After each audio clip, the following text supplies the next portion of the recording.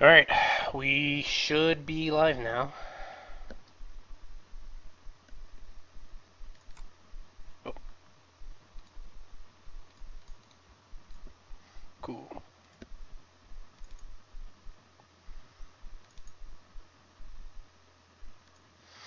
Hold up, I heard some funky noises.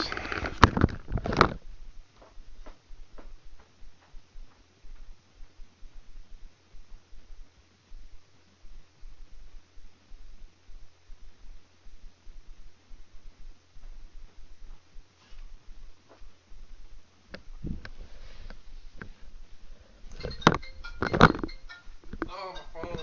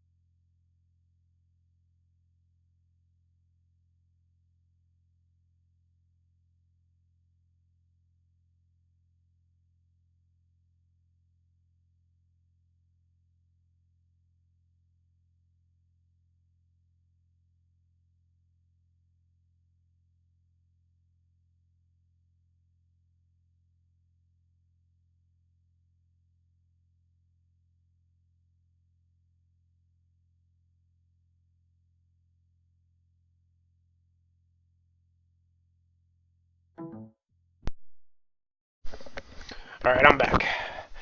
For the sake of not having level 30 characters when you start the main story, I think you should actually just start with the main story. I didn't realize. Alright, that's fine. Whatever works. So, just on here, I'm not getting any drop frames, so I'm assuming this isn't pounding my CPU too hard, so I don't know why a PSP emulator doesn't fuck with your computer as much as a N64, but whatever.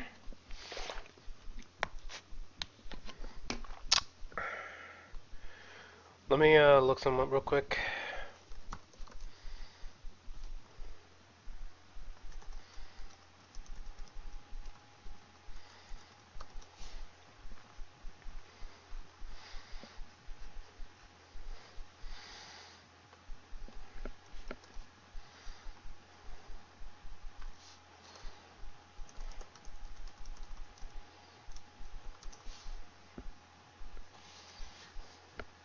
Everyone pick a class!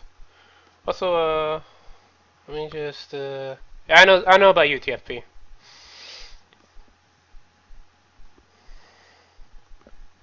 I know, make me mad, or not make me mad, Gravity wants to be a gunner.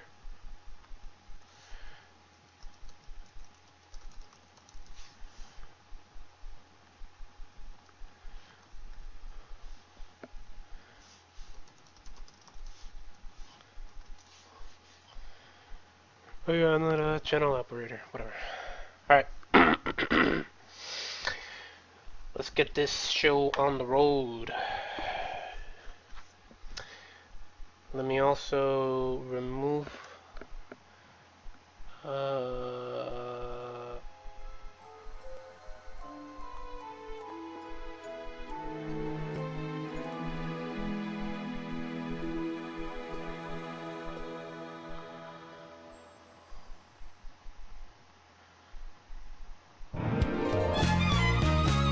there we go.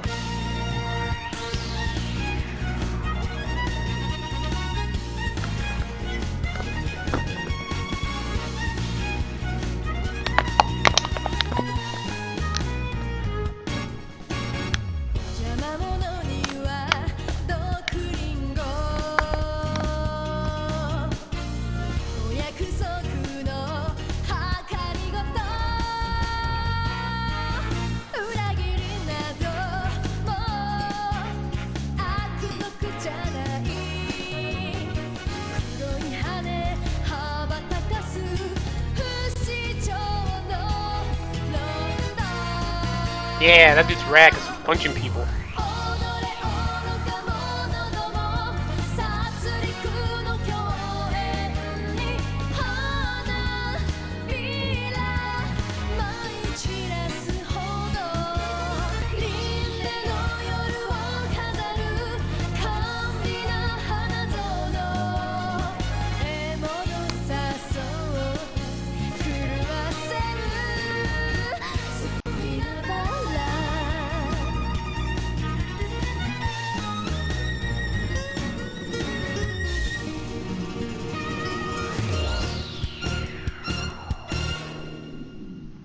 I didn't know Edna was in this game.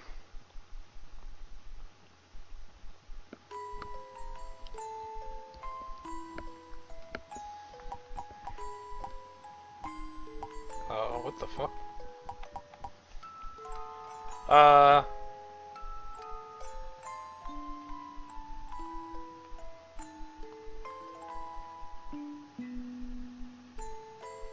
One second.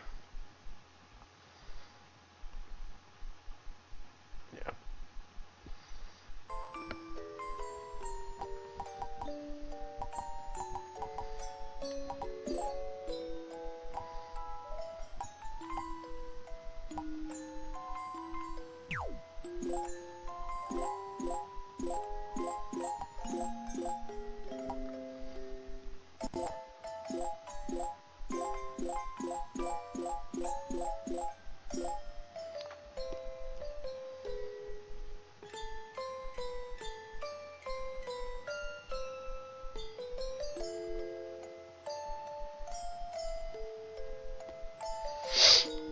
Sounds good to me. I'll leave it on English. Start.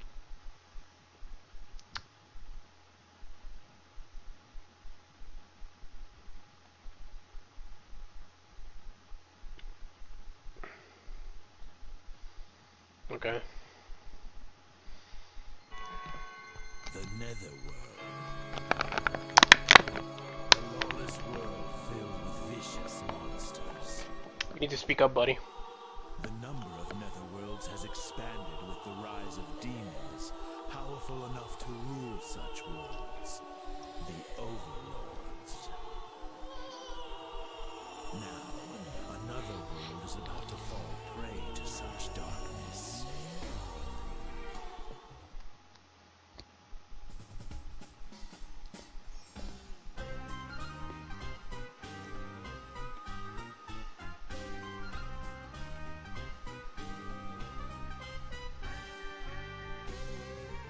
Are you really gonna go through with this?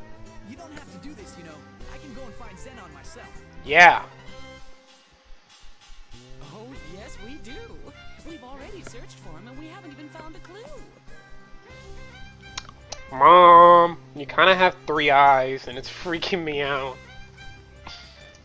Besides, we've already finished all the preparations to summon him. Fried dragon, fairy oil, sure sword, clown shoes, and a welcome. It's all here. Now we just need to sacrifice a bit of life energy to summon Zenon. I hope. You just concentrate on defeating Overlord Zenon when he's summoned, okay?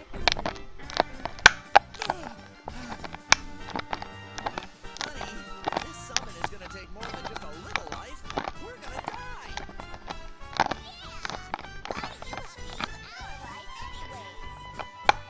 Shut up, kid. Yeah, that's enough complaining. We need to sacrifice some life in order to summon Overlord Zenon. Yeah, just a little some, you know, just get it on. Besides, they're all demons. It's a year or two of your life. You probably spoiled him anyway. Yeah. What? Don't you want to be human again? Do you want all my hard work over the last 15 years to go to waste? But me and Tarda were born demons. We don't care about being human. Yeah. Oh, ho. Shut up, brat. Let's be human again. So be a good little sacrifice now. Mom of the year, everybody. Oh ho ho.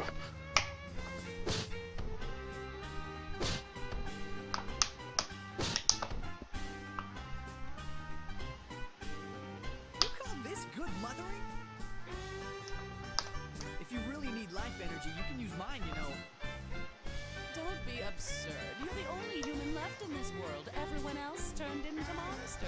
We can't waste any of your precious life. I'm glad to know I'm mommy's favorite. I don't like this at all. Using sacrifices is just plain wrong. Only fair fights are worth fighting. That's just my style.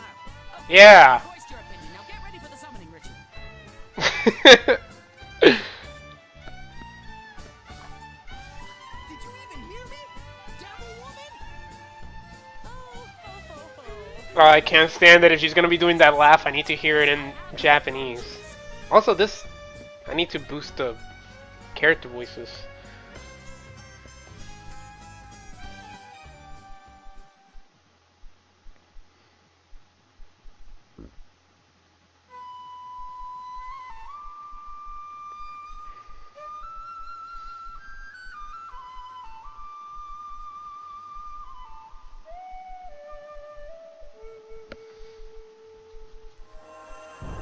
By the spirits of darkness and light, in the name of Adele, I hereby summon Overlord Zenon to his side!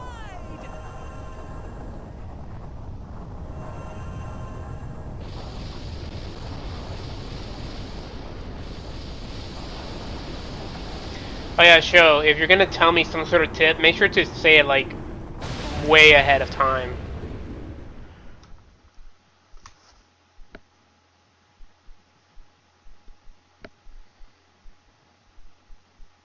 Oh, what went wrong? Oh shit.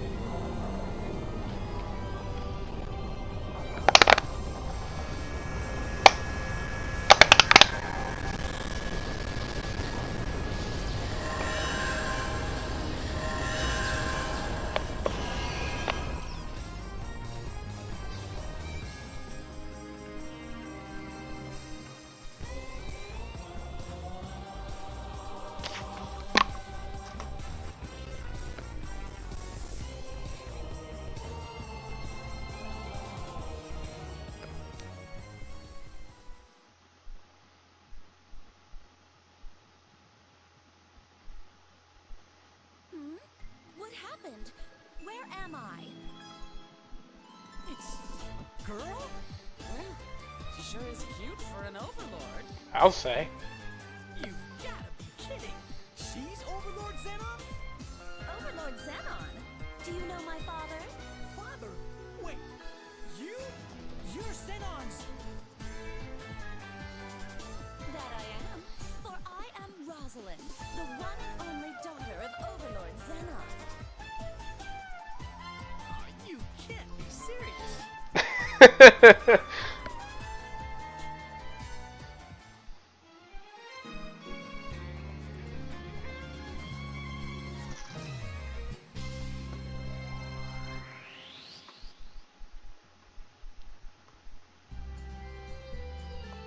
So, Overlord Zenon has a daughter. You'd think we would have heard about something like that.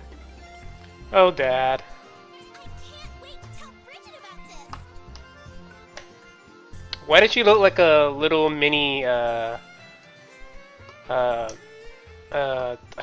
forgot that bitch's name, and I can't believe I did because I just said it like a minute ago. Edna. But how do we know she really is Overlord Zenon's daughter? How come all these demons don't look the same? Do they just like spawn random? Hey, you've got a point. Hey, Toots, are you really the Overlord's daughter? Toots? Wow. What does toots even mean? Like, I've heard that before, but I don't know what it means. Since like 2000... How dare you address me as Toots? Do you not know the proper way to speak to a princess? No. And to question my lineage, even after witnessing my noble visage. You people are truly depraved. Yeah, just answer the question. Very well. My heart is as broad as the night sky. Now behold my undeniable proof. Surely you must recognize this emblem of the four-leaf clover. That four-leaf clover is The symbol of Overlord Zenon! Indeed. You are not as ignorant as your garb and demeanor suggest. Fuck you, bitch. This emblem is the ultimate proof of my heritage. It is the bond between our souls as father and daughter. Oh.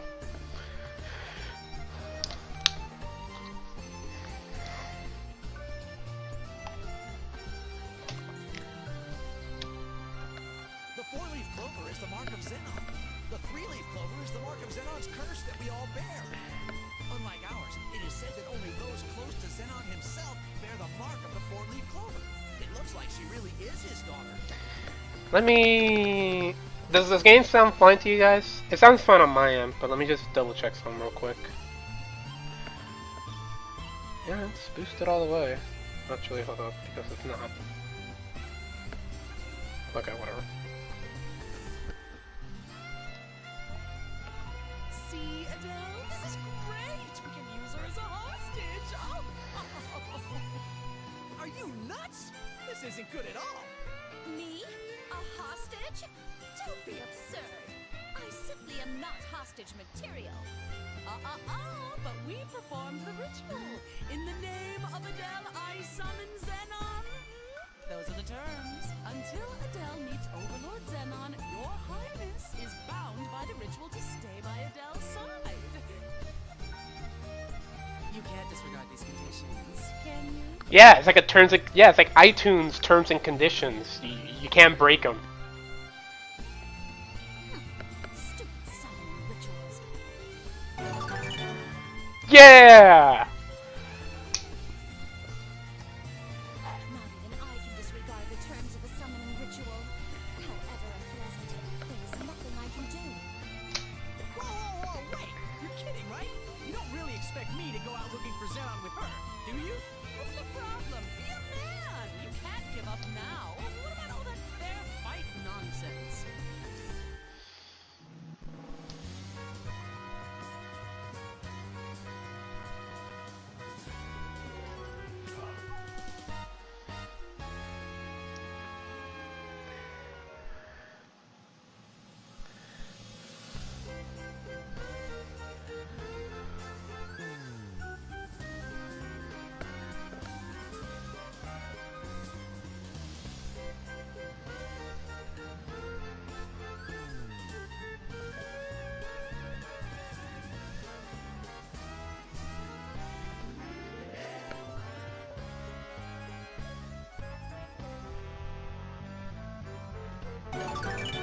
Yeah.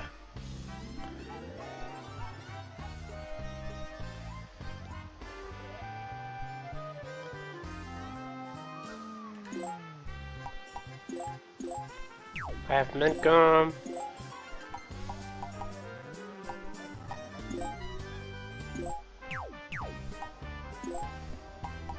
A BB gun. Okay.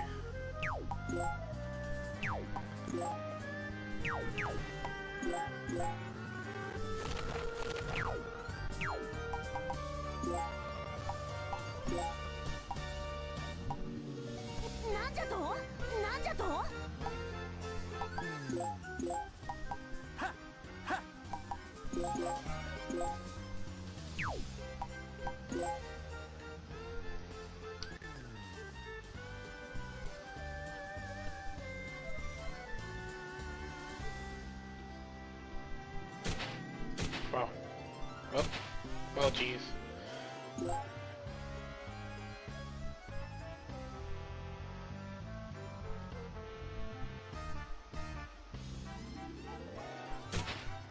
Hey, boy.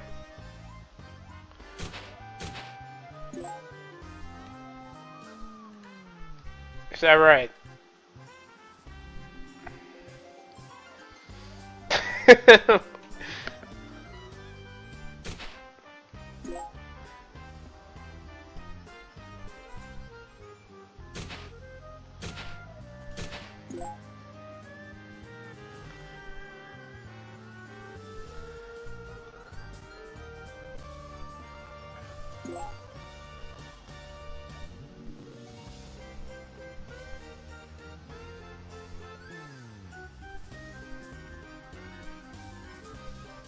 Hey.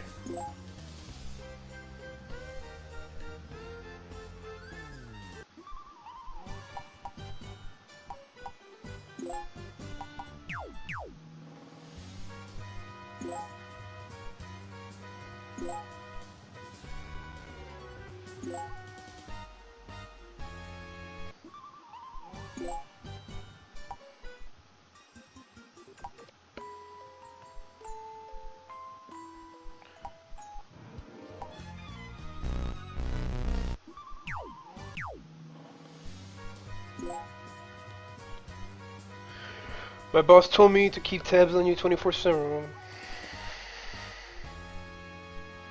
Mhm.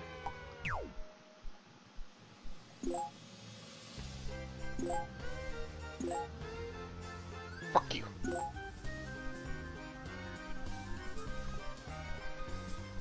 Alright. Hey, flower lady. Oh! Sepsis.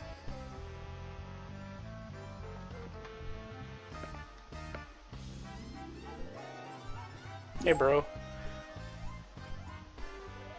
Is it because he's the main character? Of course it is. Hey, Dad.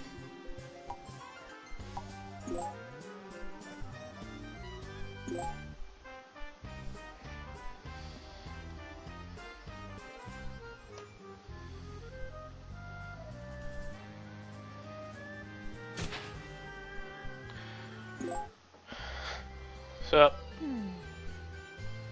外の世界とは核も新鮮なものなのか。Hmm?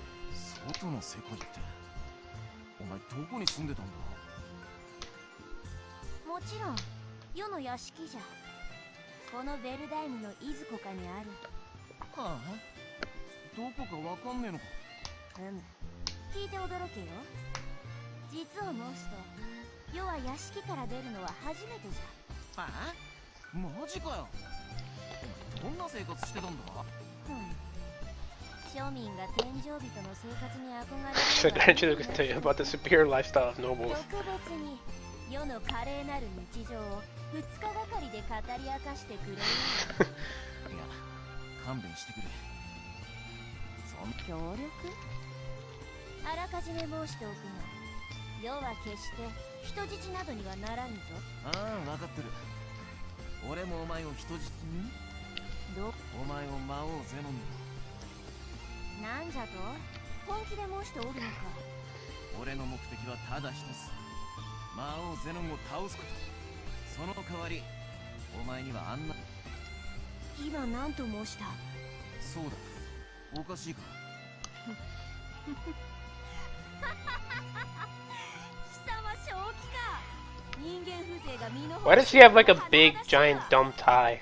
父上は千の魔王を虐殺し、魔王神と恐れられる魔王の中の魔王ぞ。貴様ごときに何ができるというのだ。笑うのはお前の自由だ。だが、魔王ゼノンは俺が倒す。やけに自信ありげじゃな。分かった。人質にするつもりはないって言ったろ。相手が女ならなおさらだ。ならば何故世を召喚した？それはゼノンを呼び出そうとして。いや、言い訳はなしだ。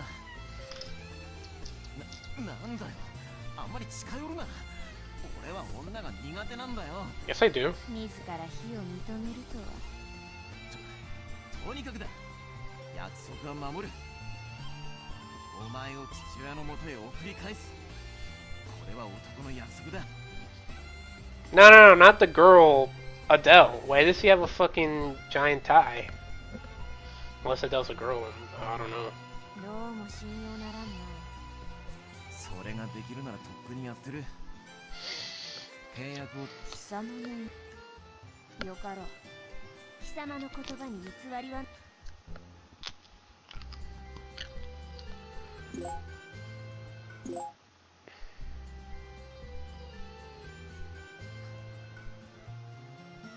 んななところまで悪魔どもが住み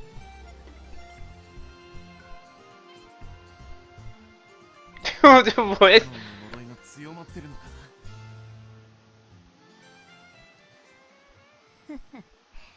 愚か者めが父上のところまで案内しろじゃと。敵対者には死あるのみ。そして世は晴れて不当なる契約から解放されるのじゃ。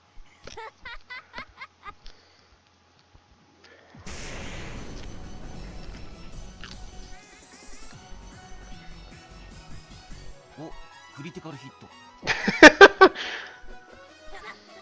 何をするかゲロ。世は魔王ゼノンの。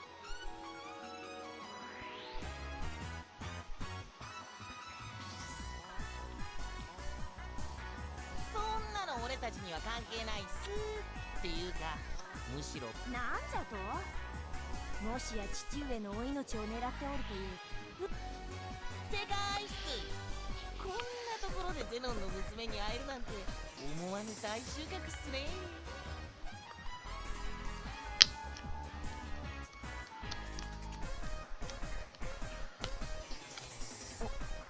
おい、どうす。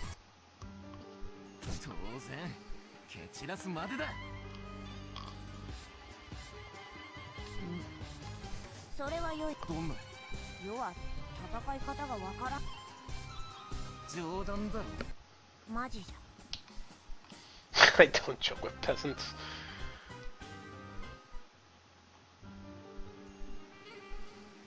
Hell no! Yes.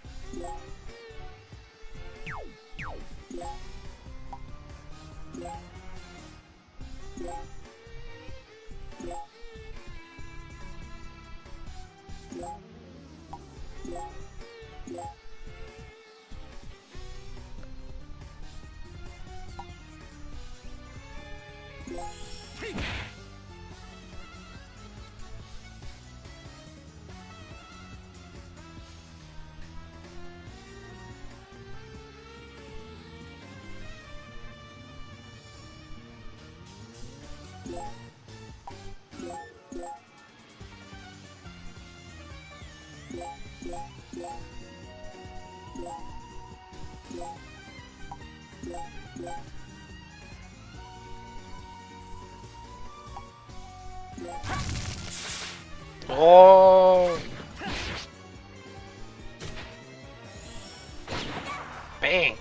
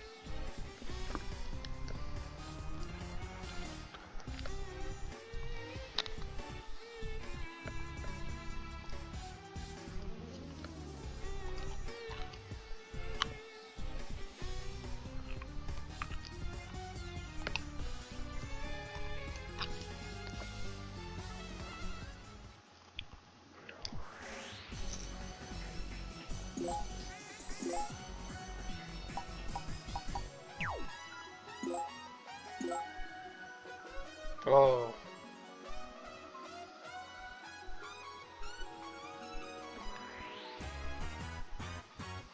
Cursor moves weird. Okay, that's better actually.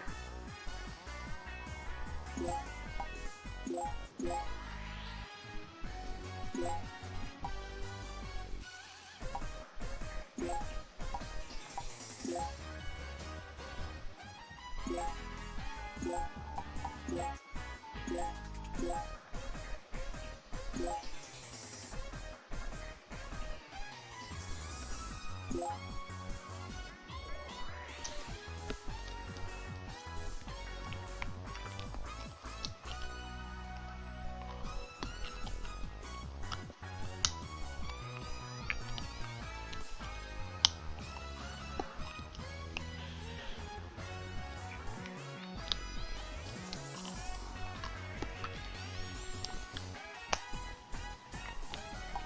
what?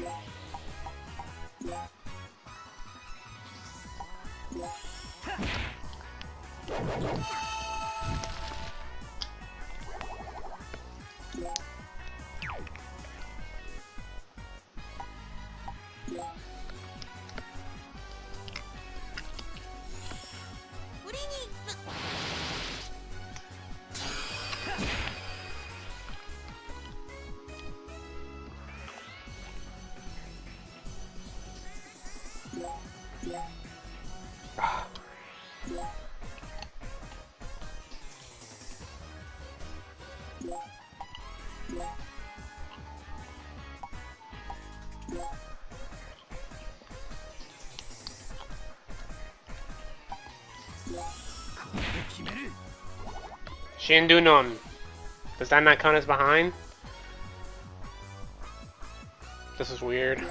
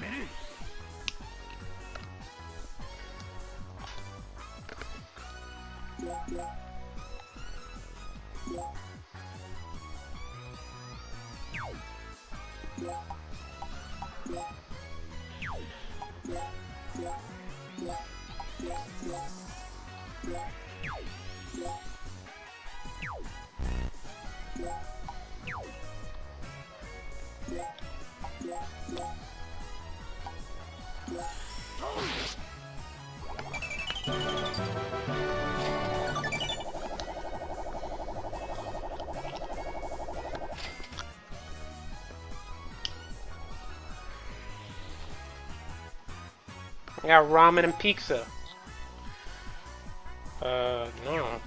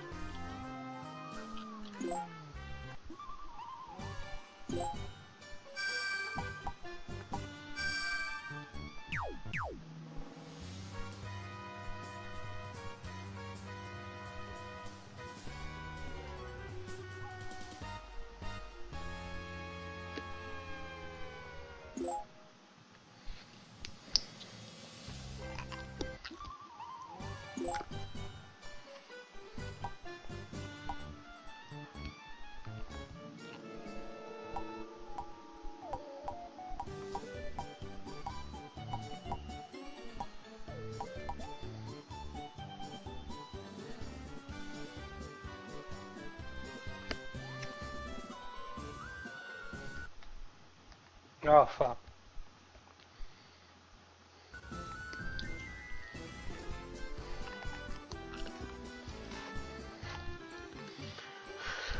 Oh, buddy. Hold on.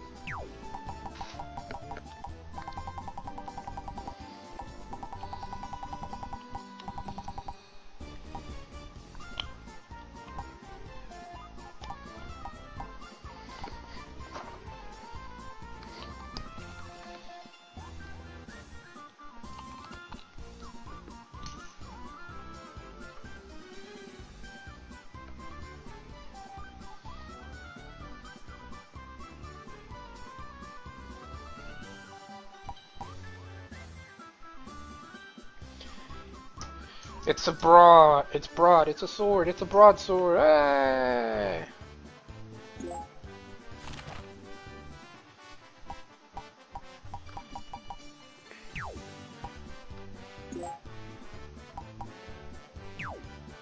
I don't have that much hell though.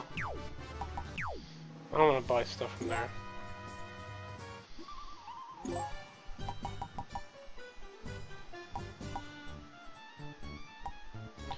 What did these mean? These master physician crap?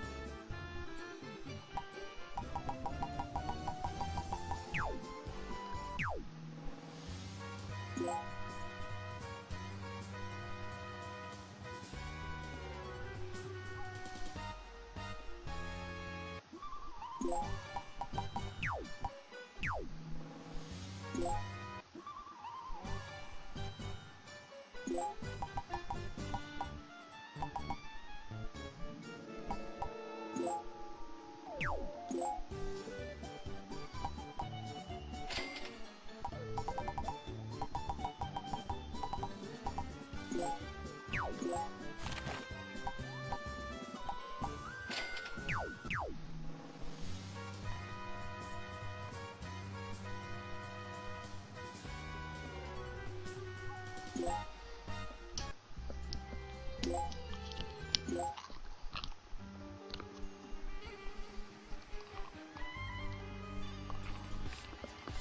me a second, guys. I think my mom's home. I need to go say hi.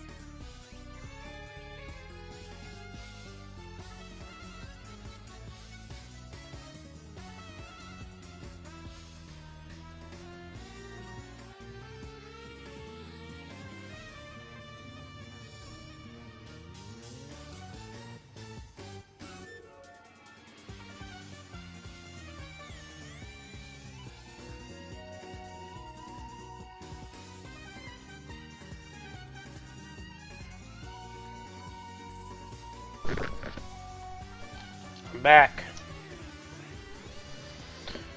Apparently one of my USB devices doesn't work anymore. Yeah, sure.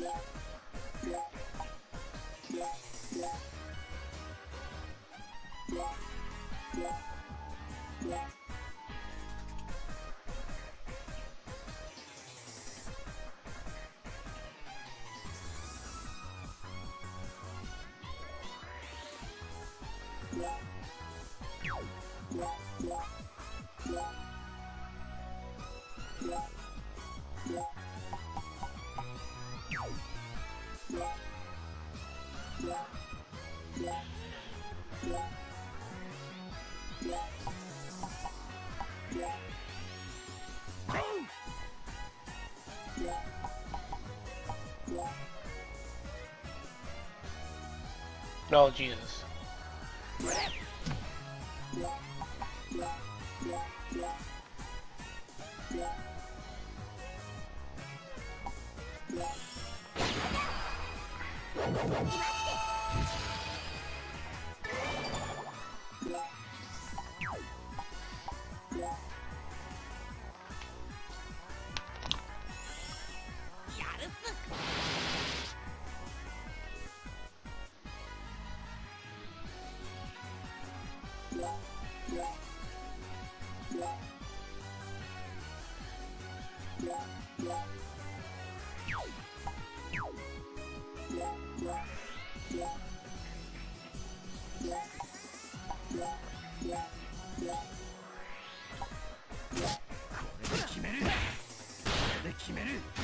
Oh, flash kick.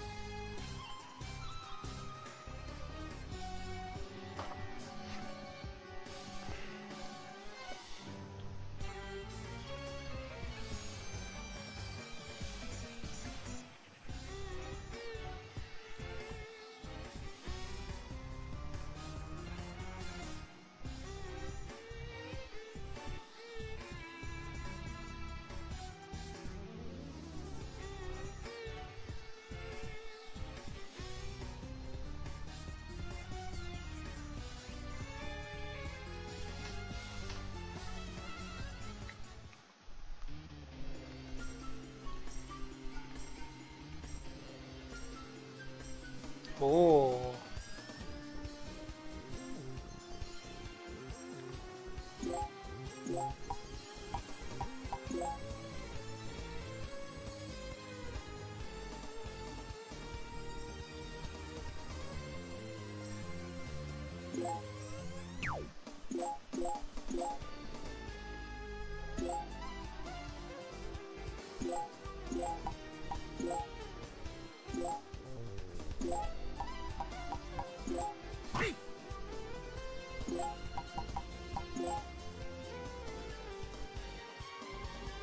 Hmm.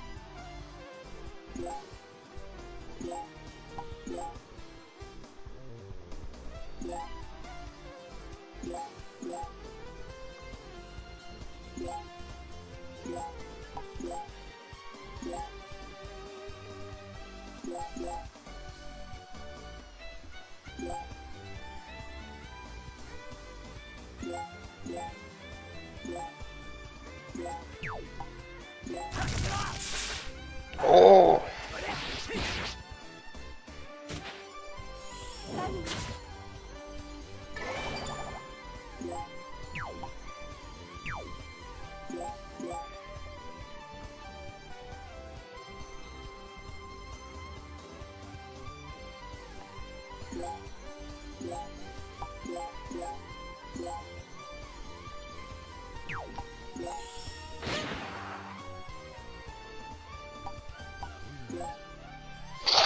Oh, buddy, this is complicated.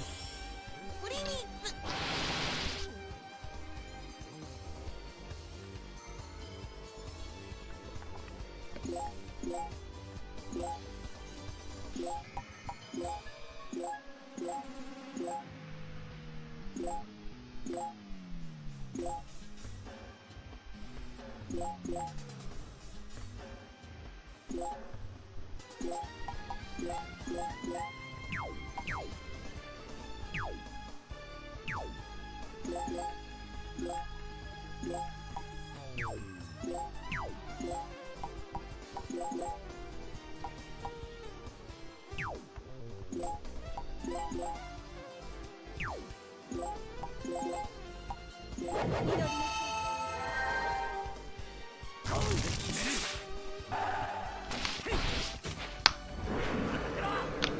Oh, snap.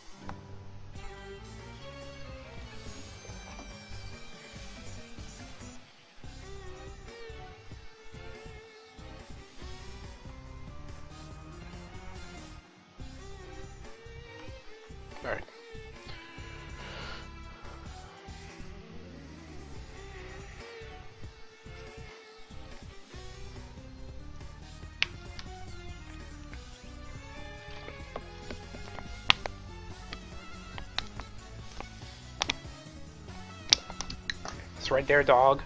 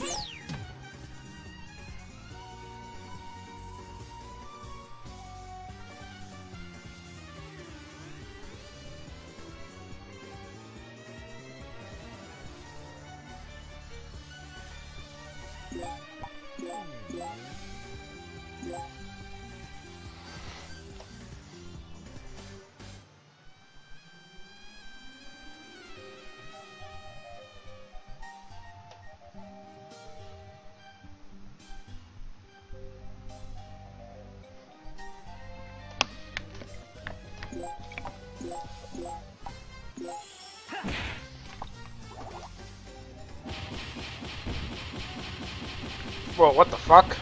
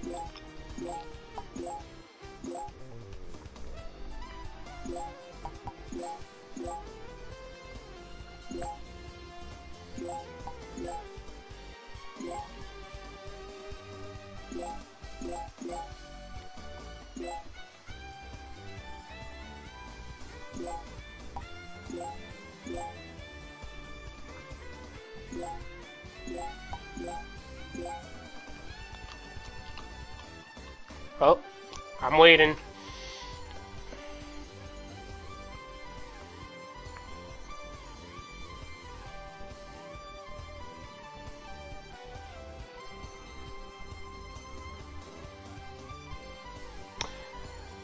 You know what, show? What's your Skype? This will make it so much easier. Co-host with me. Co-host with me.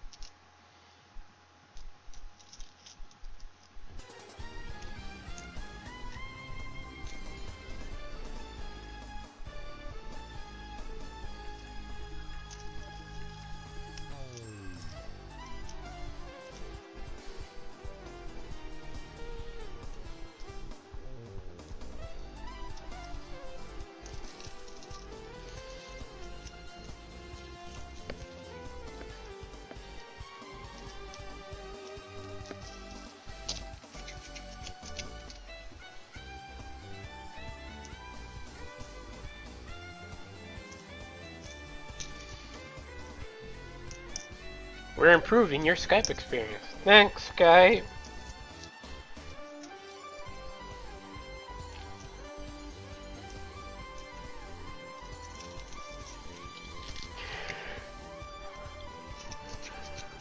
That's cool, man. Nothing to be sorry about.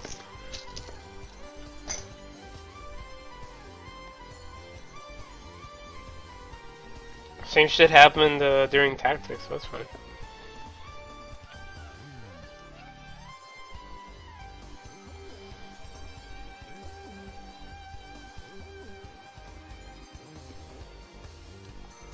Peace.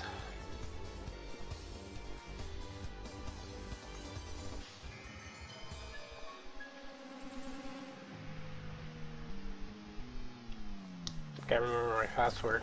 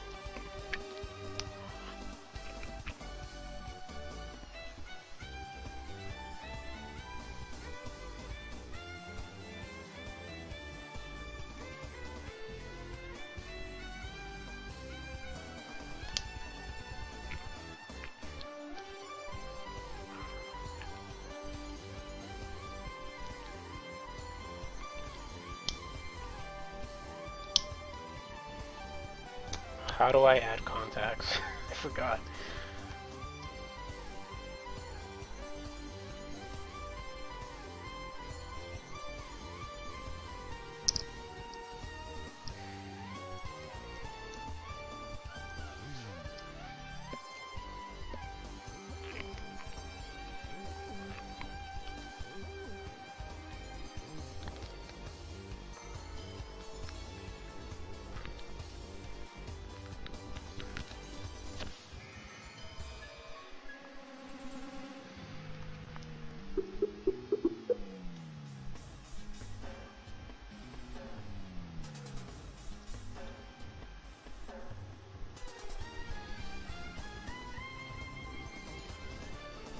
Yo.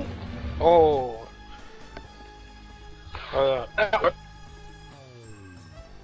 That's not what I want. How do you... Add contact. No, not that. There we go. That one. Start. And then... Oh god. What? That super lags up the screen. Oh shit. Cancel. Yeah, okay, whatever. You're watching on stream anyway, and I'll just read it off here. Anyway. Okay. So what were you saying? Basically, you go and roast to, you know, the blue and clear geo panels to your left, I believe? Mm-hmm. Throw those onto that blue air first. Okay. Well, I already got all my dudes with stuff, and I don't think what's his face gonna reach. Ah. Well, for now, I guess you can just execute, but you can cancel somebody's action so long as you haven't executed it yet by pressing circle over them. Oh, well, okay, never mind. They ain't gonna reach though. Okay, well that's fine.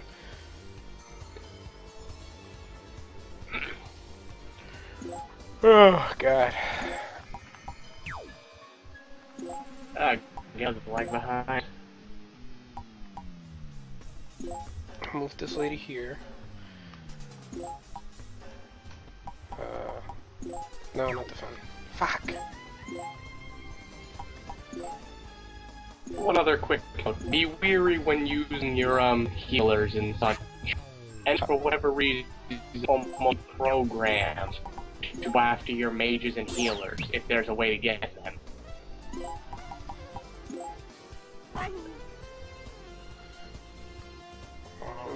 Then I'll throw it in here. Oh, I gotta pick throw command and then yeah, there we go. Yes. And then I'll move what's his face here, and then he'll just break it. Yeah. Yeah. Okay. Basically, what you're about to do is a geo chain. If you saw the thing where the panels changed color, Huh? you saw that thing with the panel change color, correct? Yep, I'm watching it right now. Okay.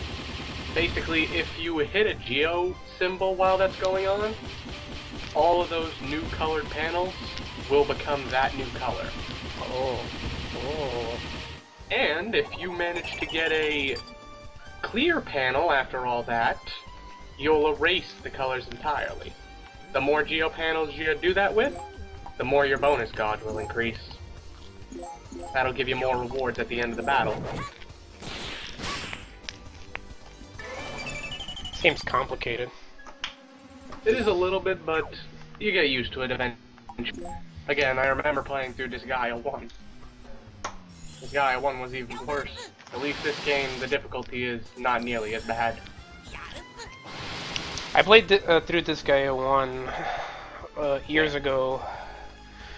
A long time ago. I was... What time is... I think I was like 11 or 12, I don't remember. Ah. Also, when you destroy one of those clear geo panels on a color, or clear geos on a, all of that color will disappear entirely. No, why does it keep asking me if I want to skip the story? Don't skip the story. It'll always ask you that just in case you're somehow on a new game plot. Because technically, you can get it by the end of this chapter. うるさい。世は伝説の魔王ゼノンの娘であると。これまで戦う必要など一度もなかったのだ。So did Zenon defeat the who was the overlord at the end of the first one? Was it Etna, or was that just the This anime? is a different dimension. Oh, okay. Lahorl canonically is the overlord of that dimension. This is a different dimension. Right. 戦い方を知らなくて何がおかしい。 Lord Zenon is this dimension. 戦いなど。 And it's due to him that everybody's turned into demons. I went to a Smash Brothers tournament and I won the soundtrack for the third game as part of my rewards. Nice.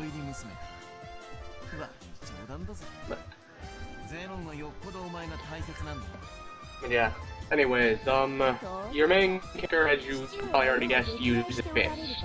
Yeah. Fist damage is based on your speed and attack. Okay? Yeah. Bows use hit, and guns use hit. Spears, I believe, use hit and attack, and they have a range of 2. Like, you know how with Fist you can only punch right near you?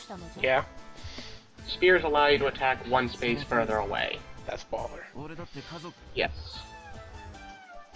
Also, the more you use a certain spell, it'll level up the spell. You'll unlock new versions of it over time.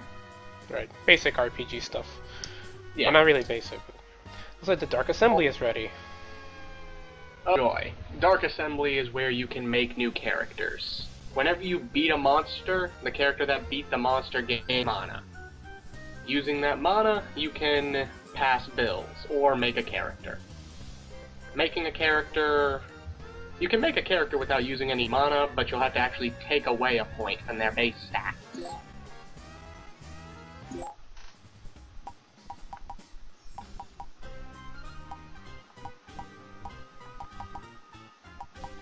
Oh, keep in mind that, Rose so they have a loaders. Can you repeat that? Rosalind hates Adele right now, so they have a chance to do team attacks together. Like, normal characters have like around a 40 or 50% chance. Rosalind only has a 10% chance right now.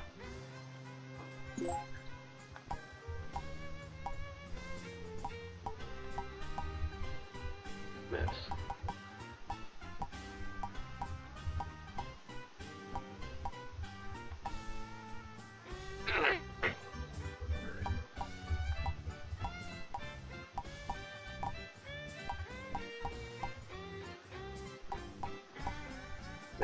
So, whenever you make a character, depending on which thing you do making it, you can add a different number of stats to them. this will help their base stats overall. Alright, so lady fighters are faster and they do more hit, but male dudes just have more HP and stuff. Yes, and they're less likely to miss and they have more HP. Or, sorry, female fighters are faster and they have higher hit, which means they're less likely to miss, but male fighters have more HP and more defense, so they'll last longer. I'll wait till later to make more characters. Yeah. For now, just make a thief, probably. You're gonna want that thief both to get grab class, and thieves are good. Thieves are very good. Which character should I enter with? Hold on, let me go to the what's-his-face, the hospital. Enter with Adele for now. Honestly, at this point in the game, it doesn't matter who you make a character with. Also, when getting rid of her bonus, just do minus their intelligence. Let's see if the fake psychic will fit.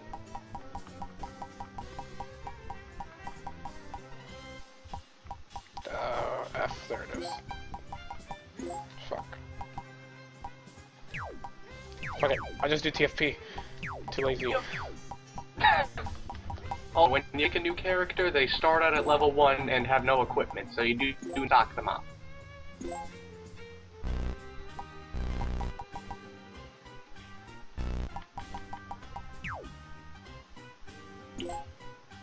Yeah, it looks like I'm like 20 seconds behind in the stream, or so. Maybe 30.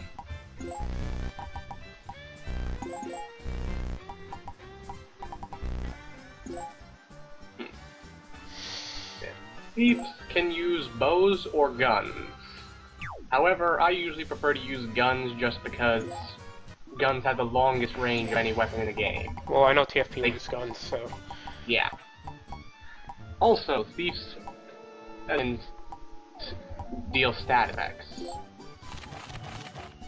Sleep puts them to sleep until they're attacked, or until a certain amount of time has passed. Poison deals a flat fifth of their health every turn. Confusion... I actually don't remember what Confusion does. But I know that there is one last stat, so you can't use your specials. Look, TFP, we beggars can't be choosers.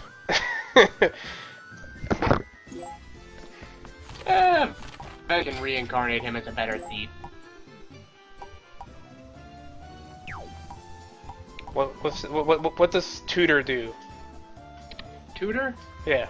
If I'm correct, that raises the speed that your weapon proficiency raises. Your weapon proficiency, whatever level it is, will allow you to get more special attacks. Hey, I got a customer rank up. What does that mean? That means that you can pass a build to make more expensive stuff appear in the shop. Higher rank stuff. Cool. In other words, you can get better equipment overall. It's so funny seeing, like, when I play an emulator of a PSP emulator, like how it saves so quickly, because I remember it used to take like a while on like a physical PSP. I am still so amazed at how this seems to run faster than an N64 emulator. I am too. I'm actually really like bummed out about that.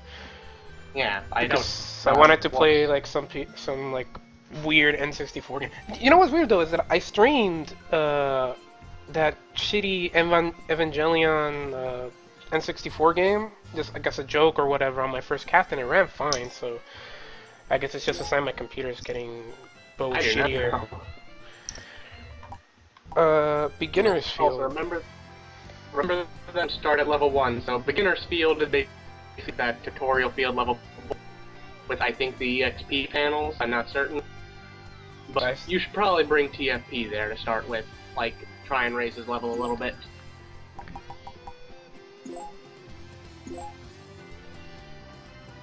Because the... Also, did you see the hand items in the item shop? No, I don't think I've gone to the item shop yet. Basically, thieves are the only ones who can proficiently use hand items. The hand items allow you to steal an enemy's... hand items allow you to steal an enemy's, items. Like you can steal their weapon or their armor if they have any. If you destroy that Geo panel, you'll see what I wanted to show you earlier. What happens when you get rid of all of the Geo panels on a screen.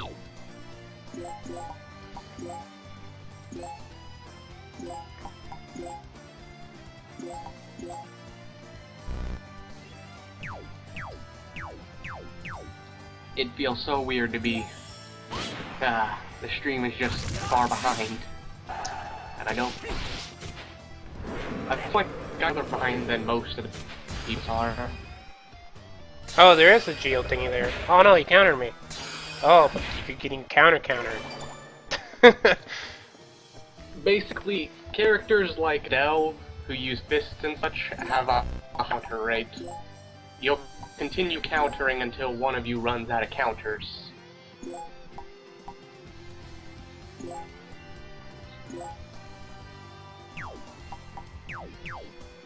I'll just execute. Yes.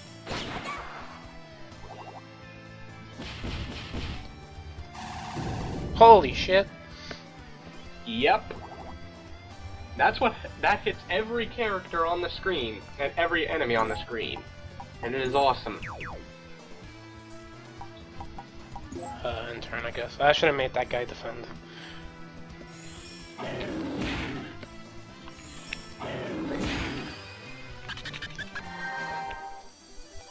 Oh man, they're just bullying on TFP, and TFP's dead.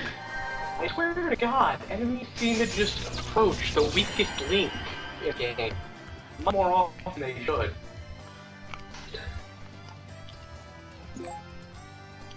I mean, damn. I cannot deploy my healer in the first game at all without every single enemy seemingly wanting to kill her. With extreme prejudice.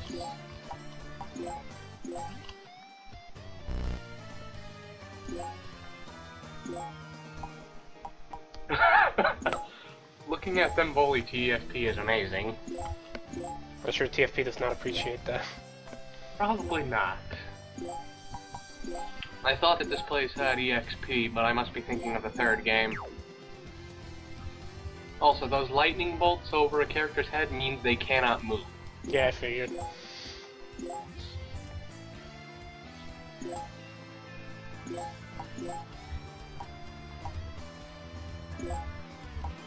Yes. Ah, fuck, I'm an idiot. I didn't mean to do that. As I was saying before, though, basically, you saw how your fighter dealt with his team attack, right? Yeah. If the fighter himself hasn't attacked yet, you can actually press circle over him and he'll move back to where he was. So you can help other characters with team attacks, then go do your own thing. Why is that one handgun shining? Is it like super awesome? Also, can I just keep doing these over and over again until I get all the bonuses? Huh? No. Bonus. Basically, your bonus gauge increases whenever you destroy geo panels, like chain them like I showed you. Yeah. Whenever you attack numerous times one execute, and some other various things. It resets every time you play the stage, like you'll have a different bonus list. But basically, to get to level 9 is going to be near impossible without an army of Kunoichi. Which you can't even make yet. Because also, status count says it. Like, you can just hit one enemy with dozens of statuses in one turn to raise your bonus gauge.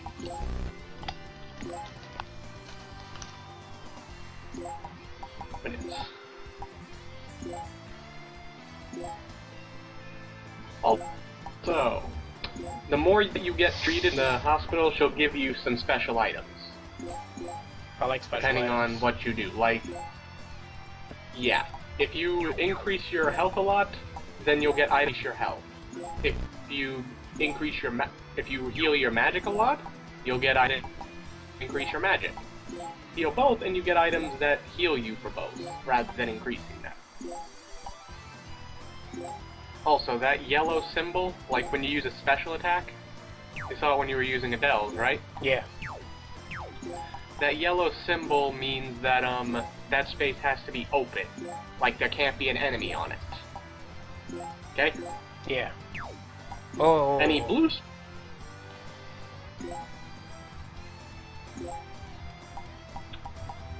What happened? What's her face has shield, so I put that on TFP. Ah. And, no, not that person's gonna die. I used to have this game a copy, but I ended up, got my PSP and with it too. Docked. Oh fuck, I deleted Adele by mistake. Oops. And then I executed. It's okay. Oh. Yes.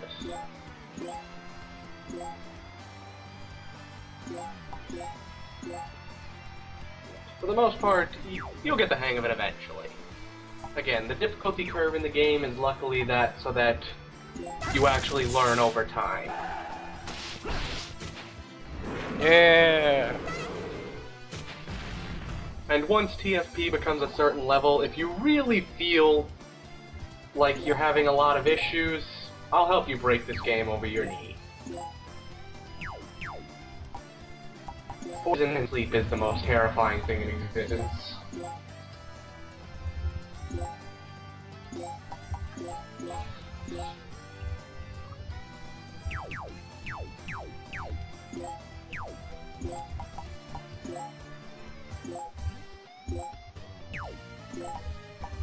The maximum of 4 characters helps somebody attack. Okay? Yeah. 3. You can have a maximum of 3 characters. Basically, a character has to be standing behind them and to their 2 sides. And all 3 have a chance to help him. Or her. Or it.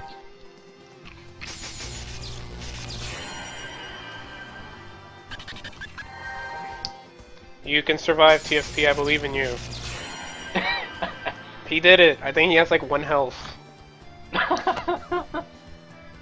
Just don't attack up close. Yep, 1 health. Healer lady, help TFP not die. Okay. I'm honestly oh, now I'm seeing somebody attack the healer lady. Seriously. They're attacking healers and thieves. Say what you will, the AI in this game can be intelligent when it wants to.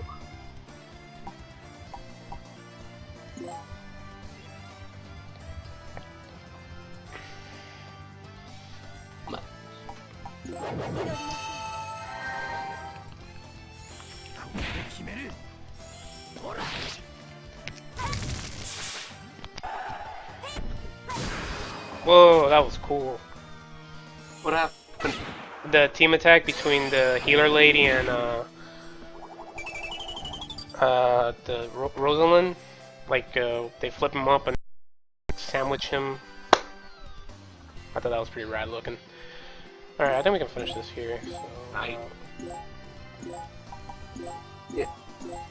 Yep. And it's done.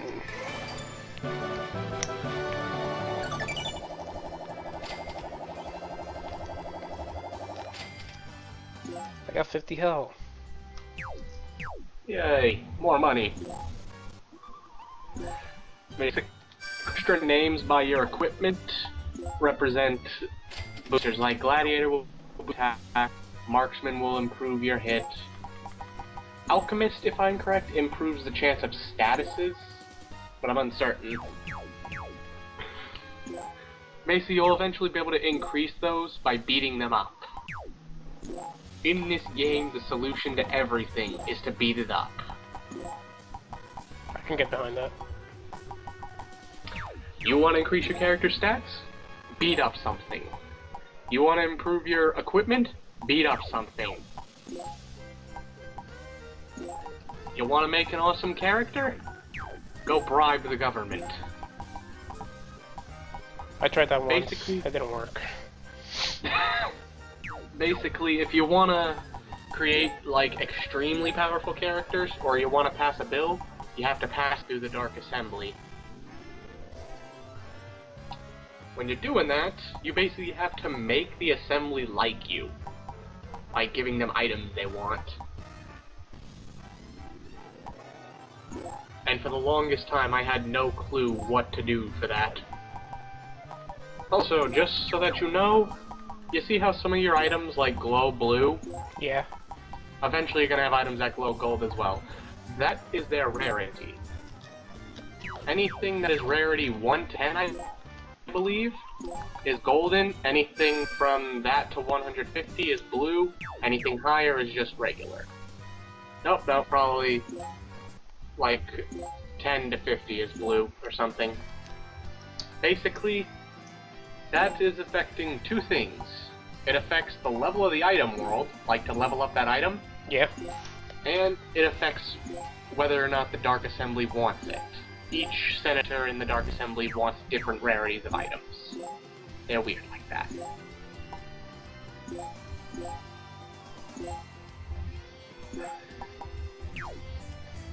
Honestly, you shouldn't have much difficulty because, again, I managed to beat the first game without ever really going into the item world. Yeah.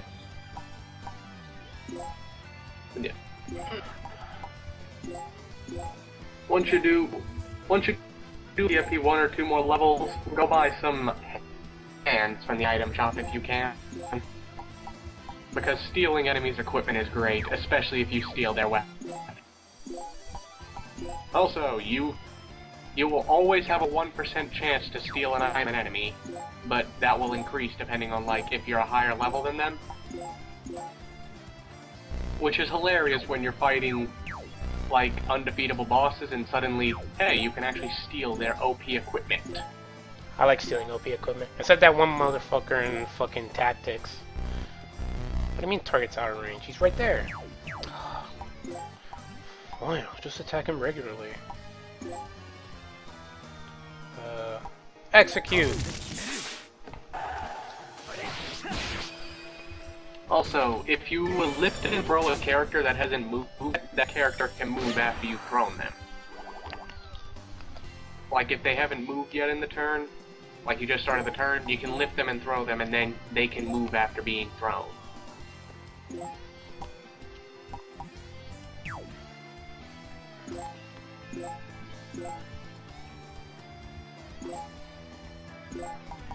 That's all the spare tips I currently wrote down. That's basics that you need. Everything else is just for extra fun.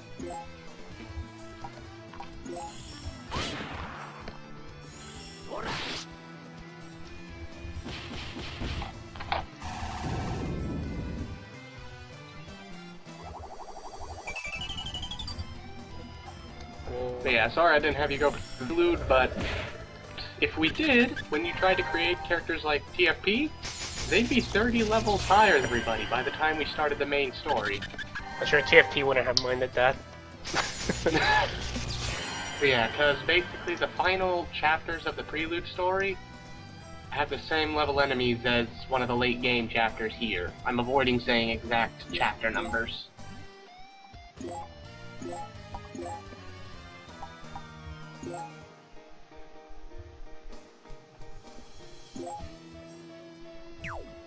She's level 3, she's level 3, he's level 3, everybody level 3. Yay! When they do a team attack, do all the characters have gained that experience that were in the team attack? Yes, all the characters gain the experience from that team attack. So it's good to have team attacks. Also, you know how I had you make TFP using Adele? Yeah. TFP and Adele have a higher chance to do a team attack. Me and TFP are friends. Yep. Also, it won't really affect anything right now, but as level Adele will gain stat. Like he gains a portion of the stat of T.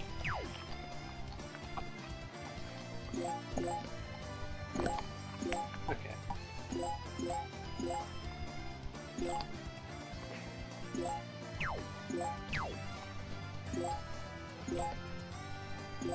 Now I'm just gonna show you something that is absolutely amazing in the next battle, because the next battle is going to be against Trini.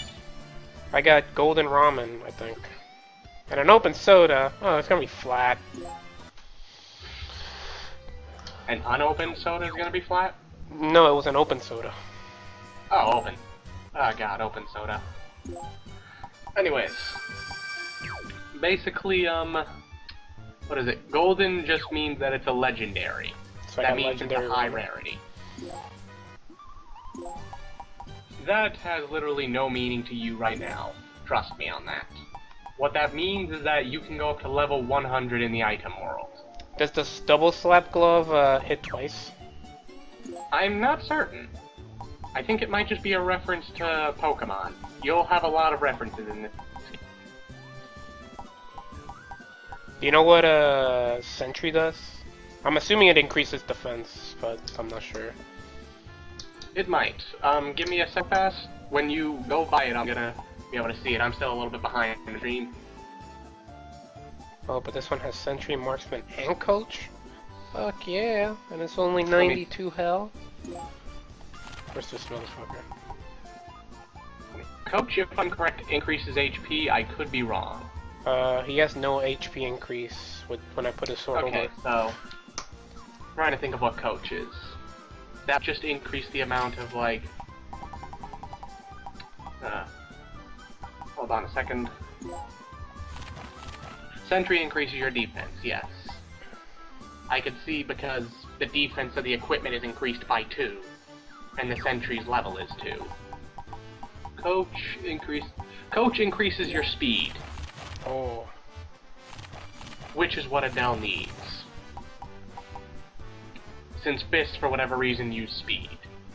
That makes sense. As do his specials.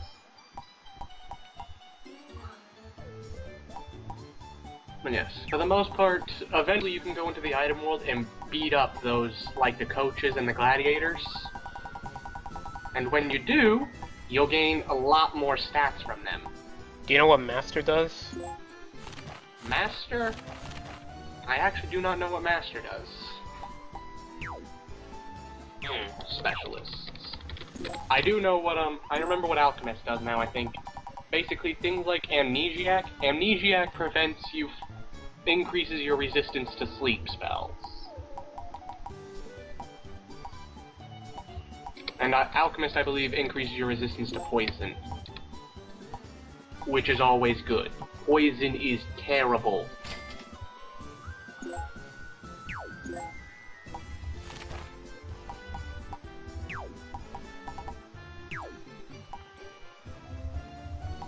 Though, like, Master is SP, I could be wrong. I'm looking at what extra stats you're gaining from equipment. Like when the Atlantic Master. Yeah, Master increases your SP.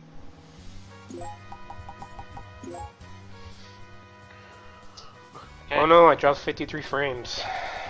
Oh god, how? That's not a lot actually, that's only 0.3%. Ow.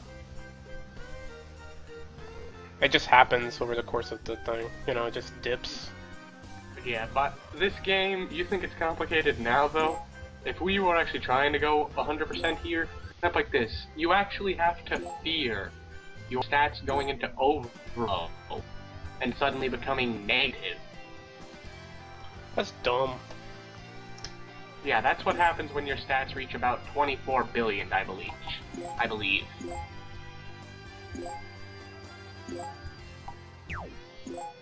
Can you do a team attack with a special attack? No, No. not in this game. In Disgaea 3 you can, but not in this one. It sucks, but no.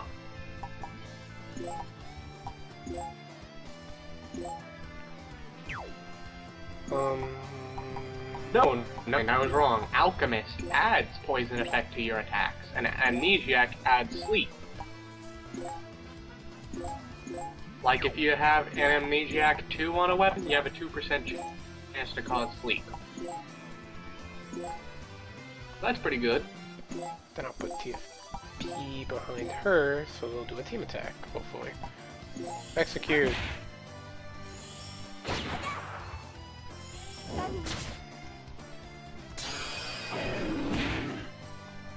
Oh yeah, counter your counter, motherfucker.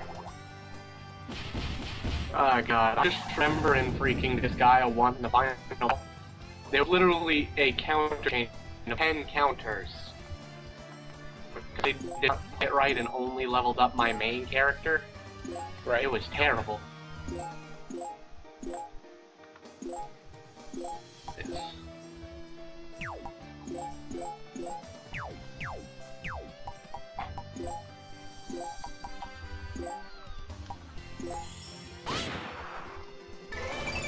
TFP leveled up! Yay! TFP is level 4. Means he shouldn't have any issue stealing from these starting. Also, you can get a rarity value of 0 on some weapons. Is that bad? No, it's just a nice little nifty thing. Basically, there are certain weapons that you can steal from, like, a couple enemies in the game that are only on those enemies. Like, you cannot get them at any other point in the game, even when trying to buy them.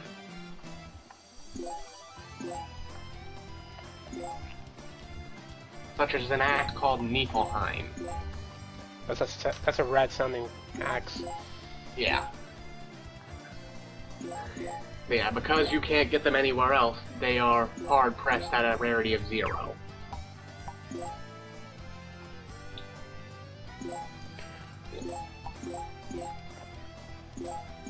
Wasn't also the town where Cloud lived?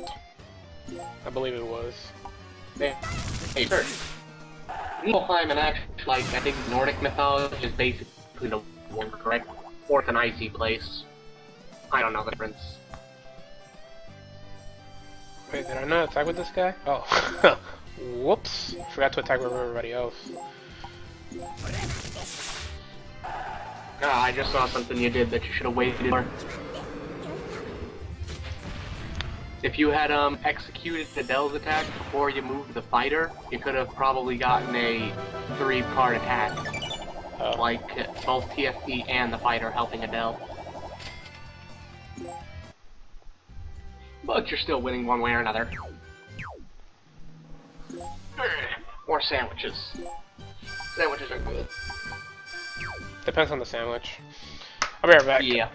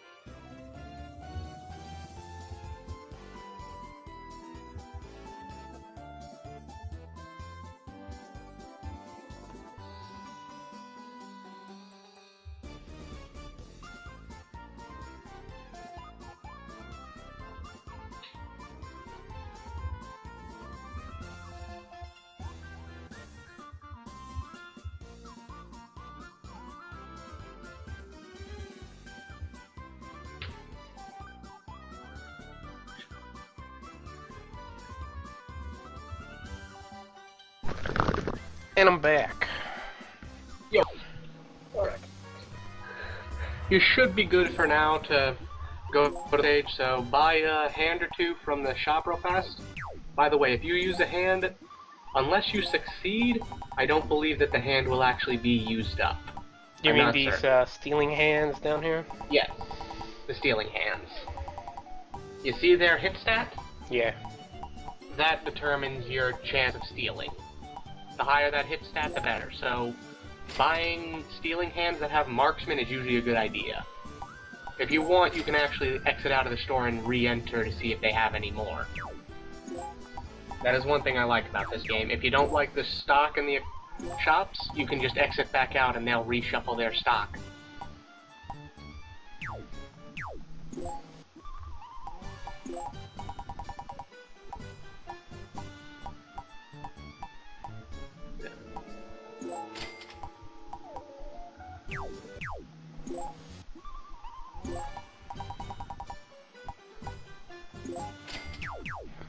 Alright, TFP, don't fuck this up for me. Okay. Did you second stage, or did you start up the first?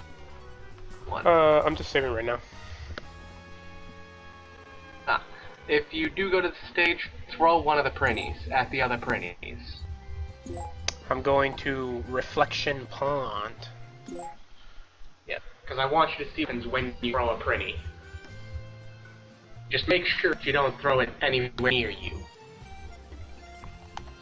Prinnies can be the most useful bombs in this entire game, due to the fact they deal a flat amount of damage when they explode. 何を申すか。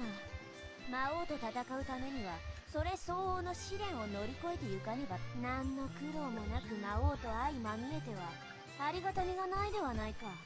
Yeah, the main reason TFP early though is that, as of this moment, there is technically a level 100 bonus boss you could be fighting. I like level 100 bonus boss. Yeah, thing is that the only thing that could possibly help you win that right now is TFP. 良いか。古来より魔王との戦いとは様式美とも言えるで。戦い方もろくに知らねえくせに余計な知識だけは当たり前であろう。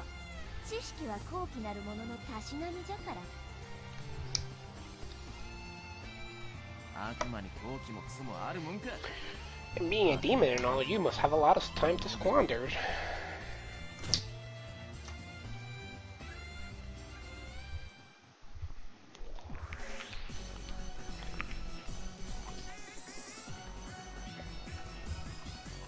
So what is it that you want me to get? Huh? I just wanted to basically throw one of the prinnies. It's a prinny.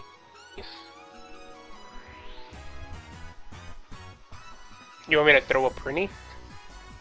Yeah, throw one of the enemy prinnies at the other prinnies. Okay.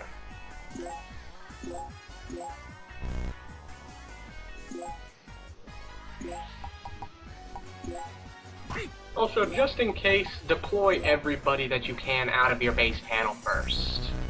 It says that I can't throw it at them. Throw it in front of them, not on top of them. Oh.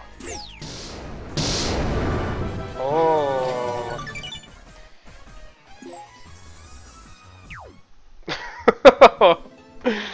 That works. Yep. Prinnies, when they are thrown or when they are hit by a prinny explosion, explode and deal half of their health and damage to anything nearby. Overlord Zenon, my master, I have just received urgent news from the princess's mansion. The princess has disappeared and it has happened in front of many servants. Nandoto. Oh dear, you see Tink? Oh lord. Tink is an interesting guy. Oh, never mind, I ain't Tink. That ain't Tink. まだ何も分かっておりませんが急ぎ姫の行方を追うのだ姫を下界の汚れにさらしてはならん姫の存在を外部に漏らさぬよう細心の注意をは屋敷を見張っていた者たちの処分は皆殺しにせよ Yeah, this game can be easy in tactics, but does take more strategy. But if you can use that strategy, this game can easily be beaten.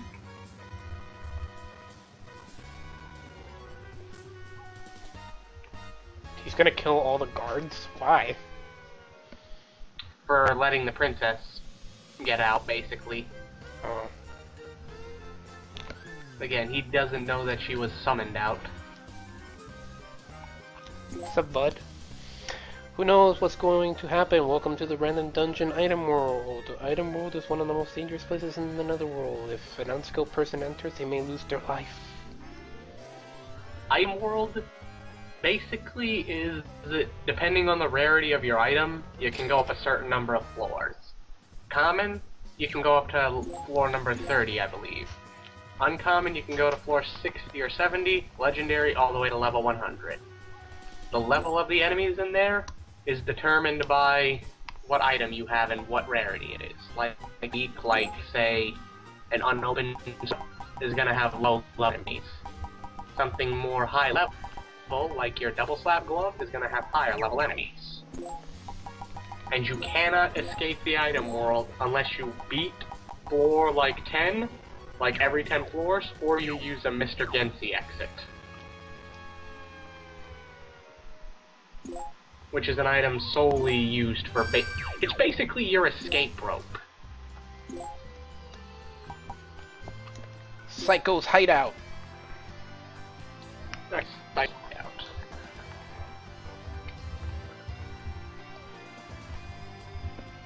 Mothman are known for one reason. They can inflict poison. You're about to meet a Mothman. And poison's bad. Poison is bad. By the way, you technically steal an item from the Mothman this time. Also, you see, once the map actually starts up, look for a geo panel. It's right here in front or of a me. geo symbol. Oh, if you throw it onto the geo panel, it'll turn all of those colors into EXP. Okay?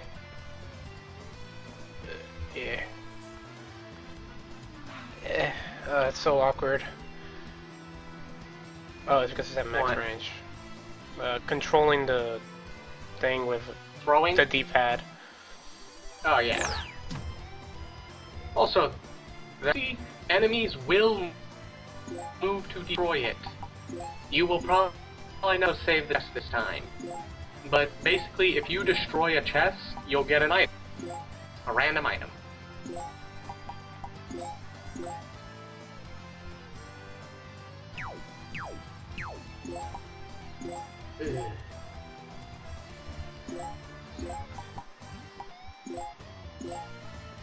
What specials does TFP have right now?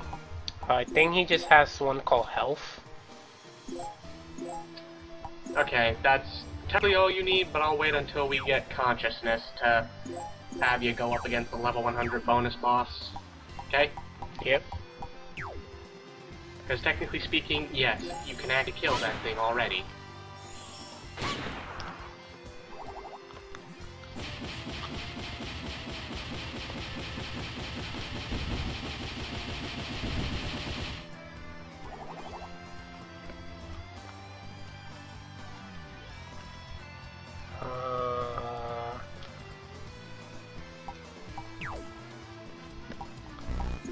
Lantern there.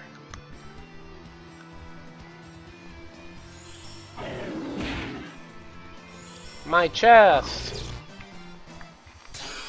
Enemies are like that. Oh, right, the geo panel? Yeah, I destroyed it. Nah, you didn't need to do that. It gave you EXP plus 50%. But I like doing it. Fair enough. It nets your bonus points. Also, any enemies or any allies that are on a red panel and such, or that are on the panel when a geo thing goes off, will be damaged.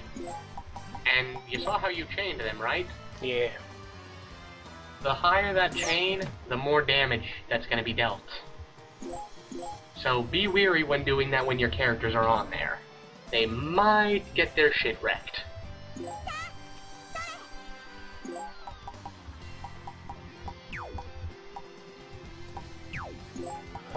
Defend. Defend. She can't do none. Alright, think about it. I need to use more often. I actually never use to defend in this game. It seems like a good idea if you're not gonna do anything, you might as well defend. Yeah, I'm trying to. Yeah, I think that the only thing that defend does is make it so that you can't counter, and of course it makes you take less damage, but.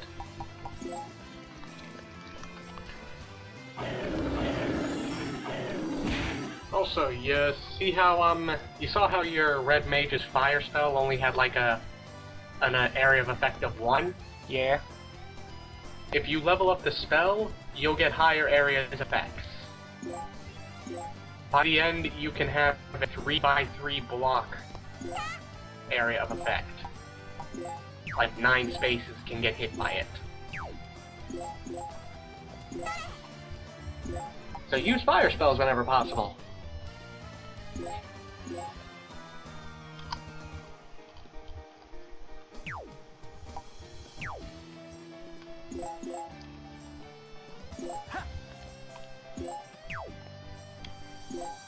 Okay, it looks like I'm a little less behind stream than I was before after refreshing.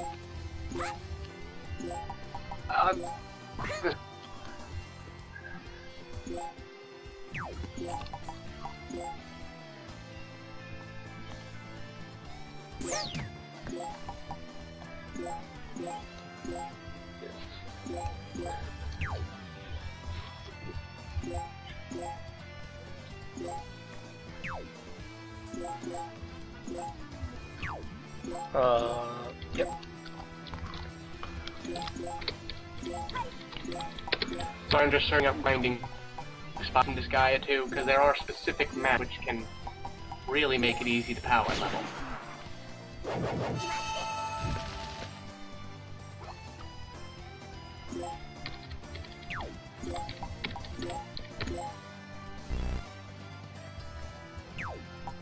Ooh, I got a tiger charge.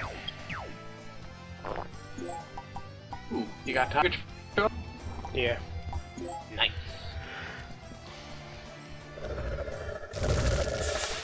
Oh. Oh, okay, it's only 2 damage. Oh, geez, that's a triple on TFP.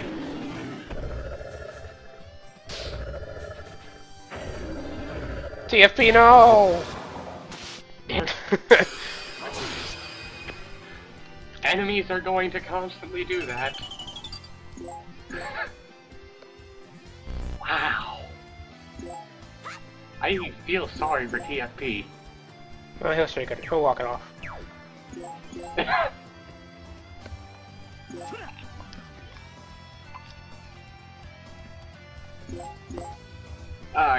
Seeing all this got to, team attacks. This is pretty awesome. I'm just thinking back to this 3 and 4 attack, and they just look insanely extravagant for no good reason.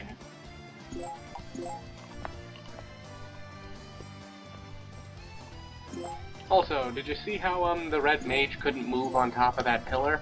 Yeah. That is because in this game, you have more than just like panels to worry about. You have the height of those panels. That one pillar was too high to move on for the mage. Like, he would have to walk around it and then jump onto it. I just threw him on there. Yeah. No, I don't want to attack with her there because she's gonna get fired, so... yeah. No, not that guy either, because he's going to get, hopefully, triple team attack, so... Oh! That guy. I can you attack close. Oh, I don't want to Are double. you using a ranged attack? Oh. Well, you don't have a guaranteed chance out. Who's in? Fighter? What? Who didn't join? The fighter? Yeah. It's laser bomb over here. What is that?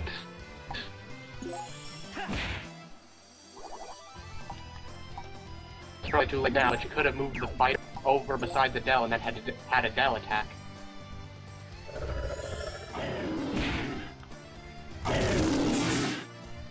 Okay, so you can do them even if they're on a ledge. Huh? You can do team attack. On a ledge, yeah. Yeah.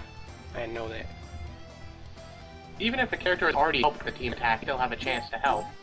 A lower chance, but they still do have a chance.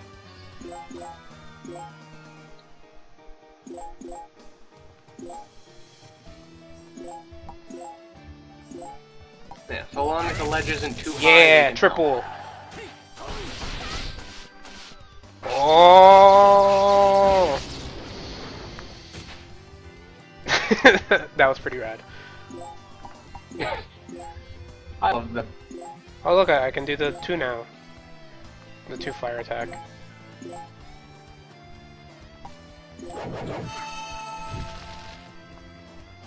Where? That's like the direction of the fire attack. Like if you want to rotate it. Right. Yeah, you can press square to change, like rotate it when it's attacking. Okay? Yeah. Oi, Kisama. Hey, don't talk to me like that. It feels so good in this game not having to worry about ally kills as well. In the first, you got a single ally kill, you got a bad ending. What? If you got a single, like if you accidentally killed your ally, you got a bad. That's dumb. Yeah, in this game, you have to do it 50 times with your main character. And have to have 99 felonies, I think, to get the bad ending. Felonies will be explained in Chapter 3. Basically, when you're in the item world, you can go and get characters.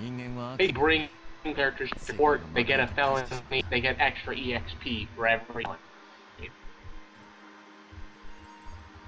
Oh, fun. Now, hold on. Next stage.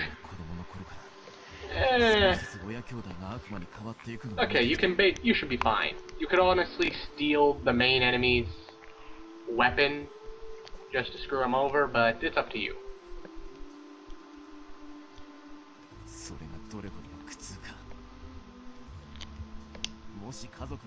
I'm sorry that I'm talking over cutscenes. I can't see that I'm talking over cutscenes. No, it's fine.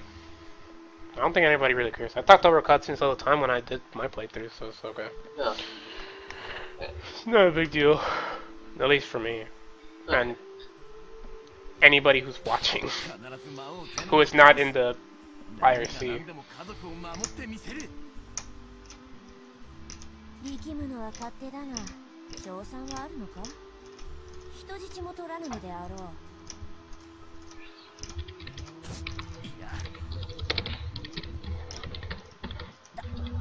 断言しろった。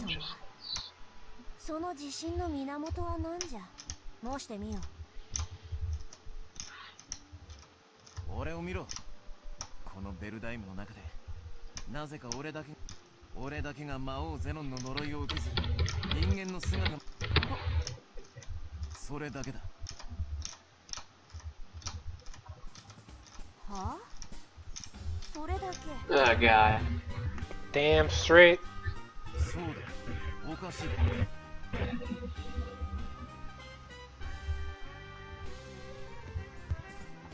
Do you like your Disgaea jokes, TFP?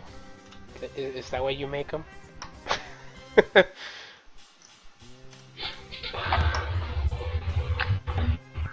That part is the game does series the story.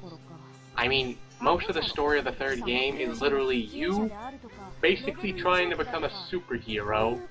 No, you start trying to become a superhero, then you're basically just trying to shove the title back onto the original owner.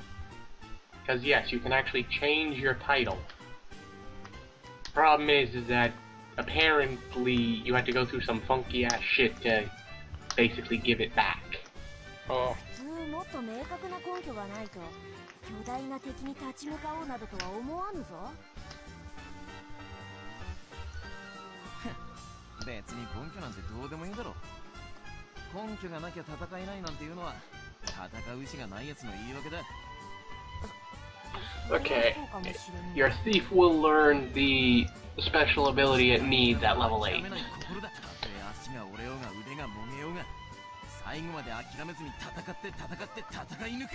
It's really hard to fight with no arms or legs. Huh? He just said that even if your arms fall off and you break your legs, he still fights. He's gonna gnaw the opponent to death.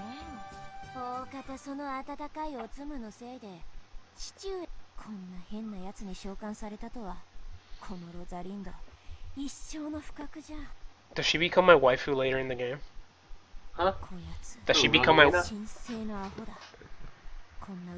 I think so. She basically hates you till near the very end. Though she becomes less of... Because like the opening had them dancing and all that other shit. Yeah.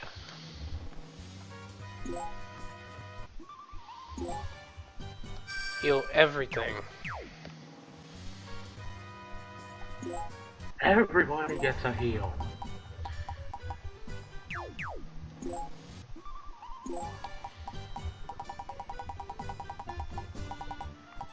I like that trumpet as a gun. Also, keep in mind that all weapons, as far as I can remember, have different sprites. Like when you're attacking, Yeah. the only ones that don't are fists, I believe.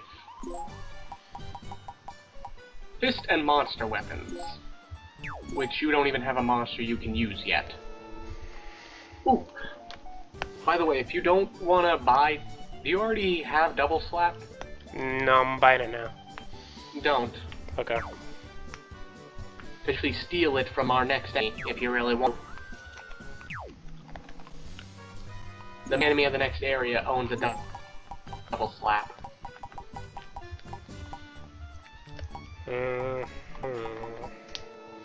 Coffee maker. Well, you could buy it now, I suppose, but it's up to you. You can steal one from the next enemy, or you can get it here.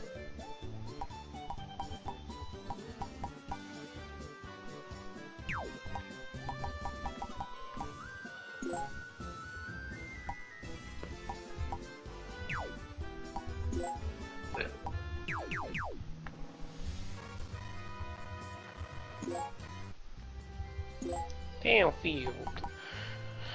Dead tree field I should have saved. You Dave? But I didn't save. It's okay, I can save state. Oh yeah. Okay, basically... Is it this anime Dragon Ball Z looking motherfucker? That's the Dark Hero. He's Actually, the guy who has the double. He looks more like a Gurren Lagann character. Try to steal, like, try to use the, stealing item from behind him, if you can. Okay? What? What's up with this guy? This dude is nuts. He's the Dark Hero.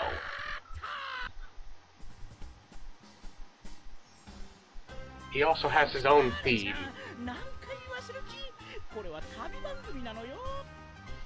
Oh, they're filming something. Yep, they're filming a tourist location. Oh. So what makes him so dark? He's a demon hero. Basically, he's a well-respected demon. Or at least was. Basically, his age of being a dark hero is kind of over. No one expects anything from you anymore. Yeah. He basically got this job just because he can no longer be the legendary dark hero he wanted to be. Dark heroes are basically well-respected. Like, you've seen that most demons are just sort of assholes, right? They don't care about anybody else.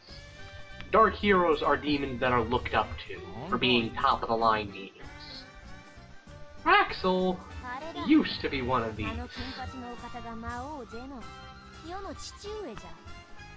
Right. But now he's just a little show-off and beat the mission. But try this first. But yeah, basically, when you want to steal a weapon from somebody, you have to use a hand. Hands have different ranges depending on which hand it is. But for the most part, you want to try and steal from behind them. Like, whatever way they're facing, go behind them and try to use steal. Okay? Gotcha, bud. This improves your chances. この者はよほどそんなに家族が大切なら死んでは何にもならぬというのにの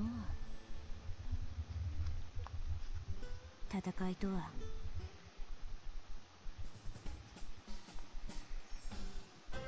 Also, if you can't tell, Dell is horribly moral. Like, to the point where he will say common sense. We're gonna do this respectfully.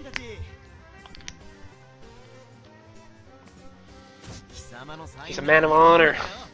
Yeah, and he's the only man of honor in this entire series. First series, a little brat, a pretentious little brat. Third, you have basically a nerd. You have an evil demon nerd. Yeah, I saw him on the cover of the CD case. Yeah. Oh yeah, by the way, the third game has you basically being in a school where people who do bad are good. People who do good are delinquents. Like, people who, like, help out after class, do community service, those are delinquents. The bad apples of the school.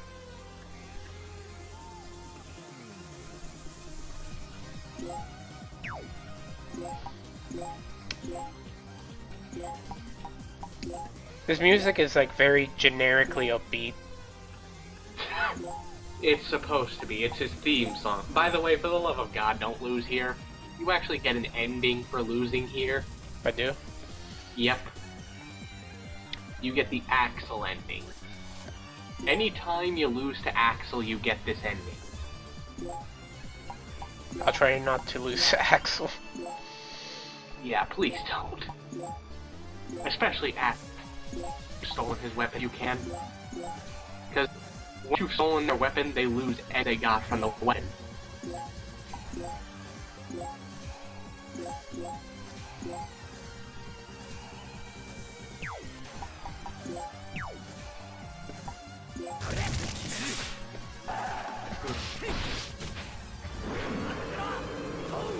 For the most part, it looks like you're basically getting this just mind. Keep gun characters like Thief and Rose farther away from enemies, since they have a larger range, and because enemies tend to target them more.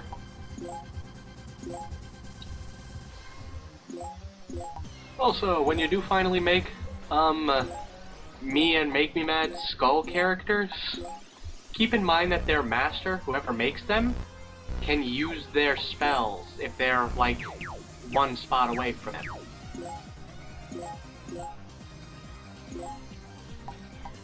Like, any fire or wind spell, basically. Right. Whoever created them can use their spell when they're standing right near them.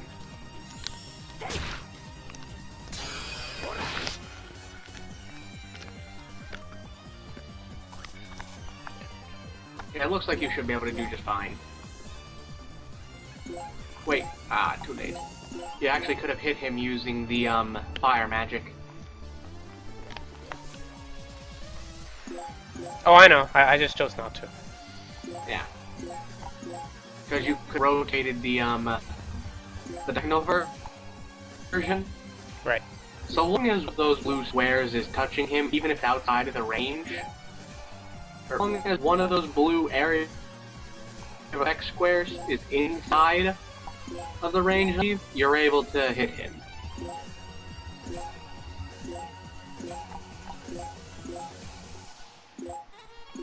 Even if a different blue area of effect square is outside of the range.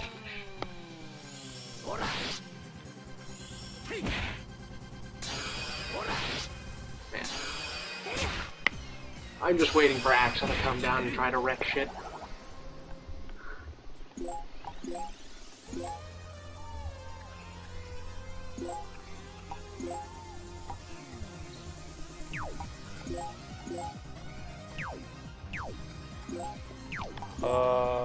No, not Oscar.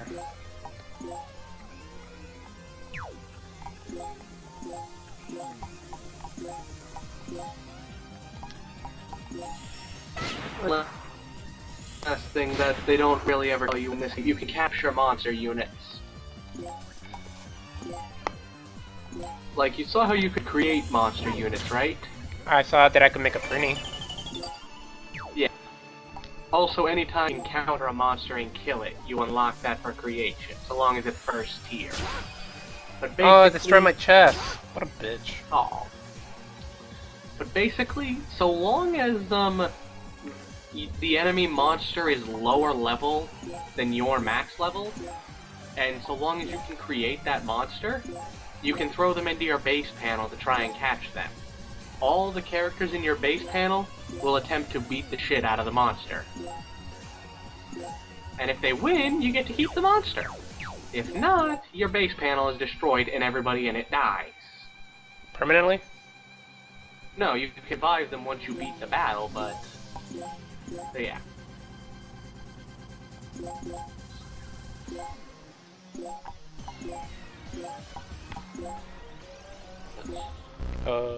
Yeah, that's fine. I'm surprised Hackle hasn't tried to attack you yet. He's scared of me, bro. Poison Blast. That's cool. Poison Blast? Yeah. Oh, for your, is it your... The healer trick has it. Oh. The enemy or yours? Mine. Okay, yeah. Poison Blast can deal poison, though it's not as reliable as the Steel Health that your thief has. It does deal damage, though. And as I've told you, poison is one of the most broken things in this game. Why the hell water?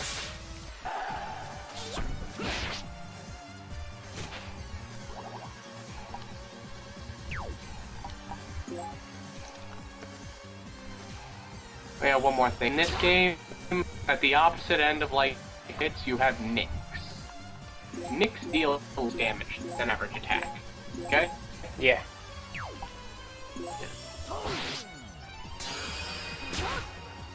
Counter the counter. Yeah, counters are awesome.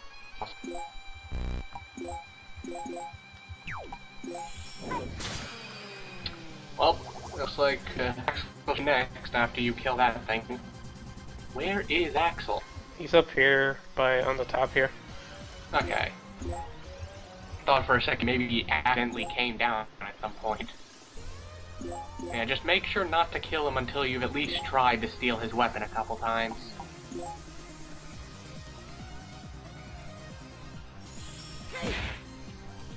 The higher your thief level is in comparison to them, the higher chance you have.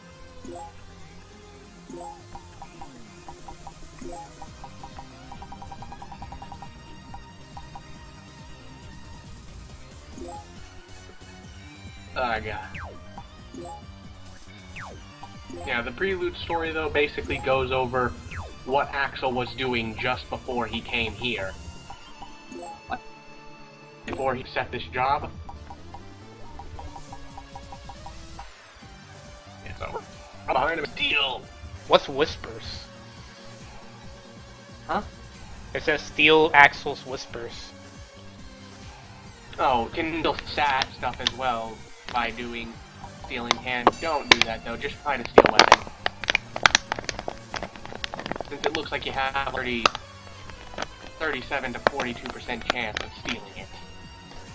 Also, the nifty thing is that even if you don't succeed, you'll still end up like... Even if you don't succeed, you'll still get to try later because the stealing hand doesn't disappear. Well, Whispers steals resistance, so it'll lower his resistance.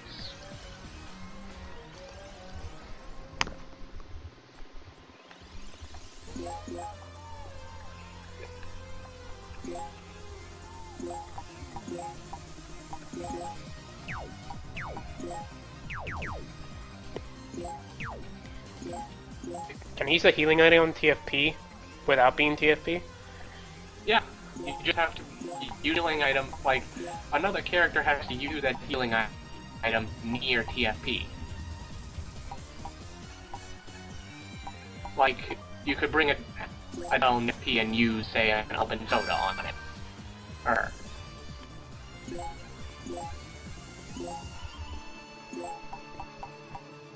Okay? Yeah. I don't want to lift them. Item. That does use up an action, though. Like, they can't attack after they do that.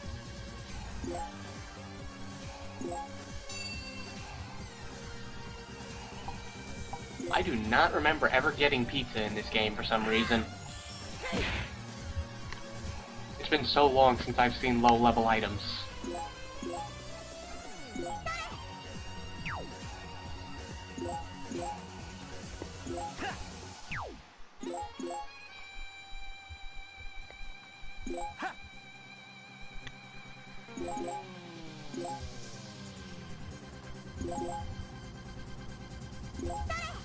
God damn it. So, Well, at least Axe is completely ignoring every other character to kill TF.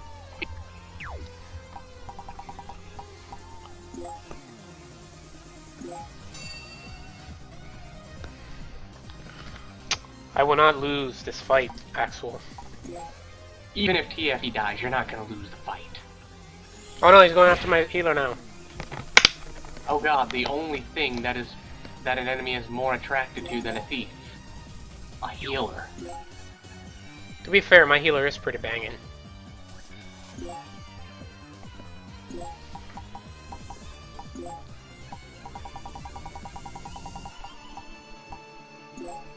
What the fuck? 3 in a row.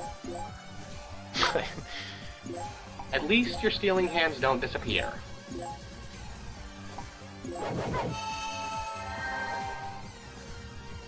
And again, it is highly unlikely that you're gonna die to Axel. Quite literally, you haven't lost a single character, and the only buddy that's near low health is freaking your healer.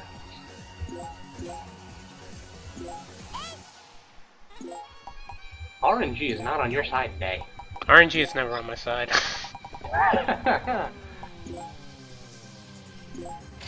I got it! Yay! And now Wax still lying with the cripple because he didn't have any moves. Wax still goes healer.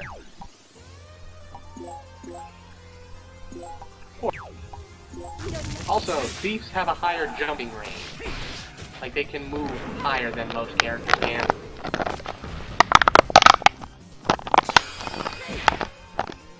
I'm gonna counter your counter, motherfucker. This chick is going to heal herself, because I don't want her to die.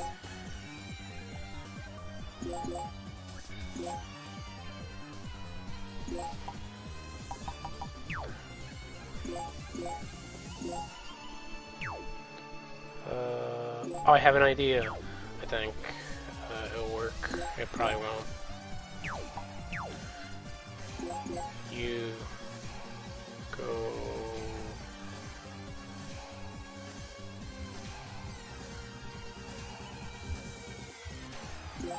here. You go here. You. That's not what I wanted. Lift him, and then I sorely miscalculated everything here. Throw him there, and we're just gonna end turn.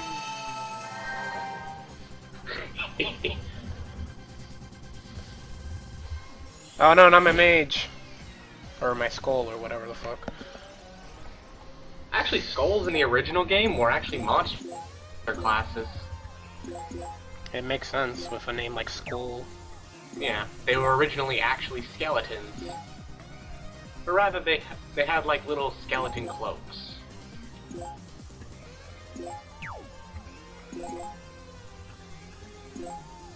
Also, if like you don't like if you accidentally pick up somebody and you realize that they can't really do anything, you can press circle on them and they'll just immediately drop them.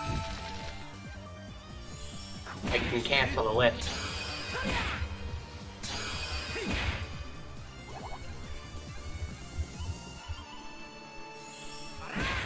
Oh, my mage, no. Not mage. Now you can steal his health. Like, use steal health on him. I'm uncertain if it'll work because he's a boss, but...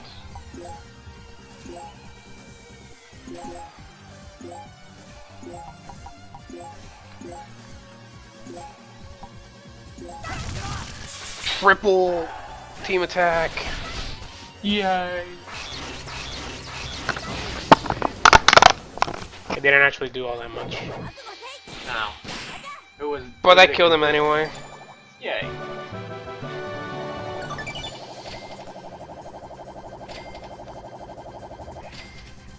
Yeah, we got Dirty Hell, EXP plus 12 twice.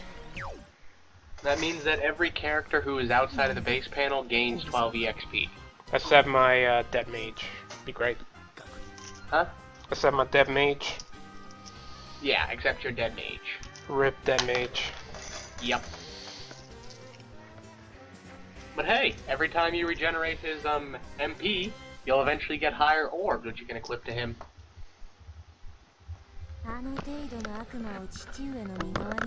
And like that, you've beaten Chapter 1. Yay! You basically know everything you need to know. How did he not know who Axel was if he's supposed to be like this super popular? Adele don't exactly watch Dark TV, and also, Axel's sort of been forgotten because he's sort of a has-been. Oh. Like, to the point where now everybody thinks he's dead. Everybody is assuming that Axel is dead after this, because they saw him on national TV get his ass kicked by Adele.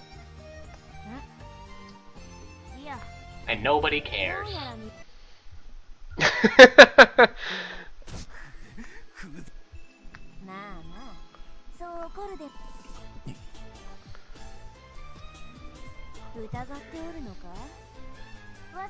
How many characters do we have now?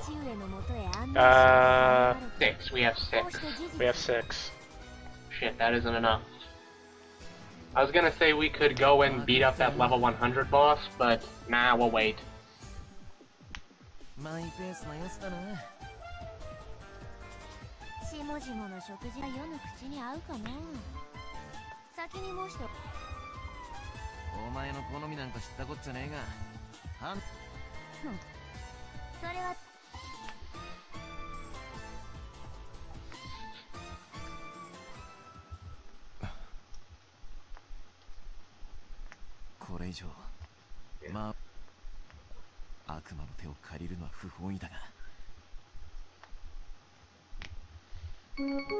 Oh, TV.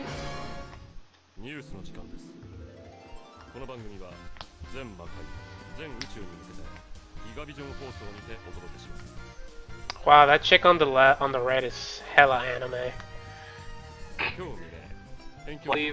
She was the original Dark Assembly girl from the first game.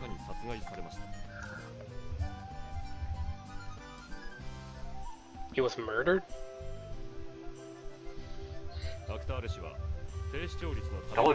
Do you think he's dead? Probably not, since you told me we fight him later on. Oh, you saw him get dragged away, he was still alive.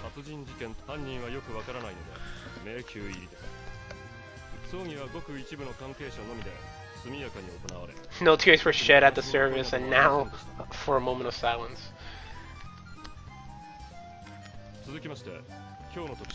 God, that picture is creepy. Look at his face. It's Make Me Mad's favorite type of teacher, one with a whip.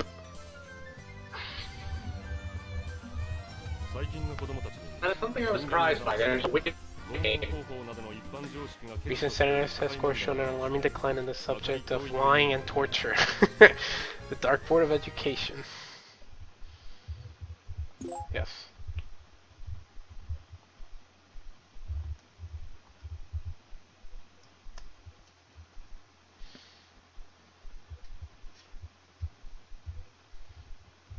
Religion.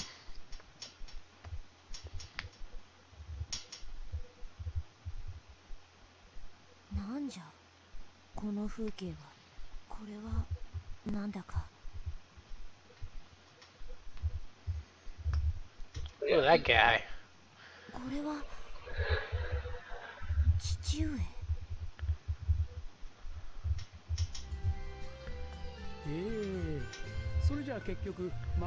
Dad, stop looking so depressed.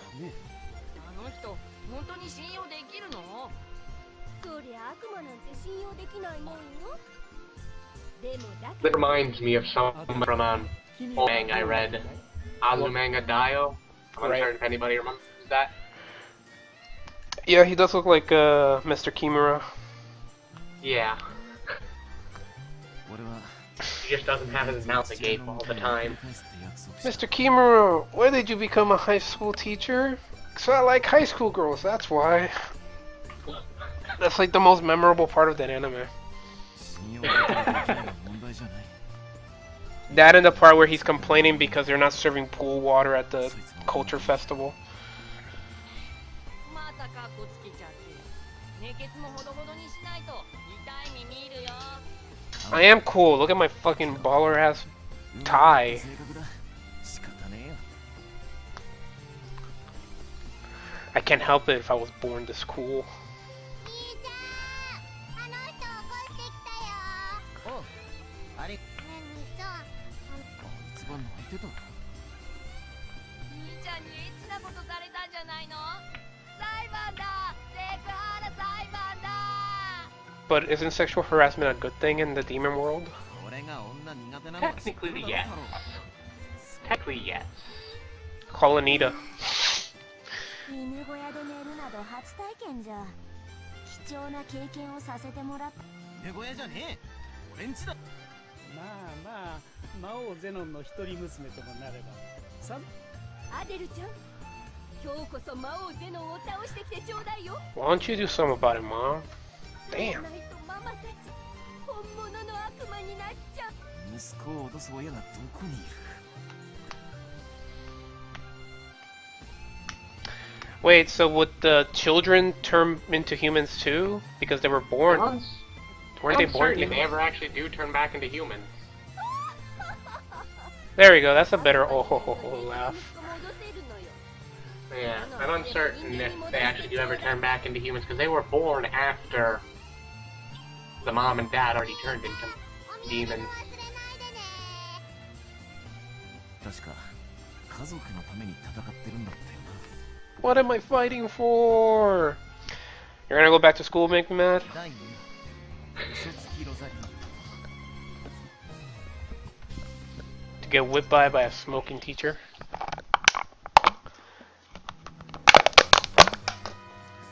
I want to recruit this cat lady over here. The cat lady? Yeah, Trying to think. she's my type. Well, if you beat that lady in game, you can then make one. Oh, I found 200 hell. In that chest that I saw earlier, but I didn't think to open it. Actually, that's a different chest. A new set of chests appears every episode. Oh. So, look around, see if you can't find any chests by turning the camera and such. Oh, yeah, I found another one. Yeah. There's a mysterious button. Would you like to push it? I don't like to open the chest first. The buttons are what will eventually trigger that level 100 boss. So don't press the button? You can. Again, you have to talk to the boss, so you can press the button. Oh.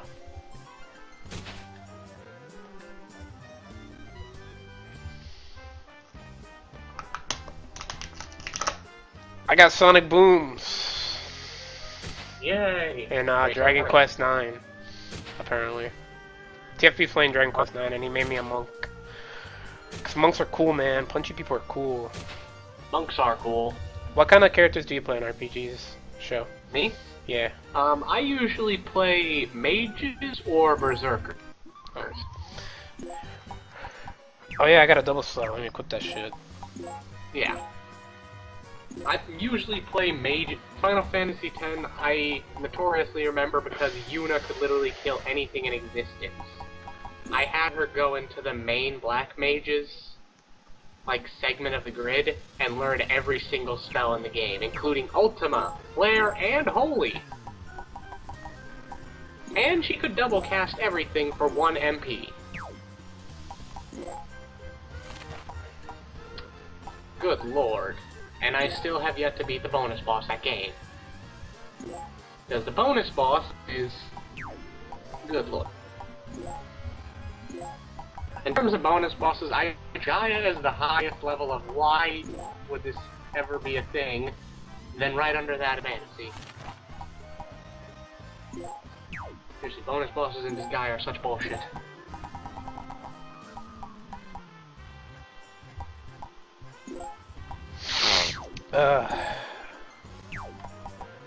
Oh, you have a bone staff. You can equip that to... I found it. I found it. Oh, yeah. Ugh.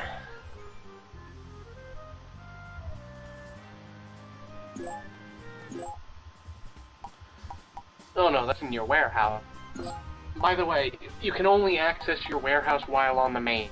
Your warehouse is where everything that is in your inventory goes. Oh, I can just change these characters' names. I know that. Yay. Or you can change the, red dude. You know what, I'll be the fighter. You want to be the fighter? That's fine. I'm gonna make Yeah, new ones anyway. Later on. These are just my temps. Yeah. And then you can honestly fire your old one if you don't want them anymore. But yeah. So, yeah.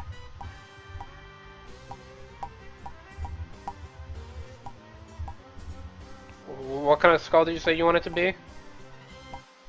I'll be a blues. Well, if you can just change the name of Commando to me for now if you want.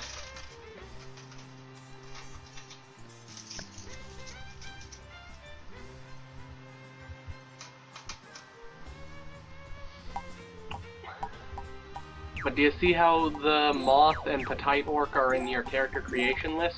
Yeah, I saw that. Basically, from now on, if you find one of them that's lower level than you, you can throw them into your base panel, and all the characters in the base panel will try to beat them up. You'll have to revive them after the battle, but if you win, you get to keep them! Yay!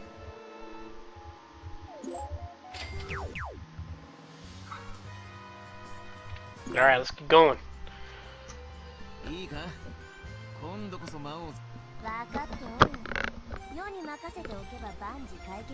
あっちじゃって何を申すか。お互いが心のまま Alrighty then. 貴様、世は魔王ゼノンの娘じゃぞ。何をどう血迷えば。そんなつもりじゃねえよ。貴様。Most of the time, if I can't play a monk, I just I just wield big swords. Yeah. Because big swords are cool. Technically speaking, I believe there is a monk-styled class in this game. Well, the fighter uses punchy thingies. The fighter can use fists. お前が案内したんだろ何驚いたおお、そうじゃった。本当かすげえ敵しかもこんなボロボロに壊れた建物がなんじゃ、もう疑っておるのかバカ言うな俺は嘘はつかない信用するそれでよい愚か者 Why is this lady so mean? She's a noble who's been shoved into a room for life.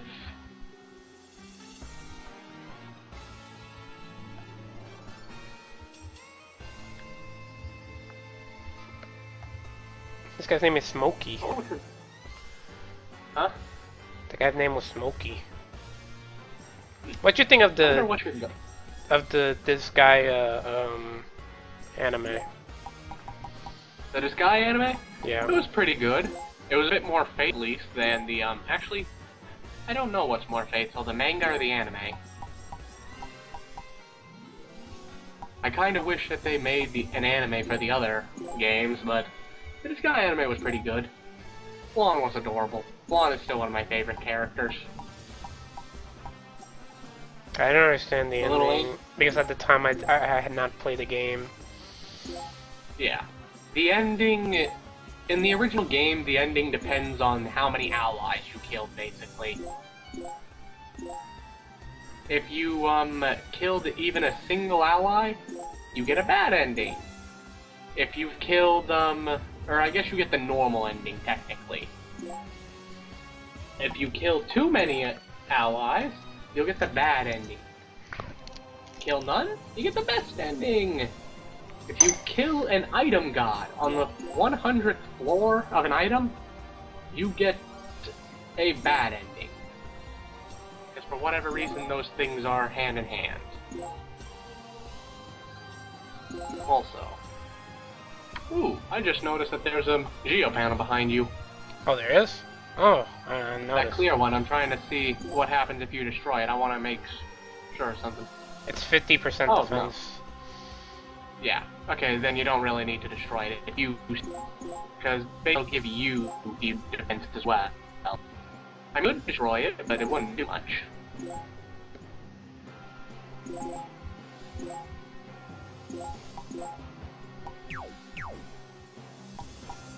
Well, it's up to you. Either try and destroy it and get the extra damage and bonus gauge, or you can just leave it there, try and get onto the green panels for extra defense. Okay? Yep. Yes. Yeah. Honestly, chaining geo panels doesn't really become important unless you're doing the item world. When you're in the item world, you'll come across places that have like 5 of those geos. I just countered a counter of a counter. Yeah. I think I at one point had a counter.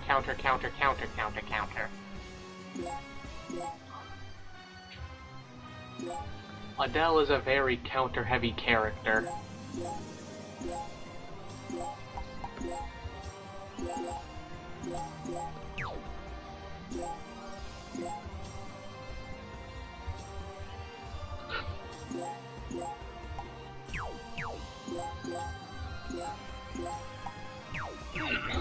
Also, you like when you're hovering over an enemy, you can actually see what your max level is. You see it? Hmm? When you hover over an enemy, you can actually see what their maximum counter level is. Oh. And Oh, I didn't see that before. yeah. Also, you see that TW? Mm-hmm. That determines how far your character can throw another character. I think that the highest throw range in the game belongs to Heavy Knights, who can throw a character 6 spaces.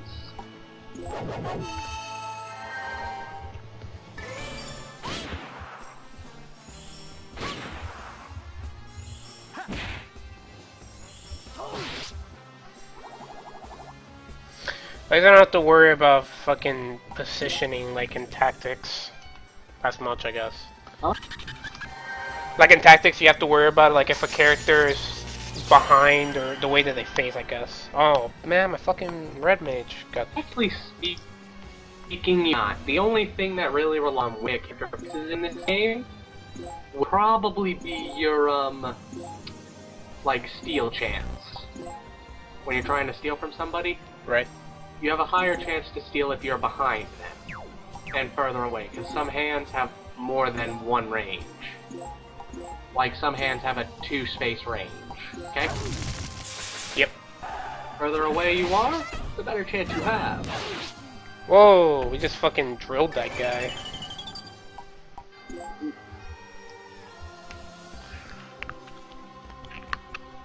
I see you back there, motherfucker.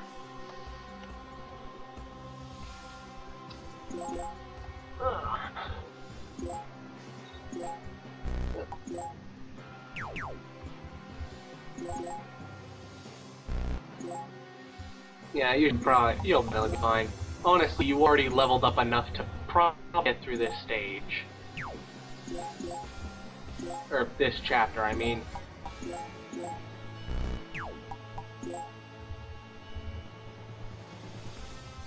Oh, got this new attack. I wanna see what it does.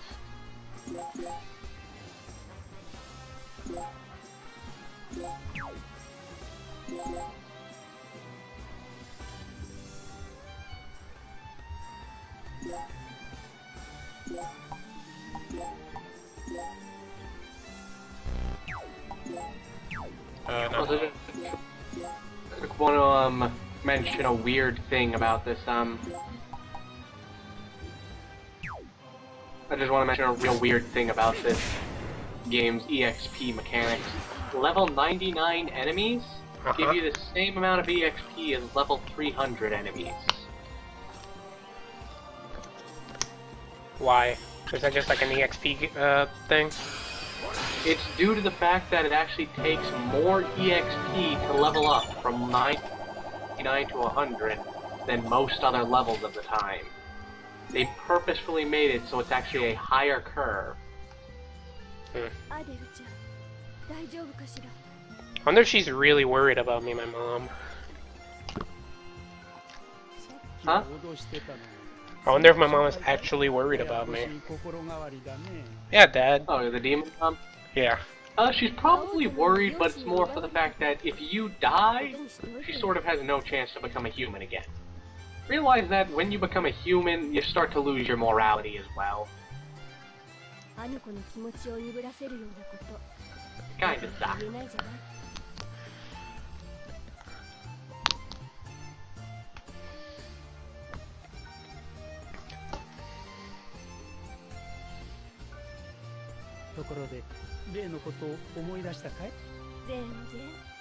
Look at the thing on Dad's chest.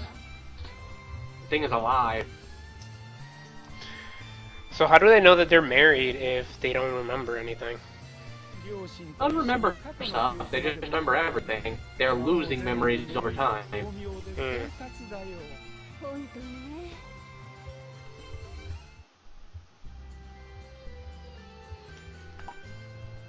I'll be right back.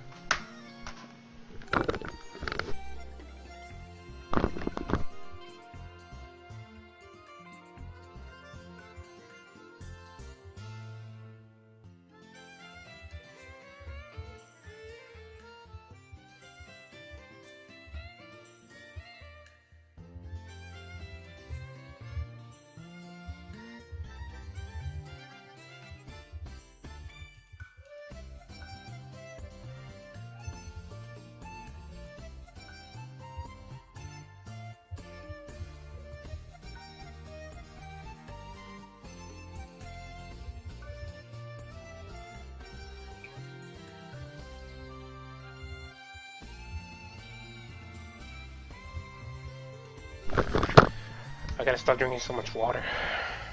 Okay. Also, we're about to meet one of the guards that Zenon was talking about. Remember to kill all the guards? What? This was one of them. Oh. You're about to meet one of the guards that Zenon basically said to kill.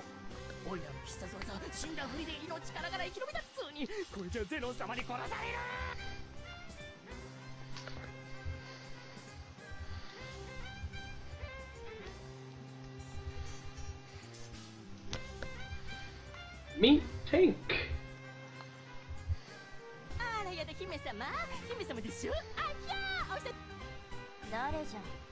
He has a French accent in English.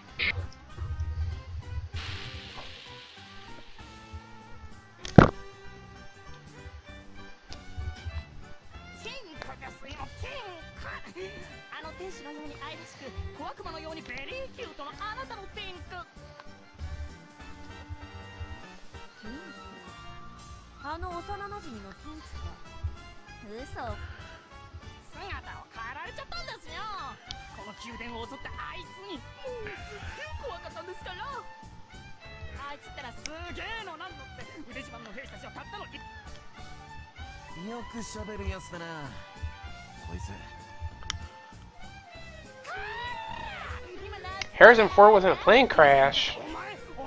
Oh. Did he survive? The motherfucker better not die. We still need to make a fucking Blade Runner remake. I hope not. I still have Eagle Dance up in a Did I steal tab. Did I steal my privilege?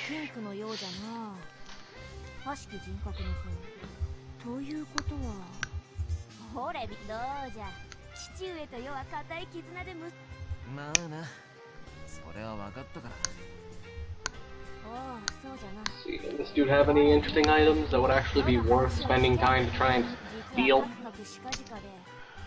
I like A leather stealing. jacket.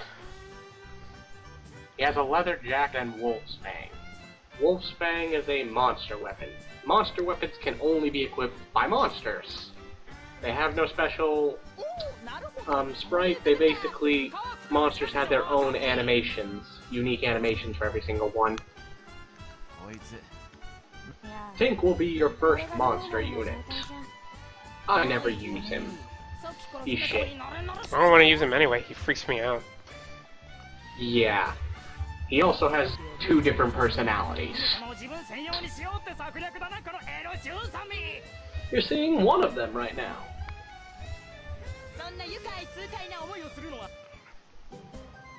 He's not as charming as what's her face from Danganronpa. What the fuck's her name? I'll remember it, don't tell me.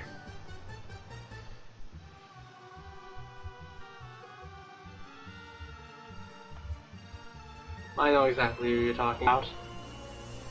She's a genocider, shows other personality, but I can't fucking remember what her name is.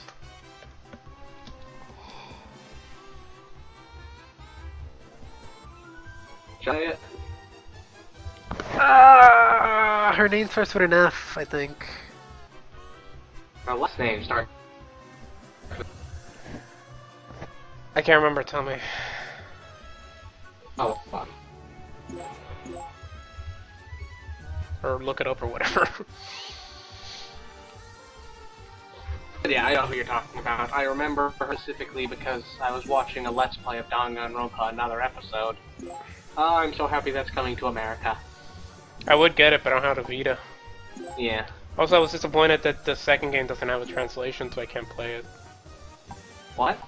The second game doesn't have a fan translation that I can just download. The second game didn't. Yeah, sadly, the second game doesn't. People were in the middle of it, but they stopped once they heard that it was out. Now it's out on Vita, but. Wait, what the fuck happened? Oh, all of the Geo panels are warp panels. They warp you at the end of every turn. Oh. Thank you, TFP. I was very sad when what's his face died in Danganronpa. He was I liked him a lot. Who? The Chihiro. Ah, yeah. Oh god. Another story when you meet father.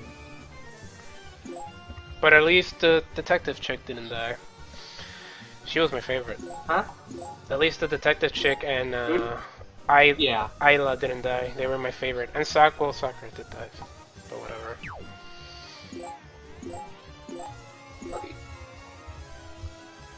Yeah, Tink should not cause you that much difficulty. So do beware that the entire floor is sort of filled with enemy boost 50% panels.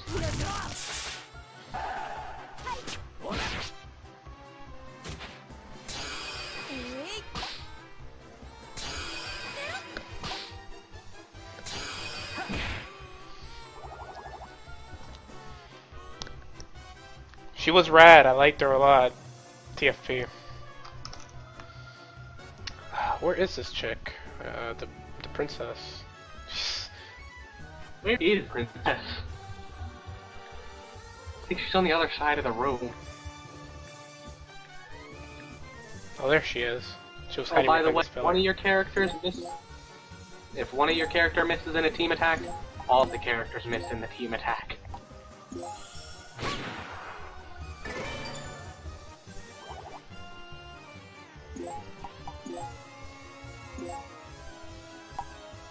What also sucks is that you can't even break a Geo panel here to eliminate everything.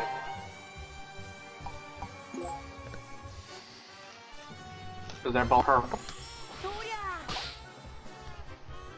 Also, if you break a Geo symbol that's the same color as the panel it's on, you don't get that nifty little color change thing. Okay? Yep. I'm telling you all this just to make sure you're ready, since I am probably gonna go eat at about 7.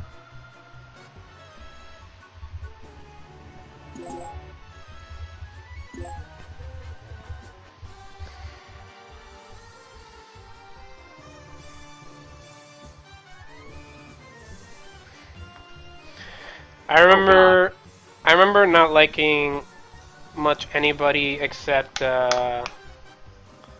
Kiri, Chihiro, Sakura, because I thought she was ridiculous. Sakura was awesome. Sakura's Japanese voice is Orochimaru. Really? Yes. Oh. Sakura, and that's about it. Those were really the only characters that I liked. I think the only characters I The like donut chick was pretty alright, I guess. She Yeah. was just kind of generically written. Yeah.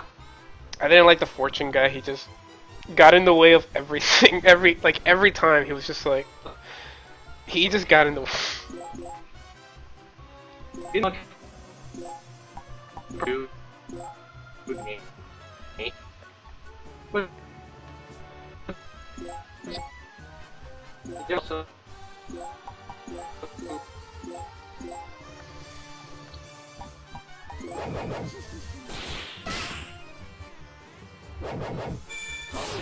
and who can possibly hate Junko? Oh god, you've seen the ending to Danganronpa 2, right? Yeah. Oh god. Just the Wait, fact which that- one? Wait, I'm sorry, I misheard you. To Danganronpa. second. No, I've done nothing with the second game until I actually play it, because I actually do want to play it. Oh, you actually haven't. You haven't even watched Let's Play? No, I don't like watching, like, I don't like, if there's a series that I'm invested in, to some degree, I want to, like, play it. I understand. Which Yeah, is no, why I I- haven't even looked at anything related to Golden. Persona 4 Golden, because I want to play it. So, when I get a Vita TV, you know. I don't hate Junko. I thought that she was a very interesting antagonist. She was f***ing nuts. I mean, yeah, I mean, I just made it. there's no denying that she was crazy, but it was a type of crazy I could appreciate. In the end, the type of antagonist I like the most is an antagonist that's doing it just for the shits and giggles. That's why I like Adachi so much. I just feel that makes the character more hateable. Like, you actually want to beat them up. I don't know, because, like, Junko's whole, I don't know, like, when you listen to her, like, talk about, like, why she's doing what she's doing, it was just like, oh yeah, we just did it because we wanted to make people feel shitty about Out of themselves. boredom. She basically directly states she's doing all this crap out of boredom. Boredom, and from that boredom comes despair, so she decides, you know what, no, we're gonna do something to get rid of this despair. So we can despair some more. So we can spread despair, which will cause me more despair. Yo, look Despair. at that booty shot. You get despair. You get despair. You all get despair. You know, I also didn't mind the, I can't believe I forgot all these characters' names, but the guy who, was best friends with the biker dude. Oh, Ishima. Yeah. Like, I didn't like him too much, but, like, he had his moments. Like, every time he was on screen, I was just like... Yeah. I hated the... how did you feel about the guy that was into, the fanfiction? You mean the fat dude? The fat guy.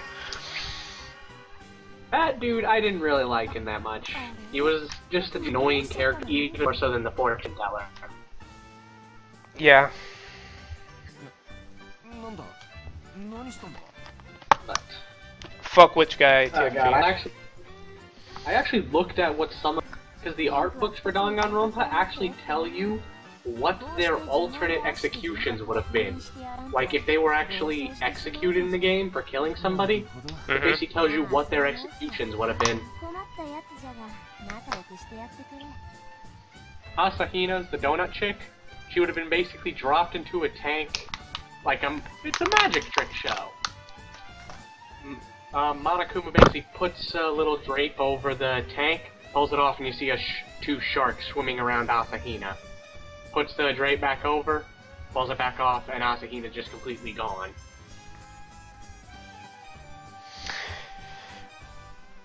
When you say the rich guy, you mean Byakuya? 'Cause I don't like that guy either. He was a fucking asshole. Byakuya was a dick. Especially to what he did to Chihiro. Rip Chihiro. Byakuya was a dick through and through. Yeah, fat guy was just annoying. Fortune teller guy was okay. At least fortune teller guy was funny at times. Yeah. Isla was she was okay. She was just kind of generic. Loud guy was, I don't know. He made me smile. Biker guy, he was, I don't know. I was indifferent towards him. Not a lot of characters just weren't given a lot of character development. That's what made the fat guy so bad.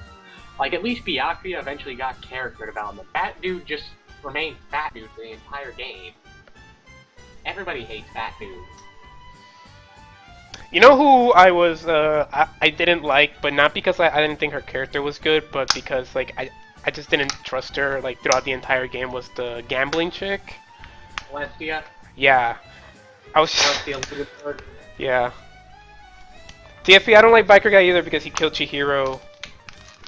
But, I don't know. Oh, and Leon. Leon sucked. I'm glad they got rid of him early on. When you actually look in an old story called Danganronpa If, you can actually see what would have happened if Leon didn't kill the idol chick. And he's actually a pretty chill dude. I don't like Leon. But no, yeah. What do you think of the idol chick? The idol chick? I don't know, like, I liked her at the beginning, and then...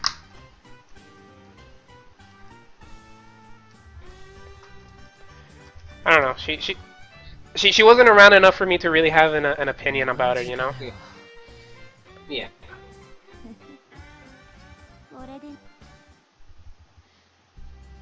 Oh, your lord. I wish the novel got fully translated. But if Danganronpa 2 did get translated, then I probably would have streamed the first one and then gone to the second one and then just done it like in a series, you know? Yeah. But didn't, so, you know. Well. So until by some miracle somebody makes a PS Vita emulator, which I highly doubt will. No, but I'm looking into capture devices, I just don't know which one to buy. Ah. I wish you luck.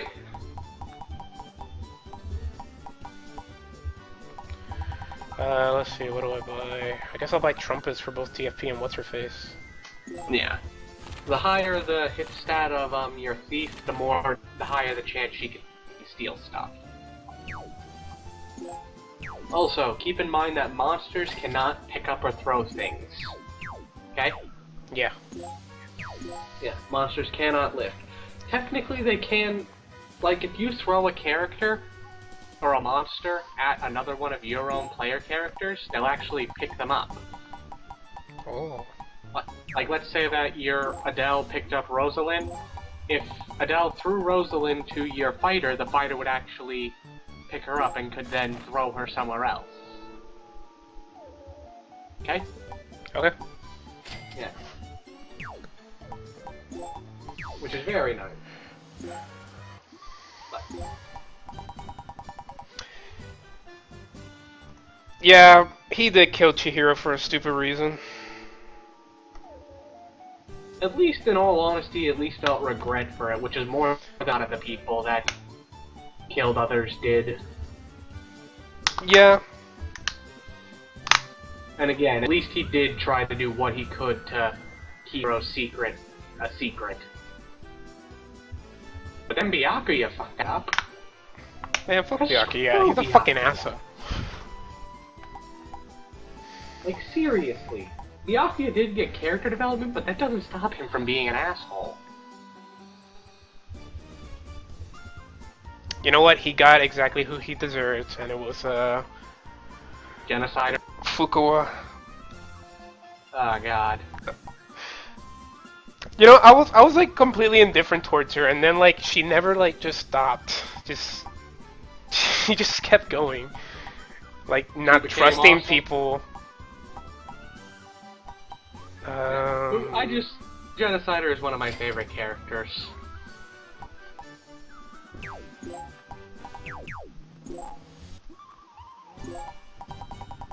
Also, if you'd like, you can now try to make it so that better equipment appears in the shop. How do I do that? Go to the Dark Assembly. Dark Assembly. Dark Assembly. Well, actually... The biker guy was not... No. See, here's the thing. Biker guy was not tragic. He fucked up. You know, he went into his craze thing or whatever, and then he killed somebody who did not deserve to die. Like, I wouldn't say he's a tragic character at all. He felt bad for what he did, so I guess that's somewhat redeeming, but... He didn't do that. He did it in a fit of rage. Yeah, The others that did it either in self-defense, shitty self-defense attacks, and just try to do whatever they could to cover it up for themselves. No, only one of them did it in self-defense, and that was Leon. And he didn't even try to do anything to defend her. At least the biker dude tried to keep Chihiro's secret safe. Yeah, but I mean, biker dude is still an asshole for what he did. Like, you know, fuck him anyway. But at least, you know, there's some sort of silver lining. Okay, I entered the Dark Embassy. Now try to pass a bill using probably whoever has the highest mana, I suppose. No wait, actually, better yet, pass it using a female character with the highest mana. Which one's mana? You can see it when you're trying to pass a bill. It's in, or when you're selecting a character. Oh, Adele has 39. But you said female? Yeah, try to pick the female with the highest. That would be Rosalind. Yeah. Now then, give me a second to catch up with stream. Because basically, you're gonna pass it to make more expensive stuff. Shop, higher level stuff. You can only ever pass enough bills to reach your current customer rank. But yeah. Basically, the reason why I said female is because a certain very small group in the Dark Assembly is far more inclined towards females.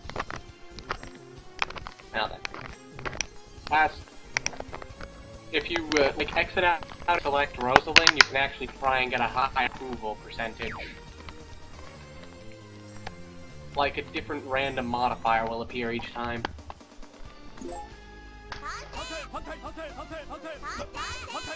Okay. And now you get a tutorial. I did it. Yay! Basically, in order to bribe a senator, you want to bribe the senators that don't love you, basically. Do you know why? Because either they still might not do what they're supposed to. If they're blue, they have a higher chance, but, like, you saw how a couple of dudes said nay, right? Yeah. Basically, if they love you, they are very unlikely to say nay. If they loathe you, as in they're deep red, they are highly likely to say nay. Yeah, see? Now you got things like the Dragon Blade and the Shamshir, which you barely have the money for any of it.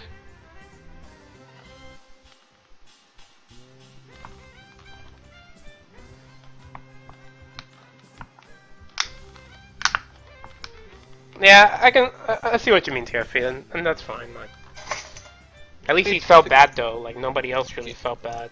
Like Celestia. Fuck Celestia. She was a bitch. I never trusted her to be. I didn't trust her to begin with. You saw what her reasoning was. She did that solely so she'd have the money to make an army of butlers. Yeah.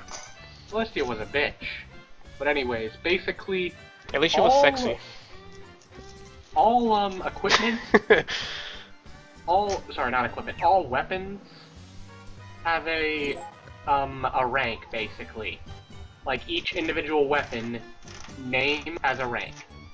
Your terrible starting weapons were all rank 1. It goes all the way up to 40. Basically, the maximum rank weapon that you can buy from the shop is 3 times your minimum. Basically, 3 times your minimum. I can delete Adele. Huh? I can delete Adele. Delete Adele? Yeah. No, I don't think you can delete Adele. It'll stop you, I think. Oh.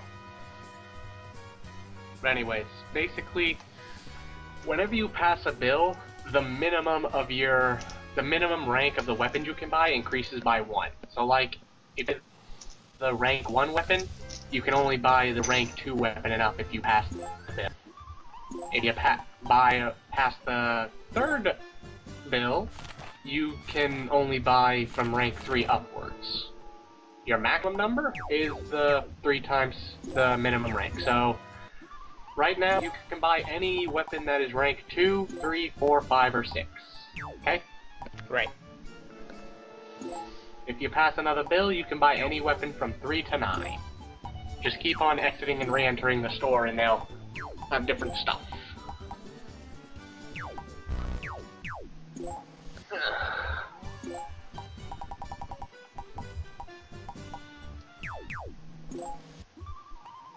Technically speaking, we could go and try and kill that level 100 boss. You'll see it. Want to see the level 100 boss?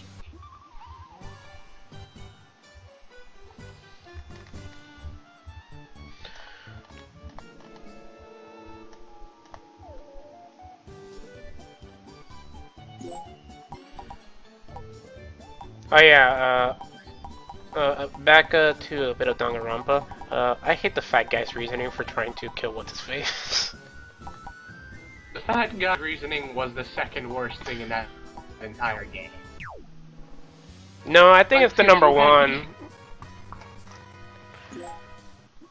No, actually, no. I think Biker Dude's reason is the first worst one. Well, I can honestly understand. I mean, no, I'm saying the worst reasoning was Celestia. Well, that was her reasoning for wanting to get out. So she killed somebody to do that. She killed, technically, 2 people. She killed one person who killed somebody else. The steam gun. But she spearheaded the death of 2 people.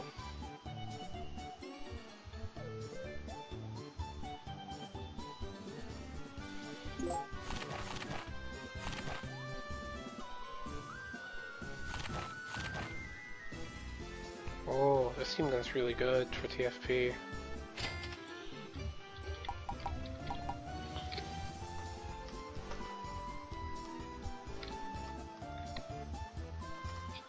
Okay. My favorite character always dies in everything that I watch, man.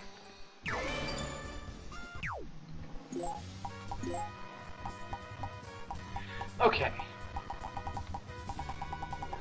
So then, do you want to try and all your weapons equipped? I'm like level 100 boss. I'm sorting through stuff real quick.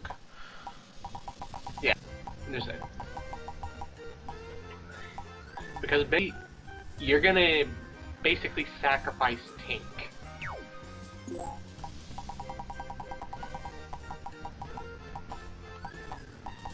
You're basically gonna let Tink die so that the rest of the people can beat Friday.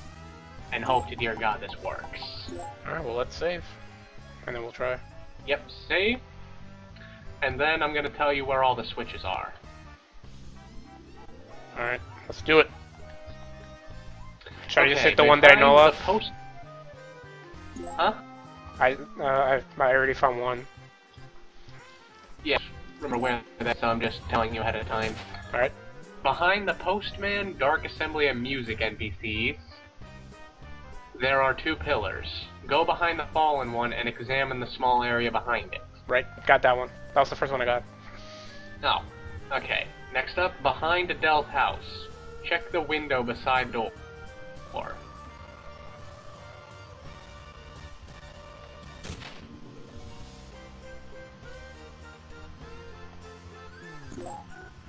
Okay. Technically speaking, you already found another one as well. You already told me you did. Alright, where? Okay. Behind Adele's house, you already clicked that one? Yeah. By the NPC Zami 3, there is a house. On the back of the house is a switch.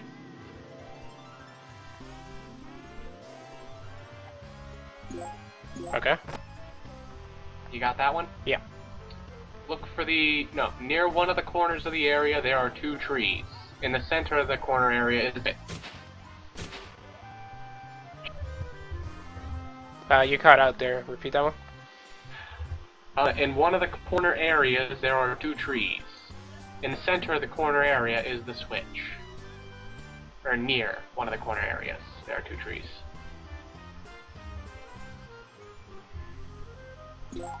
Okay, got it. And finally, look for the NPC Mario Boy. Behind him there is a stone pathway. Jump on the wall area that is partially crumbled and examine it. Final switch.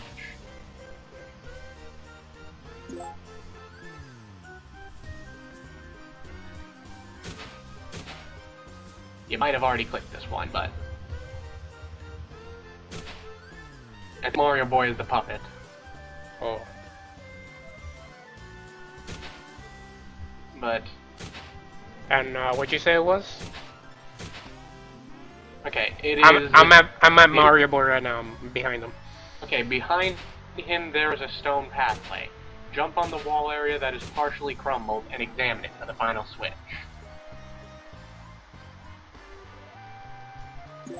Got it. An eerie shadow lurks upon her village. Friday MK2 is beside one of the trees near that corner area from before. Okay? Okay. Do you see her? She looks like a dark healer. Yes, here. Or not a dark healer. Huh? Yes, here. Hey, lady. Okay, talk to her until she asks if you want to beat her. By the way, you can try and steal her item, but you only have a 1% chance. But don't do that. Actually, no, do not do that. Don't try to steal her item? No, just wait until I tell you what to do. Okay. Because right now you only have one possible way to beat this, and you still might not do it. Let's do it!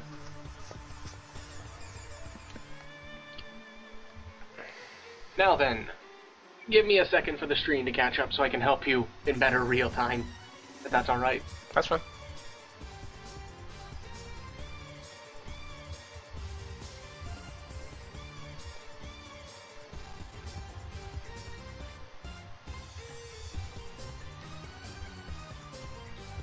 Yeah, okay.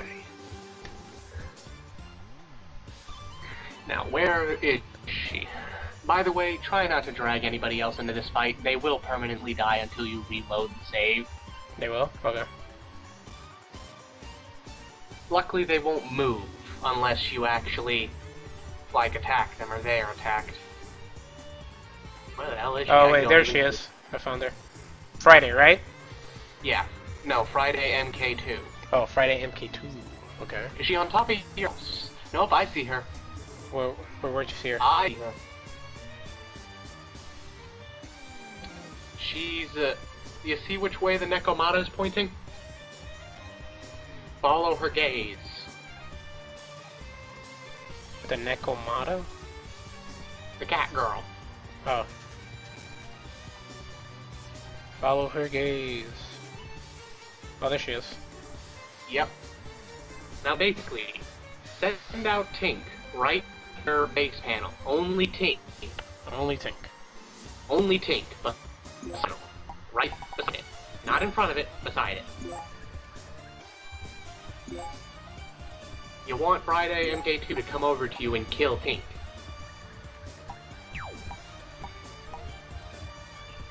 Right there? Fuck, I did. Wait a sec. I did enemy. Okay, anyway. Anyways, basically continue ending your turn until she comes over and kills Tink. Is right there good? I guess you could move him. So wait a moment.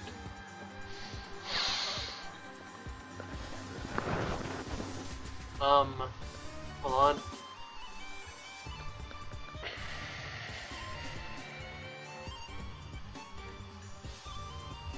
No. No. Oh, hell no. Okay, where? I meant right side, as in beside your base panel. Okay.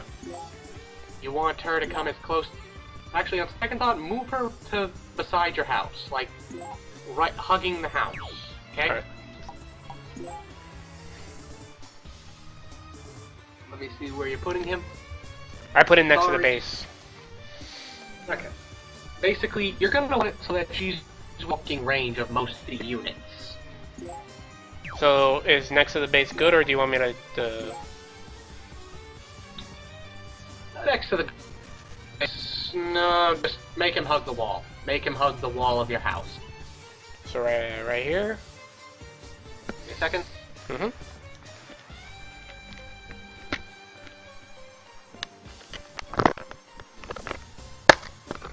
Oh, the stream is still lagging behind for me. That's fine. That's understandable.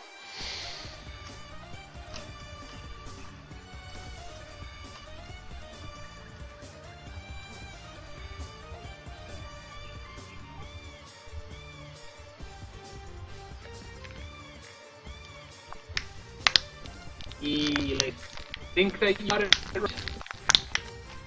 Is it like right around the corner? Yeah. Yeah, go right up and sit there.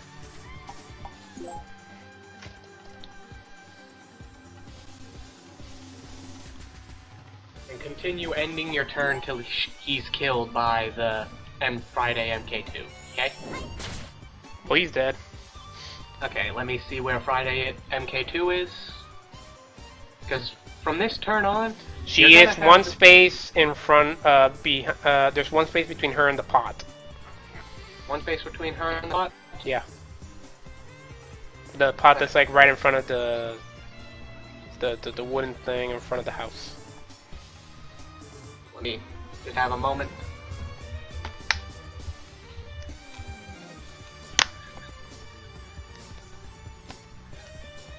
Okay. Basically, do you have any characters who can lift her at beside your feet? Like any characters who can move right beside her?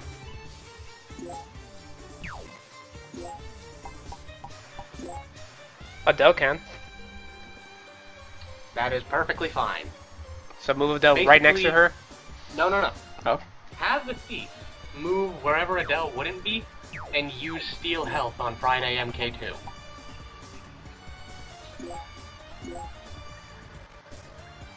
You're basically gonna sacrifice all your characters but TFP.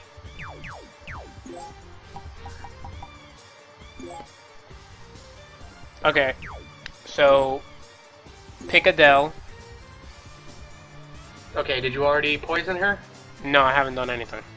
Okay. Pick TFP behind her, or which space Adele would be, and poison her.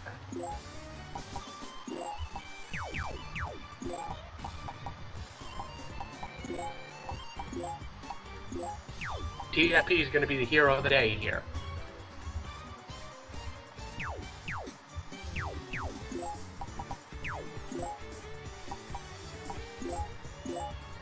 I'm praying right now that TFP does poisoning her. TFP doesn't have a poison attack. Health. Huh? When TFP uses special health, it'll poison them.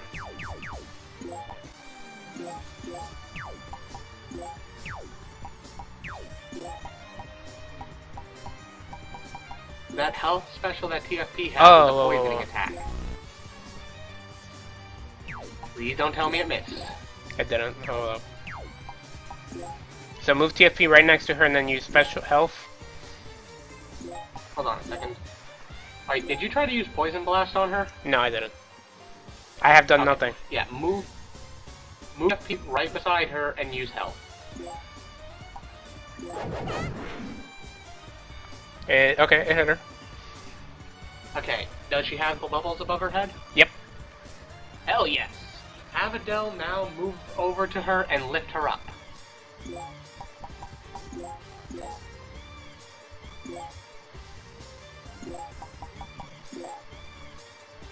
She is now lifted. Now just... Can any character move near Adele? Rosalind? Okay, that's good. Now, you don't have to move Rosalind, you can just end the turn. Just end the turn? Yep, just end the turn. Adele's about to die. Okay. Now, did the...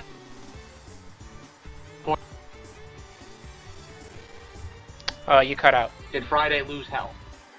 No. Did Friday MK2 lose health? No. At the end of the turn? No. What? She didn't lose. Give me a second to catch up. Oh boy. That's not good. What to do. I guess have Rosalind her and throw her as far away as possible.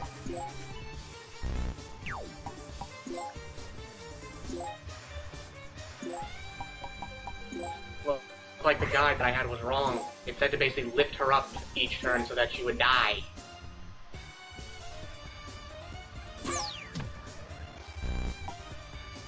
Should I move TFP away? Move TFP away, please.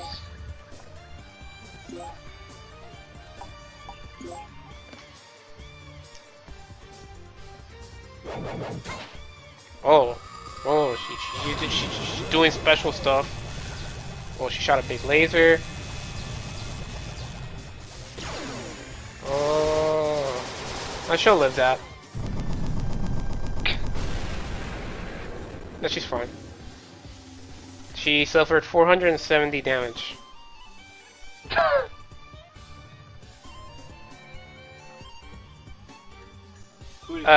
Friday Mark II suffered 470. Yeah, basically, Friday Mark II will take a fifth of her health every turn that she is poisoned. Somebody out there to, like, distract her?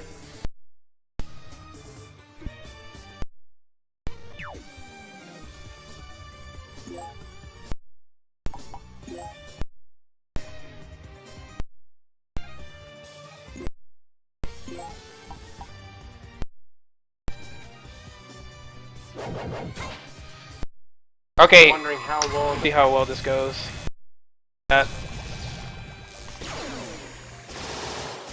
He's defending, so he should take less damage. 439, see? He took less damage. Try to have in the vicinity of the house because you will have to go and poison. Actually, it did run out.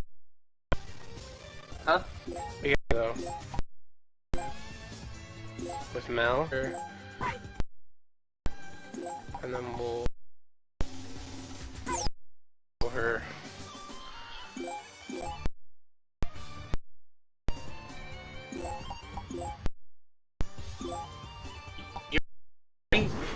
Is the healer roll? How the healer rest? Yeah. Her, but I'm. Well, we'll find out if everything does not go well. Oh no, TFP pass. TFP die.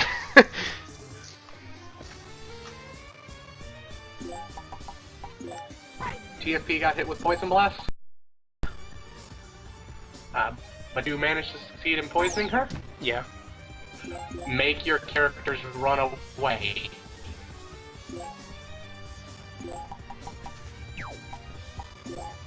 Like, Wiccan, what's going on right now? She just killed the healer.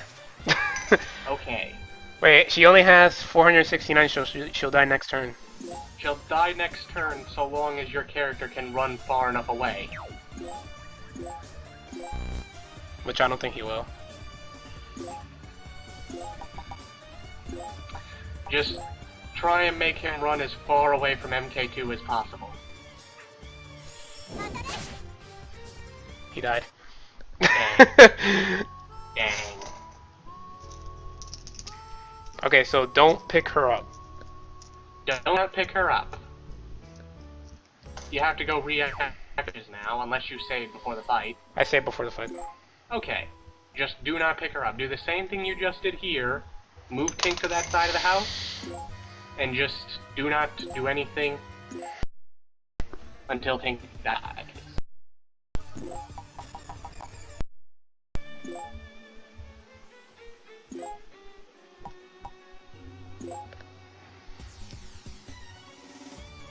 Now this level 100 boss. will be killed.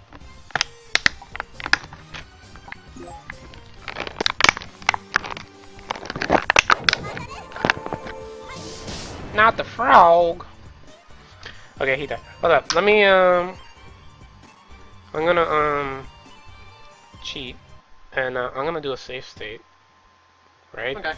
And then I'm gonna continue, right? I'm gonna pick what's her face, and see if Poison Blast does something. Okay. Let me see what the like what Poison Blast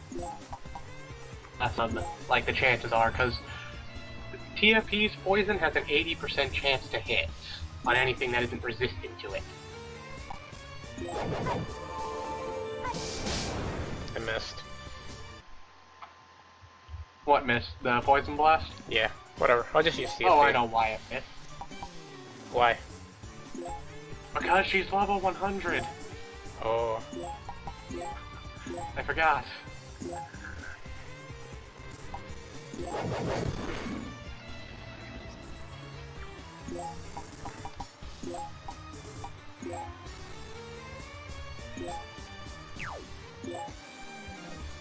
Since that didn't work, just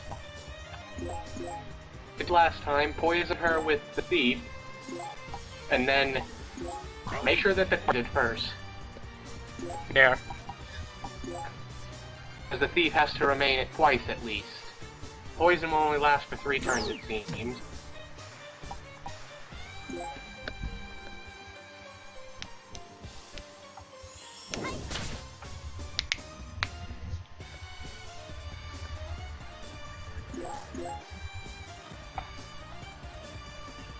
Holy shit!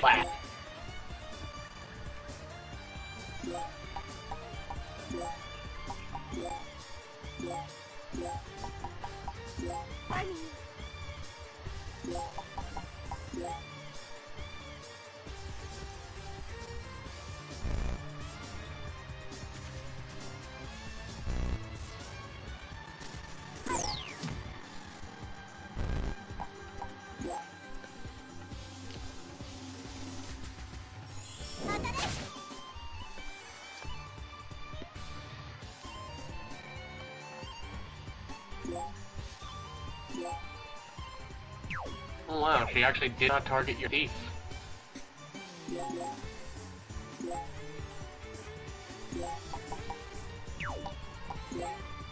You still there? Yeah, I'm still there. I'm just Okay. thinking. Sorry, my YouTube suddenly actually shot up to its original volume. Oh. I found that weird.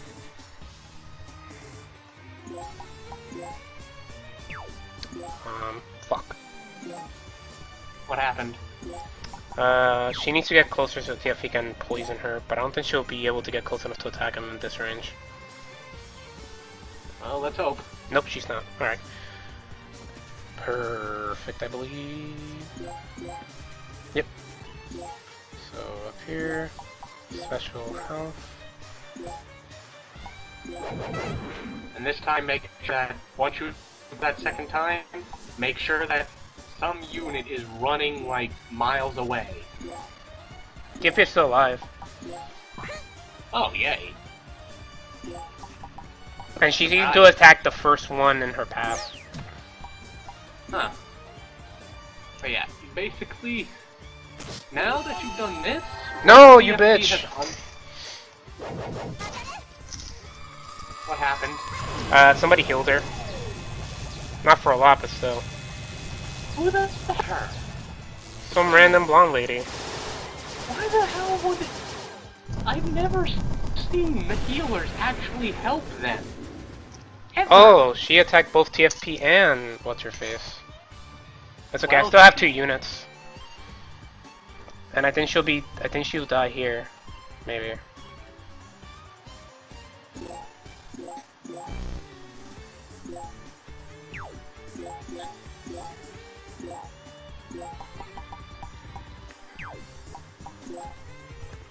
What happened? No, stop healing her. Honestly, at this point, the heal mad. It just keeps her alive for 1 extra turn. Yeah, but she's right next to my thingy. Shit. And I can't lift her while I'm on the panel, apparently.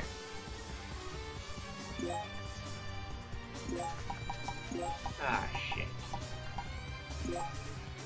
That might keep me alive, I don't know. It won't. You died? Yeah. Ah, damn it.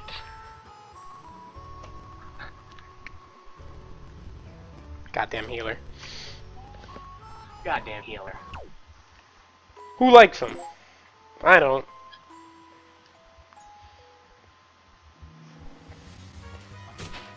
Ah, damn. You gonna try again? Yeah, might as well. It works. Yeah. This time, we also this time know not to use Poison Blast. Well, I made a save state, remember, so I just loaded it back up. Ah, yeah. What the hell, healer? I have never seen the healer help Friday MK2. Ever.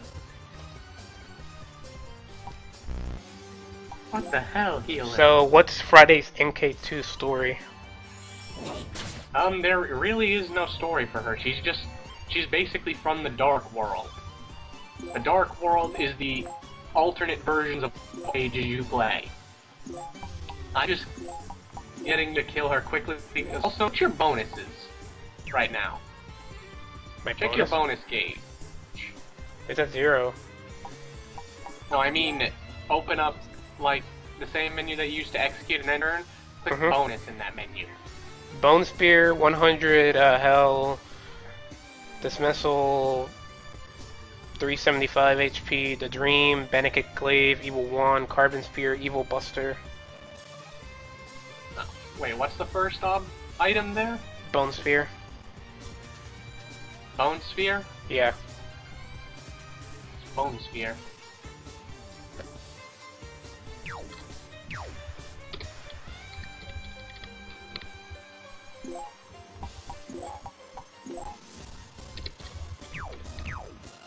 Not Bone Staff, right? No, Bone Spear.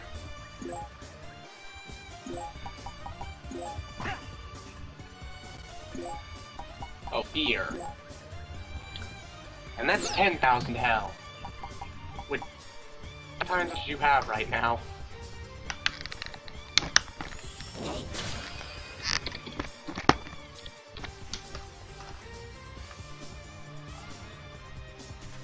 Oh wait, I didn't. I actually never, I never actually poisoned her. Huh? I never actually poisoned her. You know what? Hold up, I have an idea. If you beat if you beat her this time around, you'll get the Bone Spear. No, I had to restart. Oh, you had to restart? Yeah, because I never, Oh. I never poisoned her. Oh, yeah. So what's at the beginning of your bonus gauge now? I'm gonna make another character, so I just have another one so they can run away. Sure. Call him Cannon Potter. And I'll make another thief. Then I'll make it another thief, I should say. The thief will learn health, I believe, when the thief will learn health. I think she might actually have it from the get-go.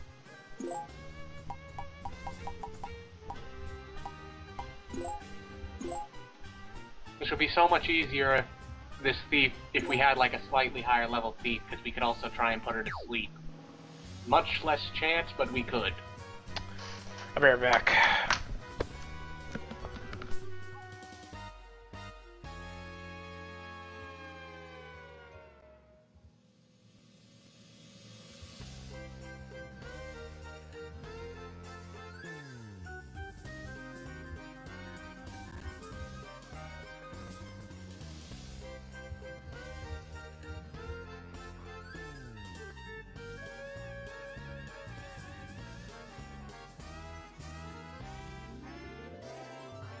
Yep.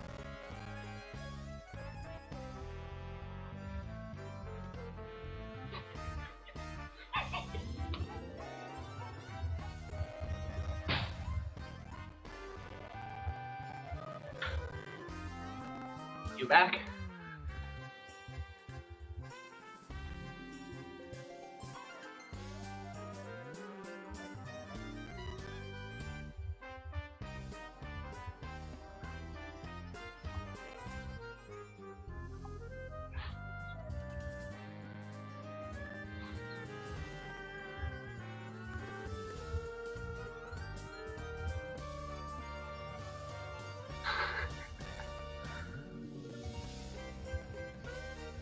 Okay, you're back.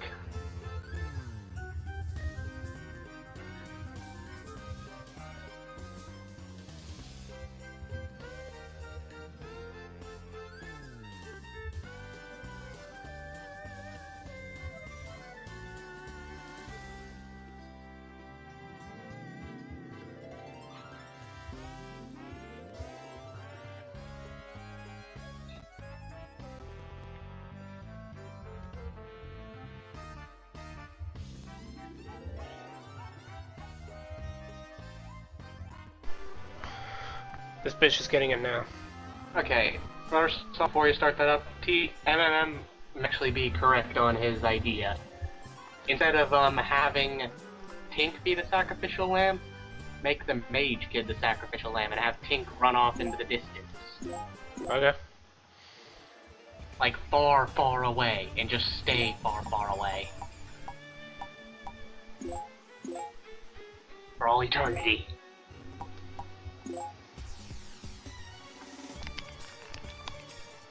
Also, that bone sphere? Yeah. Well, it might be different now. It's remember how I said that the maximum... What? Now is the new dismissal or whatever. What's the name? New dismissal, I think? Hold on, let me see.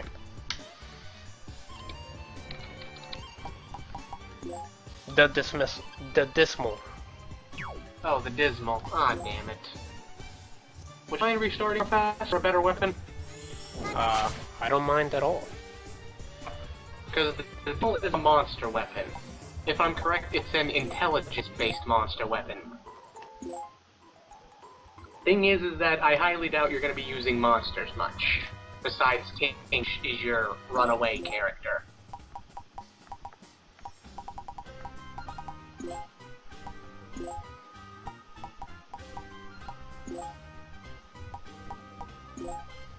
Yeah, basically, you remember how I said that the maximum level of item that you could buy was level 6? Yeah. Here was level 12. Oh.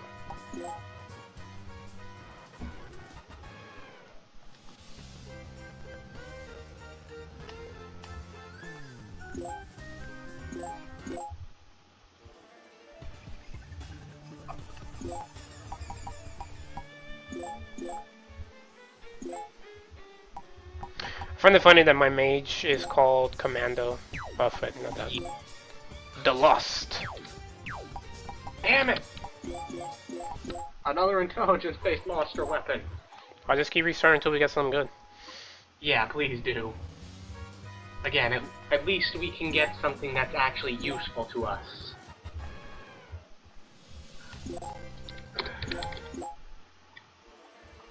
Okay, what was the loss anyways in terms of rank? 10,000 hell. 10,000 hell? Yeah. It's up to you. Do you want an awesome weapon early, or do you want a lot of money right now? I'll go for an awesome weapon. Okay, so just keep on restarting then.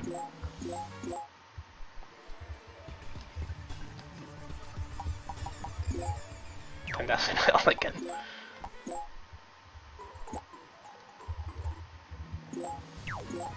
The Dismal was a rank 14 weapon.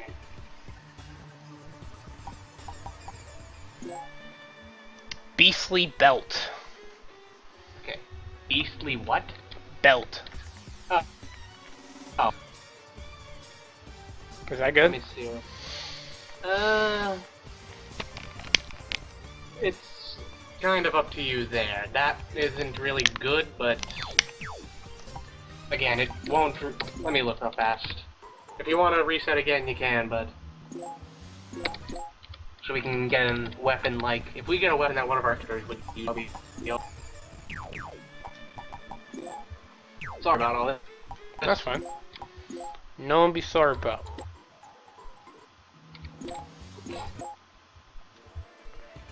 What's its name? It was Beastly Belt. Oh no. Beastly Belt would raise your attack by 50, but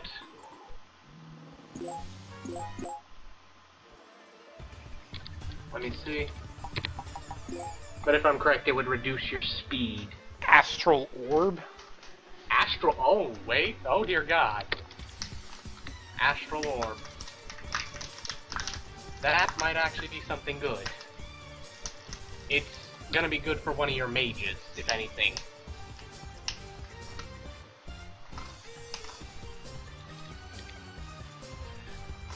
Okay, it is a rank, let me put it like this, it is an $80,000, or it is an 80,000 hell equipment item. Rank 16. It'll increase the SP of whoever you get to by 170 and give them 310 resistance. If you want that, it'll help you, like it'll give more SP and resistance to somebody so they can live longer, but it's up to you. That's fine. Don't do that. Okay.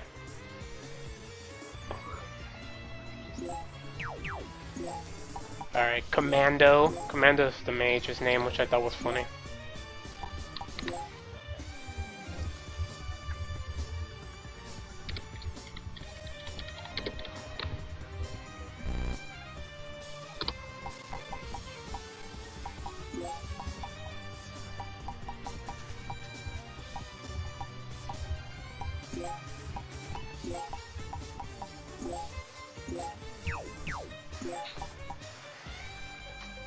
Yeah, Bones here was only like 4K. Even if it turns out to be shit, I can at least sell it, the Astral Ore thing. Oh yeah. Make oodles and poodles of money, dog. Oh!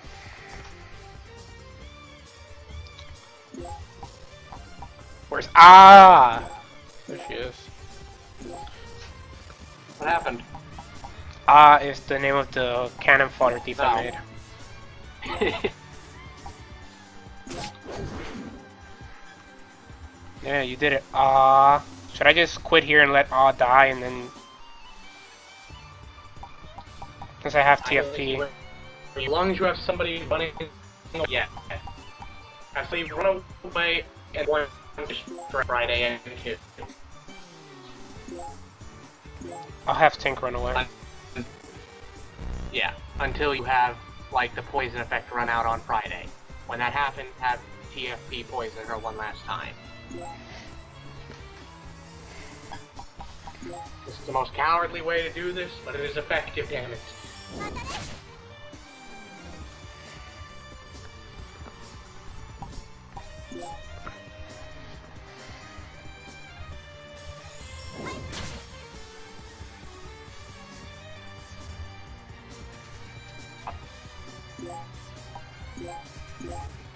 Also, you should Imperial Seal as an equipment after this fight by healing everybody. Mm-hmm. And Imperial Seal is what Rosalind has on her. It increases all stats by some amount. Okay? Alright. Run, Tink. Run like the wind. That's all you're really good for.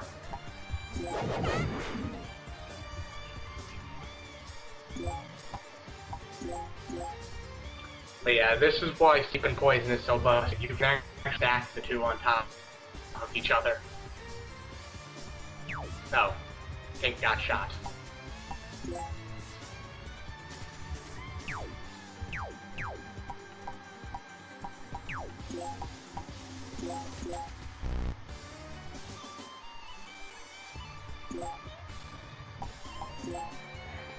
After I help you finish this, I'm gonna go probably eat something. Alright, that's fine.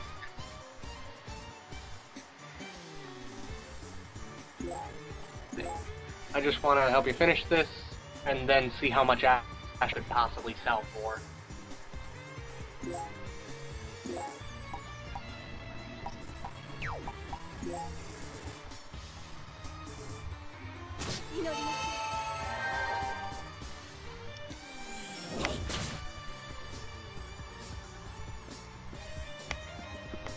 Wow, she has 52 health. How? Because the mage fucking healed her again. God damn it! Is she at least still poisoned? Yeah. Okay, then she'll still die. Fucking mage.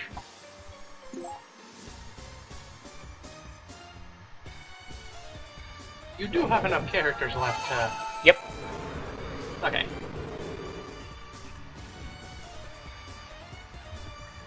And she died. Again, the talent for you. She's dead! I did it! Yay! And you got... How much did you get just for killing her? I don't know. Young one, you are not qualified to pass through the Dark Gate. The Dark World welcomes Do you. not pass Dark Gate right now. We want to open that. You do not want to go through it. I can do it! If you'd like to try, I'm certainly not going to stop you. Yeah, you know what? Go in there. Go try and go in there. I think it's actually,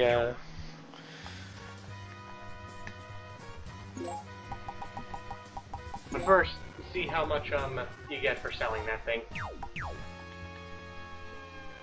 Don't actually sell, just...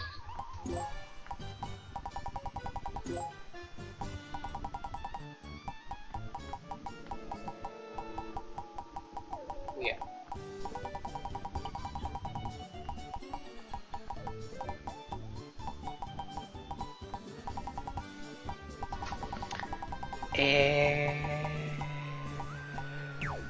Where is it? Oh, there it is. How much does it sell for if you try and sell it? It was in my, hold up. Warehouse. Yeah.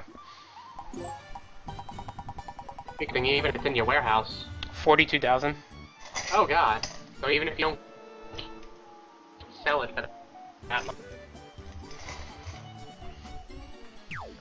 Well, depending on who... Honestly, anybody can use, since, again, your characters use SP, their special skills.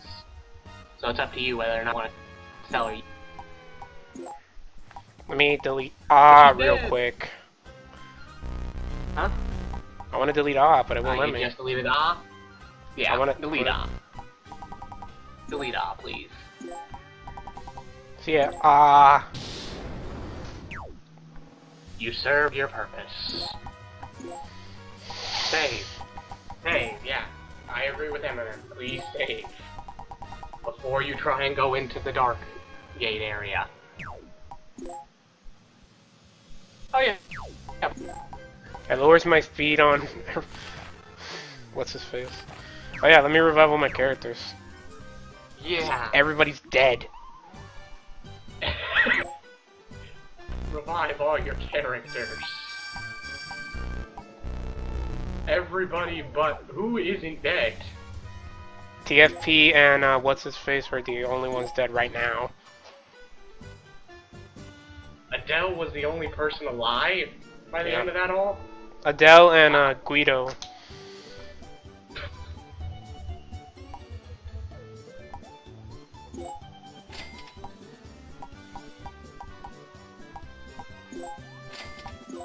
Yeah. The reason why what were you saying toward your speed? Oh, the thing reduced my Adele's speed, so I can't equip it on him. Oh, the orb? Yeah. That's because probably the equipment you tried to place increased your speed.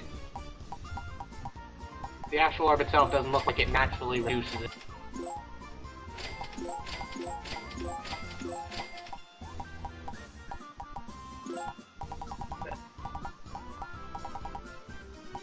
Yeah, do it.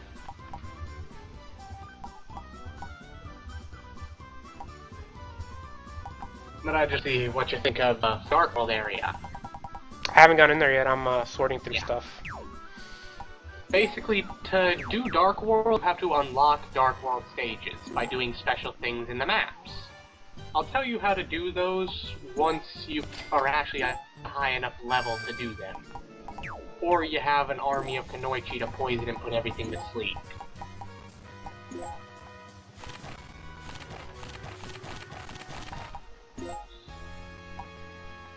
Luckily, you have somebody actually using stat, so you might actually be able to do it. Since to unlock the Kunoichi, you have to have a certain weapon proficiency.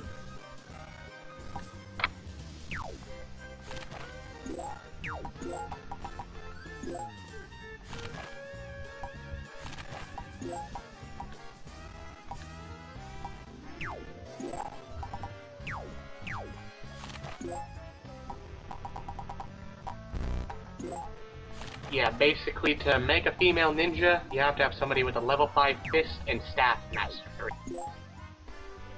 With you already have a fist fighter and you're using mage, so. I'll have limited item slots. Huh? I have limited item slots. What do you mean? It says here I only have 24 slots for items. In your inventory? Yeah. Yeah, you can equip stuff from your warehouse. You just can't bring anything from your warehouse into the battlefield. You have to switch it into your inventory first. Okay? Yep. But look at how much SP that orb gave your mage. And also at this point, nothing that uses magic can possibly kill your mage right now, probably.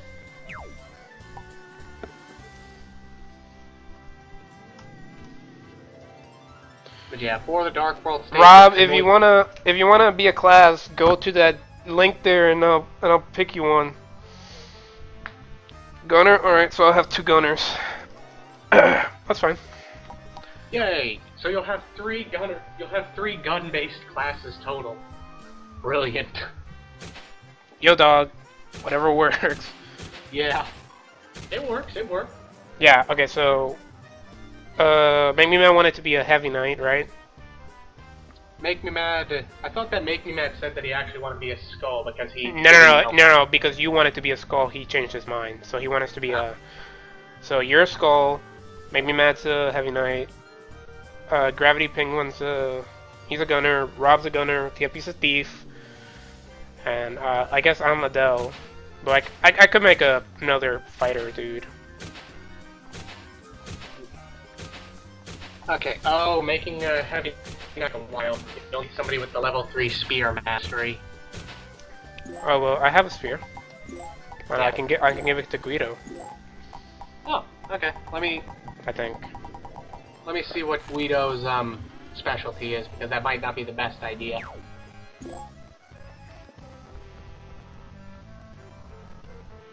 Oh yeah, you're going center. My bad.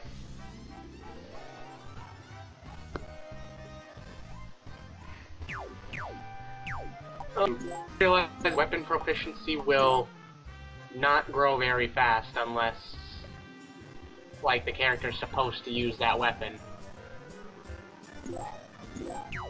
I don't know who actually uses a spear. Oh, TFP's my student. Lol. Yeah. TFP, you're doing well, son. I'm gonna make something to eat in the last 10 minutes I got. Be back in a minute. Alright.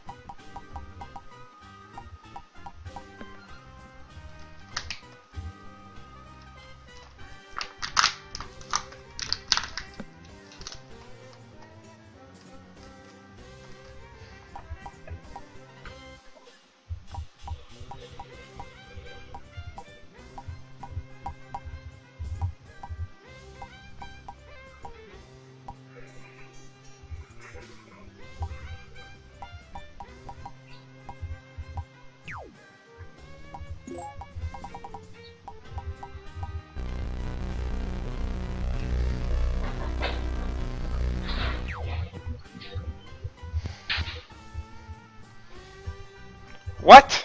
TFP, how have you not watched any of those movies, man? Those movies are great.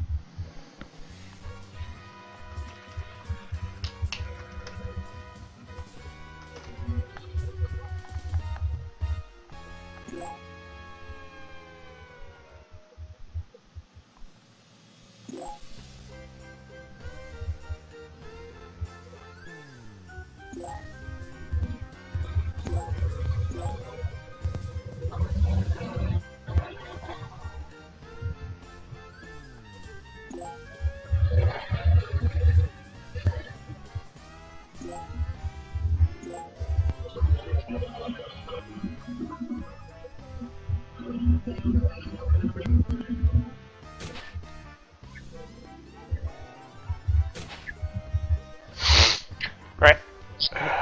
Let's keep going. The good, the bad, and the weird. No, you have to watch the good. You have to watch the actual movie. Post office.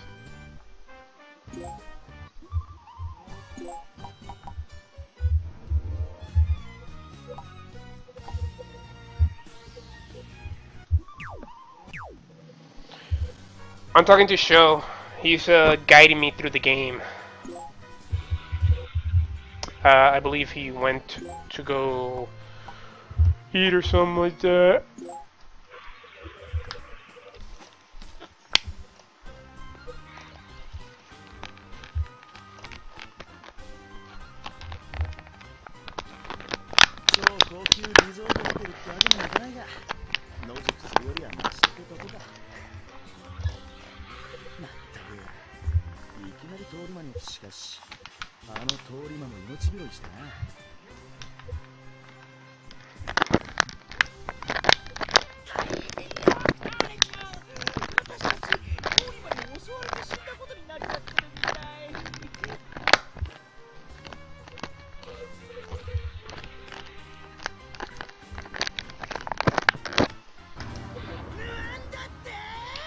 Nandate!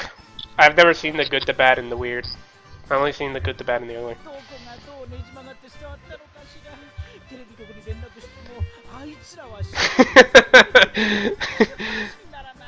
You're dead!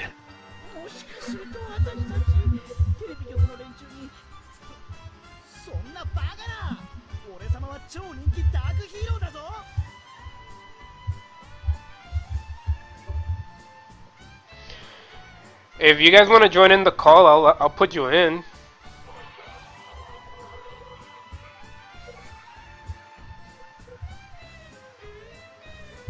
I'll add you guys on my new Skype because I can't remember the password to my old one. But if you guys want to be added in, I can add you in right now.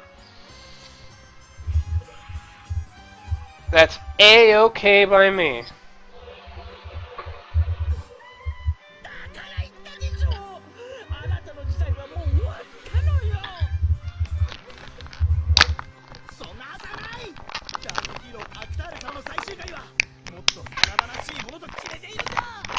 Tripping with Axel.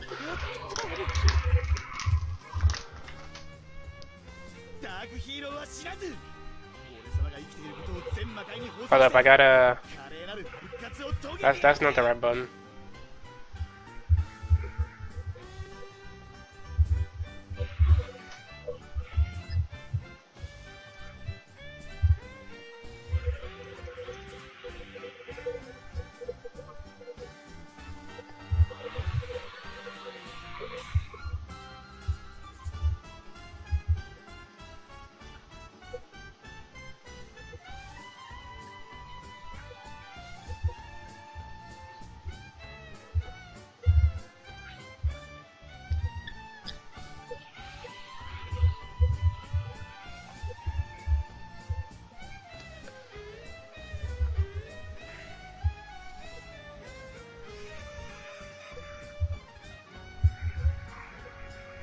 Okay.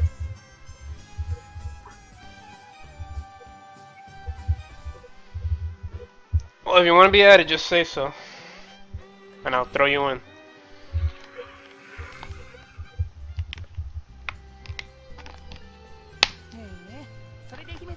アデルさんに召喚されたんですね。にしてもゼノン様を倒そうなんてアデル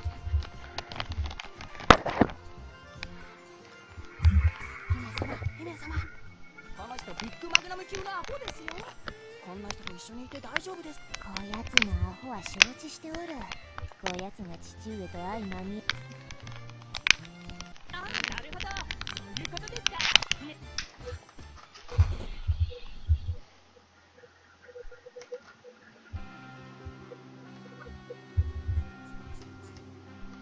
how do you have people to Skype call?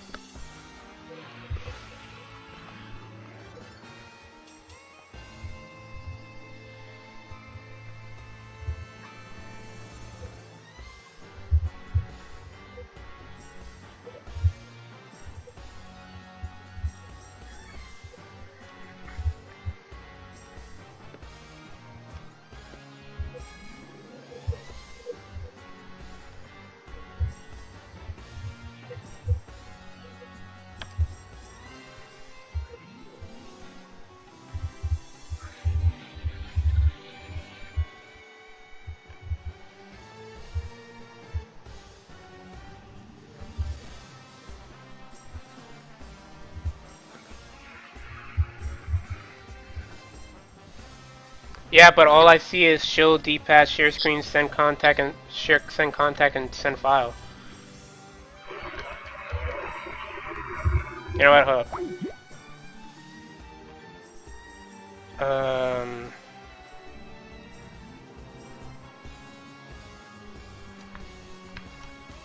Not that.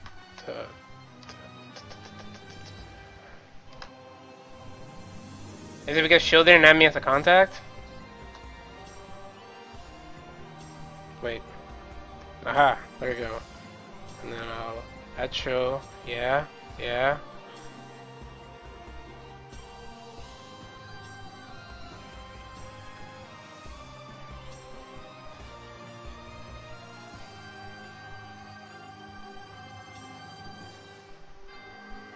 I think, yeah. You know what?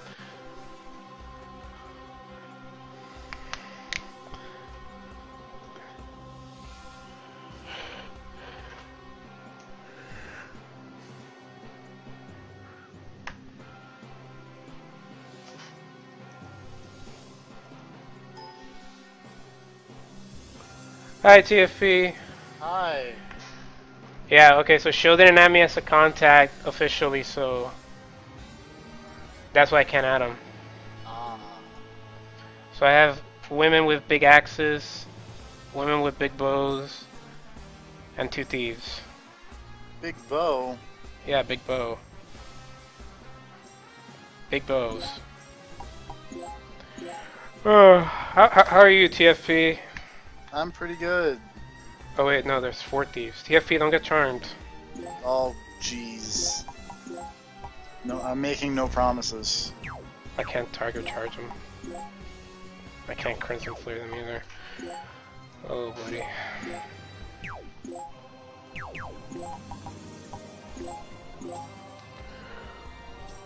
Oh. You're gonna shoot this lady though.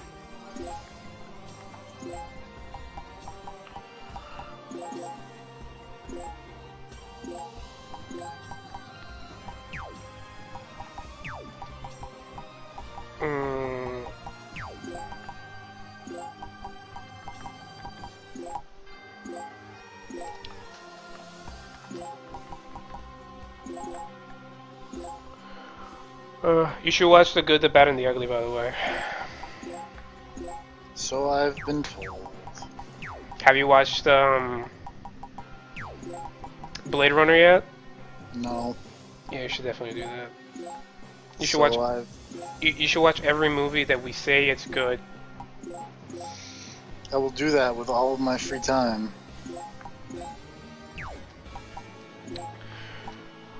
Oh, buddy, I'm tired.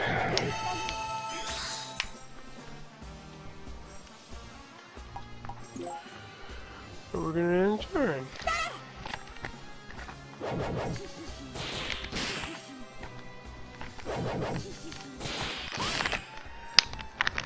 Man. Wow, that bitch just fucking did 64 damage to you. And you're dead. Ouch. No.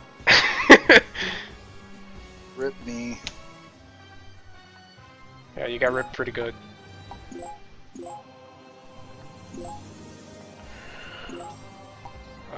Let's see.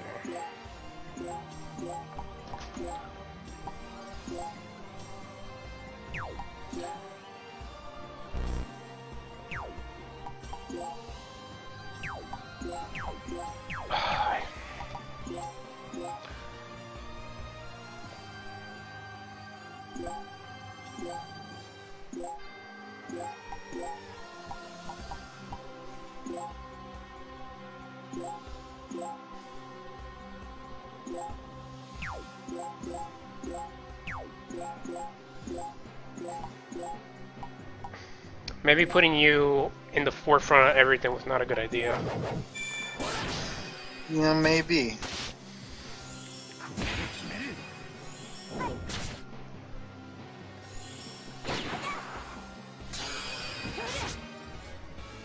I see your counter, I raise your counter.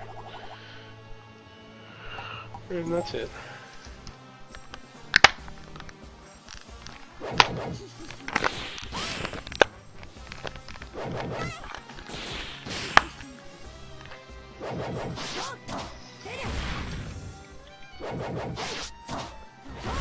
Oh, and there goes my healer.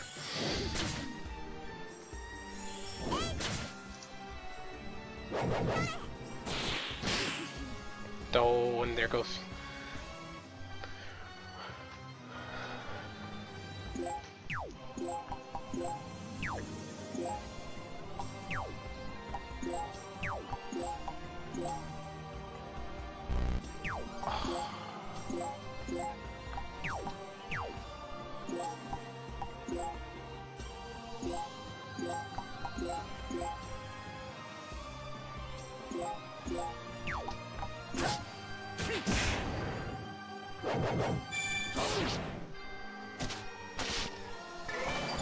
Yay.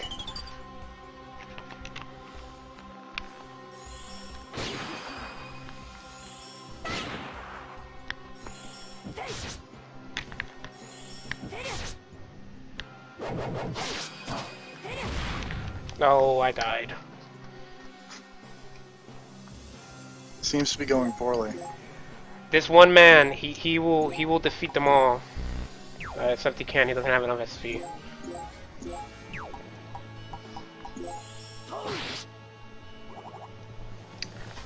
That's okay. It's only 1 against 1, 2, 3, 4, 5, 6 people. You can do it.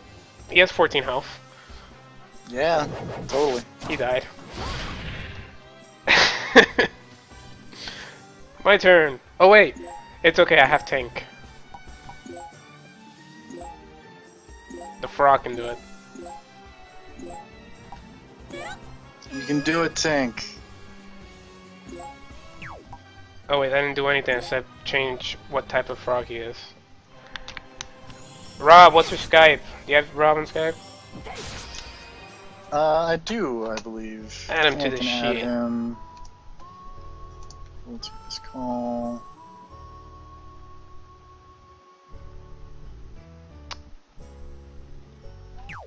Actually, I might not. I thought I did.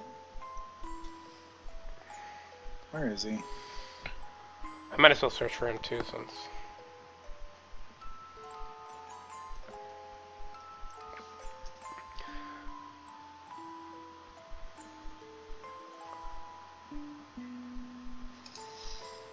Hi, Rob Kerrigan. I want to be your friend. I apparently don't have him on Skype.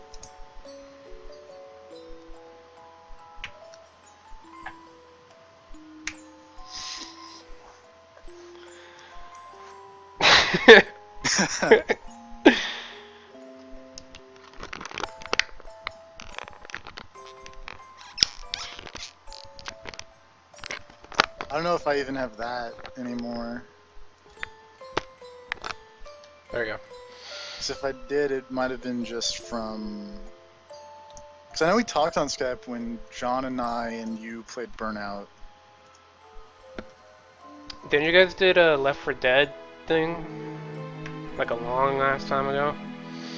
Did we do a Left 4 Dead thing? I think you did. That was way ago, like after first tourney.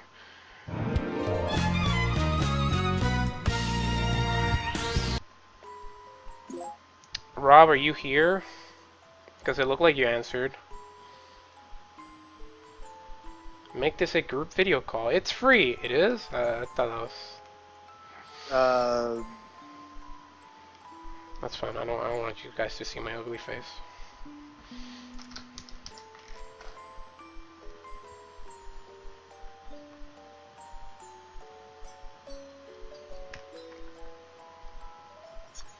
Well, Rob, if you're here, we can't hear you, so...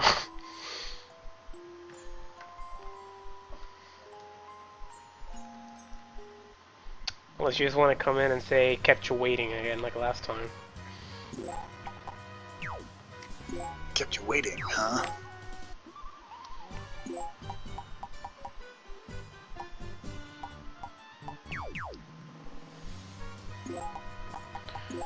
I gotta delete again. You should not delete and delete me, and then make me rename to me. But is level 1, and you're not. Oh, that's okay. Fair enough.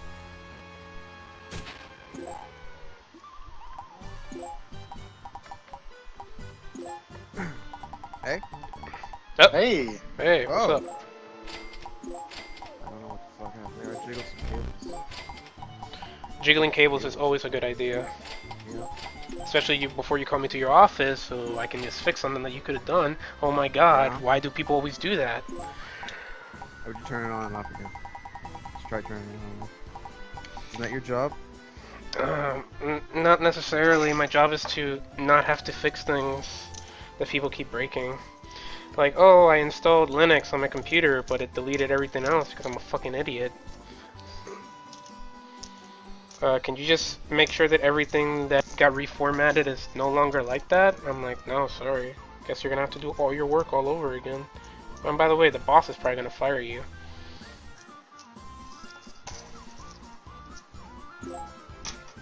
I love my job. Sometimes. I love my job. Being a student? I love my job. I was making a cargo reference. Really good. That I made. Like really proud of myself. Do you like your last name? It's alright. I don't know. I've never heard anyone be impressed by it until Making Man said to me that comment. I like that both my mom and my dad have. The only difference between my mom and dad's last name is that there's a D-O at the end of my mom's last name. Besides that, they're the exact same. Oh. Well, that's like the weird thing about like Nova Scotia is that there's tons of Scottish last names. Mm-hmm. So I think it's my uncle. Yeah, like his girlfriend, well, ex-girlfriend. Have this. Him and her. They have the same last name. Or had the same last name. Well, they're still alive. So, but yeah, they both have MacDonald.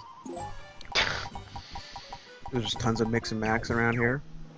The fucking M for the like elf like class roster is just huge. I like my last name because it's actually a word and yet people get it wrong all the time, which I think is kind of amazing. My last name is Rose. Get it wrong. One time they spelled it Y-O-U-N-D, and I was amazed by that. Oh no, people fuck up my name all the time. Okay, my name's Jorge, right? And it's spelled J-O-R-G-E. But It's not I have George. Huh? It's not George. No. It's not even that I get George. I've gone Gorge. I gone Horgi. I gone Gorg. Like I've How gone. The fuck do people not know how to say that? No, Like and that? the funniest thing is my last name, because my last name is R-O-S-A, right? Mm-hmm. But I've gone Rossa. I'm gone Rusi or something like that. Like I don't know. It's like I guess because people assume that I'm Hispanic, that there's some fancy way of saying it, but no, it's like that. I don't get it. Like Jorge, I can get it, right? Okay, it might be George, but Show, actually add me as a contact. Here, let me type that in there. I get yawned and I got Wong once, which was really weird because, I don't know, I'm the least Asian person. There we go. Now we can ask think, Show. like, the red hair would be a dead giveaway or something, but... Yeah. Well, you are the master of anime, so... I'm not the master of anime.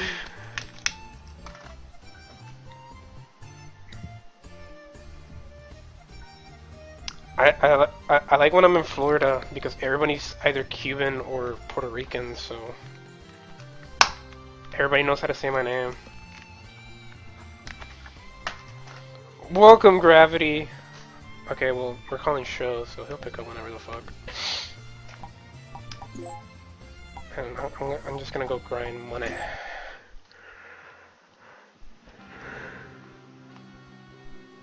Whoa. Oh.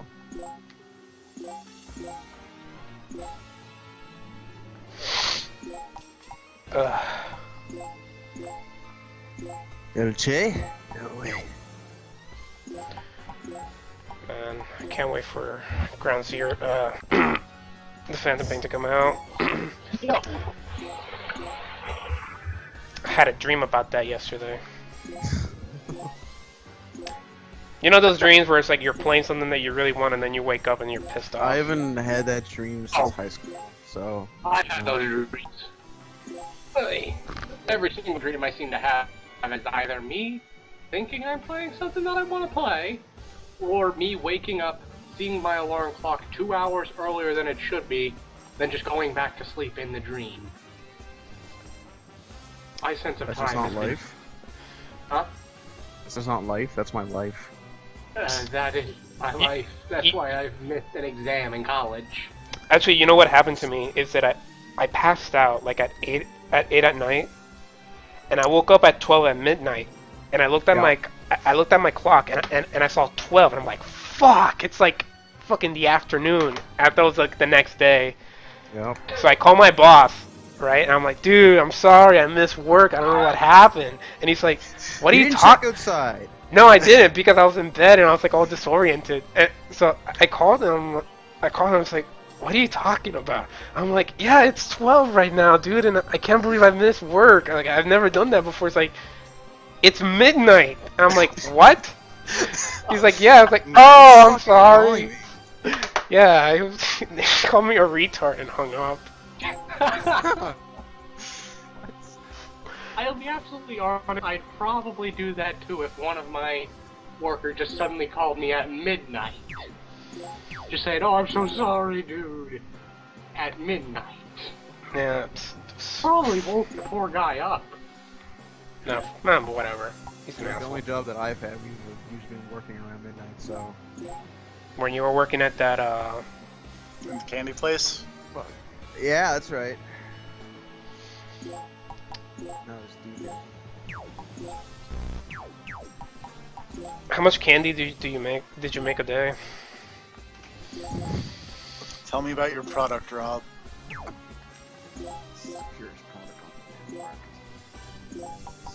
Was it the purest stuff in Canada? Sugar. I have a quick stranglehold. Stranglehold on the market here. Bitches don't fucking know. They don't.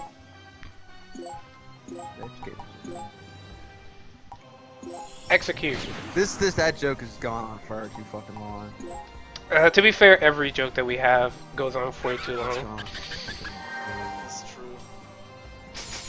Hey. Dark World. You're cutting out, Show. Cutting out, Show. Did you go? Maybe it's because I'm hosting and I'm playing at the same time. I think the general question is, did you do the Dark World? No, I did not. Ah. After this, I want you to save and go try it. Wait, is there... Wait, are you hosting? Is that like how it works? I don't know. Service hosting the call, which means that he has the brunt of the network. Maybe we should change that around. Well, maybe we should switch that around. I'll host the call. Alright. That should work. was excellent.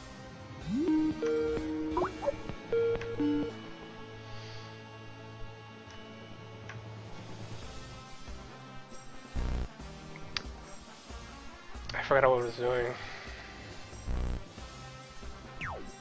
Oh, I was moving him. Gentlemen. Okay. So it is working. I was afraid I might have to add you guys as contacts. No, no, because we're in a group now, so. Yeah. That any better? Or I thought it just worked like 6 degrees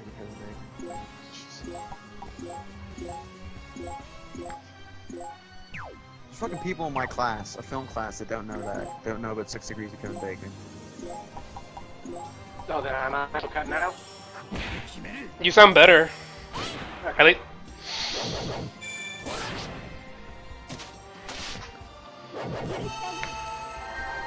I didn't mean to heal herself. Fuck!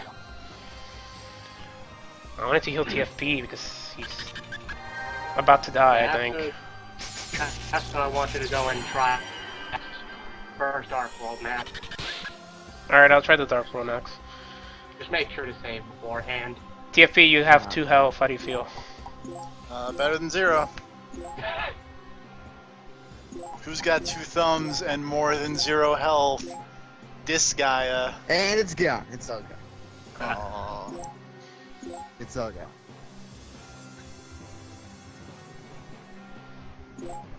But guess who's got 2 thumbs and really likes making that joke? So when's your Fatal Frame stream? Never. Never, ever. I can't wait for your Silent Hill stream. Why was like that? Was it just me and John who even witnessed that? I think there were a few other people, like, I mean, just in the Twitch. I think from the IRC, yes, it was just you and John. I was not around when you guys did it. And I really regret it because apparently it sounded very humorous. The fucking save room. Shut up about the save room. You even said like, oh, I even said I'm it. Safe here, right? I'm safe here in the save room. Fucking they wouldn't put enemies in the save room. Ghost attacks you. What's this about a save room? TFP was playing. Okay, in Fatal Frame, ghosts appear in the save room are not safe room. They are not. Yeah. I learned that the hard way. How is my attack obstructed? There's nothing in front of me. Is the yellow spot free? No, the blue spot. Oh wait, there has to be. I thought it was the blue spot that there had to be nothing in there. No. The yellow spot, there has to be. Well, both actually. There can't be anything on top of the yellow spot. But what about the? Can't be anything. Well, the enemy's in front of the yellow spot. Is the enemy on top of the yellow spot? Yeah. That's why. The blue spot is your attack. Oh. The yellow spot is where basically your animation either puts you or. That's dumb. Like triple strike. That spot shows where the enemy will be at the attack.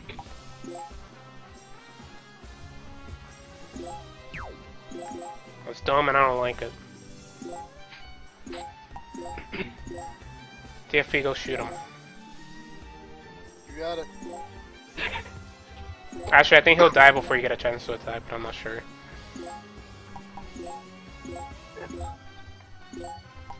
Don't worry, I think you'll eventually get an area of effect attack with the Dell. Oh, I did not think that through. Oh dear, what did you do? I accidentally hit TFP with Blade Rush because I put him in the line of sight and I wasn't thinking. Ouch. So, is he alive? Yeah, he's alive, but I still hit him. To the mega room. You know what's neat is that you get to say your mistakes, but I can actually just watch them. Like it's like a minute delay, but I can watch them. Okay, 30 seconds on. Well, I thought when Chill was gonna do it, I was gonna do a screen share, but it lagged the screen. It lagged the actual emulator too much, so I couldn't do it. At the very end of the screen share, like when we're sharing, it actually looked like it stopped lagging. No, but like I could hear like the music stuttering and shit. But at least it runs, at least better than the fucking N64 emulator. Oh yeah. which is surprising, but whatever. How does the PSP emulator do that? Also, I believe this is the PSP emulator that's coded in Java. I think. It's the PPSSPP emulator. Yeah, I think. It's either that one or the other one. You want to deal a quick amount of damage to them all, sir? Yes. Blow up the Geo symbol. TFP, blow up the Geo symbol. You got it. That'll deal a nice amount of damage to or a decent amount of damage to TFP, everybody on the you didn't destroy it. God damn Sorry. it, TFP. I tried.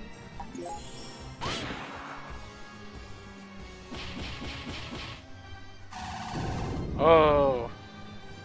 Oh, that's wrong. I don't think anybody actually got hurt. I think that the two enemies did. Or the enemies on the screen. Oh yeah, they did. I wasn't paying attention. Yeah. Because who pays attention anymore?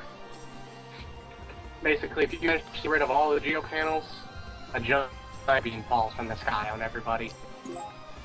Alright, fuck, I didn't mean to end turn right there, I'm all alone.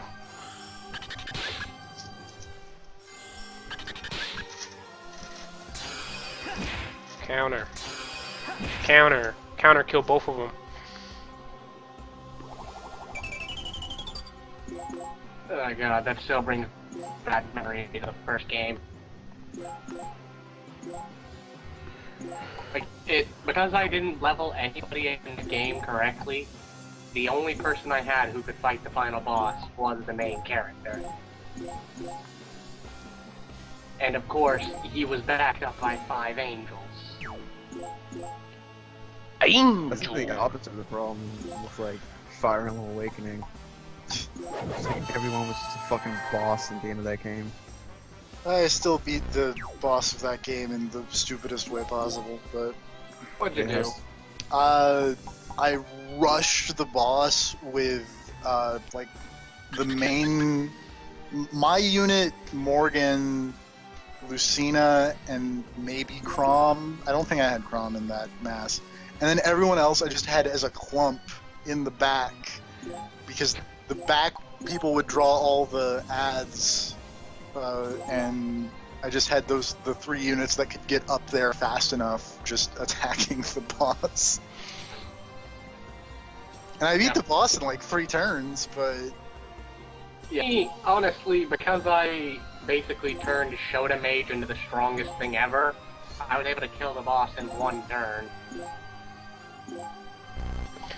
I think the hardest RPG that I've ever played that gave me like the hardest trouble with like the final boss is probably Fire Emblem. I mean, of course it'd be a Fire Emblem game, right? It was fucking the final guy in Sacred Stones. It's a fucking asshole.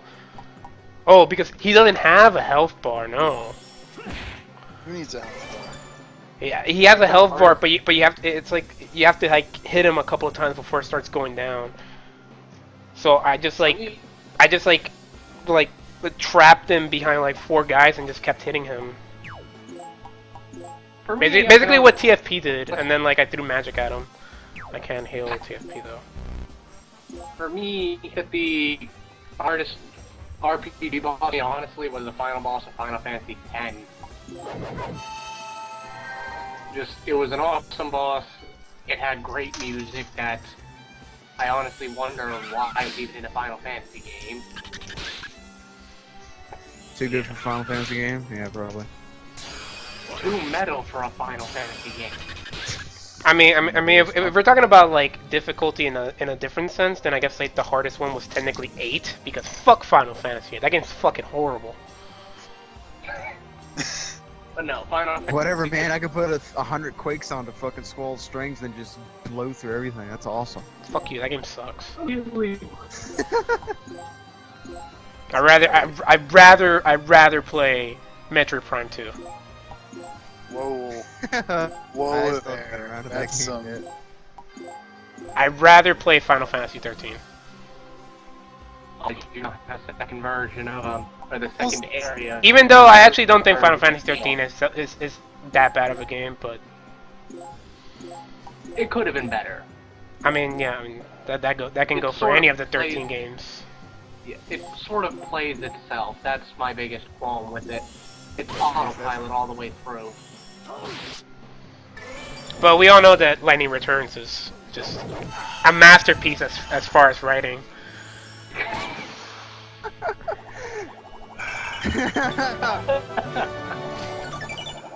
I mean, like the plot twist at the end that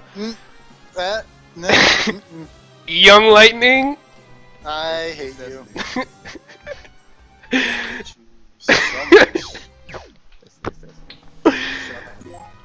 I wonder if that was like conceptualized at the beginning, like.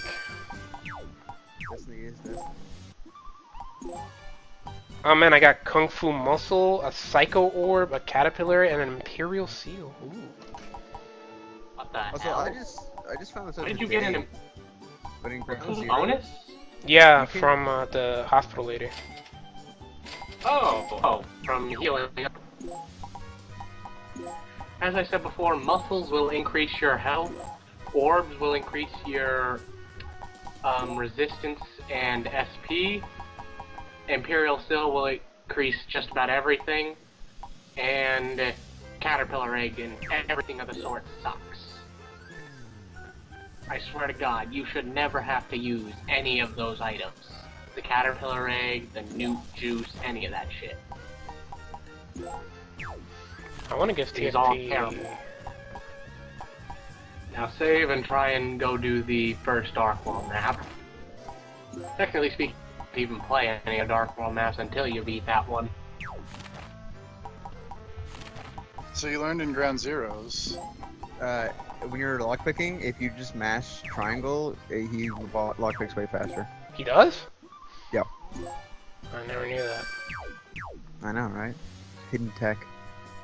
I was gonna do, since September is the release date, I was gonna do a marathon of all the games. In the summer, yeah. That's a fucking perfect release date.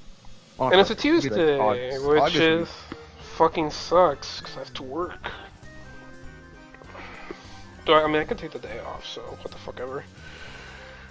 Hopefully I'll have something better than a PS3 to play it on, but if I don't, then no harm, no foul. Yeah, I'm still pissed off. Again, when GameStop first put Metal Gear Solid 5 on their website, they stated that it'd be out at the end of March. It was probably just one of those placeholder dates. yeah, that's just one of those quarterly things. Like if they say, oh, it's gonna be like, I guess that's in the first quarter. So yeah, if the company just says first quarter, then they'll just put it at that. And it isn't even in the first quarter. No, but I mean that's what it is.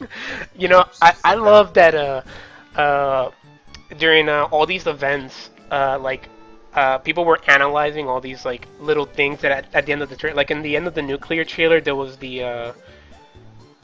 some quote from that one book that I forgot what it was called, and people were like, "Oh, that book was released in this date, so that means that's the release date. Kojima's trolling us or some shit like that." God. And no, and it turns out it was completely wrong. Sir, please, God, no. You don't know. You do not know theorists until you've been where I've been. Guys, is Joaquin Mogren CG or not CG? I did not hear what you said. Are you CG? Do you even know? I'm CG. How can our eyes be real if mirrors aren't real? Yeah, seriously, that term. Or whatever that. Other way around. The other way around? Yeah, it's. Well, I mean. I remember the first time Rob told me that, I didn't believe him.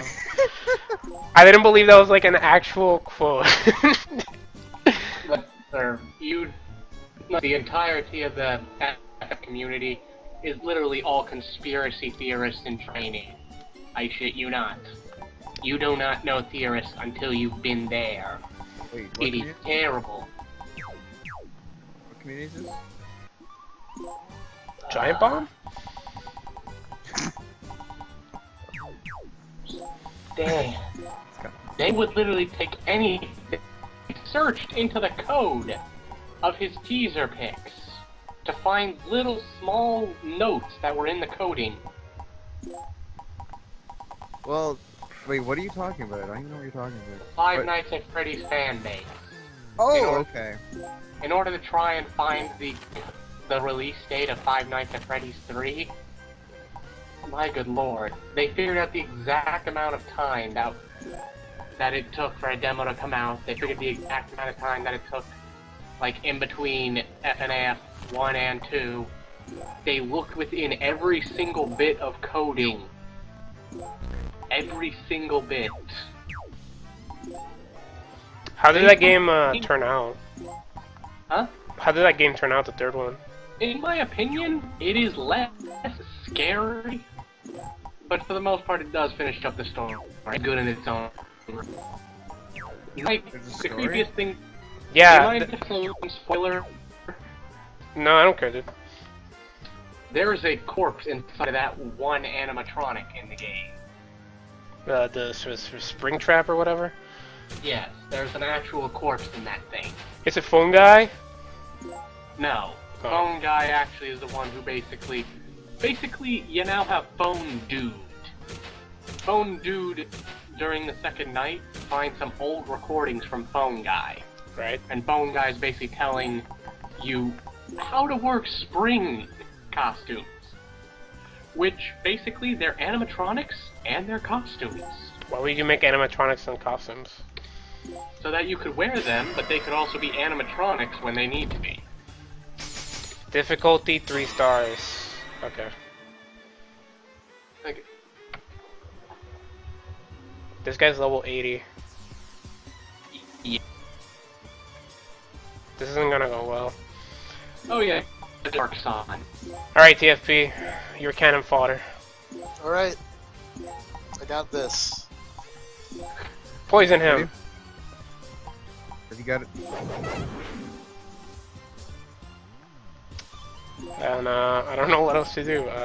I'll put tank. The way poison will not work because they're on regeneration panels. Oh. I perhaps don't got this. You only suffered 349 damage. They're not on regen panels. No, they're not. They just have a natural ability. Oh right, I was gonna say that's quite a bit, but right, this is Disgaea, so number something. Also, there is a Dark Sun report. Basically, every turn, something is going to happen or not happen due to the Dark Sun. You can look at it inside of your menu, but game over is a possible event. Who's got 2 thumbs and is dead? This guy. Yeah. No, the joke is too good. One, you know it. Hell pollen. That's a lot for hell pollen. It's just too good. The world isn't ready. When will the world be ready for your Fatal Frame? The world will never be ready for me to play Fatal Frame again. That did not work as planned. That did not work as planned at all. We might be able to kill one of them.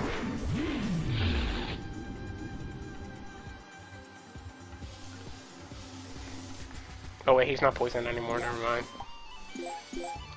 Alright, Rosalind, shoot him with your gun.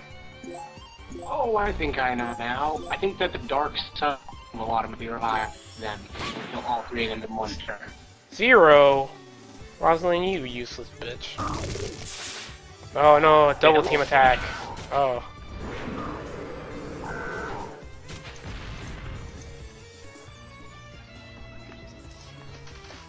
Alright.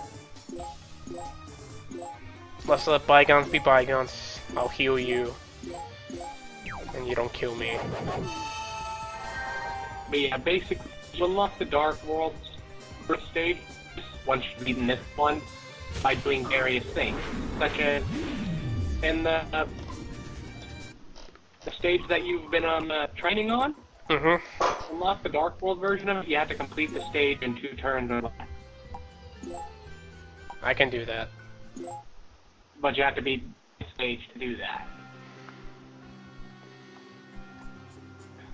once we get Rob, he'll start killing them. You hear that, Rob? We need somebody who can use spears. Rob was a spear person by the end of Final Fantasy Tactics, and I actually don't think he even hit the final boss once.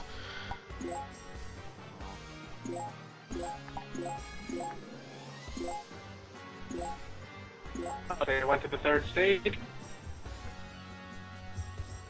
I figured this one will give me more experience.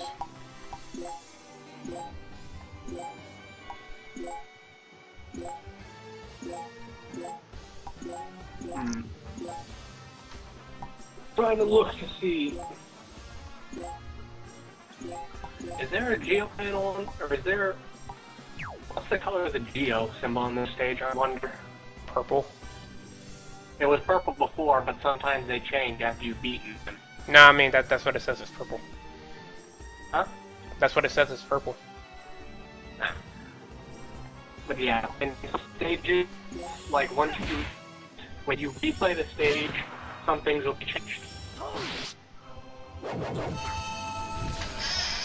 A certain color geo symbol might be a new color, like clear.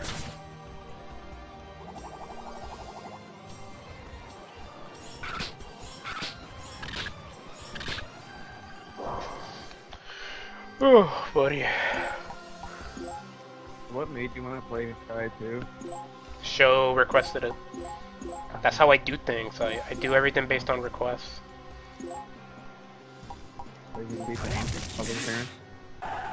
I cannot hear you all that well. Play public opinion? Well, I'll just ask. Like, I haven't decided on a game to play after this one, so... Rob, what do you want me to stream? Pick some that's not console or whatever. Well, a few things that you know I'm gonna say. Okay, we'll say one of them. Resident Evil. Resident Evil? Yeah. Which one? The first one. The first one? I'll stream Resident Evil 1. You wanna know why? Huh? You get to do music. Like just the original version that was released. Oh yeah, I know that. Have to deal with the director's music. It sucks. Which one has the awesome FMVs? They all do. They all do. Versions do. It's just that. I think the PC one's in color though, with the PC version. I don't know about that. I know the European version is that's weird. But yeah. And also, like, the director's cut version doesn't have the awesome rocking guitars and the opening of all the characters. It just has some stupid, dumb, like, synthesizer piano music. I actually was gonna stream, RE,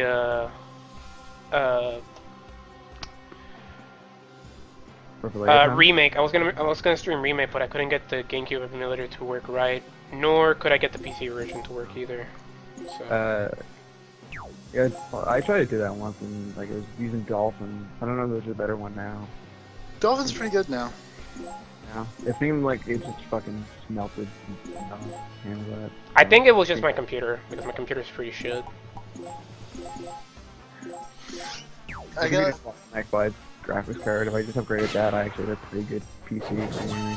I finally got my GameCube adapter in, and it's a third-party one, so I can switch it to be a PC GameCube adapter. Wait, for your Wii U? Awesome. That's yeah. awesome. Oh. Nice. Fun.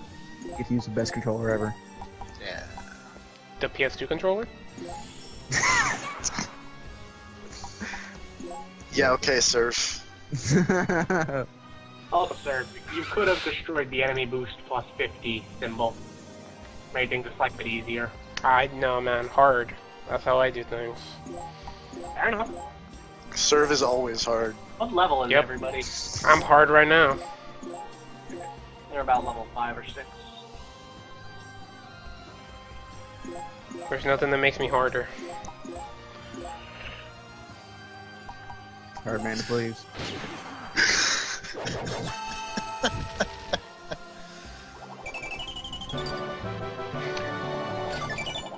We should have our own radio drama.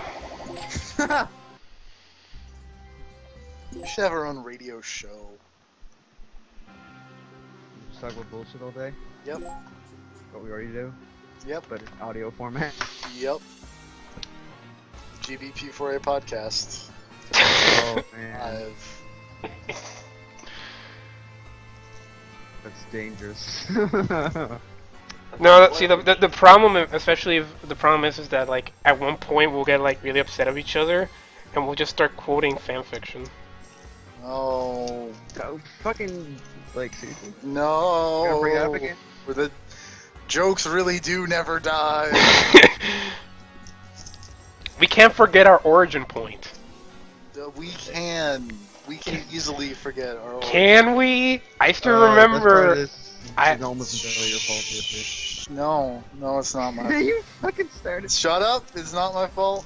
You shot the Archduke. I did no such thing. Sir, I might know of a way you can beat that first Star map. CP is actually for the Superman. I was thinking about doing a Superman 64 stream, but now that I figured out that I can't actually play 64 games on my computer while streaming, that's unfortunately a lost stream. Well, you can, they're just not the highest of quality. I mean, to be fair, Superman 64 is not a high quality game. I mean, again, Symphony of the Night certainly didn't look bad. Just hook up a camera and just live stream that, and then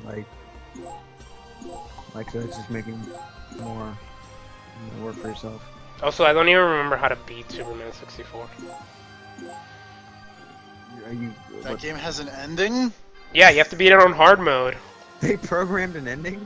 Yeah. It's you. Okay, you know, like the beginning shot is Lex Luthor with your 3 friends.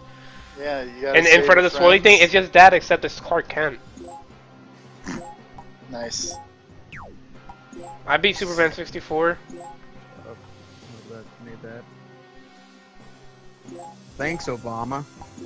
Oh, okay? So, fun fact, Superman 64 there has like really bad draw distance, right? Mhm. You know what it's called? Or what? Or do you know what? You want to know what? Kryptonite fog. Like yeah. the poison gas in Spider-Man. Whatever the fuck it was. Which is really confusing because wouldn't Kryptonite fog like kill Superman? No, it's magic. Computer kryptonite fog. Oh yeah, I forgot it's a computer program. Superman 64 is a magical game. I'm gonna counter your counter. Oh wait, I can't.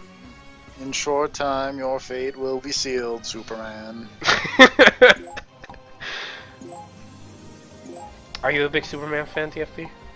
No. Man of Steel is my favorite movie. Oh, that's awesome.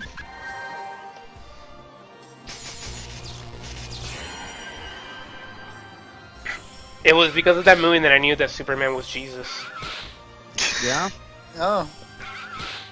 Wow, that's that's away fucking side-by-side profile of him and Christ. Yep. At church.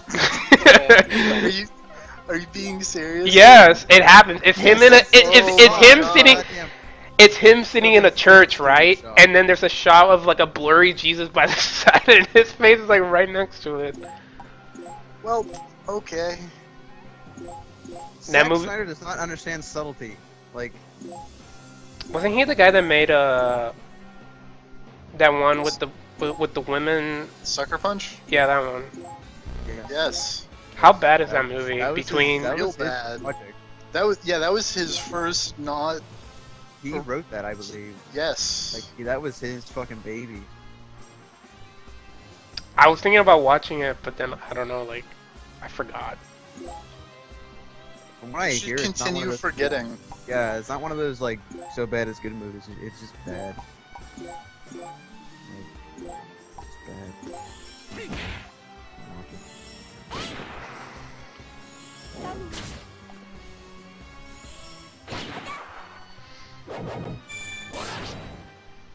I found out the other day that one of the actors from The Room actually has a book. Oh, Greg Sestero. Yeah. And yeah, the Disaster Artist. I really want to read that. That sounds incredibly interesting. Have you guys played the Room RPG? Yes. Oh my god, that game's so good. I have not, and also I have not actually seen The Room. Oh, you should watch the Room. But with friends, don't watch it by yourself. I watched it by myself the first time. Actually, I watched it during class one time with headphones on. That's how I watched it. I don't know. I can't watch like a bad movie just by myself because it's kind of fucking boring. You need to have someone there to riff on with it, or else it's not really fun. The only type of bad movies I can watch are Uwe Ball movies by myself. I need friends to do that. I don't know if it counts as like with people, but like the last bad movie I watched was Dragon Ball Evolution with Gravity. Oh yeah. In the IRC. And man, what a movie! I watched that in every theaters. Couple months I remember that exists, and I just go, oh, fucking shame. That's the type of movie you go to theaters to watch. Oh yeah. That existed. Someone put money up for that and like greenlit it and said, "Yeah, I really believe in this project. We should go forward." And Chow Yun Fat is in it for some reason. Chow Yun Fat is in it. They paid him well, I bet. You know. To be fair, most of the budget probably went to him. Sorry, you can make it so that... What are you saying, Show? Sorry. Oh, no, I was gonna say you can make it so that the next enemy you kill gives you 3 times EXP. How? Another bill in the assembly. Oh, okay. Won't be as easy to pass though. I can do it. I have TFP on my side. TFP has the most mana, I think. Wait, never mind. Make sure to save before going in there then. Okay. I'm wondering if you even have enough mana to do it yet. But yeah, basically, you can make so that the next enemy you kill, one single enemy, gives you 3 times EXP. I'll send a Dylan. Also, just a word of note, if you throw an enemy onto another enemy of the same type, like if you throw one of those puppets onto another puppet, they'll combine. Become a it actually super puppet. combines their level. Oh, it actually does become a super puppet. Yeah, it combines their levels, so if you throw a level 11 puppet at a level 11 puppet, you get a level 22 puppet.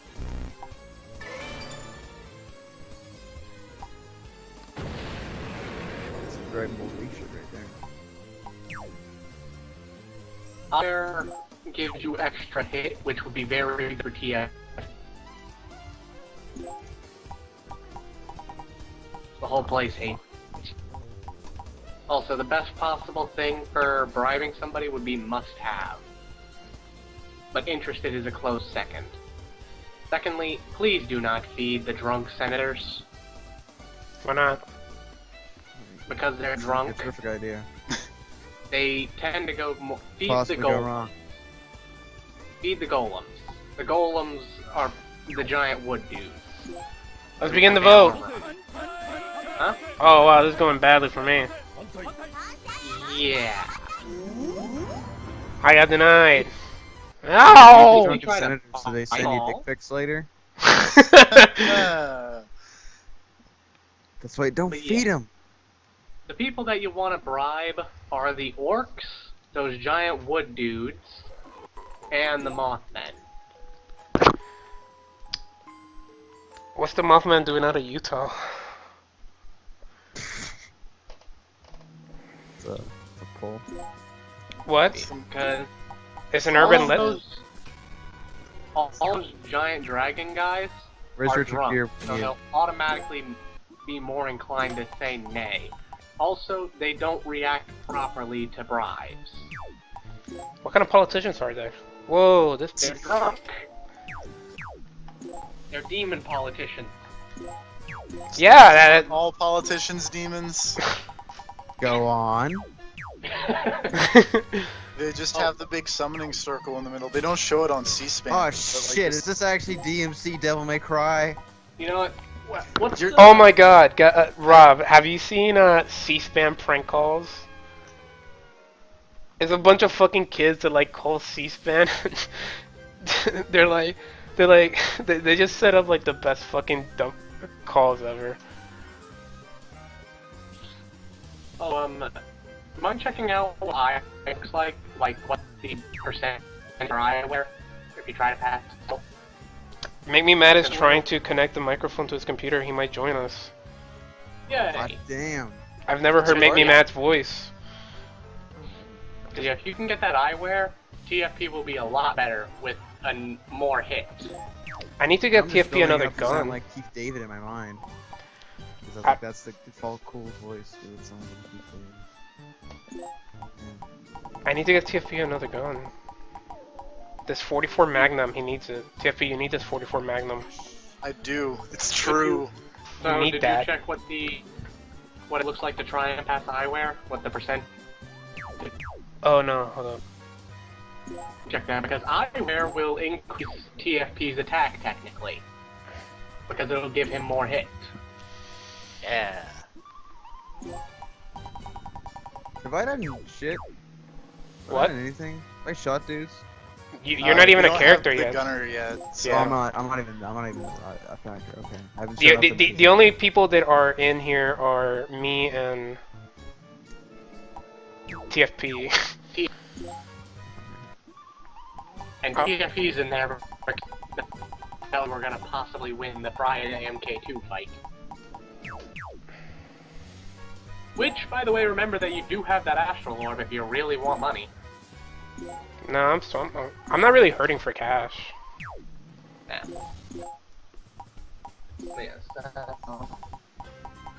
Yes, basically, eyewear increase your hit rating, which is what it's used. 47% and approval. Ooh, not good. Which probably means the closest you're gonna get is 50%. Let me try with somebody else. Yeah. Oh wait, I need 30 for that. 45 with Guido. I fucking hate his name is Guido. I'm gonna change that shit. That sounds like Greedo. What? Sounds like Greedo. Yeah. Does he shoot? He's just looking a weird fly Also, person. the love of all that is good, never, Hey, sorry. I just threw a dead never body. ever try to raise military funds.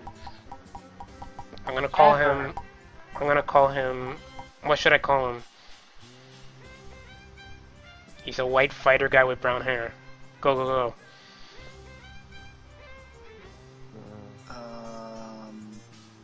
Broad. Okay. Fucking. Bro's gonna get deleted later for somebody else, but it's okay. I'm gonna call him Brody. You hear me like just randomly swearing? It's because I'm playing Ground Zeroes. I'm trying to S-rank the fucking anti-air mission. What are you playing?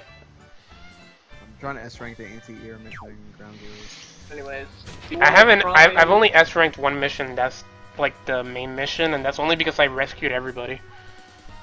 I've S-ranked 0 missions. Ground Zeroes.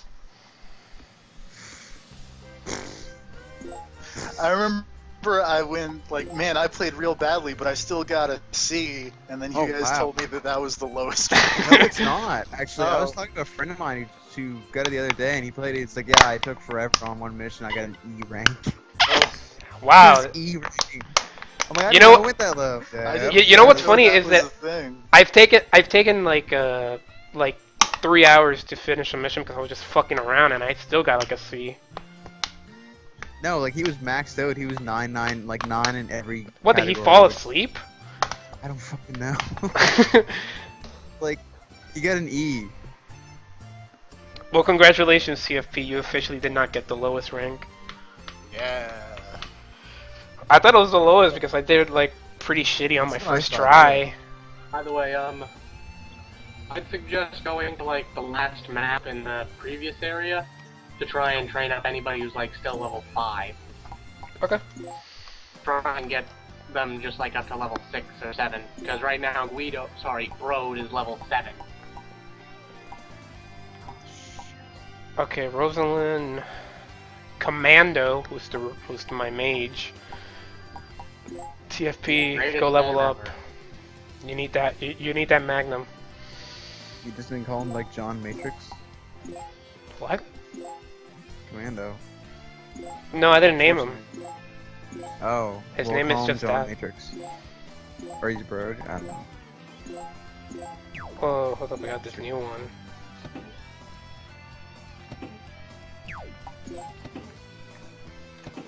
Okay.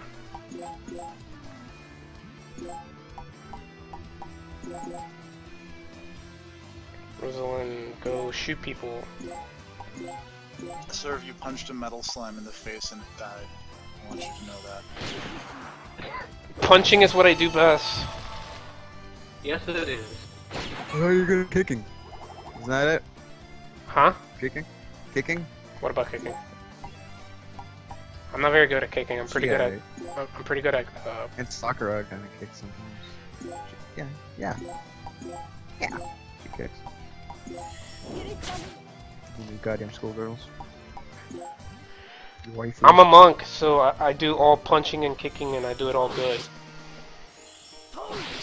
What's the official class on Dragon Quest, TFP? Martial artist. Martial artist, yeah. So I punch and kick good. Also, I had the opportunity to give you either a claw, a staff, or a fan, but I just went with good old fists. Yeah. That's good. That's the funny thing about Bravely Default is that, like, there's all these monk weapons, but since monk has a default, like, bonus if you have no weapons, there's no fucking point in using them. Like, do they give, like, stat bonuses or whatever?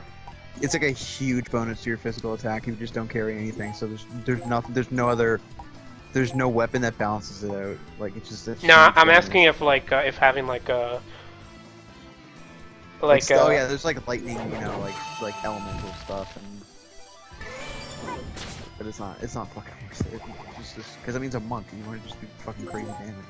Also, I just learned the ability to lay a trap, which was kind of amusing. Also, one thing, if you use like the heal technique, it will give her EXP. Ah, she poked her in the butt.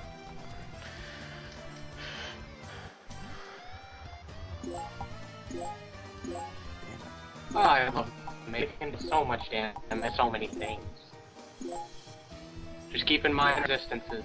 Do you see under their equipment list, the red, green, and blue?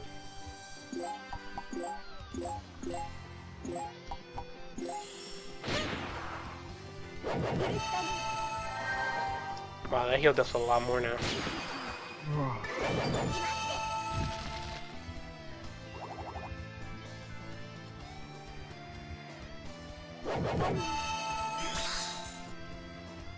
Shield? I better brick break her. Get it? It's a Pokemon reference. I get it. You should deliver a brick break to the beak.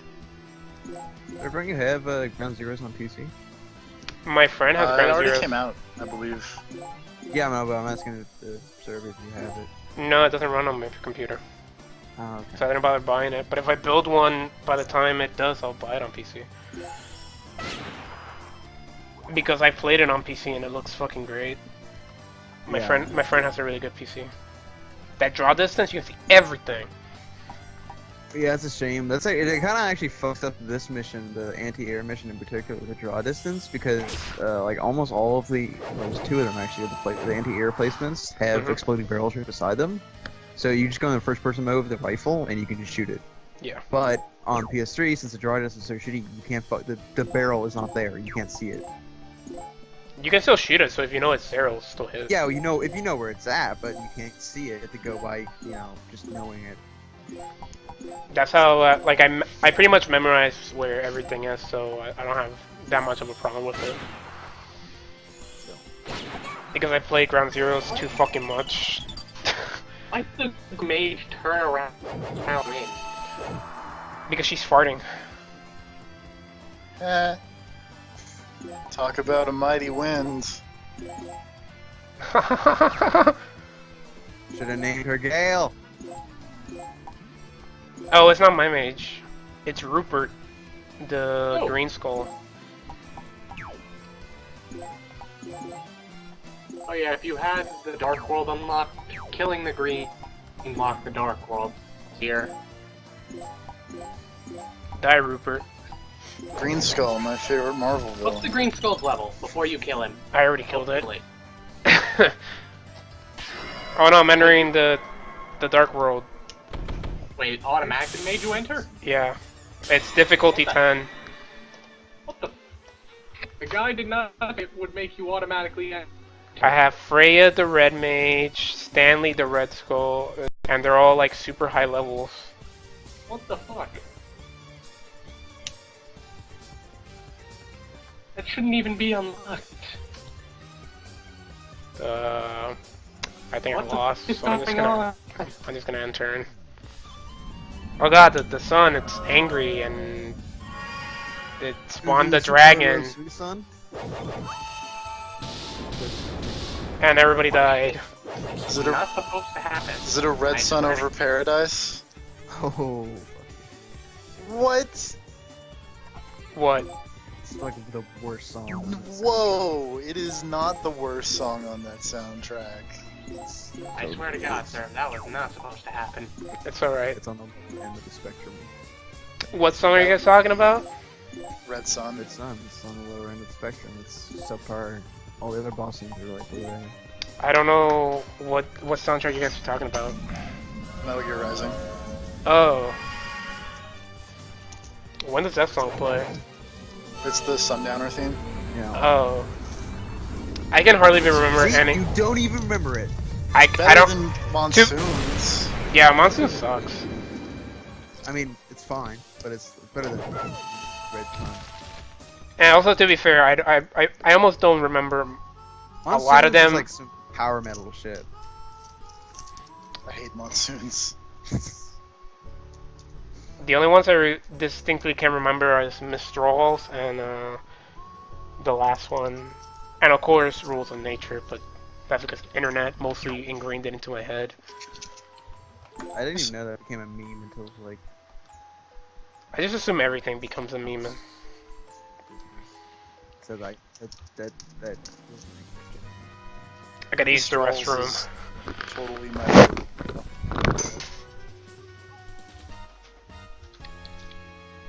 Well, Mistrals is more like an actual like song.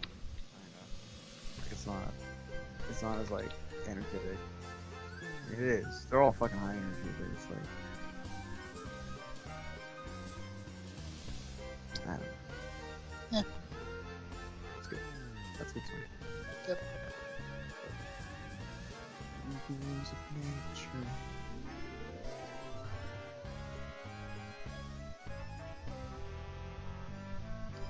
When the sun comes up, their lives on the line.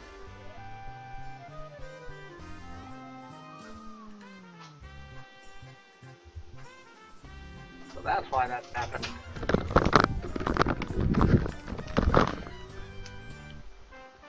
Okay, I'm back. To be honest, I didn't realize you left. I went to the bathroom. What? I went to the bathroom. Okay, serve training on stage 2. Oh, I can beat him. Of that. I believe in myself.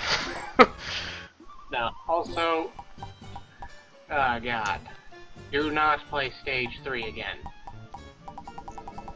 Like in the first stage, do not play stage 3. Oh wait, if I don't buy the thingy, I can buy the 44 Magnum for TFP. But I want a better one. Yay! But yeah, do not play Chapter 1, Stage 3 any for now. Do you feel lucky, Punk?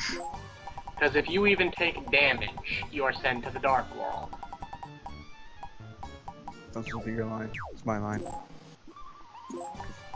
No, I don't exist in this game. You don't exist yet, so it's my line. Whatever. Okay. Whatever. I'll get man when I mean. It's fine. You get. You know what? Here's the thing. When I make Rob, when I make Rob, you guys will have a shootout, and whoever wins gets to keep the line. I'll make it happen. No, you know what? I'll let him have the dirty hair line. It's because I'll get man with no name. It's funny because I haven't seen that movie. You should. Dirty Harry? I've not seen that movie. You'd probably actually like Dirty Harry. I watched Dirty Harry and it's honestly not as good as I originally remembered it being. Really? Because I watched it the first time. I was kind of bored by it. It's actually really slow. Like it's more of a straight up like detective story. Like the first time I watched it, maybe it was just because I was like, yeah, I heard Dirty Harry's really good, and I guess in the back of my mind I was just thinking like, yeah, it's a really good movie. And the second time I watched it, I was like, yeah, it's alright. I really like it. Dirty Harry's fucking awesome. The sequels are... I honestly, I didn't even know there were sequels till like 3 months ago. Isn't it Magnum Force and... The Enforcer, Sudden Impact, and then... Wait, no. Yeah, Magnum Force, The Enforcer, Sudden Impact, yeah, and then some other piece of shit. That we don't talk about? Yeah, Deadpool.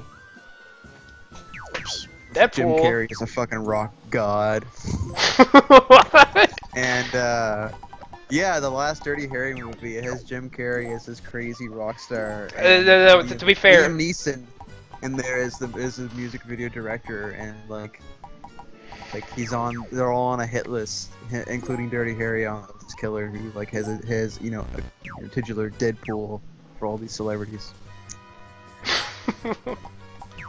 Well, it's fucking, and this is around time of like, this is like late '80s, like this was even before Living Color, I think. Movies are weird.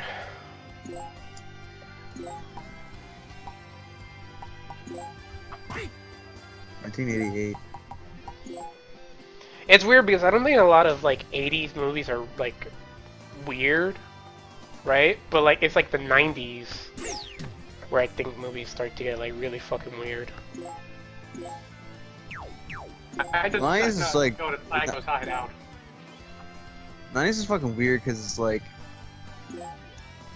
it's almost like not even, like I don't know how to describe, because like the first half of it is just more 80s, and then the second half is just like the prequel to the 2000s. Like it's not even. I can't think of a lot of like 90s movies. Like the trends that started in like 95, 96 just kept on going until like 2003 or 4. They got worse in like the 2000s. Yeah, but it just kept going. It was a hard fucking switch from like early 90s to like late 90s. Where everything was fucking colorful and shit, and then all of a sudden it's just like explosions and alien invasions. And I love Independence Day. It's my favorite movie ever. I've been attacked.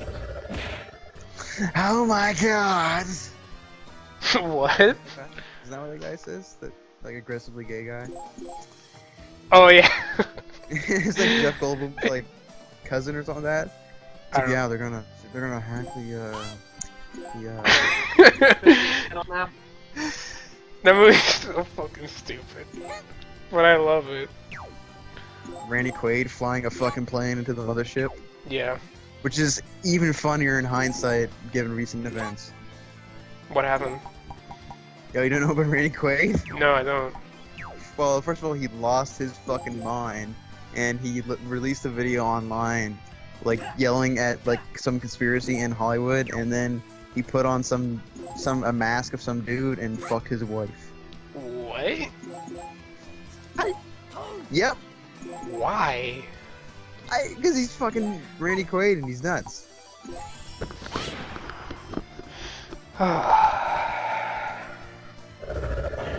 What is it about being like in movies that makes people go fucking nuts?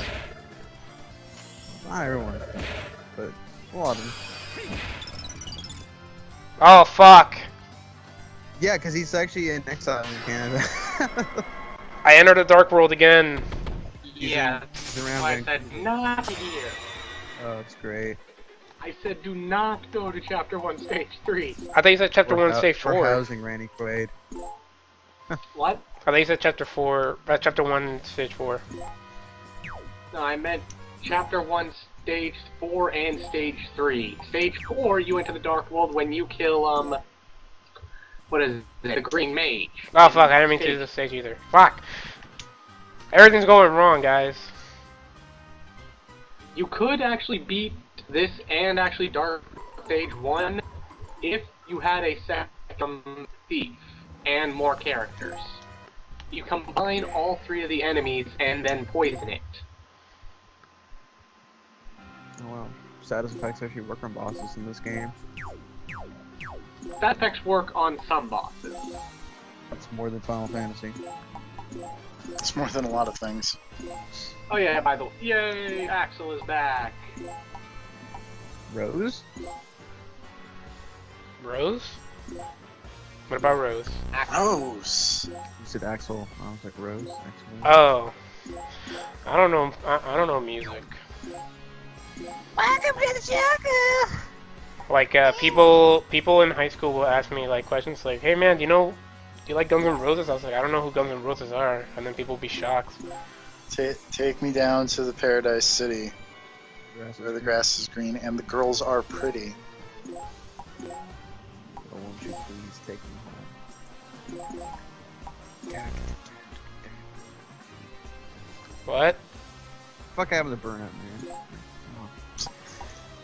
EA realized that there was only money in Need for Speed and Did Need for closing Speed Maxis. just become Burnout when... Make me mad. What's your Skype name? Oh! Sweet. Just gonna join. Maybe I should just type it in. TFB's the one that needs to know, but... No, you can add people to the call either way. I haven't used Skype in like months. Once TFP becomes level 8, we can beat that stage that you just entered. The Dark World stage? Yeah. Once TFP reaches level 8, we'll be able to beat it. Get to level 8 TFP. You got it. I'm working on it. Then, I believe TFP gains the ability to put enemies to sleep. We're gonna need a montage. There he is. That's actually 2 Sorrow Long Days, but this one's just make me mad.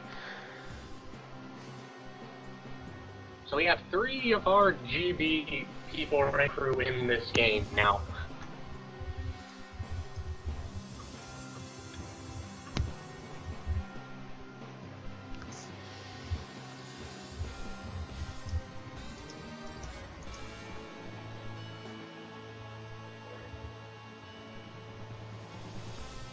What level is TFP right now? Huh? Is TFP like level 5 right now, I think? Yeah.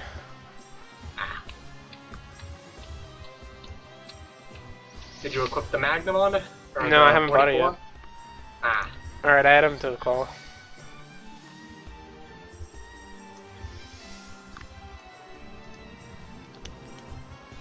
I think. He has like a little Yeah, he's on the call. Oh, okay. He has like a little hang-up-y noise sign thing. It's because he hasn't picked up yet. Oh, okay. Pick up! Or he didn't join, rather, I guess. Quick ball! Or he could just leave.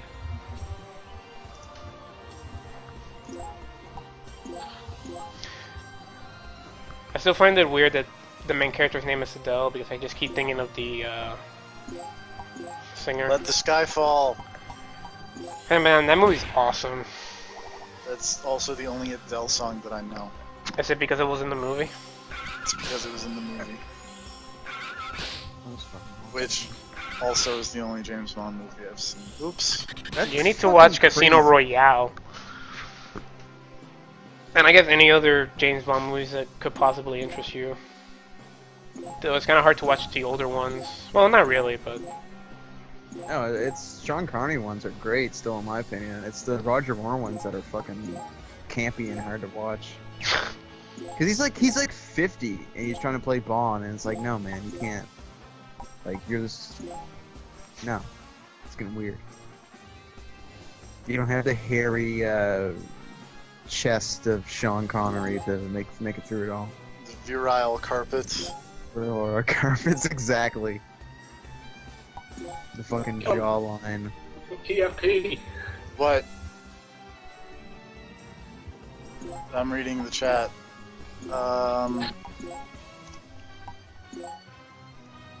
Here's what I was worried about. Let me try to do this.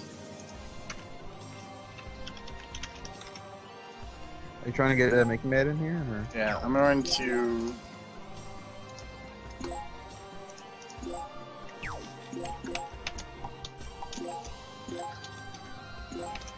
This fucking opening cutscene is the best shit ever. I've seen it like a billion times. It's perfect. Is this thing working? Hi. Oh. Yeah. Holy crap, that worked. Alright, I don't know how this microphone thing's actually gonna sound. It's pretty or how well good. it's actually gonna work. Yeah. Pretty good. We can hear you. Well, I mean, that's a plus. Or maybe. Kind of. I mean that it sounds good. It's double-edged, really. TFP is only 2 levels away from being able to be the most OP character you have. Hooray! Well, TFP was pretty OP during Tactics, so it's not like it's a new thing for him. The only thing that keeps you alive in the dark world is peace and coin.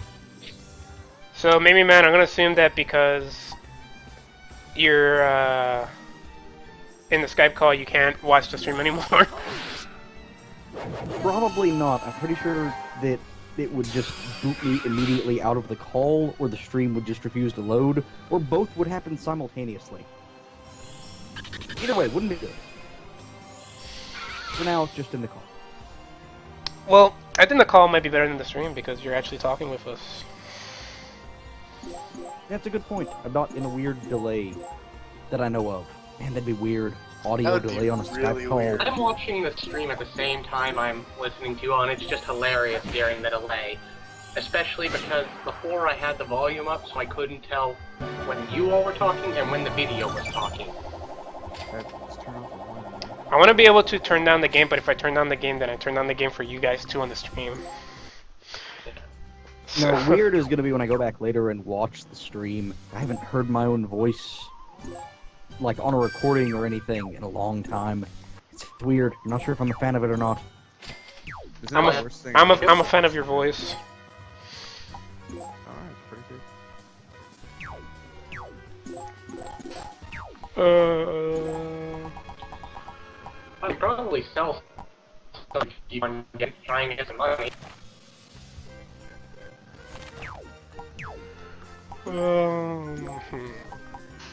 When did I get all these brawny muscles? I don't remember. You've gotten them as rewards. That's what I was gonna You guys say. did the If you wanted montage a, like I told you to? if you wanted a portable bomb, basically, a pretty with muscles is pretty dang good.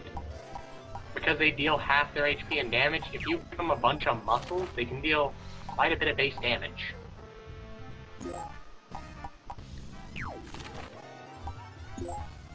Like, how much does body muscle give you? 44 HP? Yeah, never mind. Yeah, never mind. Actually, wouldn't good. My problem with Disgaea 2, I got playing it. I think I ended up going into the item world for a pack of chewing gum or something, and then never got back out. However many floors deep into a piece of gum, and then just that was as much Disgaea 2 as I could handle. I was fighting level 30-something enemies inside a piece of gum. You want to try and do that real And then fast? story TFP? never Go got into an finished. item. I can try, I guess. Hey, before you... What a mysterious joke. The most mysterious of Jogos. It's not that mysterious, it's just weird. Should I go? Okay, so should I go into the ABC gum or the mint gum? Which one has lower level enemy? I was gonna go into some, but yeah, go into some gum. I mean, logically, the enemies inside the ABC gum have already taken a beating. Couple, you come here, please. Who's got 2 thumbs and thinks this Jogo is very mysterious? We are back. Oh, Disgaea. Fuck.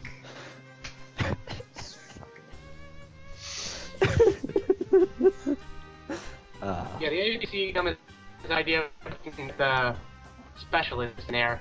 If you kill a specialist, you can attach them to other items.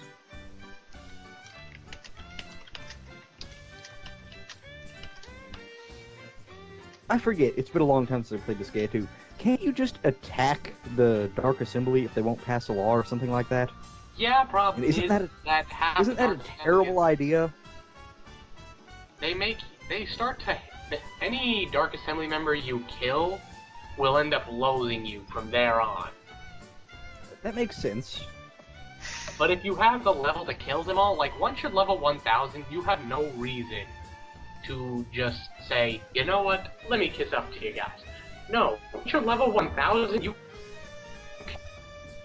Well, I mean, at that point, you just go the Armstrong route. You body Congress. Ain't no Ivy League sissy. The other you couldn't kill would probably be a legendary step. Which, like, level 5000. I'll go into the Menkom. Right.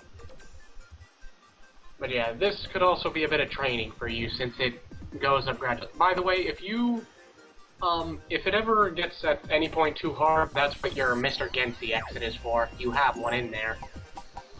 Basically, use that out of the dungeon and you'll immediately exit it. Actually, let me quit because I think I put that in my warehouse. Oh.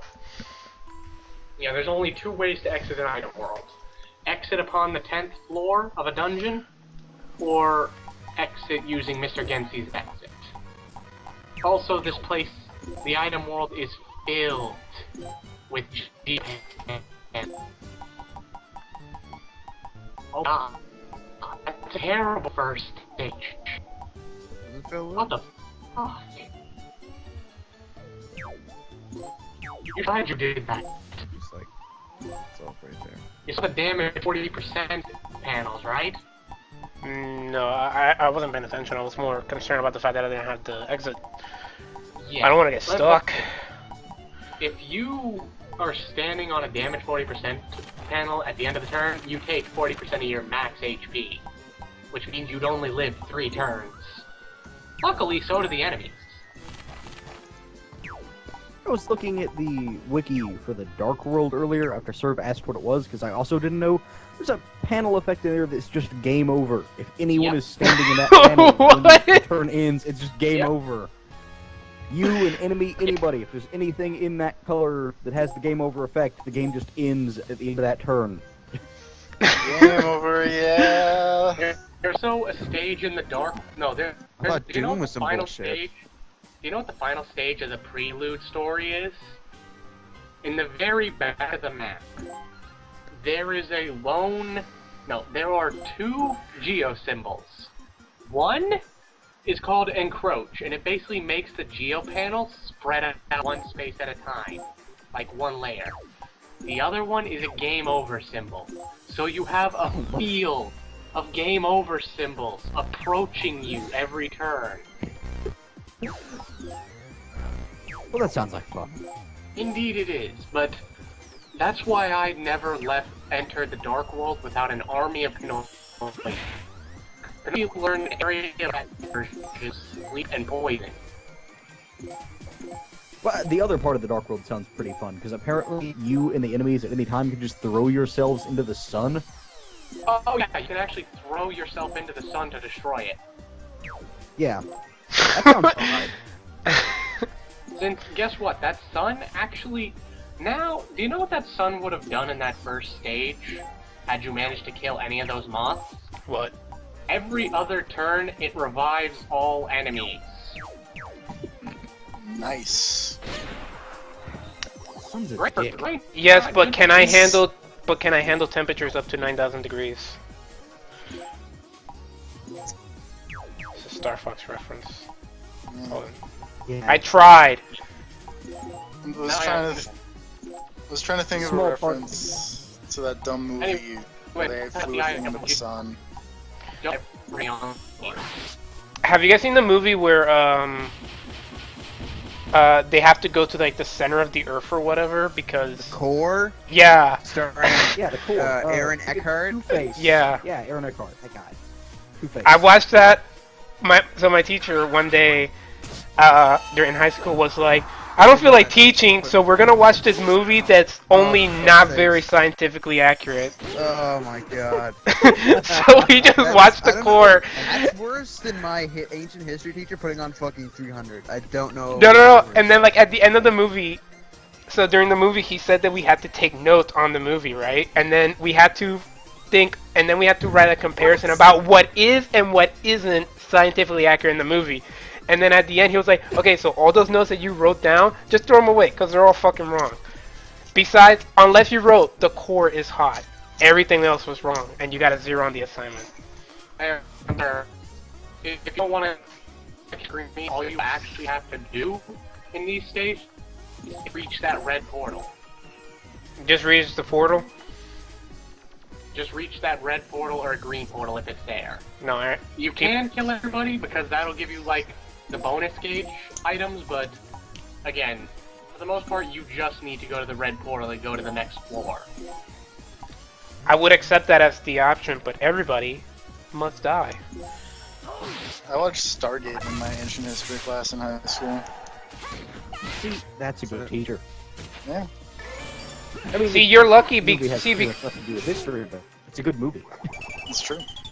Unfortunately, all the movies that I've seen in school have been the Chipmunk movie, the Alvin and the Chipmunk movie, some Christian, like, remember some Christian football movie or something that was done independently, another Christian football movie that was done independently, Remember the Titans, Spy Kids. The hell? The third one. One of these things, not like the other. The third one. And wait, the one with Machete? Was he in the third one? Machete was in all of them. Yeah, he was in all of them. He was the uncle. Oh lord. I didn't know that. The third one is the one where the one where they're in the video game. In the video game, and Elijah Wood shows up for about 30 seconds, and then he does. dies. He does. Yeah. Because like the entire plot point with Elijah Wood is that everyone is faking like the main character kid is like the one to save the game, but he's actually not the one. It's Elijah Wood, and he shows up, says I am the one, and then immediately dies. You never see him again. Sylvester Stallone murdered the fuck out of him. Also, the president is George Clooney, I believe. Well, that makes sense. He could probably get elected right now if he tried. And Sly is the villain. Yep. He's talking to himself, like funds of himself. Yep. Like, oh, sir. Man, Spy Kids is weird. Spy Kids is fucking stupid. Yes. You know what? The only Spy Kid movie I actually enjoyed was the first one, because it was something like, it was very endearing in my opinion. Like, I don't know. 7? What? When you were 7? No. The last time I watched it, I was like, the last time I watched it, I was like 14. I was like, oh, it's okay. It's got Tony Shalhoub in it. It has like the hands. And what's his name? Alan Cumming, right? That sounds right. It has like the thumb people. The second one has Joe Buscemi. That's not his name. Steve Buscemi. That's his name. And Joe Pesci mixed up in there, aren't you? I did. Just a little bit. Oh my god. Man, a combination between those two people would be really weird looking. And sounding. You went for team up. You went for team up. I went for straight up. Like, what if they were the same person meshed together? But yeah, the last time I watched that movie, I was like 14, and I didn't think it was good, but it's watchable. They're decent kid movies up until the point at which, what's his name? Joel McHale started showing up in them. Joel McHale is the gift. Is he as bitter as he was on the VGAs? I hope so. You know what? People say that Joel McHale was like the thing that ruined the VGX. I think he's the thing that made it. He was the good thing about it. He's the only reason those are worth watching. Yeah, that's how it works. Like, it's that montage of Joel McHale making Geoff Keighley look like he wants to die the entire awards show. Is the best part of that awards show. It's true. I was in the. He's desperately trying to be a corporate man, and just Joe McHale's having fucking none of it. Yeah, you pay me either way. I don't give a fuck. I love the Loiter Squad too. The biggest mistake anybody's ever made. What? The Loiter Squad, like those black people that were like outside and they were like very clearly high. Those guys were apparently like musicians from the GTA 5 soundtrack. I learned later. Oh yeah, and they played that song from GTA 5, and they played it really badly. No, but that's it's actually a good song. These guys aren't doing it right. The thing about like the Loiter Squad is that at one point they were just standing out there, and then they would just be standing there because they told them like, "Hey, you're live on now," but they wouldn't do anything.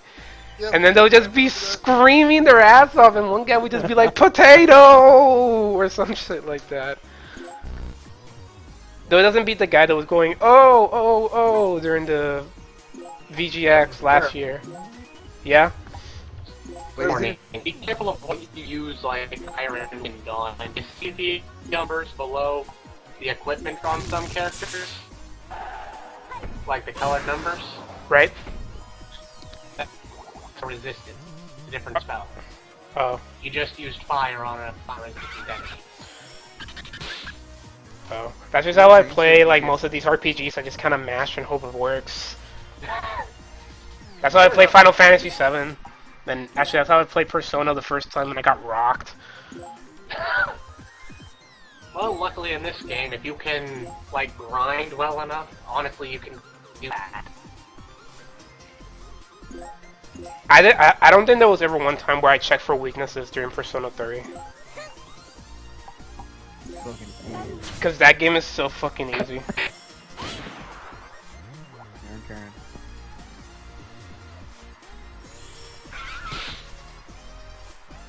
Oh wait, I think my healer died. Oh shit. Yeah, by the way, characters will not be revived like each floor. They won't even be healed. Oh. RIP healer. Well, try things in your feet as much as possible. Oh, I think I attacked TFP by mistake. Nice. Thanks for that. Get out the way. Is this isometric? Already dogpiling on TFP wasn't enough. Just consider it payback for tactics. Why aren't you using TFP attacks?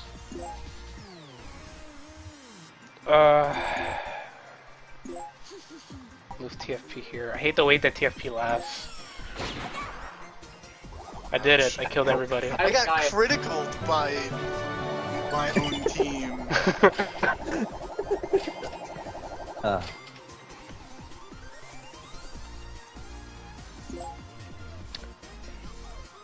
Alright, well, I don't want to keep doing this, so I'm just gonna leave.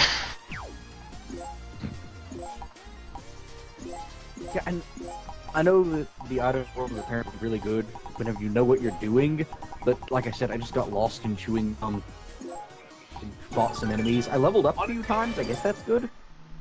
All you need to do is use that for equipment, because trust me, the boost it gives to equipment is worse. Like character like in stage just from boosting up an equipment piece. There was a gang I believe. Well, like I said, if you know what you're doing, I'm sure it's extraordinarily useful. Yeah. I had no idea what I was doing. I spent most of my time throwing enemies because I liked that you could throw enemies. Made me mad, wanted Final Fantasy Tactics, he got anime. Hey, to buy a Magnum. Oh yeah, I can. TFP, you ready for your Magnum? Yeah. You feel lucky, Punk? TFP could finally steal shit. It was never said in the movie. Yeah, well, you know. Also, by the way, you don't need to buy a new fist for Adele because the stage 4 of chapter 2 has another fist you can. Well, it's a good thing I wiped that one time because I totally bought a new one for Adele. Also, I need to stop checking. I need to stop like clicking on Adele with the 44 man. No, this Magnum sucks, and I actually need to go to TFP. Yeah, I can buy fifth. It's the demon world. I think Bravely Default has ruined me on fist weapons because they all suck. It ruined itself on fist weapons. Well, that's true. It just Every decided time not I to see a bother with new, them. every time I see a new one in the shop, I check it and think maybe this one won't give me negative attack. And nope. And it's never true. At least if you find them in the wild, you get free money. It's not much. It's not really worth it. But I don't really sell anything. You honestly should. It's not really worth By it. the way, sir, probably any before mag you buy points speed and distance, because the gun you had on is just had those extra specialists. You're only losing like 2 or 3 points. But that's just how I am, man. I need to get like the lowest one, and I need to keep trying. That's why fusing personas was so annoying.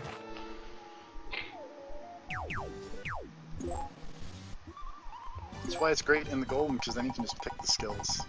Fucking awesome. Yeah, I've only ever done Margaret's social link like once. 4's awesome. Got to the very zone before gold, they managed max up. Also, one. I was at rank 9 for it. It was the Temperance Link. You actually got that close to finishing Temperance.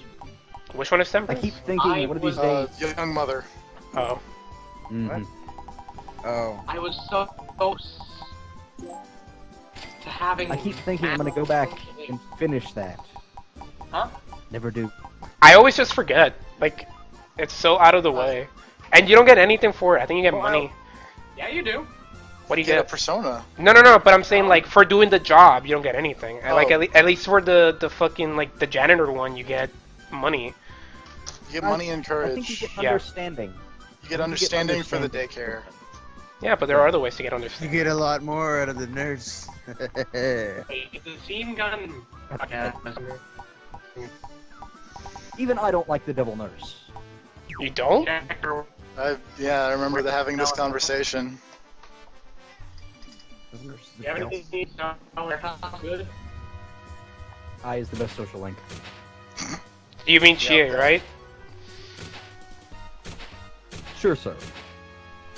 Whatever helps you sleep at night. You say, right? Oh god, now I hate you. God damn it. Wait, what'd you say? You say his best girl. Like, I don't God even... damn it. What? Is there a problem? I like the unified size. Oh, it's delicious. Teddy's my favorite girl. Fair. Though technically I don't know. I think Kanji looked really good in a dress. Can you get that as a costume in Golden? Yes. That's Yeah. amazing. Old drag costumes. They're pretty great. Just have an entire drag And squad. so it's awesome because you can talk to... You can have conversations with your party members while they're in different costumes, and they're like all hilarious. Oh yeah, they talk about the costumes they're in. It's Oh, pretty great. really? Yeah. Oh. I thought it'd be just funny, just because they're just talking So about I made- nonchalant while they're wearing Some of dresses and them, shit. the characters will have different conversations with you if you're like in a relationship with them, and you talk to them. That's it. So Wearing TFP, was the high cut armor your favorite Naruto costume? I don't God damn even it. buy that. I've not even bought that outfit in the 5 times I've played Persona 4 Golden. You don't want to see You don't Naruto buy that buy? one. Kashiwagi gives it. You don't buy that one. Kashiwagi gives it to you for a quest line. Oh, I don't. I know because Of course he does. I talk to Kashiwagi a lot. I don't. Kashiwagi's cool. Oh? Kashiwagi is cool. That's what you call it. I remember having this conversation because I believe you said that you thought Kashiwagi should have been the Devil Social Link instead of Devil Nurse. It would have been way cooler if you would hook up with the creepy teacher. And then get on the news. And then she has to be rescued because of the Midnight Channel. Oh god, I don't even want to think about Shadow No. Kashiwagi. It could have hurt. That'd be Want great. to see my dungeon? I think that would jack up the rating. She opens the door. I have unusual tastes. Oh god. Although that has been pretty funny every time that image has popped up on Twitter so far. Just all the various photoshops, of that sequence of pictures is pretty great. Like the one where he just opens the door and it's a Pokemon bedspread and everything. That's fantastic. Yeah, it works for anything. It's great. It's like when I was trying to contain my laughter. I think when I went to go see Gone Girl, they showed the trailer for it, and I was like, "What the god?" That trailer is the worst thing ever. There was a If I trailer didn't know for that was it. the actual, if I didn't know that was the actual trailer, I would think it was a parody. Yeah, I know. It's so ridiculous. I think my favorite one of those has been like, do you want to see like, it's that one, but it's Fox, and it's like the stage of Final Destination.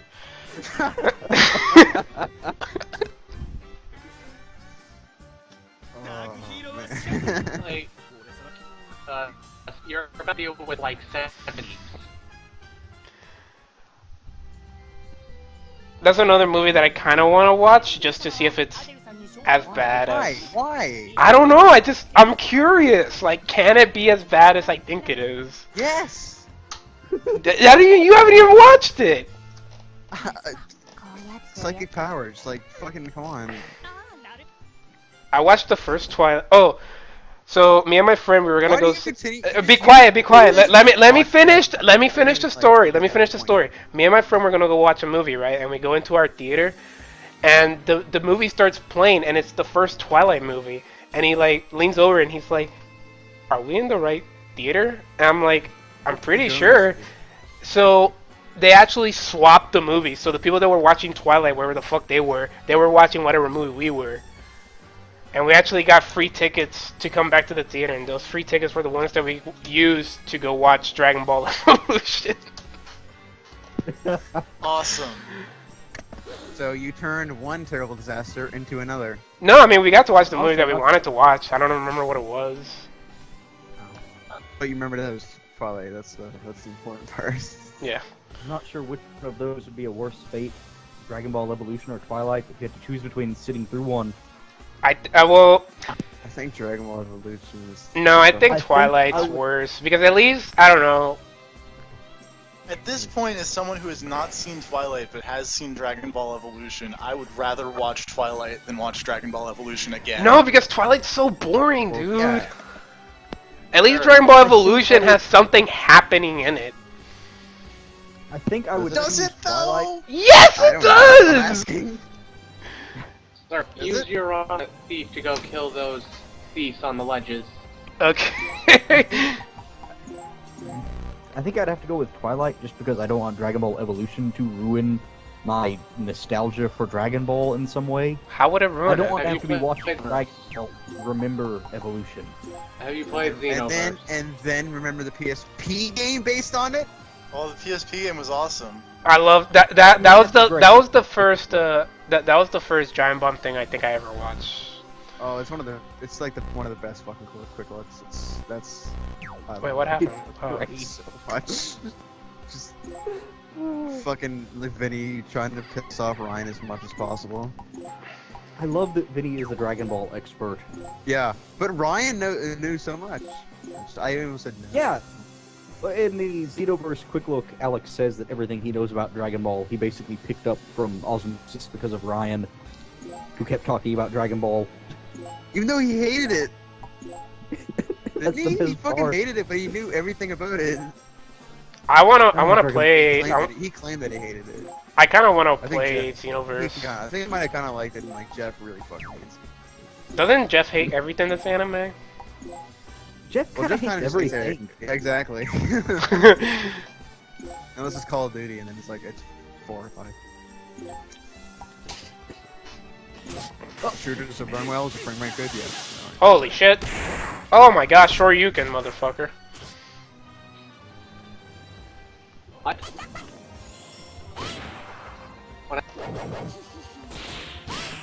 Ugh. I haven't watched any Quick Look in like weeks. Oh, Xenoverse was the first quick look I've watched in forever. The rugby one is real good.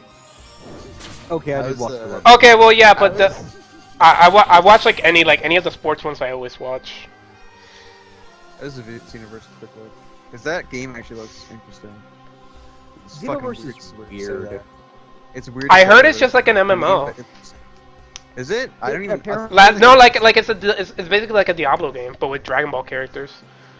Well, it's almost like apparently they took a bunch of stuff from the Dragon Ball Online game and used it to make Xenoverse. There's a Dragon Ball sort of Online game? Yeah, it's almost sort of Monster Hunter-y. Like you build a team and then you take missions in the lobby and then you go out and go on the mission, and the mission is like kill giant Vegeta. So you go beat up Vegeta and then you go back. And it's like, yeah, you got some armor. It's like you got some That's armor. not what I because you thought it was beat at up all. No, but it's like that, but it's, you know, the sort of Tenkaichi style fighting and stuff like that. When you're on the mission, it's just a whole bunch of people running around doing that. But yeah, it's like take missions, fight a bunch of dudes, and then go back to the lobby. It's like, alright, you cleared up that timeline, go fight Frieza again in some other weird scenario, and there's like a whole bunch of alternate timelines going on at the same time. There's time travel stuff because fucking why not? You know, at least it's not like every other Dragon Ball Z game where it's just like, oh, just go through this saga and then go through that saga. At least they're trying to do something different. Not just replaying the enemy story. Yeah, well, it's like the whole enemy storyline got messed up, so you have to go back and fix the timeline. But you're fixing the timeline by screwing it up even worse in some cases. Like you end up, then the quick look video shows it off, but you end up, whenever Ginyu tries to steal Goku's body, he ends up in your created character's body. So then everything gets messed up there, where you're running around as Ginyu for a while. It's weird. How many times must the Cybermen get their revenge? Many times as it takes. Cybermen don't have much Have you going all for them. seen Frieza's new form? Yeah, he's just gold and purple. It's weird. He's basically really disappointing. Super Saiyan cooler. Yeah, I don't like it. Not a fan. I like Frieza. Frieza's my favorite Dragon Ball villain. My favorite one's Broly because he's the legendary Super Saiyan. And he's big and he doesn't really do much. He's got more movies than most villains. He's got more movies than any villain. Like, Cooler has 2. Broly has like 5. Broly has 3. He has 3? The Okay. Movie, Broly Returns, and then Bio Broly. Shouldn't even fucking count. Okay, wait. And it's a piece of shit. Okay, wait. Bio Broly is so dumb. You need to it's Dragon explain Ball, to but me Bio Broly. Alright. Someone takes bio, like literal fucking bio slime and says, "Wow, It Broly is was literally a good bio idea." slime. Like it's fucking bio slime, and then he just turns into a slime monster. Like they kind of have Broly like look like Broly, and then he just turns into a slime monster, and like Trunks and Goten fight him, and then Krillin shows up, and then Android 18, I think, because that's all that's around, because everyone else is dead or like fucked off. That's it. And they're just on an island and nothing really the fuck happens. He just becomes... It's like a fucking... It's almost like a 50s sci-fi movie. It's fucking... Like... This is stupid. All I know about Dragon Ball, I've absorbed through quick looks over the years, which is why, like, every single Dragon Ball has a mission that's called the Cybermen's Revenge. So that's all I know about Dragon Ball, is that at some point the Cybermen get revenge. No, they don't. I hate the fact in Dragon Ball Z that like humans basically become shit tier characters. Like during like the fucking Cell Saga, like they show up, half human, then you're fucking like... No, but like during like the Cell Saga, like fucking all of the human guys show up, but they don't do anything except just die. Well, actually, no humans die. Well, I gotta bring this up in Dragon Ball Online.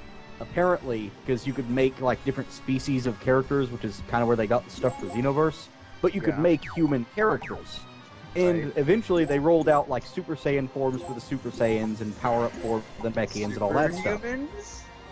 No, that's the best part. The humans turn Super Saiyan. What? Because the human characters, The human characters all you made, half. they said they never said they were full human. They all have some Saiyan DNA, so they just got around that by saying any human can go Super Saiyan, because all the human player characters have Saiyan DNA. So the humans are totally shit. You can't even make a human character in that game because you are by default part Saiyan. Well, yeah. That's how much they shit on humans in the Dragon Ball universe. You can't even be human anymore. You're always part Saiyan. Well, I mean, yeah. It's great. Who's got two thumbs and is part Saiyan? Disgaea. That doesn't even make any Super Saiyan sense. TFP would be weird. I'm just saying. TFP weird. You fucking Just healed stole your that. SP, sir. What? Not even The Did you first mean to Dragon heal your Ball- SP? TFP's dead. No, did you The mean to first heal Dragon your Ball SP? Xenoverse video I watched, Yeah. somebody had to create a character named just Saiyan. I thought that was pretty good. Nice.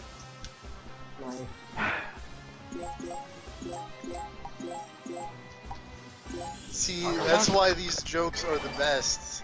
Sure, they've been done before, but they're so good that they just need to be repeated. Are they timeless to you? yeah. Timeless. This warrior guy, he with the Rambo headband, he's gonna make it. He's gonna make it. He just had the mental scenario play out of TFP, goes into the hyperbolic time chamber, and spends the whole time workshopping Saiyan puns.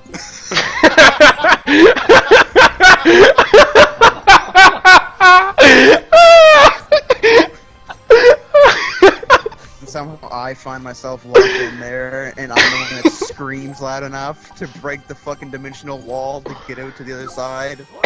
That's what happens. Fucking hell!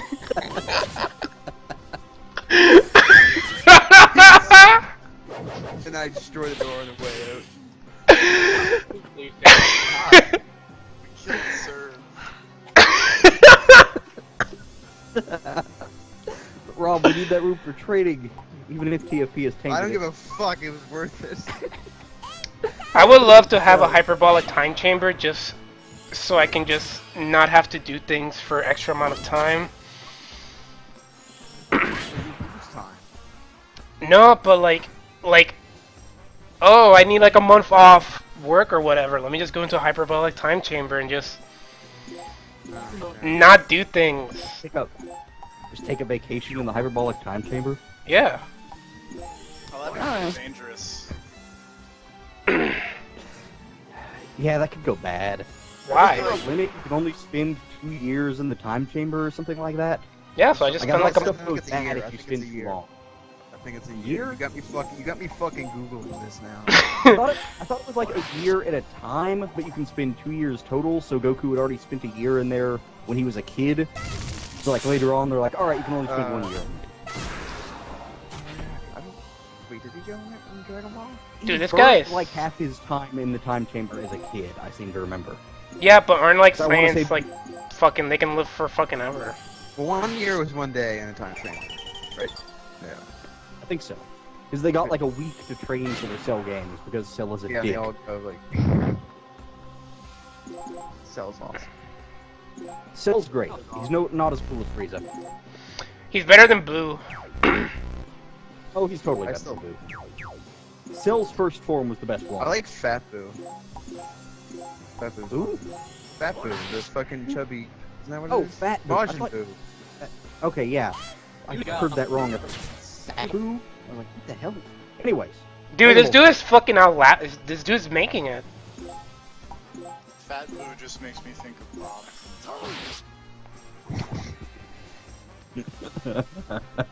Not quite as broken. Boo was some bullshit. Remember when Vegeta vaporized him and he reformed from smoke? Yeah. Fuck that. Yeah, wait a minute. I did it with one guy. What are you doing? Yeah, also, as far as heroic sacrifices go, that was pretty much the worst. I'm going to blow myself up or turn myself into stone, I guess. Well, no, he kill blew this himself monster up, with and then stone. like the energy condensed into his body, and then it hardened and turned him into stone. I'm throwing you some meta science, so I have some credibility. Calcified. Well, please do. See, if the explosion ended and he blew away like dust, then I would be more okay with it than just like, yeah, he turned into a statue after he blew up. Well, I mean, he did turn into dust later. After he fell. I guess that is true. He was just highly condensed Saiyan dust. Remember when, what was it? Which Boo was it that just made up the human genocide attack and shot everyone on the planet at once? That was Super Boo. No wait, that was Super Boo. Super Boo. Yeah, that was Super Boo. When Super Boo was born, he decided to kill everybody at once. I was a big fan of that attack. It's just put your hand up in the air and shoot every human on the planet simultaneously with energy. I love that, like Dragon Ball. That is a pretty good attack. They just make up energy blasts, like what they can do. Like they just start making up, like, yeah, I can track everything. Yeah. My favorite attack in Dragon Ball Z is the Milky Cannon. Captain Ginyu uses it. I saw that in the quick look. Oh, right. Just like, what? I think that's the person who's died the least amount of times in that entire series. At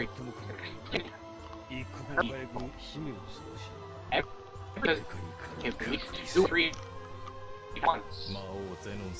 No, I never actually died. Cut out super hard in that entire sentence. Okay, I thought that was just me. No. That was having Okay, I think that's the only person in that entire series who hasn't died at least once. No, Ginyu dies twice.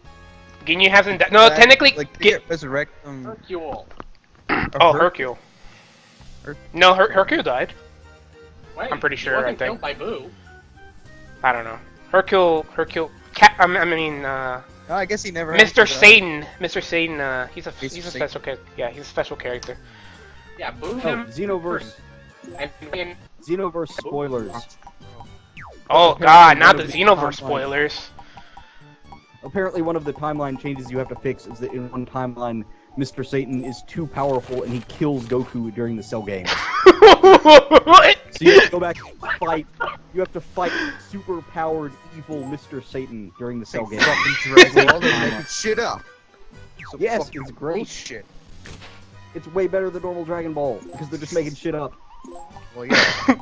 That's what I thought it was gonna be. I thought it was gonna be like the typical like story mode of where you go through the sagas, but they're all fucked up and the time's messed up. So the entire alternate version of Dragon Ball is all screwed up and like whatever. Like you have like 3 trunks going on at the go. Why not just have 3 trunks? Souls and shit. Who gives a shit? I should have saved. Fuck! Okay, actually, I'm not sure which version of Trunks I actually like. I like coming back in different versions. Some of them are really lame. I like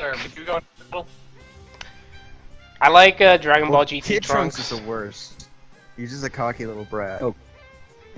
Well, he's like tiny Vegeta, basically. Basically, yeah. I need to ask one Which very makes important sense. question. Oh, okay. Oh, please. Are they actually from a family named entirely after Pants? Yeah. Yep. Okay. There's Bulma. There's Bulma Brief, which is Bloomers, I think. There's Bra, but she's not canon.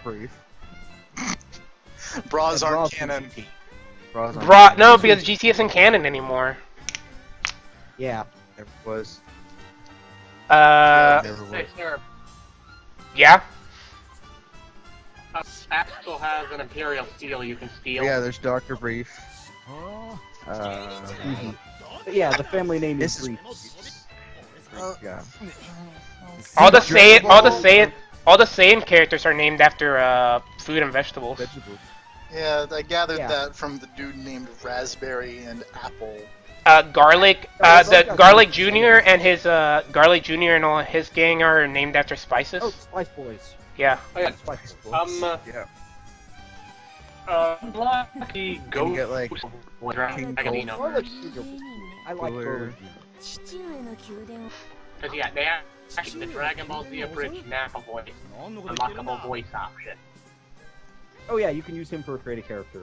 I don't know if Videl is a pun on anything. I don't think it is.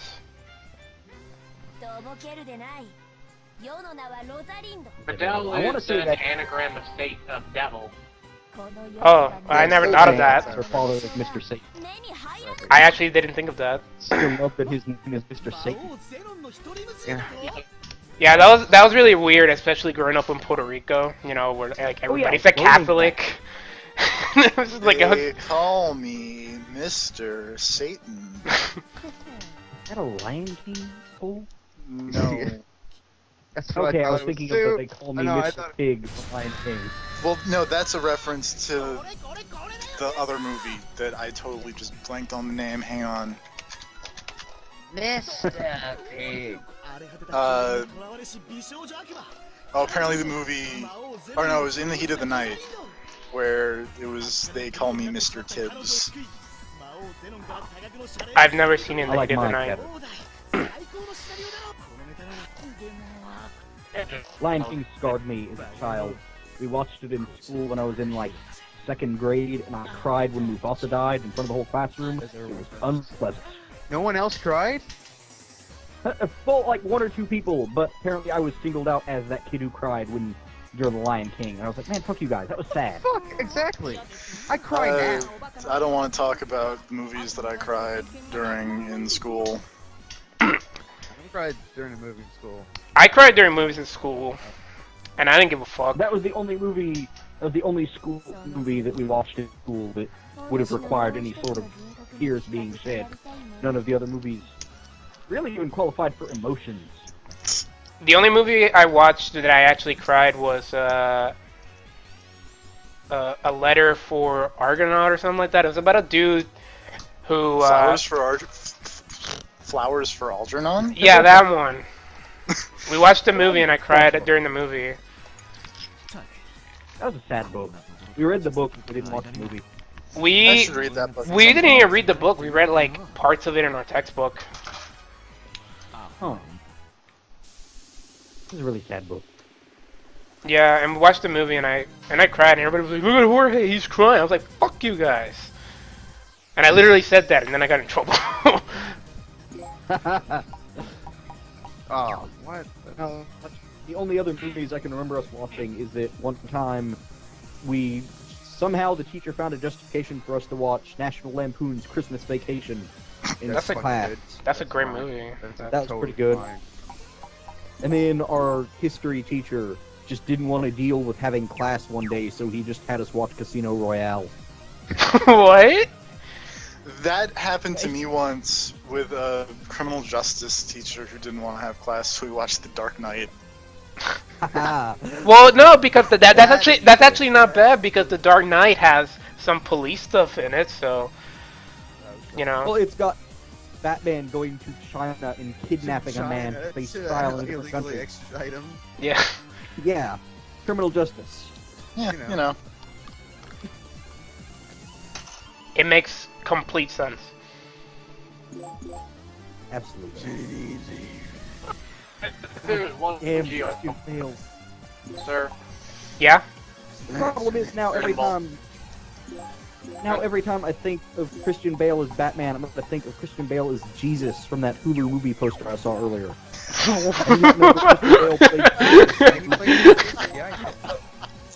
Yeah, there's a picture. Hold on a second, I have it on my Twitter somewhere.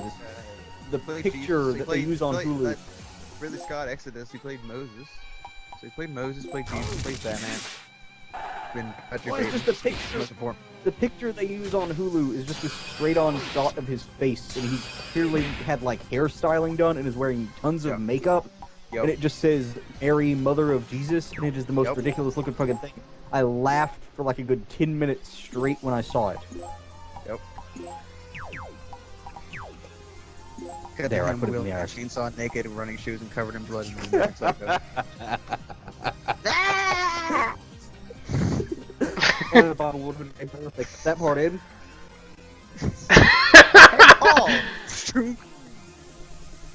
I'm gonna save that picture. Also, you need to... There's just something about intense Christian Bale as Jesus just staring at me. I don't know why it's so funny, but it is. I don't know where that's gonna become useful, but it will one day. That picture will come in handy eventually. It's gotta. someone's gonna say something about Christian Bale being a good actor or whatever, or never having a bad role, and He looks so fucking like vacant. Like I'm fucking doing this. Oh fuck. Okay. Brings new meaning to the name Christian Bale. God damn it. You can fuck right off. Oh. we're gonna be taken down because of puns. No. That's the reason my stream is gonna be taken down. That's the Yodi. That was already you just grabbed it. 100% power. Sir, do you want to blow up all the geo panels? Yeah, I like blowing up geo panels. Okay, so first off, take back your thief and fighter before they act. Like press circle over them.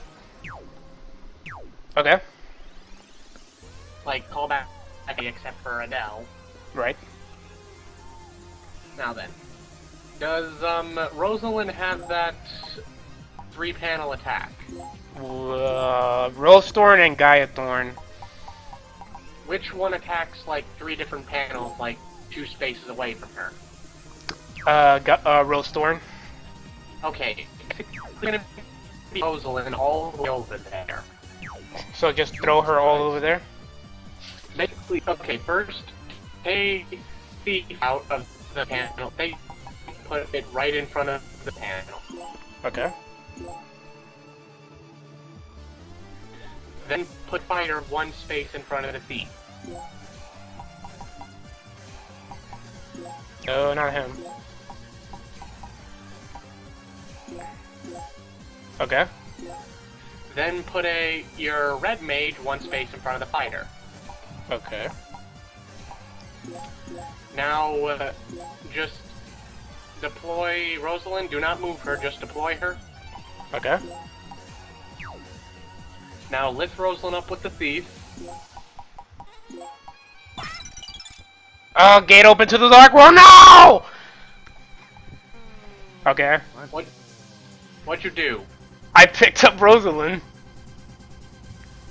Okay. Now lift up the thief using. Okay, and then pick up the deal with the. Okay. Yeah. Sky Tips Hotline. Wait. Okay. No. Okay. I know what you said no about. Now said no about. No. Just never pick up a character in this stage again. Okay. What the Now, fuck have you got going on? Nito, either past the fighter or right in front of Adele. Wait, what? Where'd you throw Guido? I haven't thrown him yet. Okay, throw him right behind Adele. Okay. Now have Guido throw the thief past her as far as he can.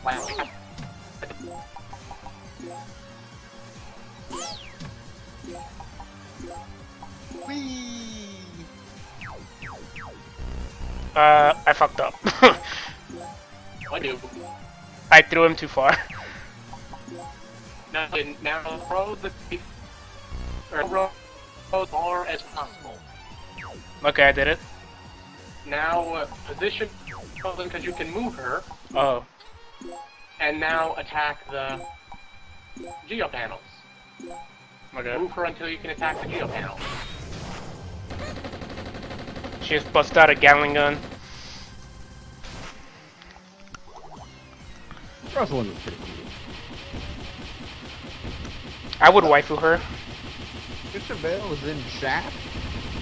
Sure. What? Samuel L. Jackson. Oh wait, Samuel yeah, no, Jackson I totally Shaft get movie. that. Yeah, he was like a crazy racist murderer guy. Yeah. Yeah, remember that. He wasn't Also what? Newsies. No, I just I feel like, oh fuck there a while back, and it's like I was reading what he did for like American Hustle, where he's like he gained 43 pounds and shaved his head and put a comb over, and then actually like purposely did a slouch, which made his height decrease by 3 inches, and he was suffered by hernia disc. Oh, there's this movie called The Mechanic where apparently he just didn't Yeah, eat for a really long time. Yeah. Mac He's super skinny. He's like he just looks horrifying. Yeah, it's like not good. It's Yeah. really fucking not good.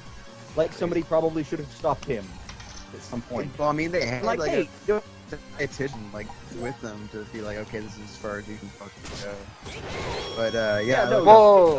you think, yeah, no, totally helpful. yeah, like if you go in, you would die. And basically, they couldn't have long takes or long days because he would just end up passing out from exhaustion. And then like in a year after that, he's fucking Bruce Wayne, buff as hell. No, sir. How about that bonus cage? Yeah, but then I'm gonna die because I'm gonna go to the Dark World. No, you're not. No, you're not. Are you sure? No. Throw From yourself this into point the on, sun. when you lift the character in this stage, you'll go to the Dark World. Oh, okay. Which god? Son. Just Do never myself. lift the character in this stage again. Ever. Also, everybody else died. But what's your bonus gauge look like now? Like, what are you gonna get from your bonus gauge? I have like a 7. Yeah, I'm gonna.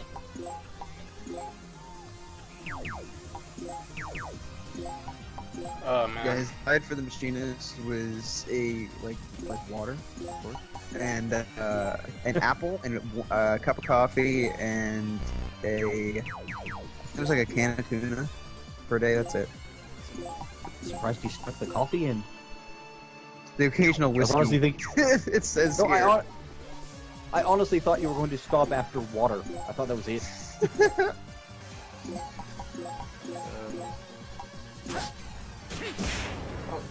Sir, what you're gonna get more real? It's fucking crazy.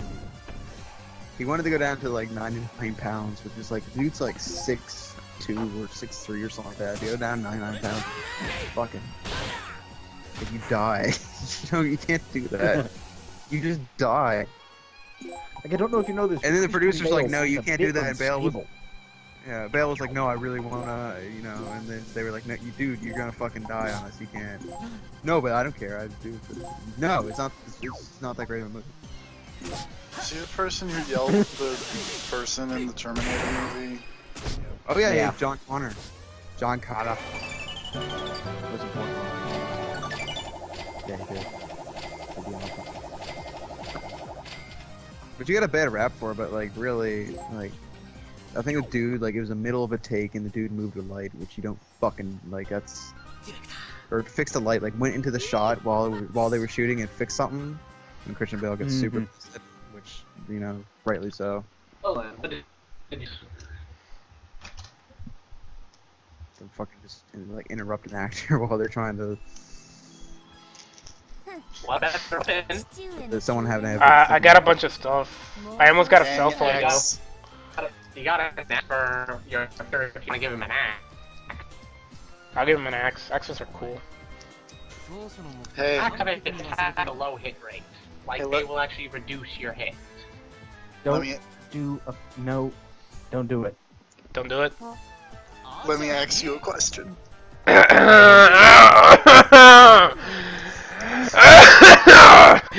You stuck that in like 5 fucking times. There, like. No. I was trying to stonewall it. You know what, Tiffy? I'll commend you for not giving up. Yeah. Yeah, persistence.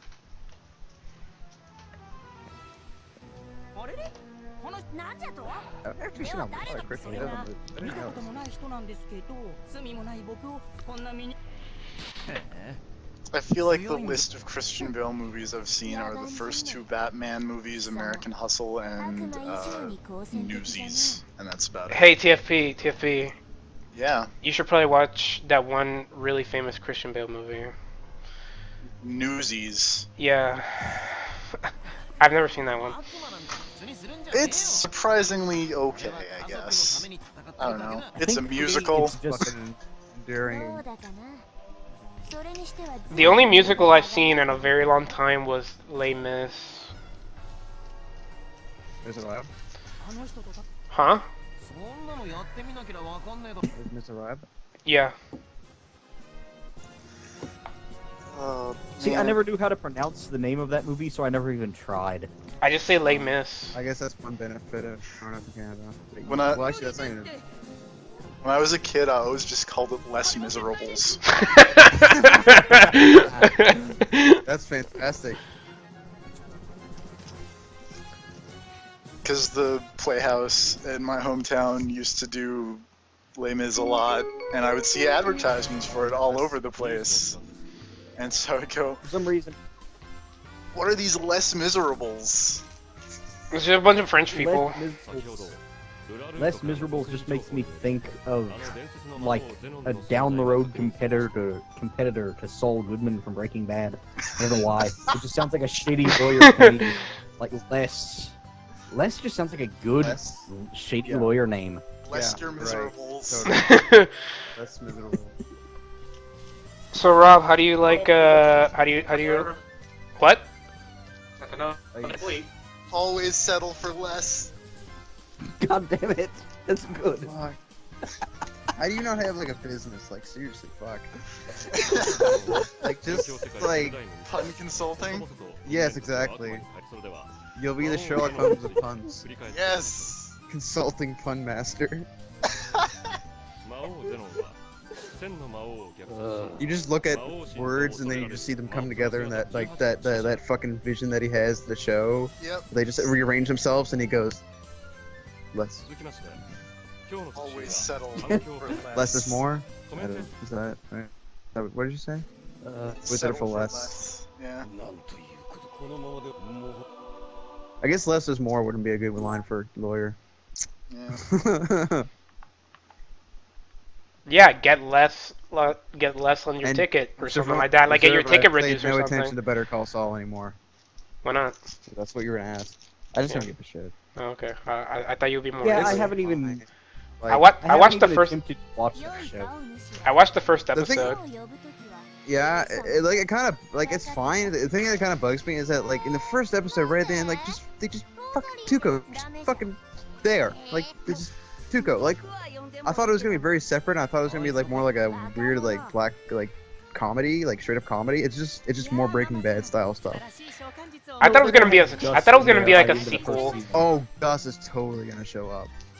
There's no fucking way he's not gonna show up. I mean, even Mike is already in there, right? Like he's a fucking toll booth operator. Like they are just. It feels kind of desperate. Like it's fine, but it's just like AMC just like fucking Breaking Bad was.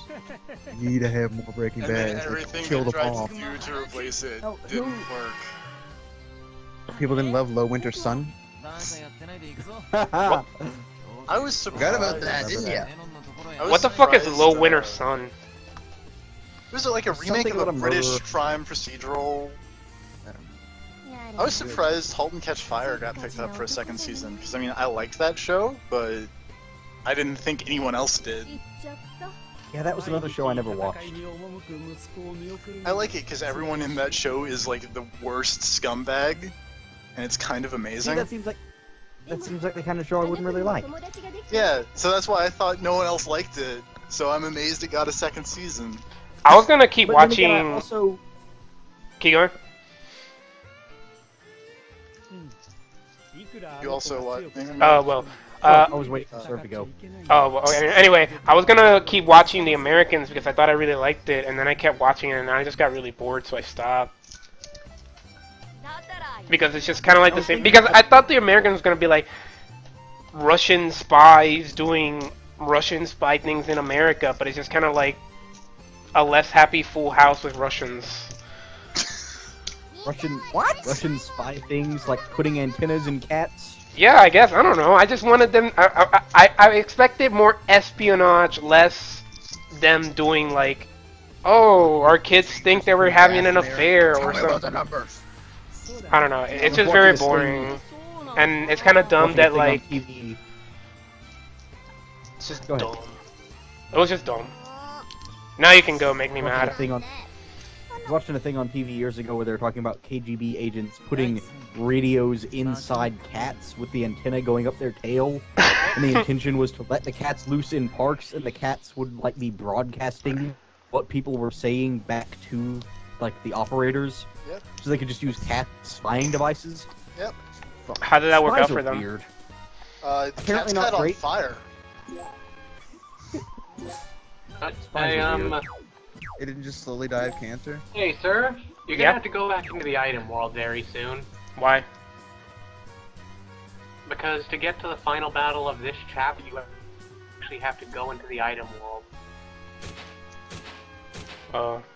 I like how the dude doesn't have a jumping animation. His sprite just jumps. It'd be cool if you could leave your team inside the item world somehow. Like, just lose characters and they're just like, yeah, that guy's inside a pack of gum. You can go back again and revive him and get him out of the gum.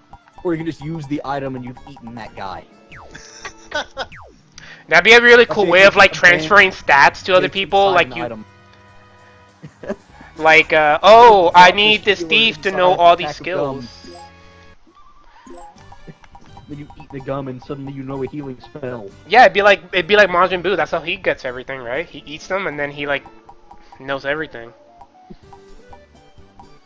Unless they're super tough, in which case you can beat them up as a piece of candy. Or they just like... That was some bullshit. What? Beat Majin Buu up as a jawbreaker. I thought it was a piece of... I thought it was a chocolate. Oh, you can. That's the best. That's my fucking... I fucking love the whole Vegito bit. With, like, Super Boo. It's so fucking... What was the explanation for like the Potara rings not working anymore? But they were such stupid assholes that they just doomed the entire planet. Like, oh great, this is fucking great. Like it is Vegeta's they just fault. Screwed around. Yeah, they just screwed around so long because they were so cocky. Yeah, they had multiple chances to destroy him. That is the explanation for pretty much almost like every bit of escalation in Dragon Ball Z. It's like, oh, we just fucked around instead of killing him. It's like, why didn't you kill him? It's because because Saiyans have an innate want to have to battle. You're right. They just all Saiyans are stupid. I forgot. It's a fucking. Well, the only villain they ever outright killed without sparing him or letting him power up at least once or something was Raditz, I think. Because Raditz couldn't power up. Let him go. He'll learn his lesson, or let him reach full power so we can beat him. I think Raditz is the only person in the entire series they killed, and we're like, yeah, we can kill him outright. We don't need to worry about letting him power up. Well, that's not very Raditz of them. I barely even did that. I want to see a Super Saiyan Nappa. I like that you celebrate that. Whole room is silent and sighing, and you're just like, yeah. Good job, TFP. You did it. That's a victory. You killed us all. By the end of this chapter, you should be about maybe 13. Alright. Where the fuck's that one that I just got? Oh, it's in the warehouse, isn't it? Yep. Oh, you haven't watched True Detective, have you, TFP? I've not. I have it. I just haven't watched it yet. True Detective is super good. In terms of Chapter 2, you can train on any stage other than number 4. Like, do not train in that room you were in because you can't lift a unit. Alright. Oil and the world. Ugh.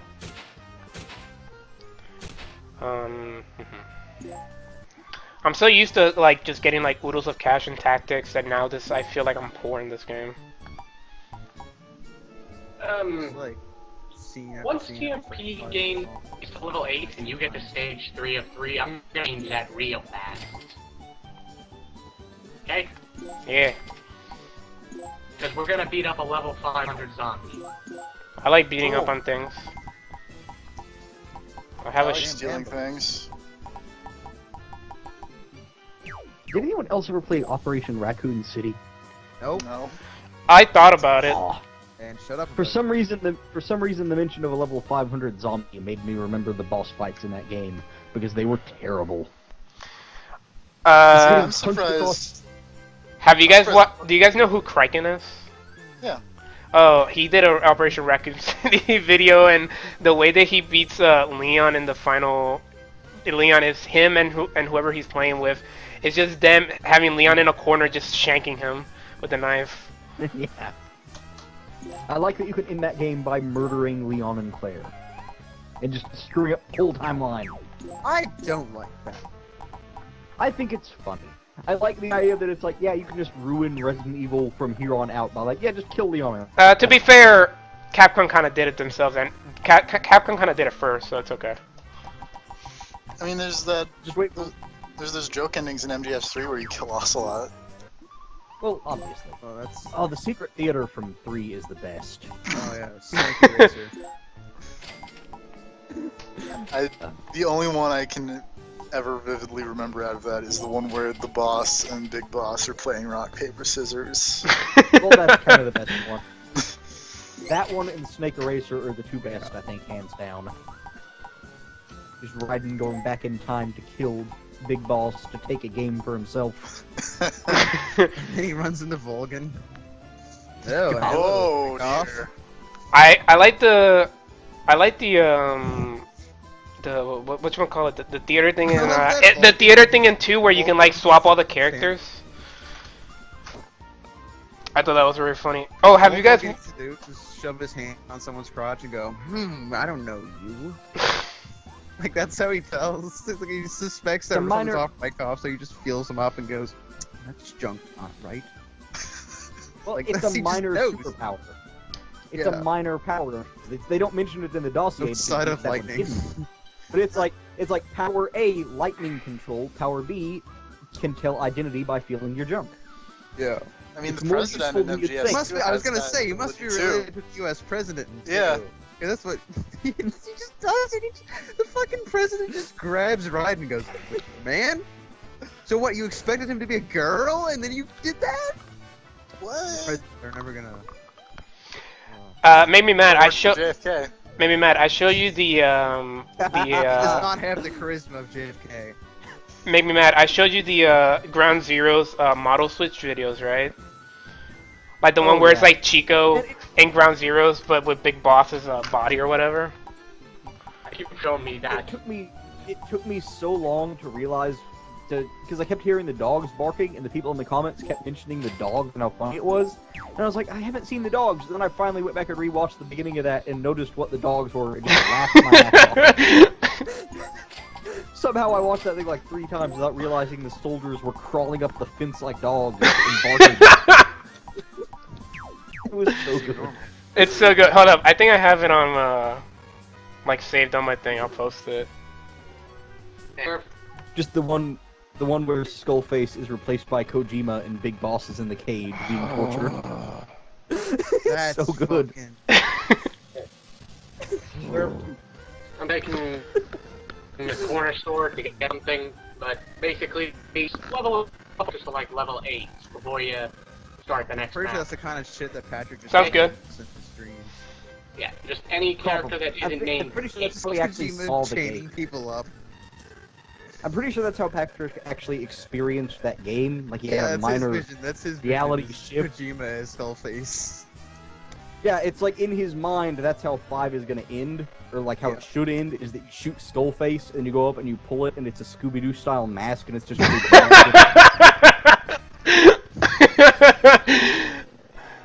Oh man. Okay, so Quiet is your Daphne, and you've already got the dog. Yes, you got the Big dog, Boss is exactly. Fred. Alright. Big Boss. And all Big Kaz Boss is is really Fred.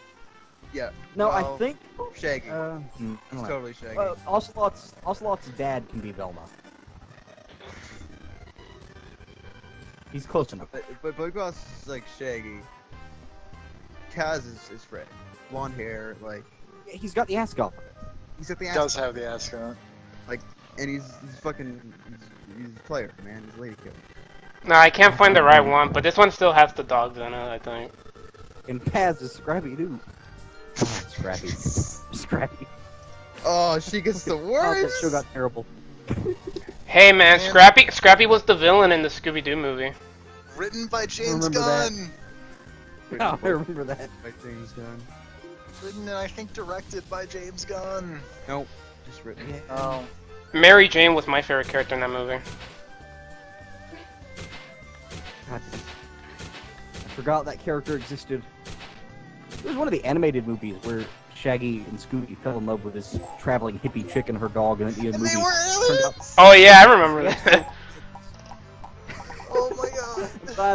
Glad I'm not the only one who saw that movie. I've seen surprisingly amount of like Scooby-Doo movies, but I hate all of them because I think they're all awful. I've seen a ton of Scooby-Doo in general throughout. But there was Man, that does anyone one where watch the Scooby-Doo WWE movie? I haven't seen that one. With John but Cena? That's the fucking one to watch. At the same time. the only part of that one I've seen is the big TFP posted. There's a whole new meaning to "You Can't See Me." That all worked really well. I love the idea of John Cena just being Chris Redfield, and then at the same time, the other clip that I've seen from that movie is Scooby and Shaggy riding John Cena like a jet ski. What? Oh yeah, Like, I remember that. Like Apparently he gets knocked out at some point, and they ride him down like a rapid river type thing in a cave. They just ride an unconscious John Cena down a cave.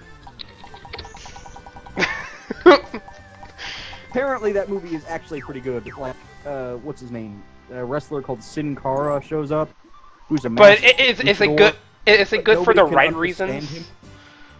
I don't know. The thing is, nobody can understand him, and then John Cena explains that he speaks masked wrestler, so he has to translate for him the whole movie. They just speak Spanish.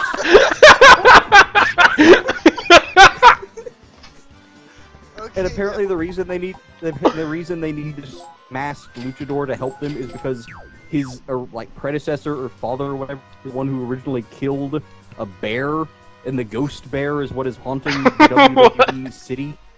So they need this luchador whose father killed the bear to help them fight the ghost bear.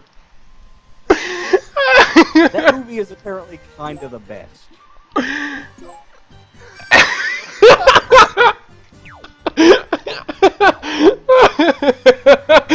Who comes up with this shit? Very talented people. Vince McMahon? I want like I'm serious. I want to be there. I want to be in the room after writing this shit. So we need John Cena's theme music to come in. He leaps this ravine and starts punching a boulder.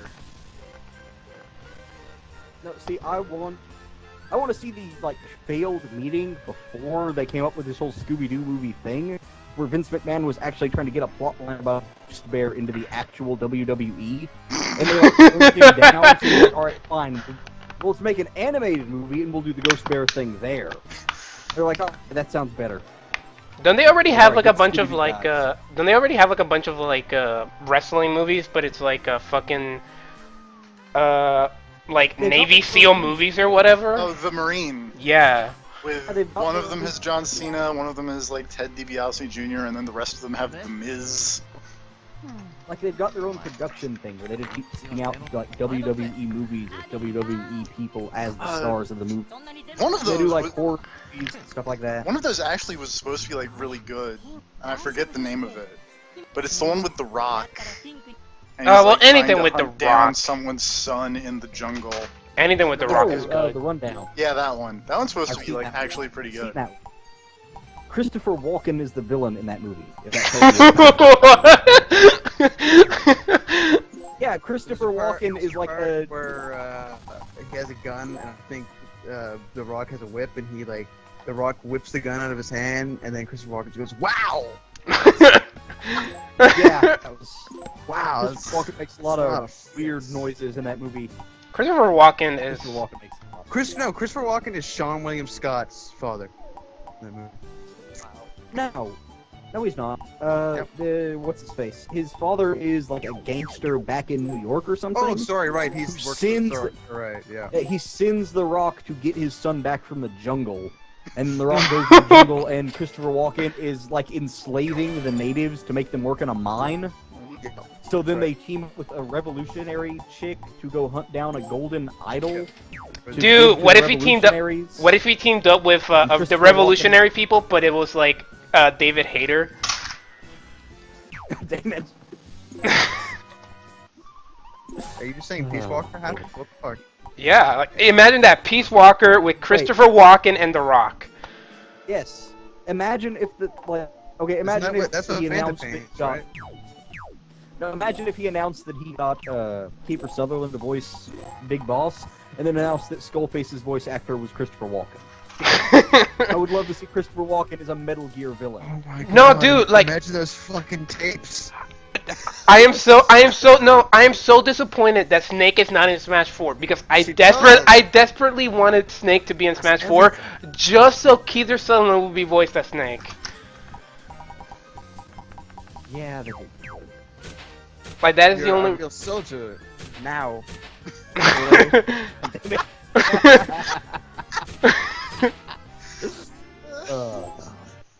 A weapon to surpass Metal Gear. God damn it. Very nice weapon. But does it have cowbell? Christopher Walken. That's the fucking crossover. It's his character from Pulp Fiction. It's this army guy. That's not the So only you hiding up the ass. So as Big Boss, No, but he was in Vietnam and he could have been recruited by the boss. You don't know. You can say that'd be good. You go to rescue him, and the whole time he's just complaining about the watch he has up his ass while you're trying to carry him out of there. The watch actually is a special item, like you gotta like extract it. You grab that guy. You had to use the word and have extract. a scene with Paz on the helicopter, and instead of with bombs, you have to just extract the watch. That's a good thing he's got that robotic hand. Yeah. You're gonna stick the real one in there. No, you don't. Oh man. James would. You can just bleach the robot arm later. I hope you have a rocket punch. I hope that's a thing you can upgrade to get your robot hand to do a rocket punch later in that game. I mean, you already have a lightning thing that you can do. Yeah, you can change it, can't you? There's no Yeah. fix to that. Like I didn't hallucinate. Okay, I thought I was like crazy because I was talking to people today and I was like, you can upgrade it. I couldn't find any. I think apparently one of the suits is just your Ground Zero suits where you don't get the prosthetic arm. And I think it's like one of the bonuses that you get for beating Ground Zeroes or whatever, which is actually kind of lame in hindsight, but whatever. At least I get to do the rest of the side ops and the extra ops for that. It's the only. They're all good. The only one I've done is the Kojima one. I'm disappointed. I'm kind of sad that he doesn't actually stay in the helicopter after you do that mission. I thought he does. No, he doesn't. If you restart the game, he doesn't. Aw. I kind of hope by the end of Phantom Pain, like you beat the game and it goes into like a new game plus thing where you can just run around and do whatever you want, and they just add a bunch of upgrades that make no sense. Like you can just upgrade Big Boss to the point where he is riding from Revengeance. Oh no! Well, you have a weather machine. You have a weather machine? Yeah, they confirmed that you can change the weather at will. That's what. Isn't that what Codes Talker is, or whatever his name is? I don't know, but I know that you can change the fucking weather. Code Talker, yeah. Old man. I heard he. I'm liking the idea of the guy who I'm liking the idea of voices Big Boss building a. Oh. the guy who voices Code Talker in Metal Gear Solid 5 is the same guy who was Vega in the Street Fighter movie. Wait, the Street Fighter live-action Raul Julia? Yes, that Tuesday? one. Yep. Okay, perfect. Pretty good. That movie is $10 on Amazon. The Raw Julia movie is literally the best. If you don't think I'm Street Fighter. fucking tempted to get it, It's pretty good. It's worth $10. it's genuinely entertaining. Like I'm not even fucking with it. Like it's it's fun. I was surprised at how much I would. Terrible adaptation, enjoyed but that like movie. it's fun. And I don't even like Street Fighter the games, but and that it's movie like- was incredible. And it's great that like fucking Jean-Claude Van Damme is the American Oh, guy. yeah. Like that is just So American that he has the flag tattooed on his bicep. Yep. Just prominent in a shot where he punches a man in the face. Yep. Just can't focus going on up the river. flag on his bicep. It's going to kick that son of a Bryson's ass so hard. I love the part where his name is on the stealth boat. Oh, yeah. The giant stealth boat just says Colonel Guile on it. The stealthy ass fucking boat right there. That is a great Oh, movie that just- all around. Why not just fucking have a Reminds flag? me- Like, at that point. No, that reminds me of trying to sneak in Metal Gear Solid 3. Whenever I beat the game once, I just went back there the next time with the American flag face paint on all the time. I just imagine the Russian soldier sitting there and he just looks over this American flag with eyes staring at him from the shadows. The guy is fucked. That can't be real. Must be someone fucking, like some What- other country. It what can't is be this? America. What is this? I mean, it's just a situation where it's like, what is even going on here? This guy is sneaking, but has the American flag painted on his face. He is making zero attempts to actually hide.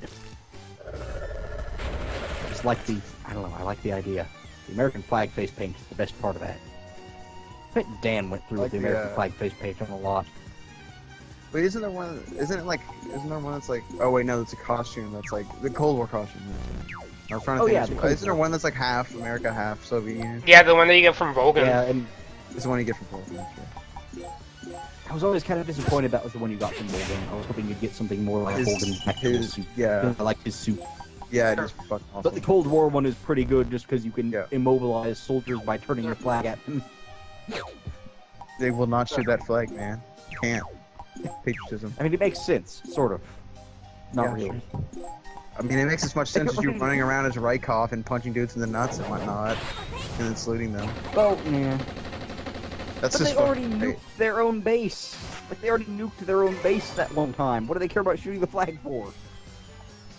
Well, that wasn't them. That was fucking what's his face, Volgan who did it. Volgan. Yeah, but they're all working. Yeah, they for were Volgan. they were following. Yeah, but I mean, are you really gonna say no to the guy that fucking shoots lightning? It's all factions, right? But they're still proudly Russian. They're still proudly their own. They're all like they're all like, yeah, Soviets, but they're not like all like on how to be Soviet, you know? Different philosophy, I think. But that's pretty wrong. Volgan. It's justifying stupid Metal Gear shit. I should That's what I play do. that game. This is what I Just do not on when I YouTube, 'cause can't you'll get sleep at night. I TFP. just think of the plot lines and go, it doesn't make sense, let's make it make sense. You're gonna have fun after 5 comes out, I bet. You're gonna have a lot of stuff to think about. I'm sure. There's tons to think about already, man. Fuck. Yeah, all those trailers they put out, there's so much shit in those. I think there's. Oh, fuck. Like I've come up with a theory now that like the bit with Ray at the end of that trailer Rex, and then. That's and not really Skullface- Rex. What? That's not really Rex. It's a hell of a lot like Rex. It's not Rex. I'm sure it isn't actually Rex, because it can't be Rex, because whatever. Anyway, like I would not be surprised if that shit's just not in the game. Like he just put that in there just to make us go, what the fuck? And then that never happens in the game. Because he did that with 2. Like they rejiggered the cutscenes of 2 to make it seem like Snake was even in the big shell bits. It was always him playing and doing all the stuff when it was supposed to be riding. No, it's gonna turn out literally everything they've shown of Metal Gear Solid 5 so far happens before he wakes up in the hospital. It's just an extended fever dream of like the whole rebuild your army, all of that is just a fever dream, and then you wake up and it's like, by the way, Big Boss is now in the year 2070 or something. It's like, what? Yeah. Something is gonna happen. I don't know. I think Kojima he's definitely pulling something. I just don't know what. Oh yeah. Yeah, he's a fuckwit. I'm actually kind of on board with the theory that the Big Boss you are playing as is not the real Big Boss. Like it's there's Gray something to Fox that or something theory. like that. Decoy Octopus, I'm thinking. Because they said that he did like films or whatever and work for the CIA and like extensive plastic surgery and stuff, and now Big Boss's face is all covered in scars and all that weird stuff. I think there's something to the theory that you are playing as like a fake Big Boss, who might not even know that he is a fake Big Boss at the time. I've heard that people say that they think that it's like Gray Fox or something like that. Then again, that theory holds as much water as Chico is quiet. The dumbest fucking thing ever. You got a second chance and became able to walk. Yeah, the bolts. Maybe he got some Pretty help much. from Huey to get robot legs. Maybe that's what happened. Poor Huey. Huey can barely get himself walking. Man, like, knowing where everything ends up, like, man, poor fucking Huey. Huey does not Holy lead a shit. blessed life. It's Yeah. all downhill. It wasn't even that great in Peace Yeah. Walker, but it's downhill from there. Like him almost getting the tap Strangelove is the best. Is the best it gets.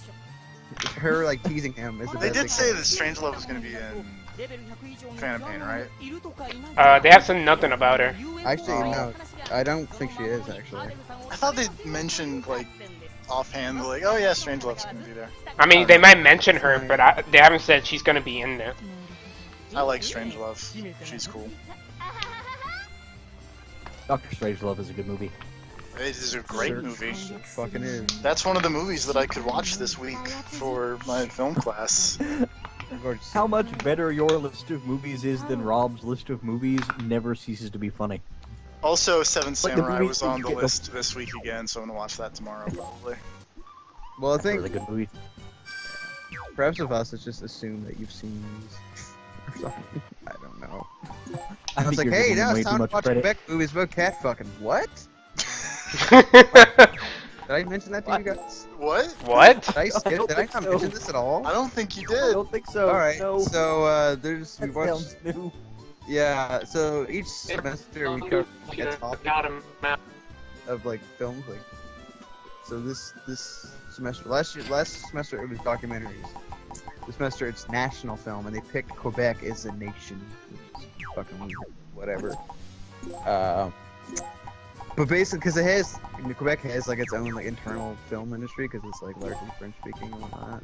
So like it is kind of its own thing, but at the same time, it's fucking gonna say Quebec as a nation. 'Cause fuck that shit. Anyways, get political here. So like the first movie that we watched was about this kid growing up in Montreal, and his family is obsessed with constantly being regular in the bowel movements and taking shits, so it's something holy. And his like he has this like crush. He's like a 9-year-old kid or something like that, and he has like a crush on this, I think 13-year-old implied to be. And then he finds his grandfather like diddling her, and then he's like getting like weirdly like horny for his age and starts just like cutting holes and bugging it, and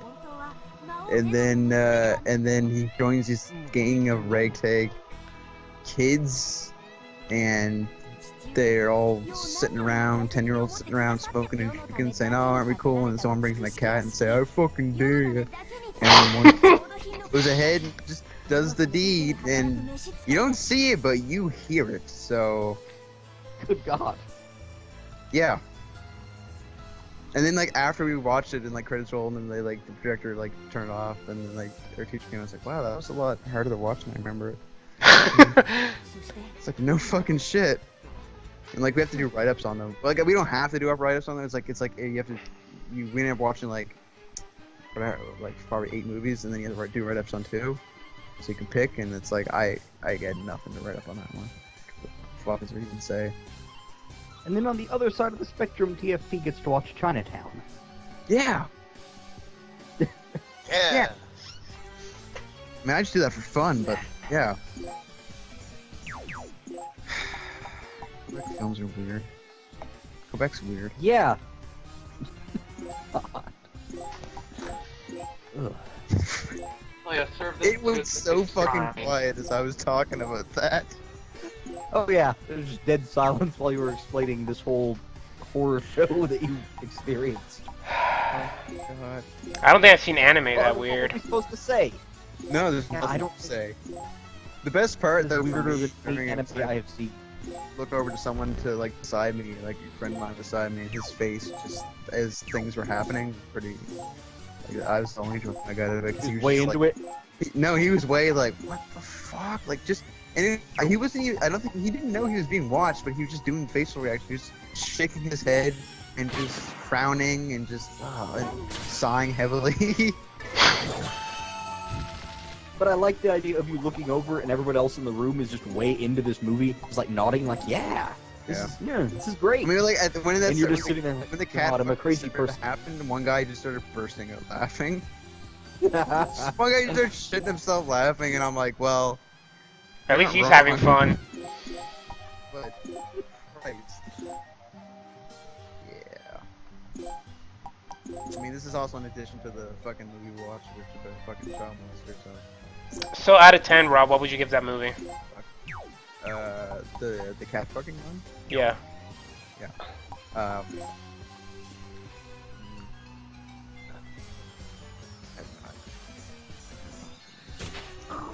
Would you rather watch that or Dragon Ball Evolution?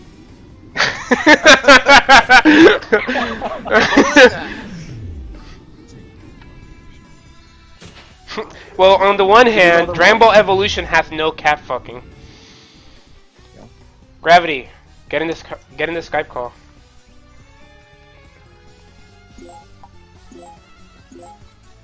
So you can. You all have weird lives.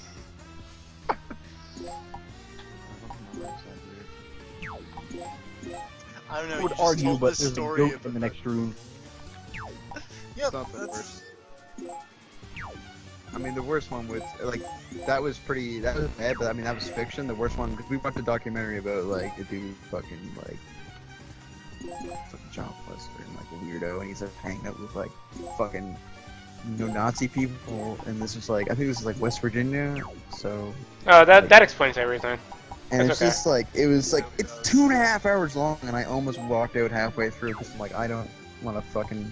It's uncomfortable, and like the dude who was making the documentary is like, "Oh, this is really fucked up and getting really serious. I should stop filming this." He keeps fucking filming. Like it's just he doesn't stop, and it's just.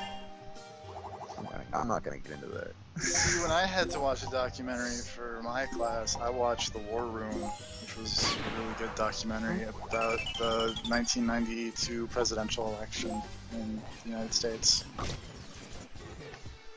I mean, we also watched Fog War, the one about Robert McNamara, and that was like pretty interesting. The only documentary I've seen in any class was about people that get scammed or whatever by phishing, and that's because my teacher is a fucking asshole and he likes to laugh at other people's dumb computer misfortunes. Yeah. Which, to be fair, I do too, but. We also watched something, Night in Fog. I haven't even heard of it. It's like, I think probably the most famous like documentary on the Holocaust, and it's like the first images of like film of like when they first went into the camps and like saw what was there and filmed it and like just like dumping bodies in the holes to just clean it up, and it's like 40 minutes long. It's like fucking brutal. It's fucking brutal. Yeah, World War II, pretty messed up as it turns out. Fucking 9/11 wasn't even a big deal.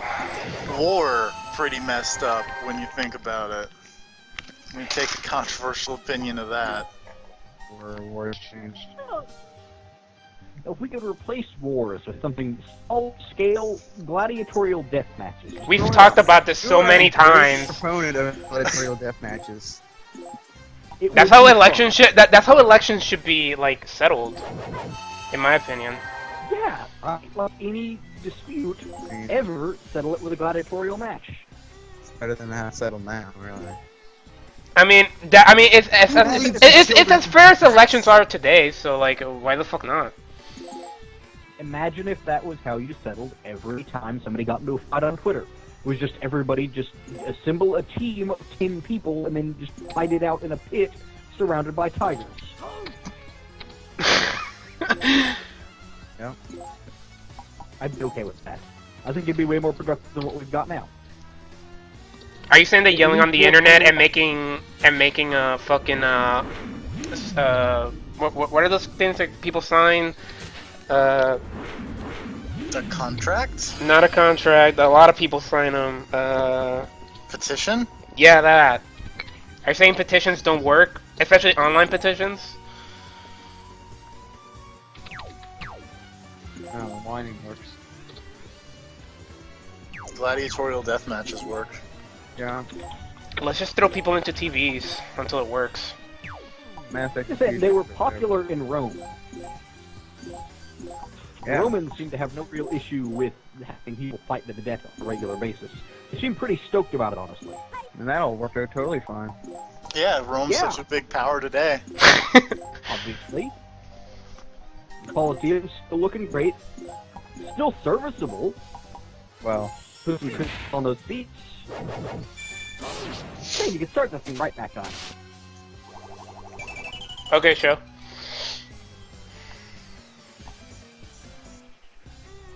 Yeah, so I'm gonna go get some meat real fast. I'll be back in a bit. Sounds good, bud. Until then, just beat shit up on this map for a while. Beating shit up is what I do best. You have EXP plus 50% panel. That, and you're gonna be fighting a level 12 enemy soon. Level 12 enemy? More like level bitch. I don't think that's a number. I don't think you're a number. That's true. I am in fact not a number. I don't believe it. I think you're a number. I'll tell you something. You can count on the fact that I'm not a number. God damn it. I like that before you were laughing at it, but now you're just sighing. I'm still laughing, it's just I'm sighing at the same time.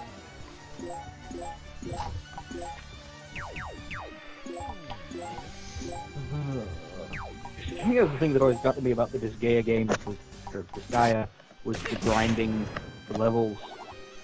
Grinding here at least seems better than fucking Tactics. Though I guess in Tactics I could have done that. At least in Tactics I could have done that. What was it? The focus attack more earlier on, but I just didn't. Accumulator, whatever. Yeah. Yeah, I never really liked level grinding in Tactics either. Especially because I always like to have a whole bunch of people, like multiple teams going, so it takes forever to get a team ready for the end game. But I just needed to teach Gravity how to count, and then he just fucking rolled everything. Except that one guy that blocked 4 flares in a row, while everybody else just died. That was probably like the highlight of the whole stream. I'd say the highlight was that however many hour-long grind, whatever that you want to call it, against Delius. I think the highlight was that time I killed everyone. Well, which one? You were responsible for our deaths several times. Probably the first time because it happened 3 times in a row. 3 matches in a row. But the 3rd time I actually made it through. Either way, it was still great every time. It is remarkable how many times you managed to get charmed. Yeah, wow. Actually, okay, no, Strangelove is totally gonna be a Phantom Pain. Yes! I mean, not to a huge amount, but she's... Either way, yes! Because I remember, like, she was in... She's in the iPhone game. Oh. That's I played well, that. no, they sent them, like, everyone away in Ground Zeroes because of the inspection. They were like... That means the French lady might be there. Yeah. But they also sent, like, Amanda, I think. Like, people that shouldn't be there or something. I hope the French lady's there because she was the funniest. Is that Amanda or Cecile? Cecile. Okay. Cecile. No, because her last name is Kojima or something Yeah. like Kojima that. is God. Yeah. Kojima is God. Cecile Cosima Caminades or Yeah. whatever.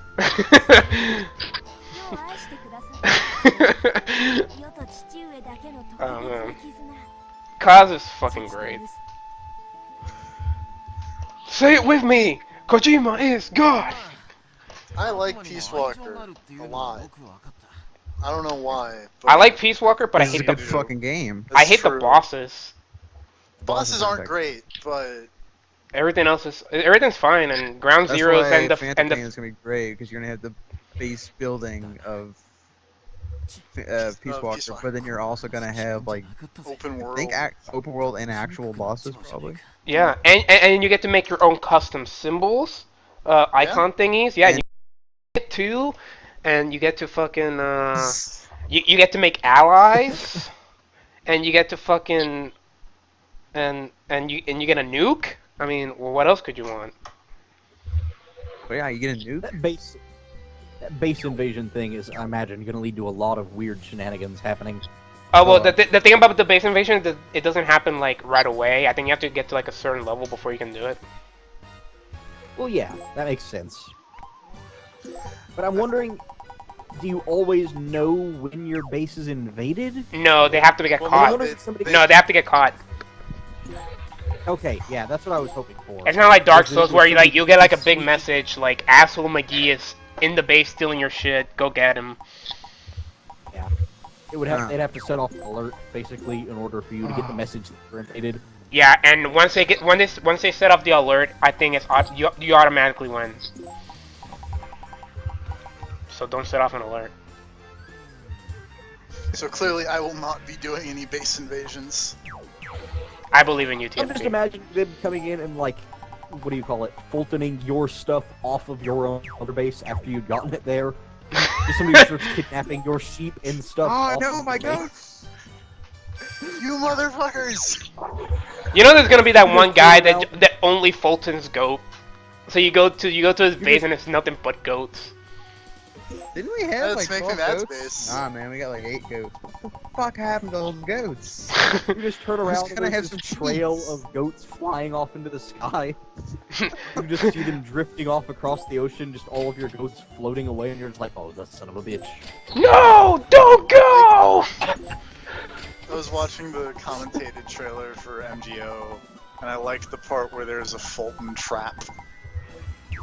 Oh yeah. It's just yeah, one of the things you can do if you're on one of the defending teams is you can lay a trap that if someone walks over it, they get Fultoned out of the arena.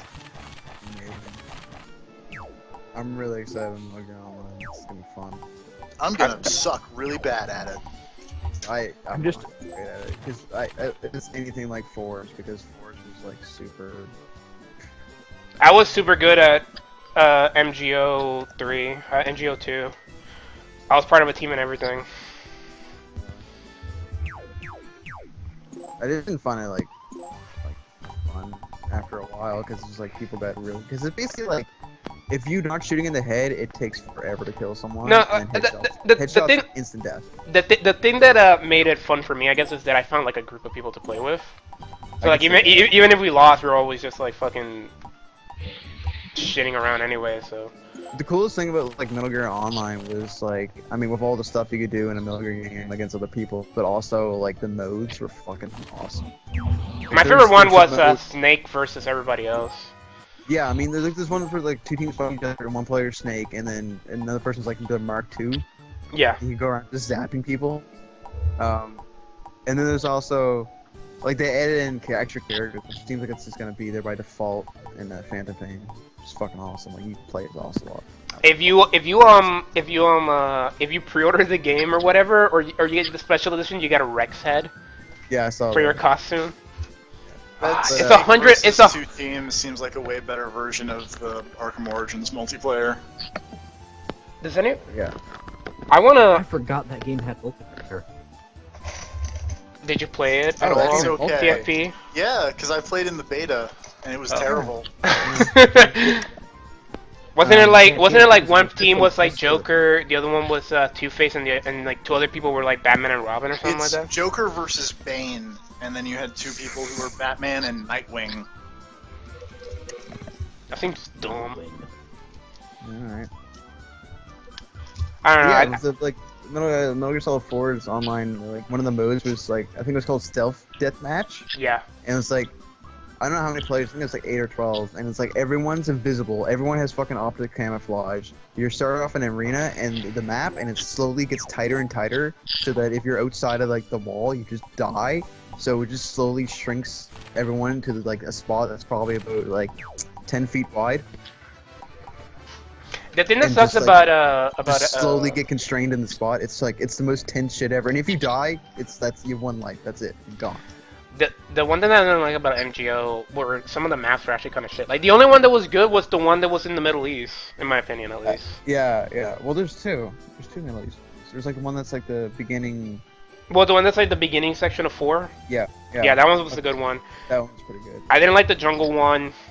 There's also there's also what's this from fucking 3, the base. God damn it. I just keep wanting to see Groznygrad, but I don't think Groznygrad. Yeah. Yeah, there's Is that Groznygrad. it? Yeah. Yeah, that's Okay, for some reason I remember that name really well. Yeah. I was thinking Shagahod. I'm like, that's the fucking tank. That's a big. Yeah. Groznygrad, that's in there. Yeah. They released like maps and shit, but they fucking did it. They were so weird about it before. They had their own site. You had to buy through their own site. Did you have trouble signing up the first time, like making an account? Oh, it was fucked up. It took me like. It took me 3 logins. Yeah. Well, PlayStation by default. Then you had to go in and get your. You need a. And then you needed an Metal Gear Online thing, and then you made a character, only one character, or you had to pay money for other characters with different loadouts. Fucking like. And then you can actually pay like real money, or you can take like. It's like they didn't realize the system already existed. Like it's like yeah, we already have PlayStation Network. Oh really? Oh well, fuck. Like they didn't realize that. That might have been the way they did it for the first Metal Gear Online, maybe. I never played the first Metal Gear Online. Sure, and they just didn't realize that. They're like, yeah, we moved ahead. Like backwards. It was some fun we had. Oh, buddy. Oh man, it's midnight. I never ate dinner.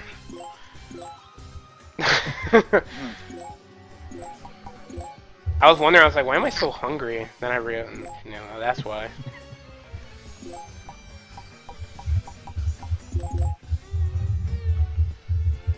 I don't know. What? There's like a weird. Whoa, rumble. Oh, it's probably show typing.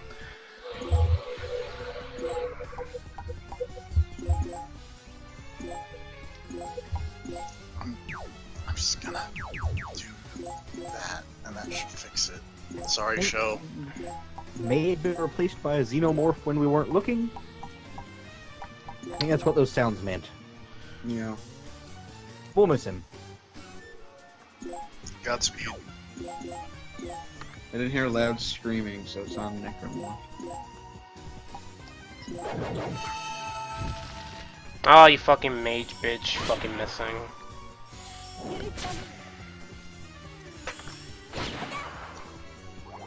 Oh, Dead Space. That's a weird series. That went fucking downhill quick. It kind of reminds me of, well, I mean, it's the classic comparison, but it reminds me of Alien to Aliens. Yeah. The first game being more of a horror game, and the second one, Yeah. it's like, yeah, have a machine gun in the first couple of hours, and then just tear everything up. I mean, they're more like Dead Space 1 and 2 are more similar than they are different, really. Like people say, like, it was definitely actionized instead of 2, but it's like Dead Space 1 wasn't that much of a survival horror game. It was way more in the vein of RE4 than. Are you saying that fucking Dead Space 3 is not a good game? I am suggesting the idea. Oh, because I never played it, so I have no idea. I think I played the demo. I played the demo too, and I really didn't like the way it felt. Like they changed the way the feel of the combat, and it just didn't feel like it wasn't as heavy. It was lighter, and it's just weird. Because the thing I like about Dead Space is how fucking heavy things are, and just stomping guts, man.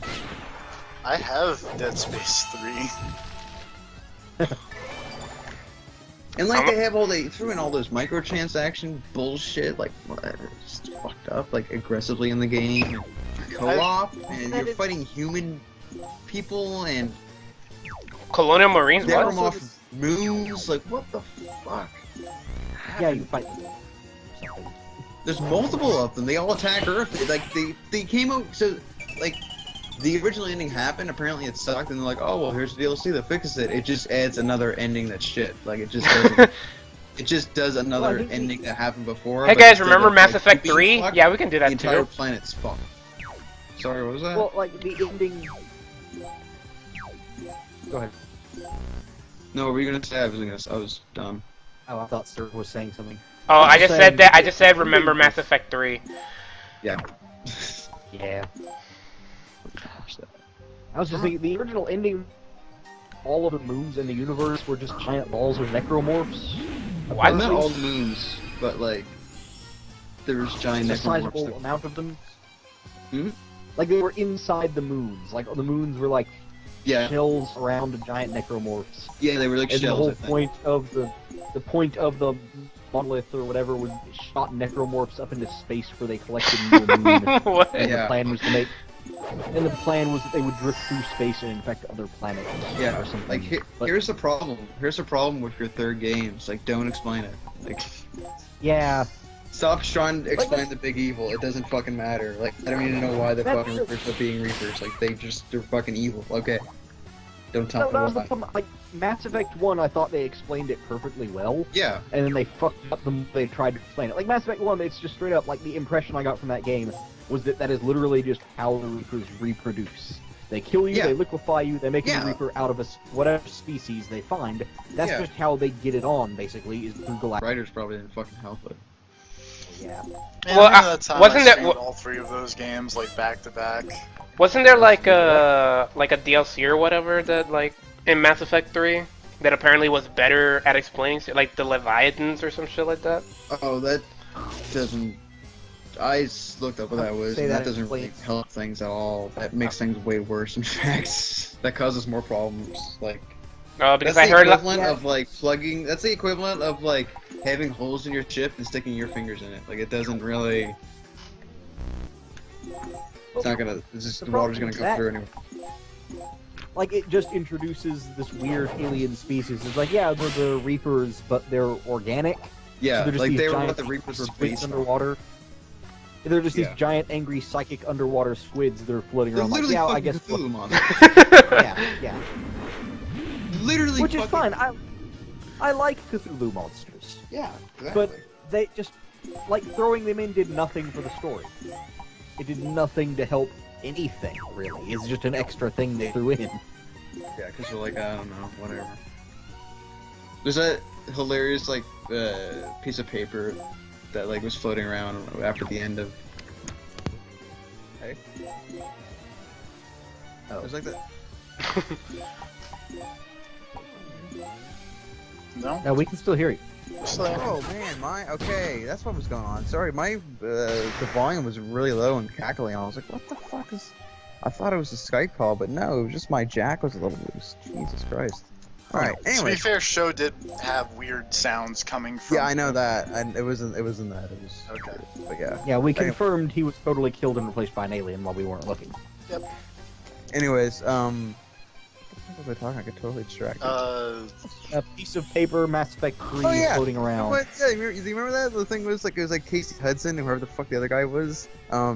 It was like, oh, explain Reaper stuff or whatever, and then audience questions, and they just have question mark brilliant or something like that. Like, remember that? Mhm. No. Oh, No. it's good. I remember in the original plot write-up or whatever, the thing where it was Shepard talking to weird Star Child at the end of the game, and okay. it was like the thing they had written in for the dialogue of the Star Child was like it explains all mysteries of the universe to Yes. Shepard or something like Yes. that. Yeah. Was just the one line was like, yeah, the kid is gonna explain all mysteries of the universe at the end of the game, and then that's how they set up the He ending. explains none. It's- He doesn't Well, explain he shit. explains it in an incredibly stupid way that makes the entire trilogy of games worse for it. What did he say? I never finished Mass Effect 3. So what did he say? I don't even remember. Like, just Basically- stupid dribble. Okay, so the whole thing about the Reapers killing everybody is the Reapers are killing organic life Yes. before they can make a species of robots, synthetic life forms that will wipe them all out. They're killing all the living organisms to keep them from making killer robots. Didn't Yeah. I feel like seen a movie that had like that exact same explanation for why they did things, but I can't remember what it was. iRobot. Was it iRobot? I don't know, but Uh, vaguely Now, is.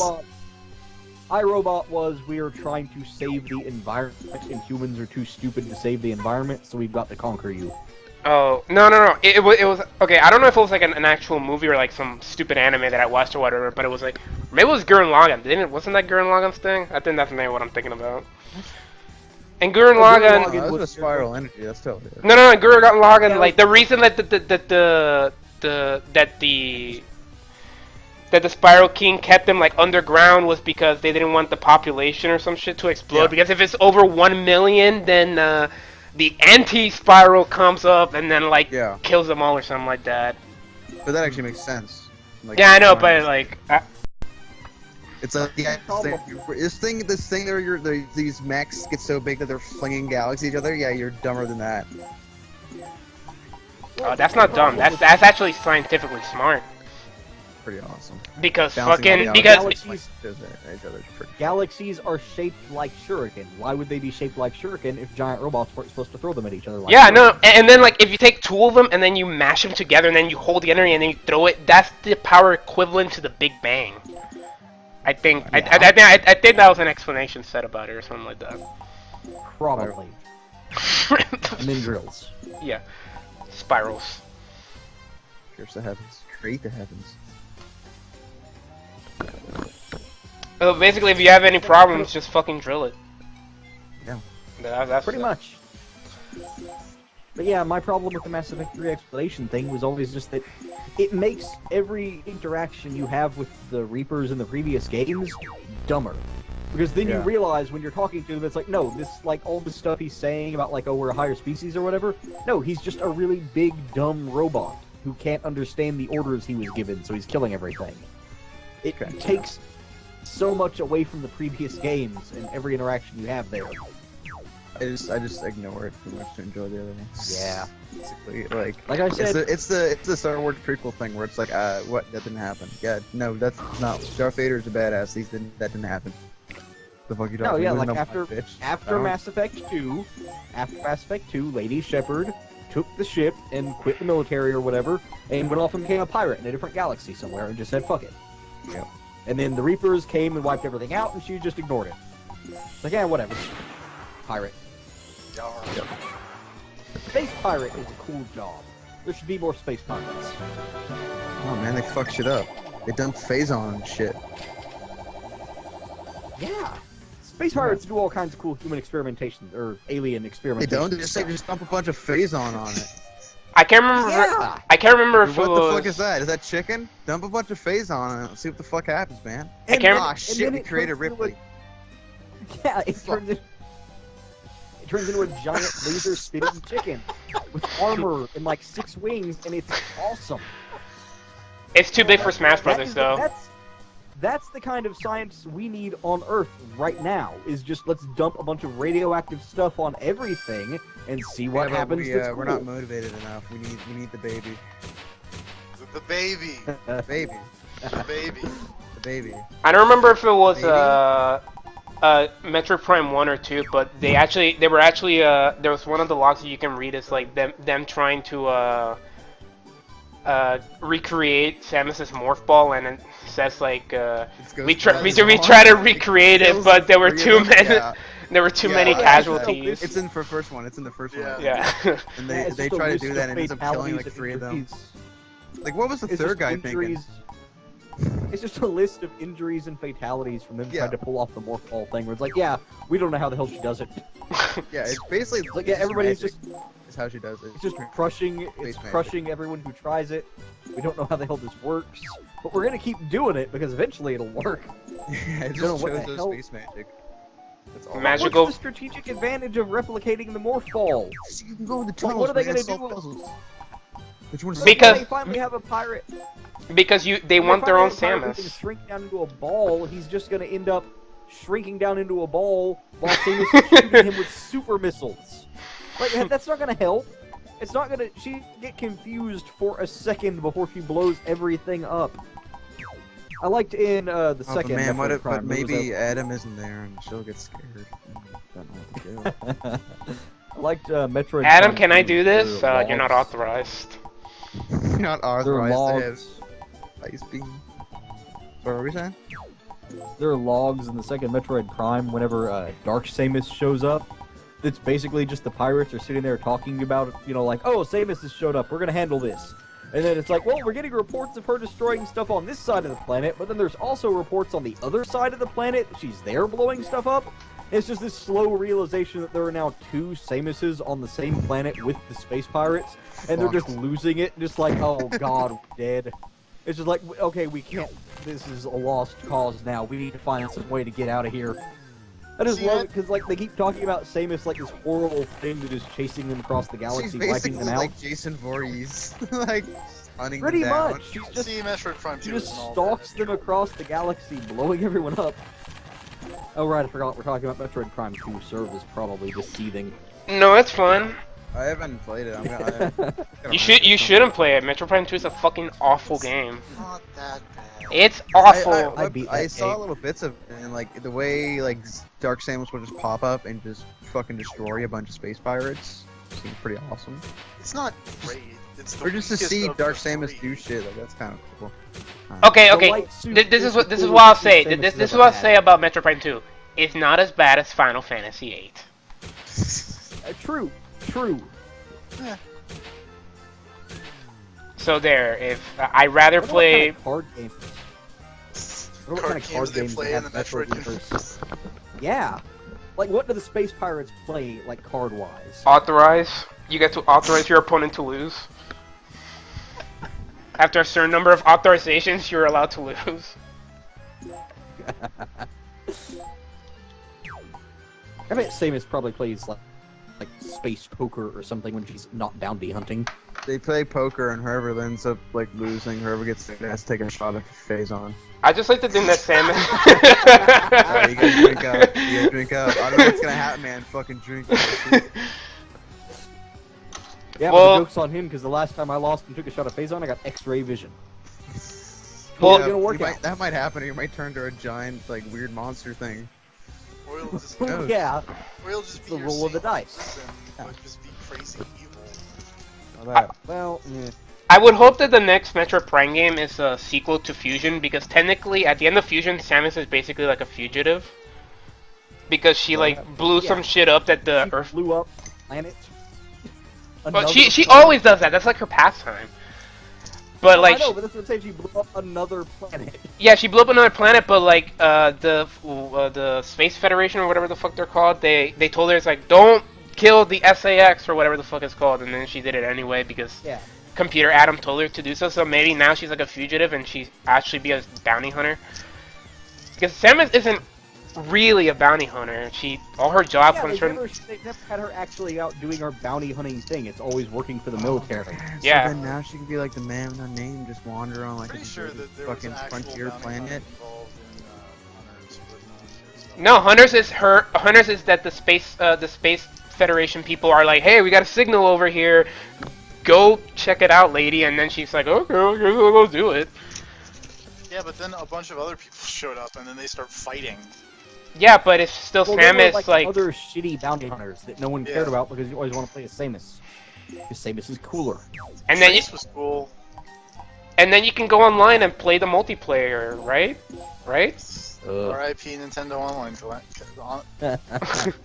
Right? Did any of that? You wanna play a first-person shooter on your DS? Yeah. With stylus controls, mind you. Stylus controls. That's what you're. I do think it'd be kind of cool if they made just sort of like a first-person Metroid Prime style game in the Metroid universe where you were somebody who wasn't Samus. Just having to deal with all the bullshit she deals with without her crazy power suit and all that stuff. It's just a normal space pirate fight for like your average Marine is probably a nightmare. Guys jumping around, firing laser blasts and crap. You've got a shitty machine gun. Just like that has to be just like the prologue, and then he dies. Then you. Isn't that just called See Halo? how fucking awesome she is. She's fucking awesome, right? She's fucking badass. Appreciate her. You don't feel like you want to protect her. You don't feel like you want to protect her. Don't fucking say that. I want to protect her. Say that on TV. That's the worst. Oh god. Don't fucking put high heels on her. God damn it! Did you fucking put high? She does not. Motherfucker. She does not have to concentrate her suit from disappearing. I think that was the worst part of Other M, was if Samus gets stressed out, her suit disappears. Yeah, and like really showing up stresses her out. She's killed him like 8 times already. Hey, it was past his prologue, though. God damn it. Destiny is destiny. Now you're saying it, motherfucker. You're pissing you off. Just gonna announce. TFP loves Lightning Return. He especially loves the part where Lumina was young Lightning. Start saying that now. Totally. Lumina. I don't know how it's gonna happen, but TFP has put the idea in my head, and it's such a nightmare. It's gonna be real someday. Is that Samus will just be replaced by Lightning? I mean, other M is already a step in that direction. She's already very monotone in voice. Oh god, Wait, no, they just replaced no, it's not. Photoshop the baby Metroid so that it has Hope's face stuck to it. The baby. The baby. The Hope. Photoshop Snow's face on the God Atom. damn it. The Hope is the rejected member of the Cobra unit. Brought Hope into the battlefield and was gunned down, and no one shot him. Immediately.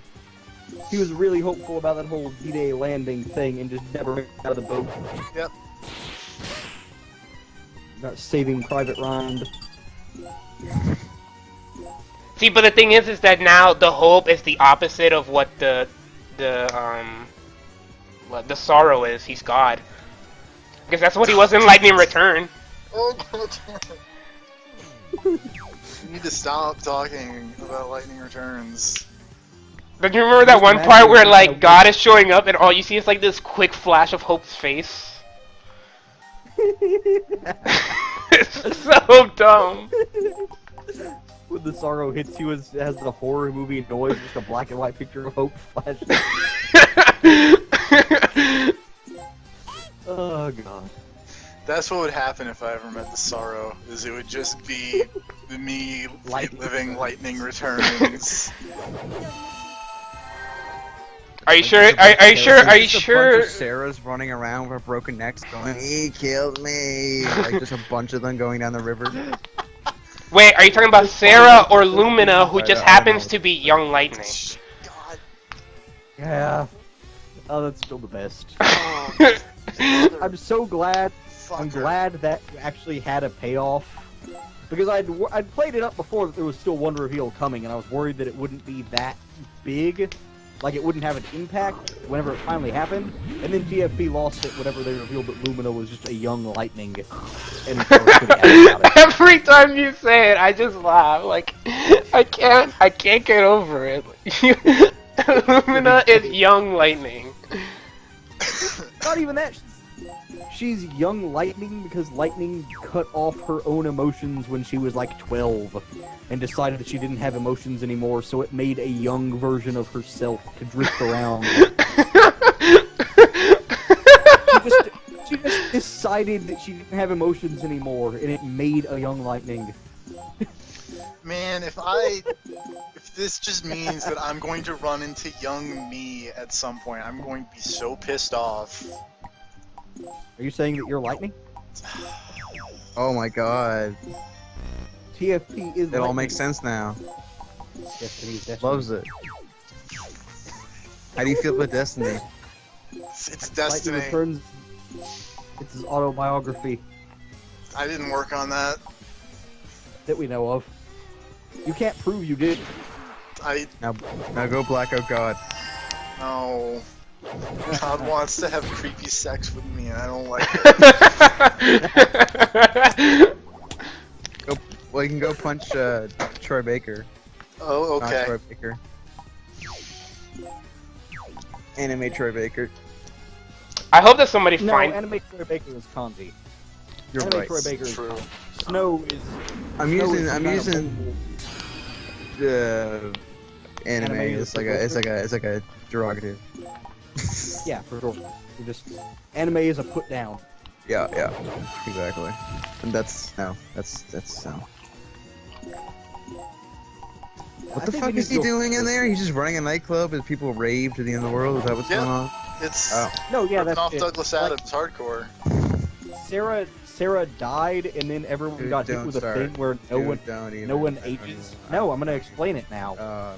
Everyone's having like a crazy orgy feast until the world ends, and Snow is hanging out in his club being like, yeah, this is okay. And then Lightning shows up and fights some dog guys. Anubis. Named Anubises, because they could not come up with a name. And then Snow's like, fuck you, I'm sad, punch. No, he first made an he made an axe. That's Final Fantasy and that's Kingdom Hearts, isn't that what that is now? Yeah. I'm sad, punch. The entire plot. I don't even know. Does Kingdom Hearts have a story anymore? It is does. it just like borderline? Is it borderline experimental at this point? It's not like. Rob. Here's the thing. Do you want someone to actually go through like the 45-minute explanation that is Kingdom Hearts story? Dude, I don't. Are you sure? Make me mad. Explain it to him. Let me skip right to the cliffhanger of the last Kingdom Hearts game so you can get an idea. The main villains, right now there's like a villain team, is 3 the same guy. Ansem.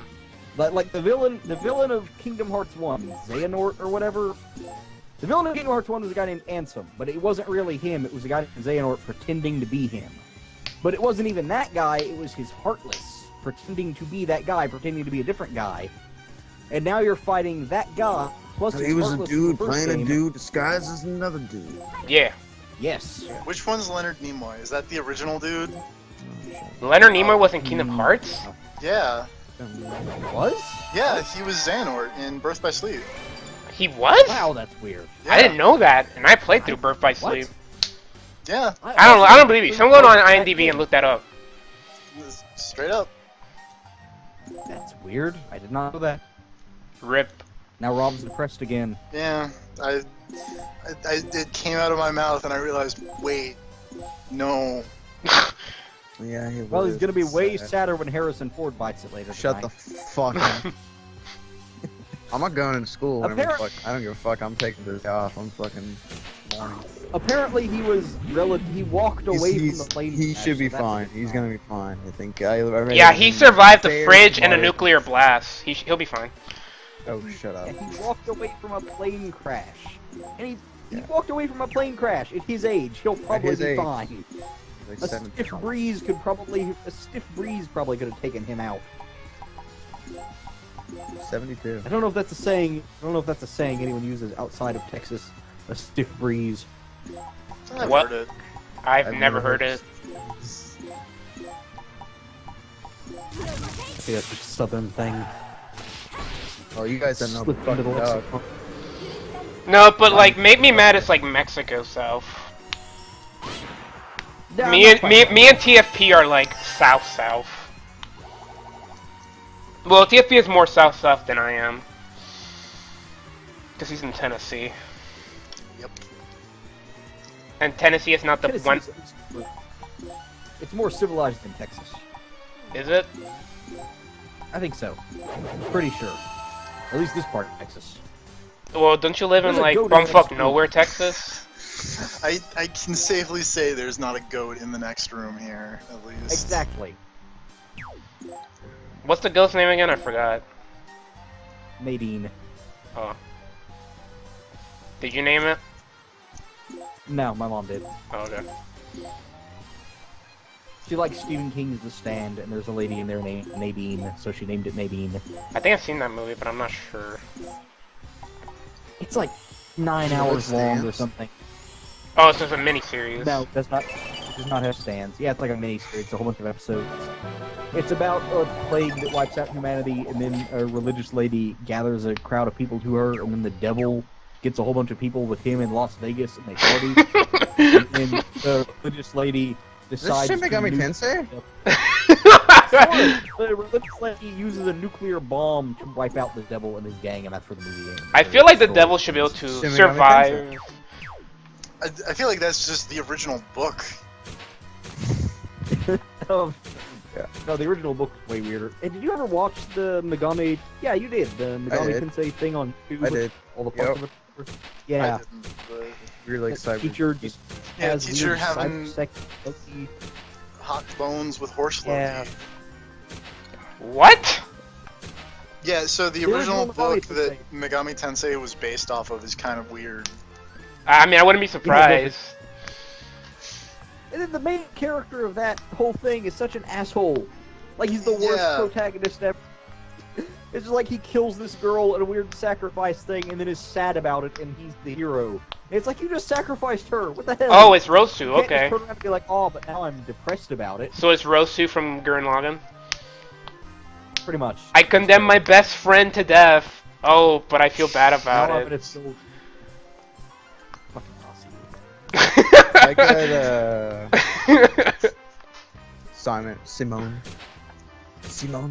Simone comes up and just You mean fucking Simon.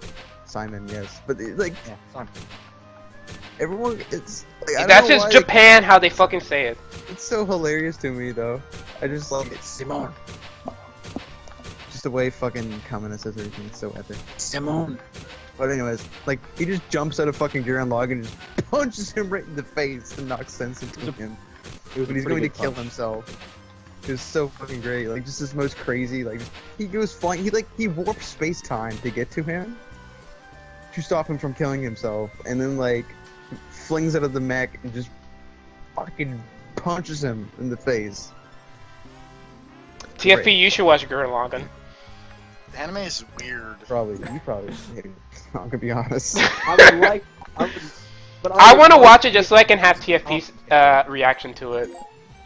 Yeah, I would want to. I wouldn't want to watch. I would want to watch TFP watch Gurren Lagann. That should be a series of TFP watches. TFP watches anime. Him reacts. Yeah, just him reacting to it. And there's like he watches that, and it's just like random episodes where it's like, yeah, he just whatever the latest episode of Bleach or Naruto that comes out is, he just watches that. No context, and then just reacts to whatever is happening on the screen in front of him. I am magic. No. I like that you're outraged by eye magic, and that is like the most base level element of Naruto. That is the Kamehameha Naruto. That is nothing. That is just the fucking start. No, but eye magic. Because in the manga, like I forget who it was. I think in Sasuke he uses eye magic on the moon, so then everybody falls under the spell of his Sharingan or whatever. Like that's like how it's so dumb. It wasn't that bad. I didn't realize how No, dumb. that was the master plan. The master plan was to get his eye magic powerful enough that he could use it on the moon, and it reflected off the moon, so anyone who looked at the moon got hypnotized by his eye magic and put into the Matrix. Yeah. I see how it is. But then Sasuke became a dick. And then he was just like, oh. Became a dick? He always was. Okay, he became more of a dick. I don't know. There was a plan, and he was like, no, man, fuck you guys.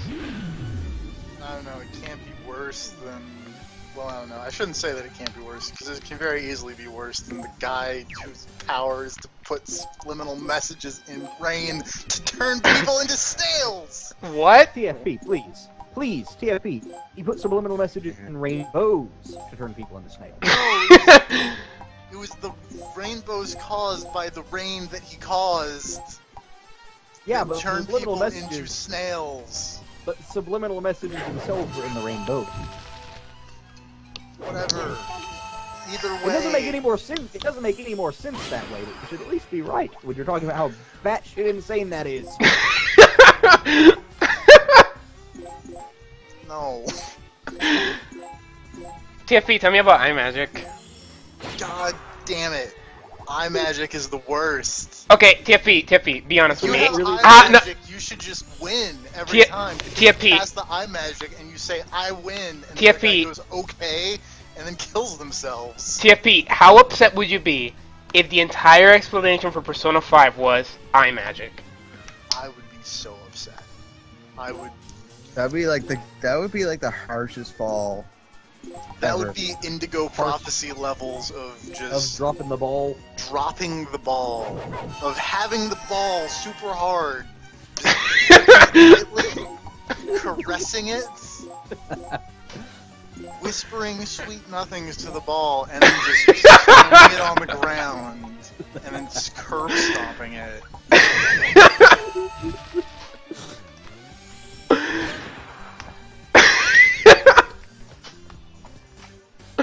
Oh my god. But yeah, TFP watches anime starting next week with JoJo's Bizarre Adventure. Oh.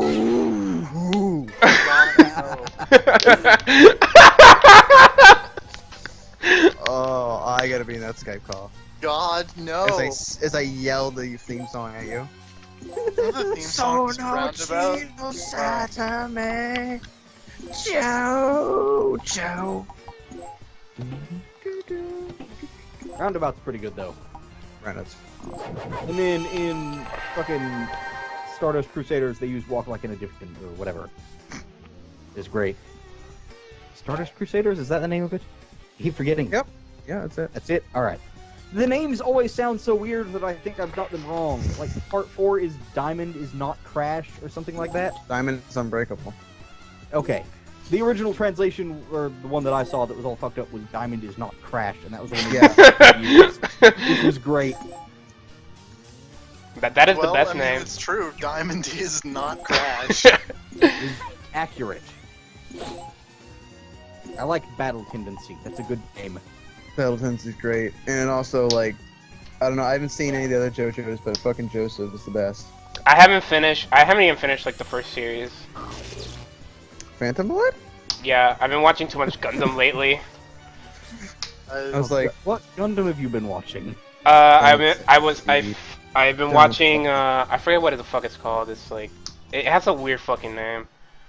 Is it the? Sometimes when I play Forza, there's someone in one of the Giant Bomb car clubs that has one of their cars decked out in Gundam, and it's like Reconquista in G. That's it. That's the one. That's actually the one. I've been watching that one, and it's pretty fucking bad. But it's not Gundam Seed bad. It's like watchable bad. Me and my friend, like, I'd go over to his house and on like Fridays, yeah. They have an anime blog on our Canadian show YTV, and or Canadian channel, whatever. Anyways, and it'd be and at some point like Gundam Seed would come on, and we just watch it just to shit on it and just go. I don't think Gundam Seed is even worth like riffing on even with friends. Yeah, I don't think it was just like we had nothing better to do, and we were just like, God damn. I'd rather do nothing, just staring at like a blank screen, than watch fucking Gundam Seed. Okay. Okay. We didn't know it was bad. It's kind of like we were trying to like it, and we're like, this sucks. This is like a Kira! Atherin! That's like 90% of like the first 5 episodes. It's just okay. TFP doesn't have much context on Seed and Seed Destiny. I don't. Let me put this in terms you can understand. Okay, right. you know Risei from Persona 4? Yep. That's everybody. Imagine if she was in a Gundam series as like an idol singer, but imagine that she was one of the universe's most important political figures, pacifist, and got her private army of main characters who loved her so much they were willing to make her Empress of the Universe because she was so perfect and right about everything. And your main character's name is God. Yeah, his name is Kira.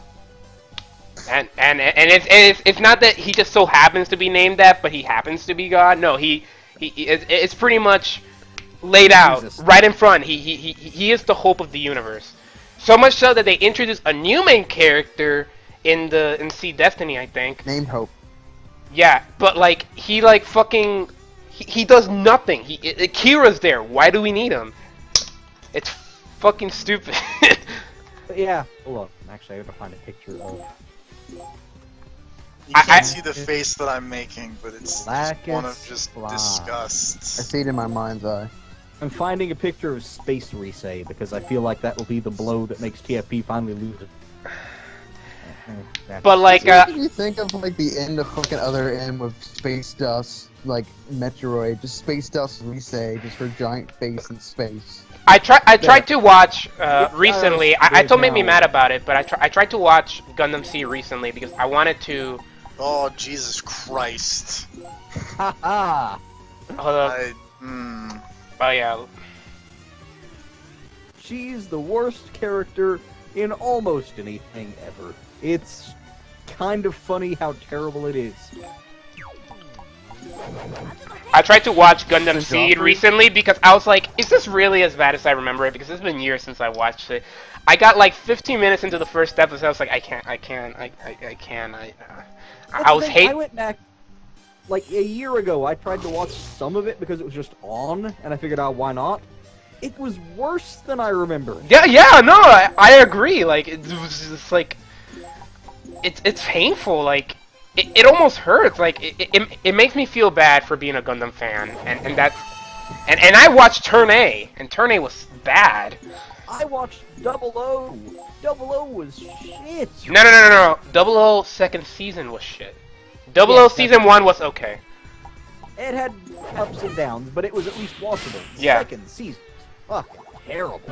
Yeah.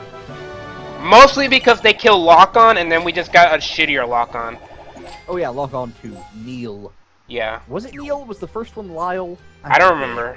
The point is they just brought in his identical twin who replaced the character who died. Yeah. And then everyone just kind of like, yeah, there, he's new Lock On. Good thing he had a spare. Alright,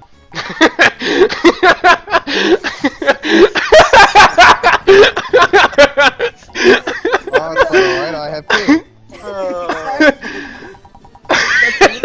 And like he starts, like the original Lock-On lost his eye, and then this Lock-On loses his other eye over the course of the series. God. Because you can't, like, and then, oh god, it was so bad.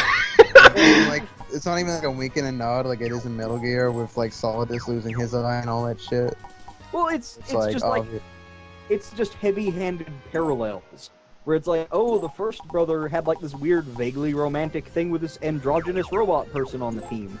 And then the other brother falls in love with this woman who happens to turn out to be an androgynous robot thing for the bad guy's side. And then he loses his eye on the opposite side that his brother did. And then... Shit, is that main character me? What? Oh, he's Sorry, falling in love with androgynous robots? Yeah, I kind of zoned out for that conversation, and then I paid attention to that one part. Of course.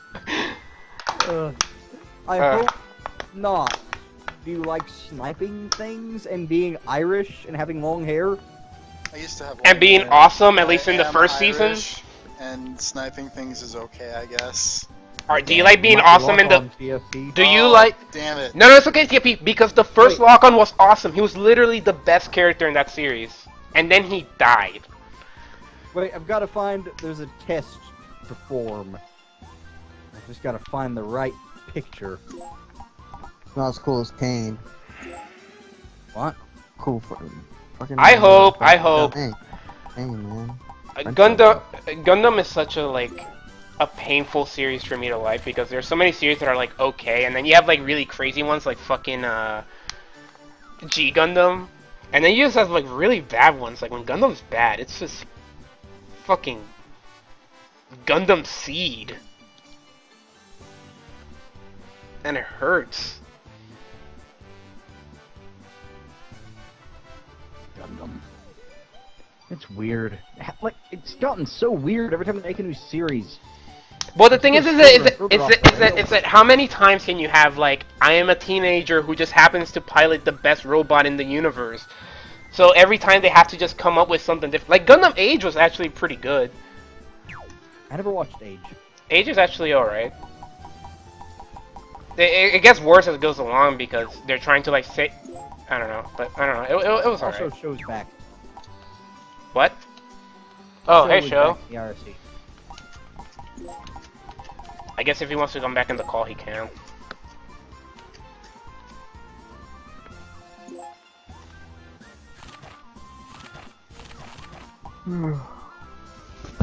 Alright, posting a picture to the IRC so that I can test TFP. Wow, TFP, fucking jerk. How attractive is that weird androgynous robot person on a scale of 1 to 10? Male. Fucking major. That's a solid, like... That's the fucking major. 8 or 9. Alright, then yeah, you're locked on. Great, awesome. Also, he has a he has a stupid fucking robot too. His Gundam was the worst one. Oh yeah, it was 2 Gundams. It was like a Gundam hiding inside a fat Gundam. Yeah. I am Gundam. That was the stupidest saying ever. I am Gundam. And he said it Oh, so that many character times was too. terrible. I'm a fighter. Are you a Yeah, fighter? Everyone on that, That character is straight up everyone on fucking the team, Disgaea. everyone on the 00 team except for the first lock-on was terrible. Yeah. Because they were just a bunch of holier-than-thou pricks going around the planet being like, hey, don't wage war or we'll stop you by killing everyone with our super powerful war machines. And then the Chinese girl was pretty good because she was absolutely fucking worthless, but they gave her so much screen time. Yeah, I don't know what the hell the deal with that was. But what if she just gave them money sometimes and like stood around? Yeah. And had a bodyguard who did nothing? Yeah, like she was so worthless. It was almost endearing. Sort of. Yeah, no, like no. I loved it when she was on screen because she would show up and then she would say some important stuff. People would listen to her, and it's like, oh my god, it's like you think you matter, but you don't. But wait, I've just remembered the only other character in 00 who was worth anything. The main villain of the first season, Alejandro. Oh yeah. Do you remember Alejandro? I do not remember Alejandro. He had a giant golden neck, and then they blew it up, and there was a giant gold-plated GM inside that he was trying to Oh my god, I remember! Yes. He had a gold gun, his mech was gold, the mobile suit inside the mech was gold, the suit he wore when he was piloting it was gold. He was a fucking James Bond villain. He had an androgynous robot boy manservant named Ribbons. Oh my and god. He just hugged him a lot, called him my angel. Before I kill you, Mr. Bond, I'm gonna Alejandro. show you androgyny and gender confusion. You know what else I didn't like about?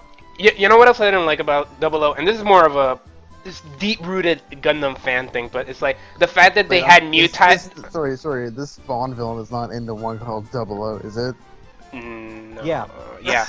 Alejandro from Gundam 00, where everything is made of gold, and his power is money. Nice. Oh. Because he's just a rich guy. It was Here, pretty great. I cannot show back to the call I have him. He has a golden gun. His suit is gold. I don't know how else to explain it. I don't really know what else to say.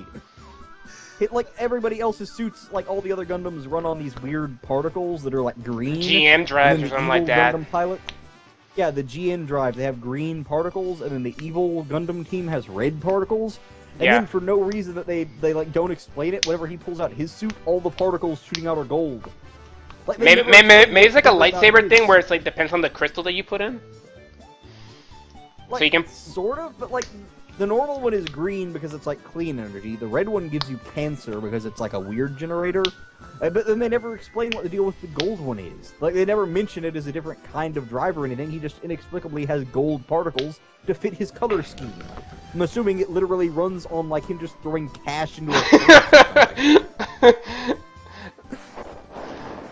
a one of the things I really hated about 00, and it's mostly a personal like Gundam thing, but it's like they okay, in Gundam there's a concept called the new type, or at least in the Universal Century, right? And new types are just people that mutated into space people, right? But they have like superhumans, right? Right? And superhumans are literally just cyber new types. Cyber new types are like people that are made in like a lab or whatever. And it was so dumb, and I don't like it. Yo. How was the corner store? Bad Gundams. Yeah, I heard. Sorry about the mic issue. It seems that even the stream froze for me. Oh, okay. What were you saying, maybe, man? I was telling Show that he joined in while we were talking about Bad Gundam. Oh, yeah. What was the thing that they had in Gundam Wing? It was like the... It was like what were they? It was a thing that made you like not have emotions or whatever, or something like that. I keep wanting to say coordinator, but that's not it.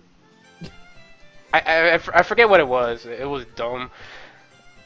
Coordinators were the Gundam Seed new type thing. Yeah. Oh wait. TFP. Yo. I want you to guess what are all Gundams made out of? Oh man. Metal. They're gonna be so good. They are made of Gundanium. Okay.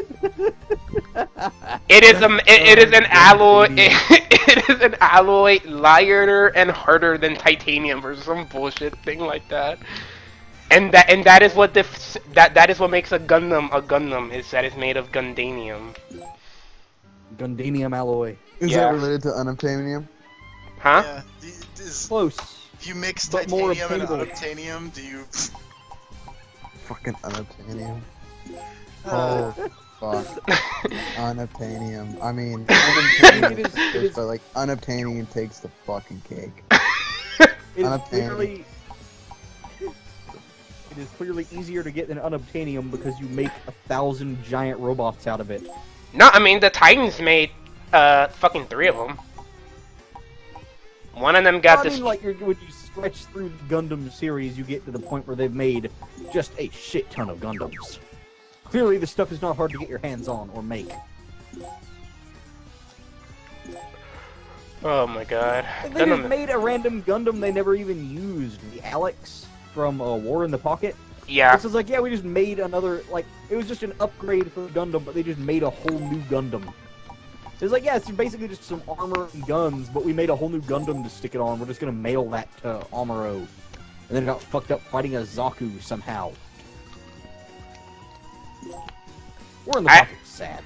I haven't watched War in Pocket. That's actually one of the few, Huh? Yuana, it's short, and it's actually pretty good. I think that's one of the best Universal Century Gundam things, period. It's one of the few, like, Universal Century ones I haven't watched. That and,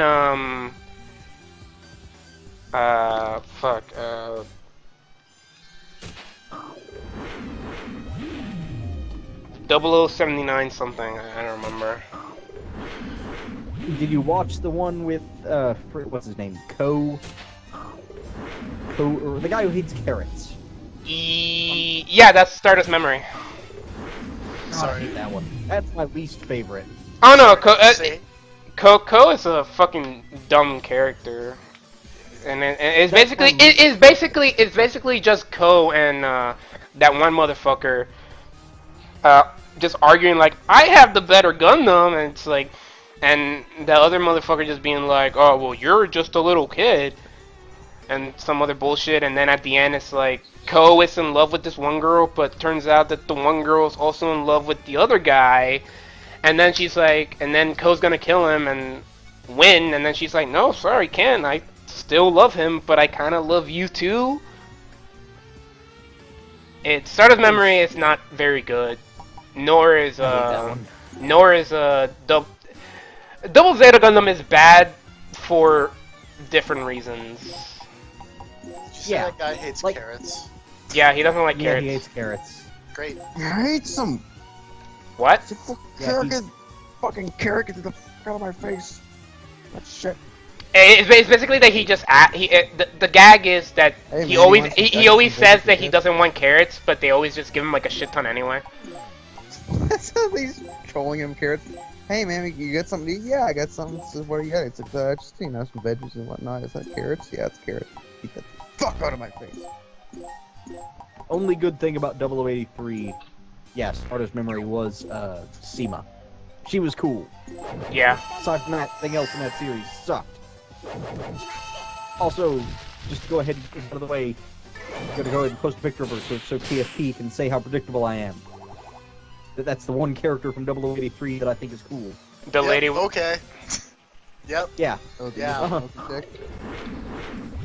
Yeah, smoking lady with a jacket. Tiger. And, yeah, giant tiger skin thing on her weird space throne. I love like Zeta and Double Zeta. I love like Zeta ships that Zeon have because they still use like the old timey ship wheels on their spaceships. Oh yeah, they just have like battleship style wheels. Yeah, like wooden spokes in a spaceship. It looks cool. I mean, it does look cool. Let's be fair.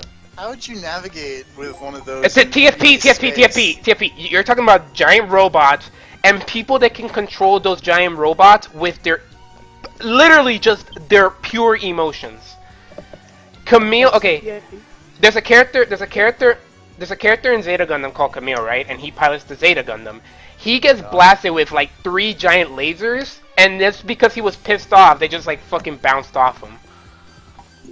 Yeah, he has a weird thing in his suit. He has a weird thing in his suit where it uses his latent new type psychic powers. And at the end of the series, he uses the spirits of people who died in the war to pull the guy down while he rams him with a ship. And then Like, and then that same guy that guys he rams, down. and then that same guy that he rams, but first off, he has a ship in his lower torso. He's in fucking space, and somehow he can communicate. He's not dead, and he goes, "Well, fuck it. Before I die, I'm gonna steal your soul." And then Camille becomes retarded. Oh yeah, he stole Camille's soul. I forgot about that. Yeah. I forgot he stoned him before he went. Alright, it's God, like Zeta was 2 so in the dumb. morning here. I can't listen to Gundam talk for this long. Zeta is my favorite series up until the end. The end just fucking so dumb. I have to return some videotapes. You don't. I'll talk to you guys later. You can run away, but the Gundam will Later, always Rob. be here. See ya. Bye bye, Rob. Oh, I love Gundam. I have no quarrel saying that I am a Gundam fan. So stupid. Oh, I like Gundam. It's so dumb. It's kind of great. I need to marathon. Actually, not watch a single episode of any Gundam series. What? That's actually kind of understandable. Yeah, Again, Gundam's like it was popular when it was like the older series are the popular ones, and then it just kind of got shitty as it got new. So anyone who's coming into it recently looks and it's like, hey, what's a good Gundam series to watch? And it's like, stuff from the 80s? Basically, the original quote-unquote trilogy, like Gundam, Zeta Gundam, and Double Zeta Gundam is okay. Anything that isn't Seed. Anything that isn't Seed, Turn A, because Turn A is fucking terrible. I don't care what anybody tells me. I don't like it. Gundam has a giant mustache. Yeah, it looks like Dr. Eggman, doesn't it? Like, look up the Turn A mobile suit. It looks like fucking Dr. Eggman. Yeah. The most experience I've had with Gundam is that when I was younger, I got some Gundam figures because they looked awesome. I remember getting one specifically which had like the most basic thing I can describe it as a Gundam version of Merkabah. That is the closest thing I could possibly describe it to now. But if you wanna stick with the good stuff, just whatever is in the Universal Century timeline, just watch that and you're good. Except for I guess Stardust Memory because it's a worthless series and I sort of differed from the trash you've been talking about it. Stardust Memory and I think, like, stuff to watch, the original Gundam, Await the Best Team was pretty good, War in the Pocket was good, Zeta Gundam's good, some of the later Gundam series, like the spin-offs, some of them are okay, but it, like, depends on how much bullshit you're willing to put up with. Yeah. Like, it's just, like, varying levels of anime gets injected into the giant robot stuff. Like, Gundam Wing, the main characters are a boy band. I have only one main question. Are there any amnesia arcs? You know, if you want to talk about in Zeta Gundam, there's 4 in Rosamia, but they have good reasons, and that's because they were turned into cyber new types, and I'm not going to explain what a cyber new type is right now.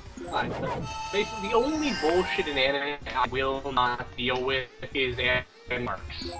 It's literally the only gimmick in anime that I hate above all else. Oh man, I forgot to ask Rob about the Bravely Default thing that I was going to ask him about because it involves an amnesia plotline. Oh, fuck. Oh well. I hate I'll ask him about it some other time. so much, especially when it's just dragged on forever. Oh, what the hell? There was my mom was watching some damn soap opera, and she was filling me in on what happened on the soap opera. I'm gonna immediately assume, when you say soap opera, I'm gonna immediately assume General Hospital. No, she doesn't watch a General. It was like Young and the Restless, I think. Isn't that like the It's oldest? like yeah. Anyway, continue. Yeah, it's one. I watched that with her when I was in elementary school, and the same people are on it now as when I was in elementary school. It's just like one of the plot lines they're on now is this guy faked his own death, got plastic surgery to justify that they switched to a new actor, came back, got amnesia, and now doesn't know his own evil revenge plan that he came up with before he got his face changed. You know, I think I saw But no one knows who he is because he's got a new identity. So the thing is, it's a build-up of eventually he's gonna remember who he is, and then will he still be willing to carry out his evil revenge plan? And it's just like, you don't get amnesia from everything that happens to you. People in that show get amnesia from falling down. Dude, it's a soap opera. It's a soap opera. Welcome to soap operas. Yeah, like... Like, I've known soap operas for years, but it seems like they've just gotten more liberal. Like, in the No, old no. days, it was- Have you watched Hispanic like telenovelas? Those are like the stupidest shit ever. Those are like, that's like the leveled up version of soap opera. There's a whole new level of drama going on there, and just backstabbing and weird shit. Like my dad loves telenovelas, man, and it annoys me because like when he's watching TV, I can't use the TV, and he only has like one for some reason. Also, one game relevant thing. Turns out the friggin' wiki trolled me. What about what? You don't get the sleep spell for the thief until level 16. Oh, okay, that's fine. They basically accidentally flipped the level and the SP costs. They could have just done what I did with the Sarah page for Final Fantasy that only lasted a day, unfortunately. Yeah, basically that's what it looked. It said you learned at level 8, but now I see that they basically just accidentally flipped level and SP cost. All the skills for the thief cost a base level of, or a base SP of 8. Has anybody here, I'm sorry, Show, keep going. No, you go. Has anybody here watched, besides maybe Matt, has watched that show, Deadliest Warriors? That show is so fucking stupid. Oh my god, you need to watch it. It's so fucking dumb. It really is. I remember the other version of that show that was also dumb, where they did it, except instead of with people and, like, groups, they did it with animals. Wait, I missed this one. I don't remember what it was called, but, like, they just had animal fights. And they had, it was like the exact same setup, because they had, like, two groups of experts on this animal come in and try to, like, talk up their big game on their animals. And the one episode of this that I remember was that it was like hippopotamus versus alligator. It seems like an unbalanced fight. Well, no, because the alligator people were like, no, the alligator's super cool because its jaws can, like, just crush metal. And then when they showed, like, the dumb CG simulation, what happened was the alligator tried to bite the hippopotamus in the butt, and then the hippopotamus just, like, shook its ass in the water down to knock the alligator off of it, and then stomped on it. Yeah, that's what would happen. And it was just like, yeah, that's it. Our simulations revealed that the hippopotamus wins like 98% of the time. It's a hippopotamus! It wins against most things. Hippos are shockingly dangerous. Everyone knows this. There's only one creature which honestly I think is passively terrifying than a hippopotamus, and that is a cave buffalo. And that's only because they will hunt you until you die. If you mess with them, they will actually, like, if you try to return to, like, your base camp, they will circle your base camp until you go to sleep at night, and then come in and just start wrecking everything. I read an article about squirrels in Russia that apparently, like, just went rabid or something and ate a dog in the park. What? A gang of squirrels killed and ate a dog in the middle of a park in Russia. It's just like, well, okay, stay the fuck out of Russia. Okay, so wait, hold up. That's Russia and Australia. Okay, I got it. Yes. Okay, Russia and Australia. But no, you can actually go to Russia. Just be wary of some terrifying enough. Never go to Australia unless you're on a business trip. And if for whatever reason you have to go on a business trip to Australia, you need a new job. Everything in Australia can kill you. There's a tree in Australia. There's a Every tree in animal, Australia Even that the will kill you. people. every like this. The poison in this animal is inversely proportional to its viciousness. A vicious, terrifying animal that can claw your face off is not poisonous. A nice, friendly little creature has probably the most toxic venom in Australia. Fucking koalas. No, actually, me and my friend had a discussion on what would happen if you set a koala on fire, because eucalyptus trees are explosive. I can tell you a bunch of stories about koalas that I learned from watching that time the Rift Tracks people got on National Geographic. Oh, I remember that. Falling from trees on your head. Tell me about koalas and rift tracks. So koalas, I believe it's something like 98% or some exorbitant amount of koalas all have gonorrhea. So they are all constantly wetting themselves because they've lost control of their kidneys. And the other factoid about koalas is that young koalas can't digest eucalyptus leaves, so they have to stick their face up their mother's behind, and their mother will secrete a substance from her behind called pap, not poop. And it coats their stomach so they can eat the eucalyptus leaves. Okay, can I just say that I have like this really upbeat and cheerful music playing on my side, and it blends so perfectly with you talking about koala shitting. Nice. Oh the my triumph of the shitting koalas. Oh my god. I'm just remembering that the other. Oh man, the special other thing one was bats. so good. What was Bats. Bats. What about my that? god. The giant man-killing bat, or yeah. whatever the hell that was. So the koala thing was part of some, like, here's a show about how cool animals are. But then one of the other episodes that the Rift Tracks people did was like this nature documentary about vampire bats in South America, and how he was investigating tales from this village about a vampire bat that flew in through the window and just started killing people. And it was like as big as a small horse. What? Or something insane. And it was this very serious documentary. And so the Rift Tracks people had a great time with it, and it was amazing. Have you guys ever watched, it was a show on, I think it was like fucking History Channel or something like that. It was like this guy would go around like the world looking for people that, that had like actual superpowers, and like Stan Lee was in it and all that the shit. Stan Lee Superhumans. Yeah. I only saw a few episodes of that, but one of the cool ones that I saw was like the world's fastest fast draw. Yeah. That's actually on YouTube, I think. That dude died recently, and it was kind of sad. But like, he could shoot two balloons like 15 feet apart from each other while standing 30 feet away in less than half of a second. Yeah, that was really cool.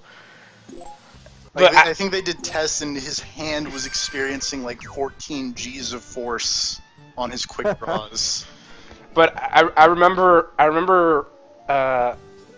hearing like reading something online where like the show got canceled, or like an episode got canned because apparently like there was some kid who like had like magnetic and like spoons and shit would like stick to him, but it turned out that they were just like licking them and like sticking them on them or something like that, and that was the reason like that the show didn't keep going or something weird like that.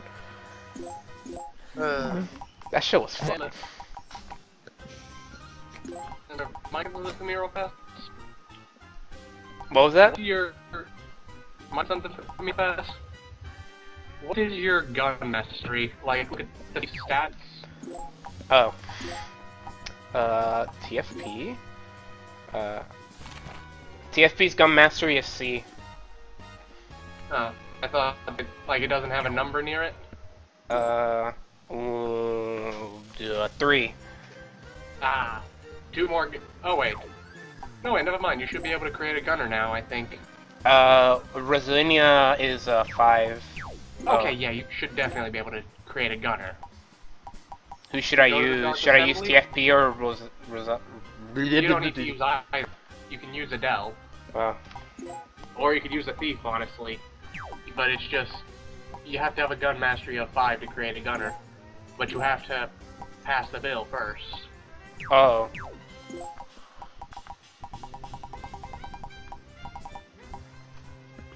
Make a sunset type of guy. A what? A sunset Yeah, type that's of guy. the build to That's make the a gunner. Oh, that's the gunner? Oh. Yeah. He wears a Oh, cowboy fuck. outfit. I meant to do that. Fuck! What happened? I wanted to pick a character that would have a higher chance. Whatever. The only people who have a higher chance technically are females, and that's just because these orcs love females. Bitches love females. I shouldn't call them bitches. That's A offensive. busty view is a magic knight. Hey Golem guy, how do you feel? You're against it? Well, I have some ABC gum, motherfucker. But yeah, also, they don't care what your item is, they only care about the rarity. Oh. So if you have a bunch of different, rarities, you have a higher chance of having something they actually want. Also, never try to bribe the Pegasus. They are noble demons, and hate bribes. But it's a demon. I don't know how to explain it, they're just noble demons, and they hate bribes. Demons are weird, man. Yeah. Okay, tree Also- hunter guy. I have some mint gum. Oh yeah. Oh, it's like the favorite team when went down the category. They say the same type as the guy you're bribing will rise in favor for this bill, and everybody who hates them will fall. In this case, the drunk dudes, who already were strange. Even if they hate you, they still might vote for you, just because they're Let's drunk. do it! Oh wait, how do I start it? Oh, there we go. Wait. Yeah, begin the vote.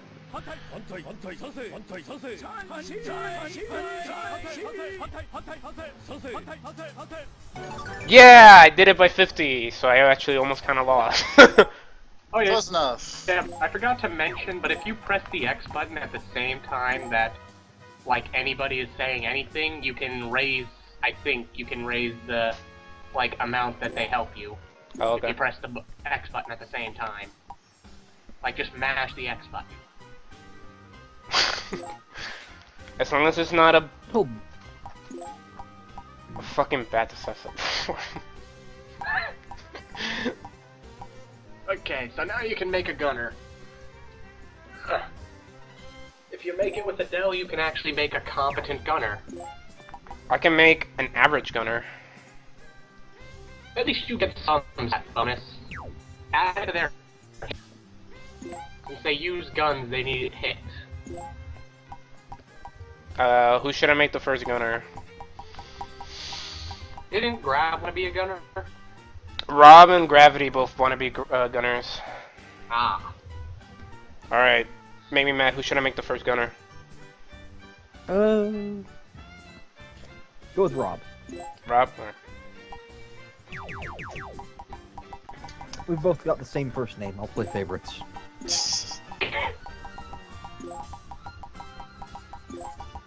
But who has the better last name? Him, definitely. His name is fucking Robert Kerrigan. It's a detective name. That is an awesome name. I guess That's the name that you pull up to break up a criminal meeting, and they turn around and they're like, "Shit, it's the cops." Kerrigan. I It's guess like the name they growl when they draw their guns, and it's like, yeah, that's the guy who's been making life hell for everybody in this city. It's that cop. Maybe Rob's a cop. Maybe there's a candy just to cover. It's an undercover candy sting. Actually, I he can was get. working the candy thing to get in with us to buy our, throw us off his trail. Yeah, stuck with a rather punny name, actually. My name is Sean Frick. Trying that the other way around. Oh, I thought that was just you, trying to be funny with your last name. No, that's that's actually my last name. That's My better than name- my brother. His last. Go ahead. No, keep going. My brother's last name is Cox. That... Unfortunate. Wait, you said your brother's last name is? Yeah. Is he your stepbrother or half brother? I guess he's your half brother. Yeah. Okay. I was about to say, if your brother's name is, then why wouldn't yours? But yeah. No. I always get Just hell. most of the time, I don't feel the need to specify half brother.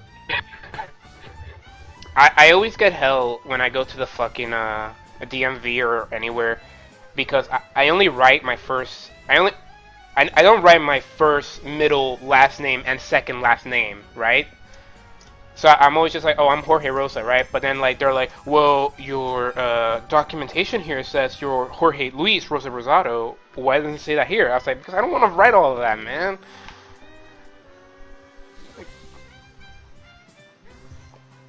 Like it takes too long. All right, we got My two mom's got gunner. a name like that. She's got like 5 names total. Well, yeah, isn't she Hispanic? Teresa Maria Francis something Stanton or something like that. That's not a very. Besides remember Maria, it's not a I don't very remember. Hispanic sounding name. My sister has 4 names and her initials spell hey. My mom's mother was Hispanic, and her dad is, God, I don't know what he is. Angry. It's a good race. Anyway, sir, we won't be able to get as much stuff that I'd like from basically the Dark World battle that I was going to take down Consciousness, but we could still get something even better than we got from Friday MK2. I have a question. For Tank, can I just like get rid of him? Who? Tank, the You frog. can't get rid of him, sadly, but he will be He's useful a for being story cannon character. fodder. I don't want Tank. You're gonna use him as cannon fodder. I have TFP for that. Oh. No, you need TFP. Yeah, for cannon fodder. Exactly. Oh. That's what TFP's body double is for. I think That's why I named it because it's gonna be going. That's what I got rid of. TFP's stunt double. You should be high enough level that you can take down the next area, and then we'll be able to get the... Basically, this is the stage that I said that you could break this game over your knee. But, so once you beat the next level, I'll help you do that. The only one of these games by the Disgaea people that I ever actually beat was Zedai Hero Project on the PSP. That game was a lot of fun. What? What did you say? I said it was a lot of fun. Yeah. Which game? What? What game were you talking about, Mimi Man? Zedai Hero Project. Never heard of it. Unlosing Ranger versus Dark Death Evil Man. That's a good game. Honestly, it's sort of like a roguelike dungeon crawler, but you take parts from the enemies and replace your own parts with them as you go through the levels. Are you guys ready to It's hear very my? Are you guys ready to hear my entire PSP library? Okay, it's gonna take a while. The Burnout game, the first one that came out for the PSP, I don't remember which one. Valkyrie Profile, Birth by Sleep, and that's it. Those are the only PSP games I owned. Birth by Sleep was a PSP game? Yeah. Which one am I thinking of then? I think it was Dream Drop Distance?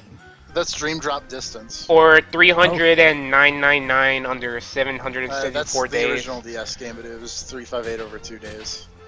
Why do you know that and I don't? Because I know, 358 over 2 days wasn't great ever. because I know PSP things about way video into games. Kingdom Hearts. It's untrue. Secret Kingdom Hearts super fan TFE. No, Well, he did run that anime panel, so I wouldn't be surprised if he's like... true. Yeah, but no. About Persona. Persona? Doesn't that have an anime? Hearts down to it. It has nothing to do with Kingdom Hearts. Well, they talk about friendship. They talk about friendship in Kingdom Hearts. That's like the whole thing. And then in Persona, they talk about that too. So, same thing. If you know, when you make parallels, when you fabricate. Kojima post. Persona, what do you guys think of Dancing All Night? I mean, I'm probably gonna get it anyway, but. Dancing All Night. It looks interesting. I will probably, when that game comes out, I will look up what happens in the story and then give it no more thought. I'm bad at rhythm. You'll probably listen to that Time to Make History remix by Akira Yamaoka. Yeah, that's true. I will definitely listen to the Akira Yamaoka. I'll probably get the soundtrack. I'll probably get the soundtrack. Fucking awesome. I'll probably get the game. If I get the game, it's only because Nanako's in it, which is adorable, and also I like the designs of some of the characters. And now that I know Nanako's in it. I'll probably get the soundtrack, and and that's about it because I'm awful at rhythm games.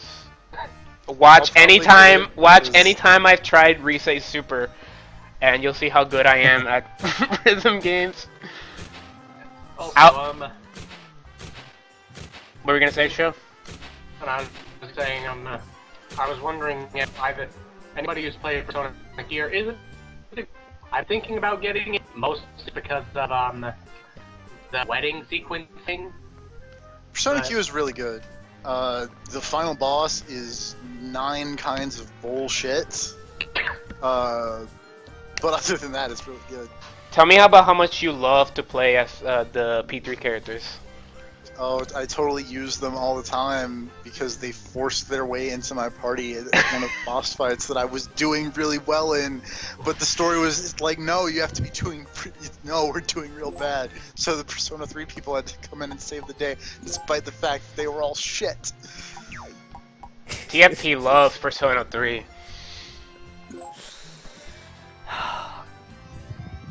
Man, fuck Persona 3. Yeah.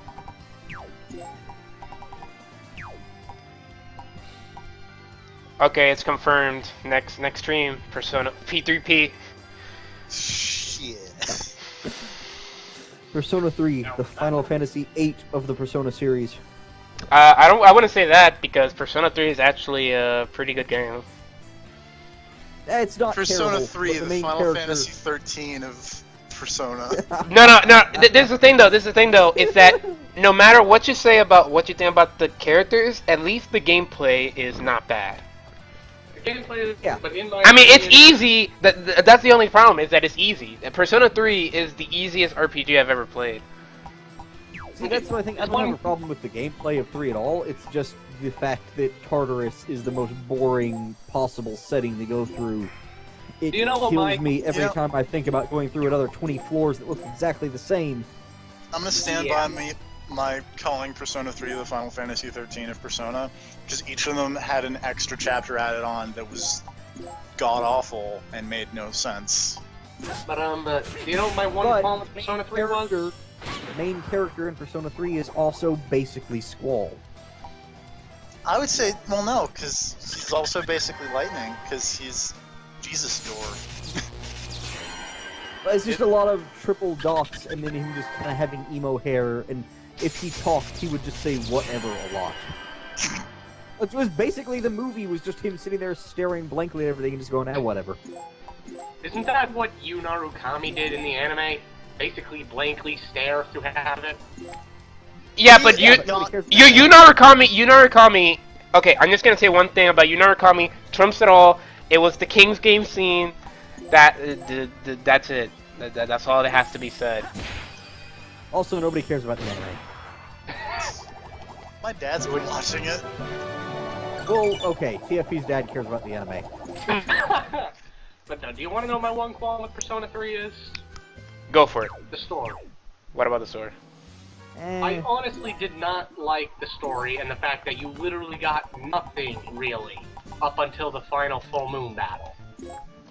Basically, it was literally just you and your team going out solving one random little thing every few nights. I think the only one that really mattered to me was, like, I'm trying to remember, the one with the roulette boss. That was Wheel of Fortune and Strength, I think.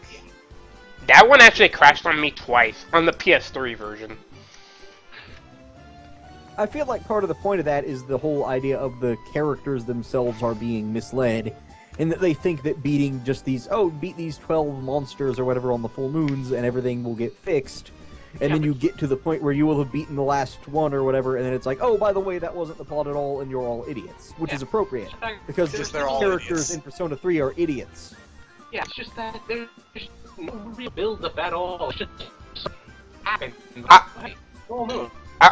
From a gameplay standpoint, I kind of wish that instead of having like Tartarus to grind in, I kind of wish that you kind of actually ran around the city instead of like having the cities rendered off like as like these one-off events, and then like oh, okay, we have to fight our way up Tartarus, and then that's the story, but we have to also protect the city or some shit like that. I don't know. See, I think if they'd made Tartarus half as tall, but actually have the full moon missions be long dungeon areas. Like longer dungeon areas. Like you mean like in P4?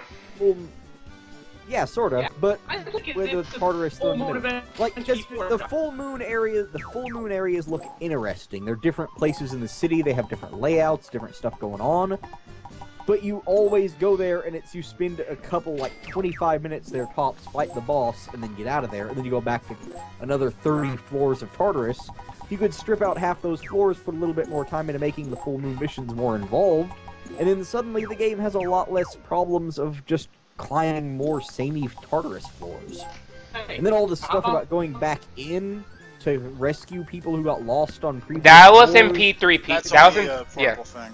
How about good. doing Elizabeth Quest, trying to find those friggin' red enemies, with a small chance of appearing and a small chance to drop the items that Elizabeth wants. See, because I spent 3 hours trying to do one of those missions. Oh, I only did the ones that get me the costumes. And that's another thing that bugged me about the costumes, was that they weren't like, oh, I'm gonna put this costume on you. No, it's that they're actually armor, and they're shitty armors.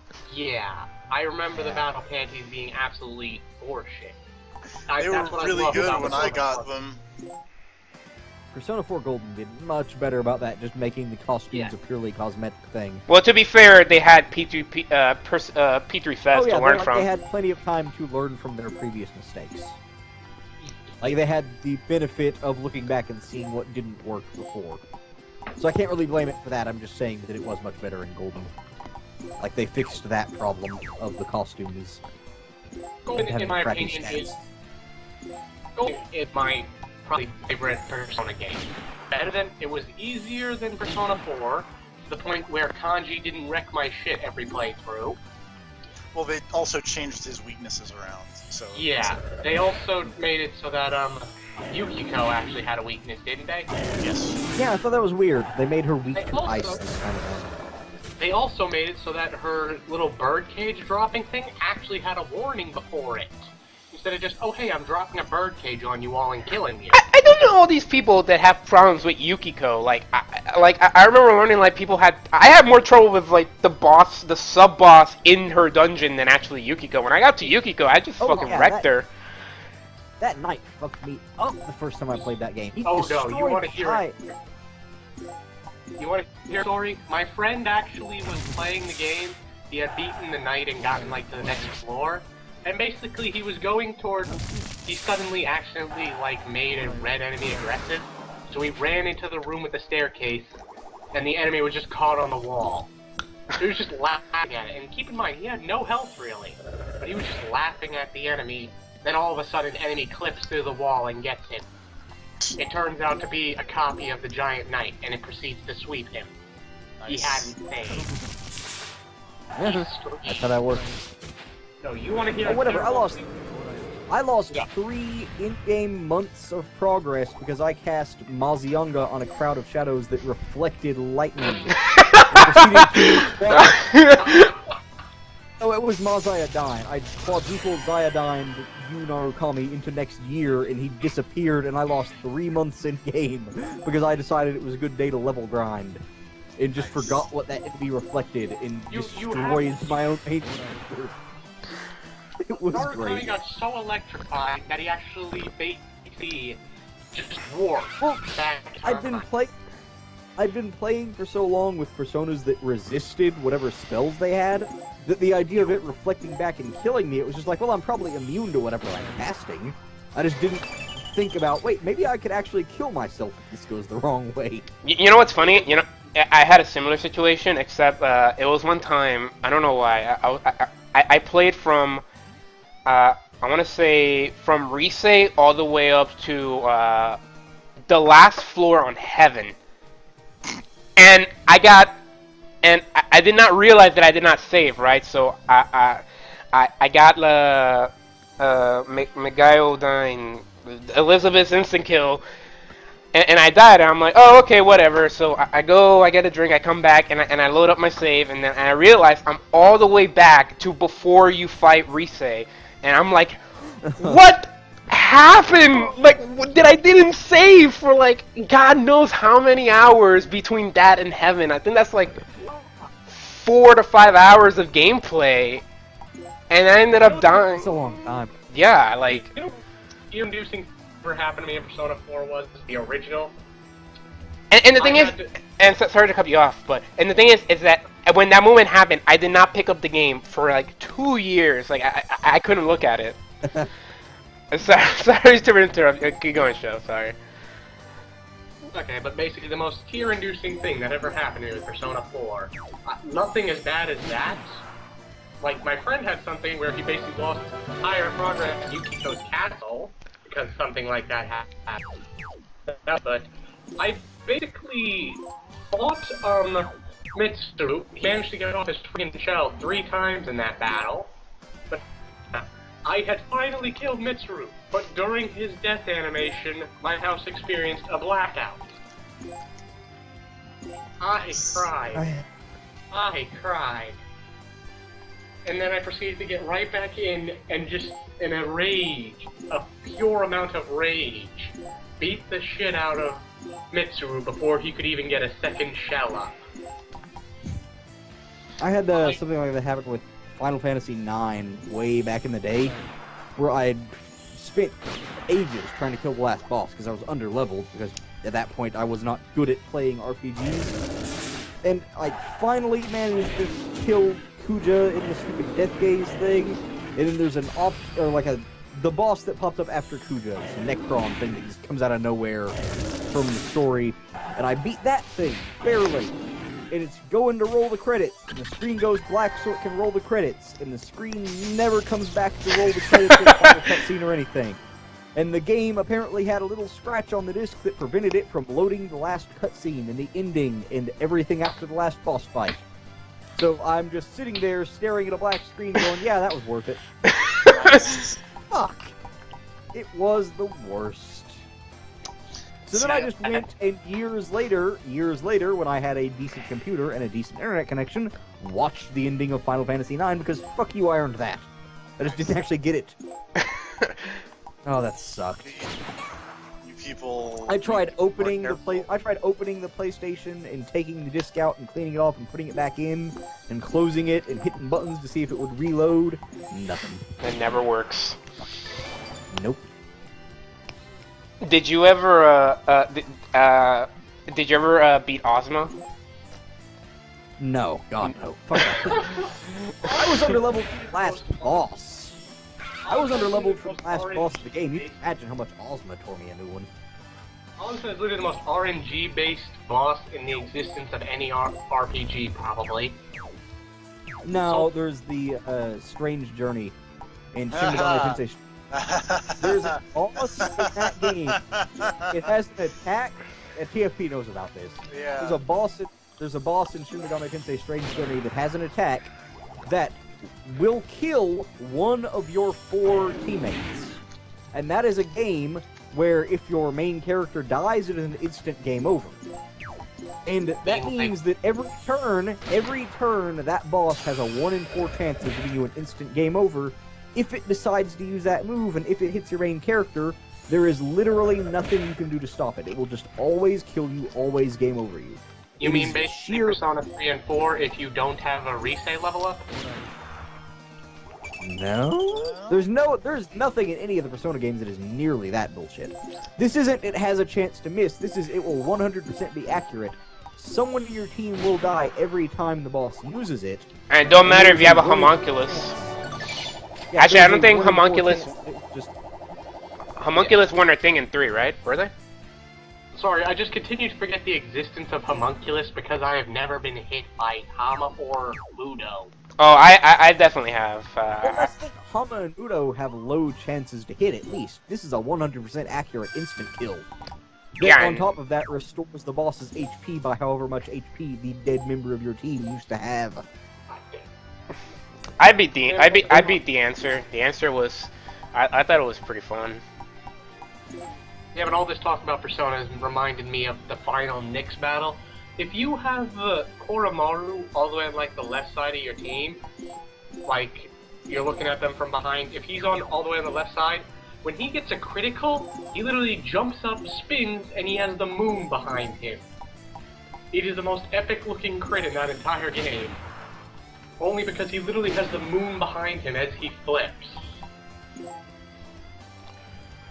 Oh man. To the term moon assault. God. TFB, how much do you like dog? How much do I like dog? When I played P3EP, I kind of rarely used dog because he just didn't really fit into my team. Surprisingly, I'm surprised that by the very end, Yukari and Junpei and all them actually did not fit into my team. My final team was Aegis as a buffer, Koromaru to deal fire damage, and Kanamata as thunder damage and physical. My final team was just Yukari, Mitsuru, and Akihiko because they ran the gamut of weapon types and elements. Yeah. I used my team was Yukari because she was a good healer, Mitsuru because why the fuck not, and I guess because she was a robot. I tried to use Aegis, but I still play Persona games, actively avoiding physical skills. So Aegis is also a great buff character. Like she learns every single buff type. The way TFP plays is totally just the opposite of the way I went through 4, especially in the Golden, because I just use, like, I have a persona with every element on the main character, and then just have Chie and Kanji to just throw physical attacks at everything until it stops moving.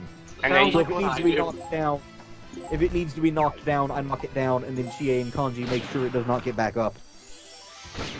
Do you know what always persona was casting. Do you want to know what persona I had throughout the entire game, basically? A Jack Frost with Nullfire. It could use ice and fire spells, and it was literally the most broken thing I had. It reached 99 magic by the end. Oh god. I mean, but especially in Golden, with being able to just pick what skills you want, it gets super easy just to take a persona and be like, yeah, I want you to have one of all of the Dyne spells. At least and then be I'm going flat. to keep you, so I can just blast anything and knock it over. And then I've got another persona that has some kind of SP regaining thing. And everyone else is going to have full SP when I get to the boss of this dungeon, because they're never going to cast a single damn spell. Just be glad it isn't Persona 3 Portable, where literally I managed to go through the entire game without ever using anything but Orpheus. Only because during your free time, you can actually raise your Persona's stat using a vending machine. It's ridiculous. I maxed out Orpheus by the end of that game. There was one time during high school where I got really bored, and I decided that I wanted to do a challenge run of Persona 4, and I was like, okay, so how can I do just the most bullshit challenge run ever? And what I ended up doing was solo Narukami Pixie only run. It took me the entire high school year to beat Persona 4. Good God. I wish I had recorded it, but it was just so fucking stupid.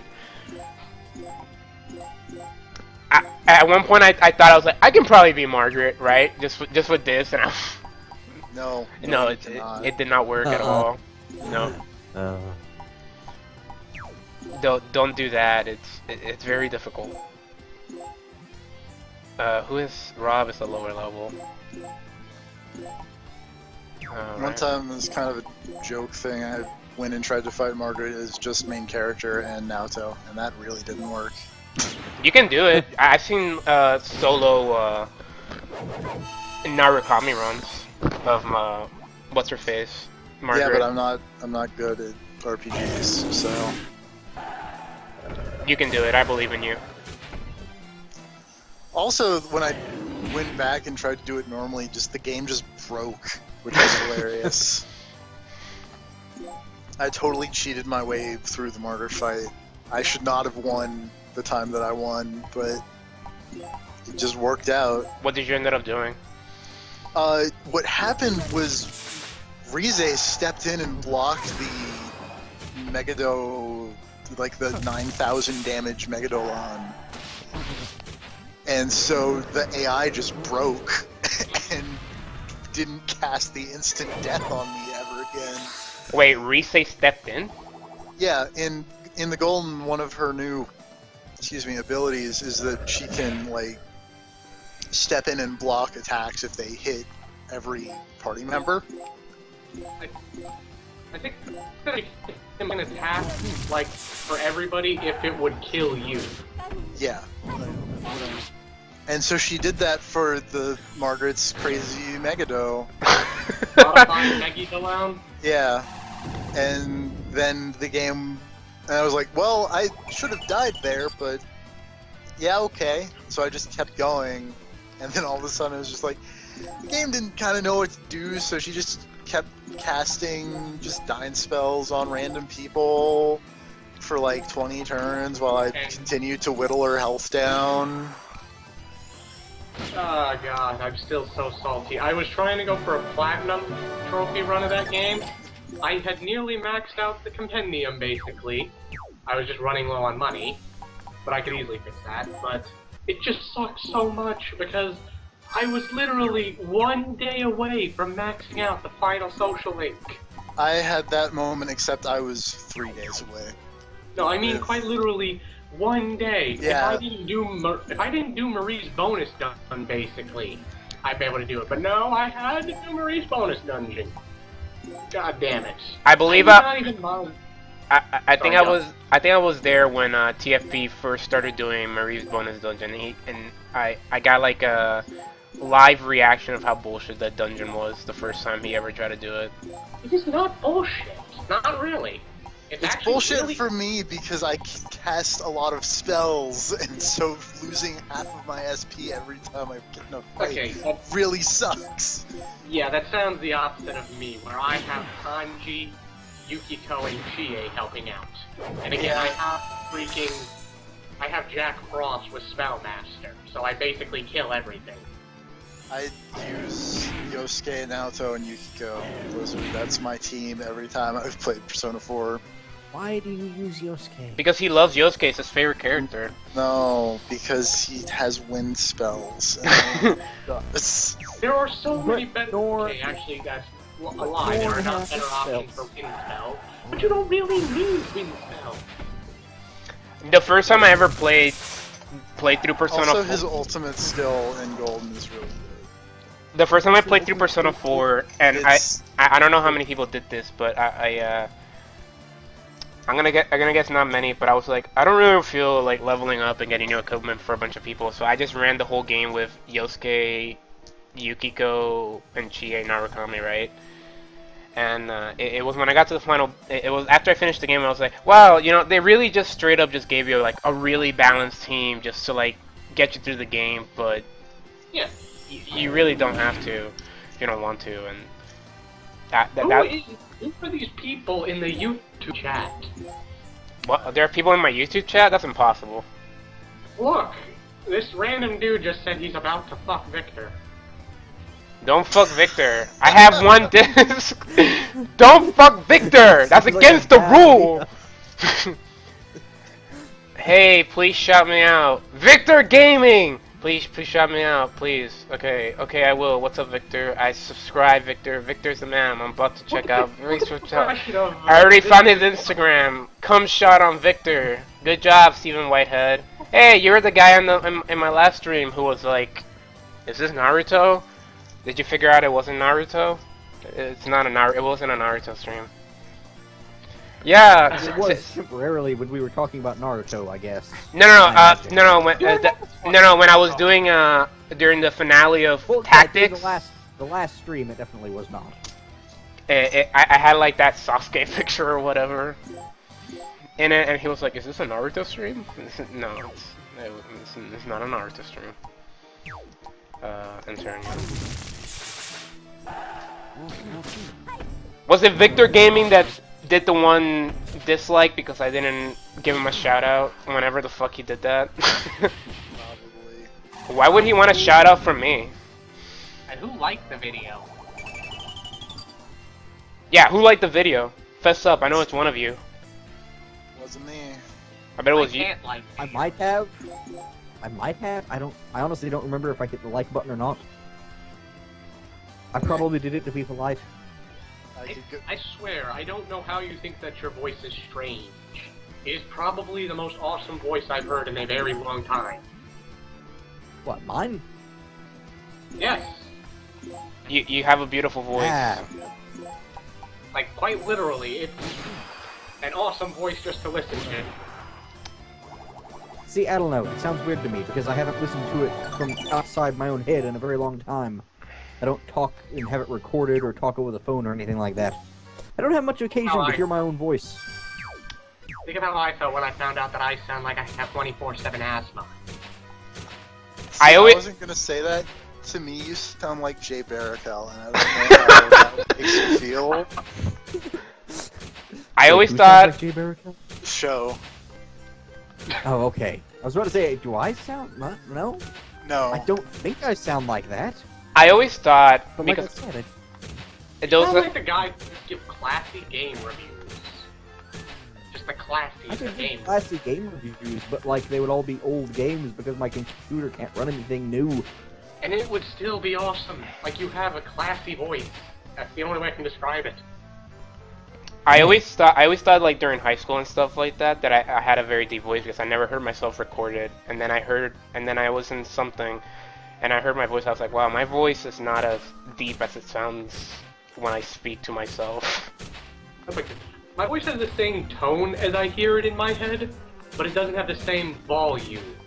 No, when I speak, I feel like I have a very deep voice, but when I hear myself, I can very much tell I don't have a very deep voice. I actually think I have kind of an obnoxious voice. Yeah, I basically hear what my voice would sound like without the asthma. Like, it's quite literally like, my brain registers my voice unfiltered, but as soon as it exits my mouth, it has an asthma filter. Steven Whitehead, did you dislike my video? That's very mean of you. How could you do this? We talked about Steven Gundam and Whitehead? everything. Yeah. About Gundam and everything. Talked about a lot of things. We talked about how Gundam is terrible, we talked about how much TFP loves Persona 3 and Yosuke. And anime, don't forget the anime. Oh yeah. Oh, wait, I know what it is. We haven't talked about Bleach yet. Oh, okay. No! Is there eye magic in Bleach? Kinda? Probably. Well, their I eyes there in... was sword eye magic. Oh, you! Yeah, no. there's like a sword that... No, there's two of them! No, there's two of them because... Okay, there's the one guy who used to be a Soul Reaper, but then he got like the weird magic mask in, and his sword like disorients you or some shit like that. His sword messes with your senses. Yeah, and then there's the guy that, I don't know, just makes you hallucinate. The Five Nights at Freddy's sword. Basically does the same exact thing, but also messes with your sixth sense, I suppose. Point is that, do you know what makes Bleach good? No. Boobs? Do you know what makes Bleach bad? Boobs? Everything else? Aizen is the only reason that series exists. Me and my friend literally had a 3-hour conversation about how everything relevant in the series is Aizen's fault. He is the reason we're not why gonna have a... Wait. We're not gonna have a 3-hour conversation about Aizen. No, I'm just gonna throw sum that it out there. I'm just gonna sum it up right here. He is behind why the characters suck. He is behind why the power are generic as hell. He is behind the birth of the main character. And he is behind why any character in that series powers up at all. Okay, that was 10 seconds. We have 3 more hours to fill. Also, but also, right now. I can defend but North. also, but Bleach has Chad, and Chad is cool for like 5 minutes in the first storyline before he jobs to everything forever. Because he's just a giant Mexican guy living in Japan with a demon arm that punches ghosts. I remember when they entire personality. I remember when they first He introduced is giant punchy guy. It's great. Yeah, and that makes him cool, but he's weak. Everybody's weak. Yeah, no, that's what I mean. He's cool for 5 minutes, and then he just loses every fight ever in the series really easily. And then he gets a new power-up and gets like a second demon arm, and then that arm also sucks, and he loses the next fight immediately. No, he won. He won his first fight. It's just that after he won that fight, he fights somebody that's stronger, and then he just loses. Unlike the rest of the people, he's the only person who Aizen did not have a part in, and that's why he sucks. Orihime's brother turned into a hollow, which was likely Aizen's fault, and that's why Orihime got power-ups. Uryu hates the Soul Reapers for doing what they do, just like Aizen, and therefore Uryu gets power-ups. Chad has nothing to do with Aizen, and that's why he's irrelevant for Bleach. Didn't they have a whole like season or like a sub or like a filler season or whatever about people that are like Chad, Fullbringers? I think that's what they're called. That wasn't a filler those arc, weren't sadly. like Chad. That was in the actual thing. Oh. That was Bounce. I barely remember Also, you're thinking of the filler arc in the anime, which was about Bounce, which sucked because guess who wasn't in that? Chad? Because Chad was my favorite character. Aizen. Aizen had nothing to do with that filler arc, and that's why. Well, they also had the filler You're arc. saying Bleach. They had the. saying Bleach needs more Aizen. Yes, which is why both me and my friend are literally cheering now that he's back, because it has sucked for this entire arc, solely because No, like there hasn't been. here's the thing. It sucked since the very first story arc ended, when it was just Ichigo is a ghost hunter in his city, and When it was Yu Yu Hakusho, it was really No, good. this is what I'm saying. When they go to Soul Society and Aizen becomes a character is when the series started sucking, and it has not stopped since. Basically, when the series was Yu Yu Hakusho, it was really good. But then when it became Bleach, it became kind of shitty. The thing is that Aizen is behind the birth of Ichigo, and the reason why he became a Soul Reaper. So he's also the reason why that first season was good. Also, Like everything. isn't Ichigo? Later. Isn't Ichigo like a Soul Reaper, Hollow, whatever the fuck the Archer guys are called now? Quincy's? Yeah, Yes, and that's all because of Aizen. Aizen sicked a experimental hollow on his mother, who happened to be a Quincy. Is he an If you inverse? say Aizen, Yes, again, I'm going to TFP. request that TFP kick you out of the call because I can't take hearing Aizen's name anymore. Aizen? I hate that guy. So who wants to Bleach talk is about Oh, obscure yeah. 80s anime? Just because one of you brought up Bleach, I hate Bleach. If we can get off Why don't we Bleach, I'll talk stop about- talking about you-know-who. Why don't we talk about the next game Server's going to stream? Which Okay. is the DS strategy RPG Bleach game. Okay, Where you play as a Mary Sue insert into the story who makes friends with all of the principal characters and then is displaced through time and shows up in current day Bleach. That is not true.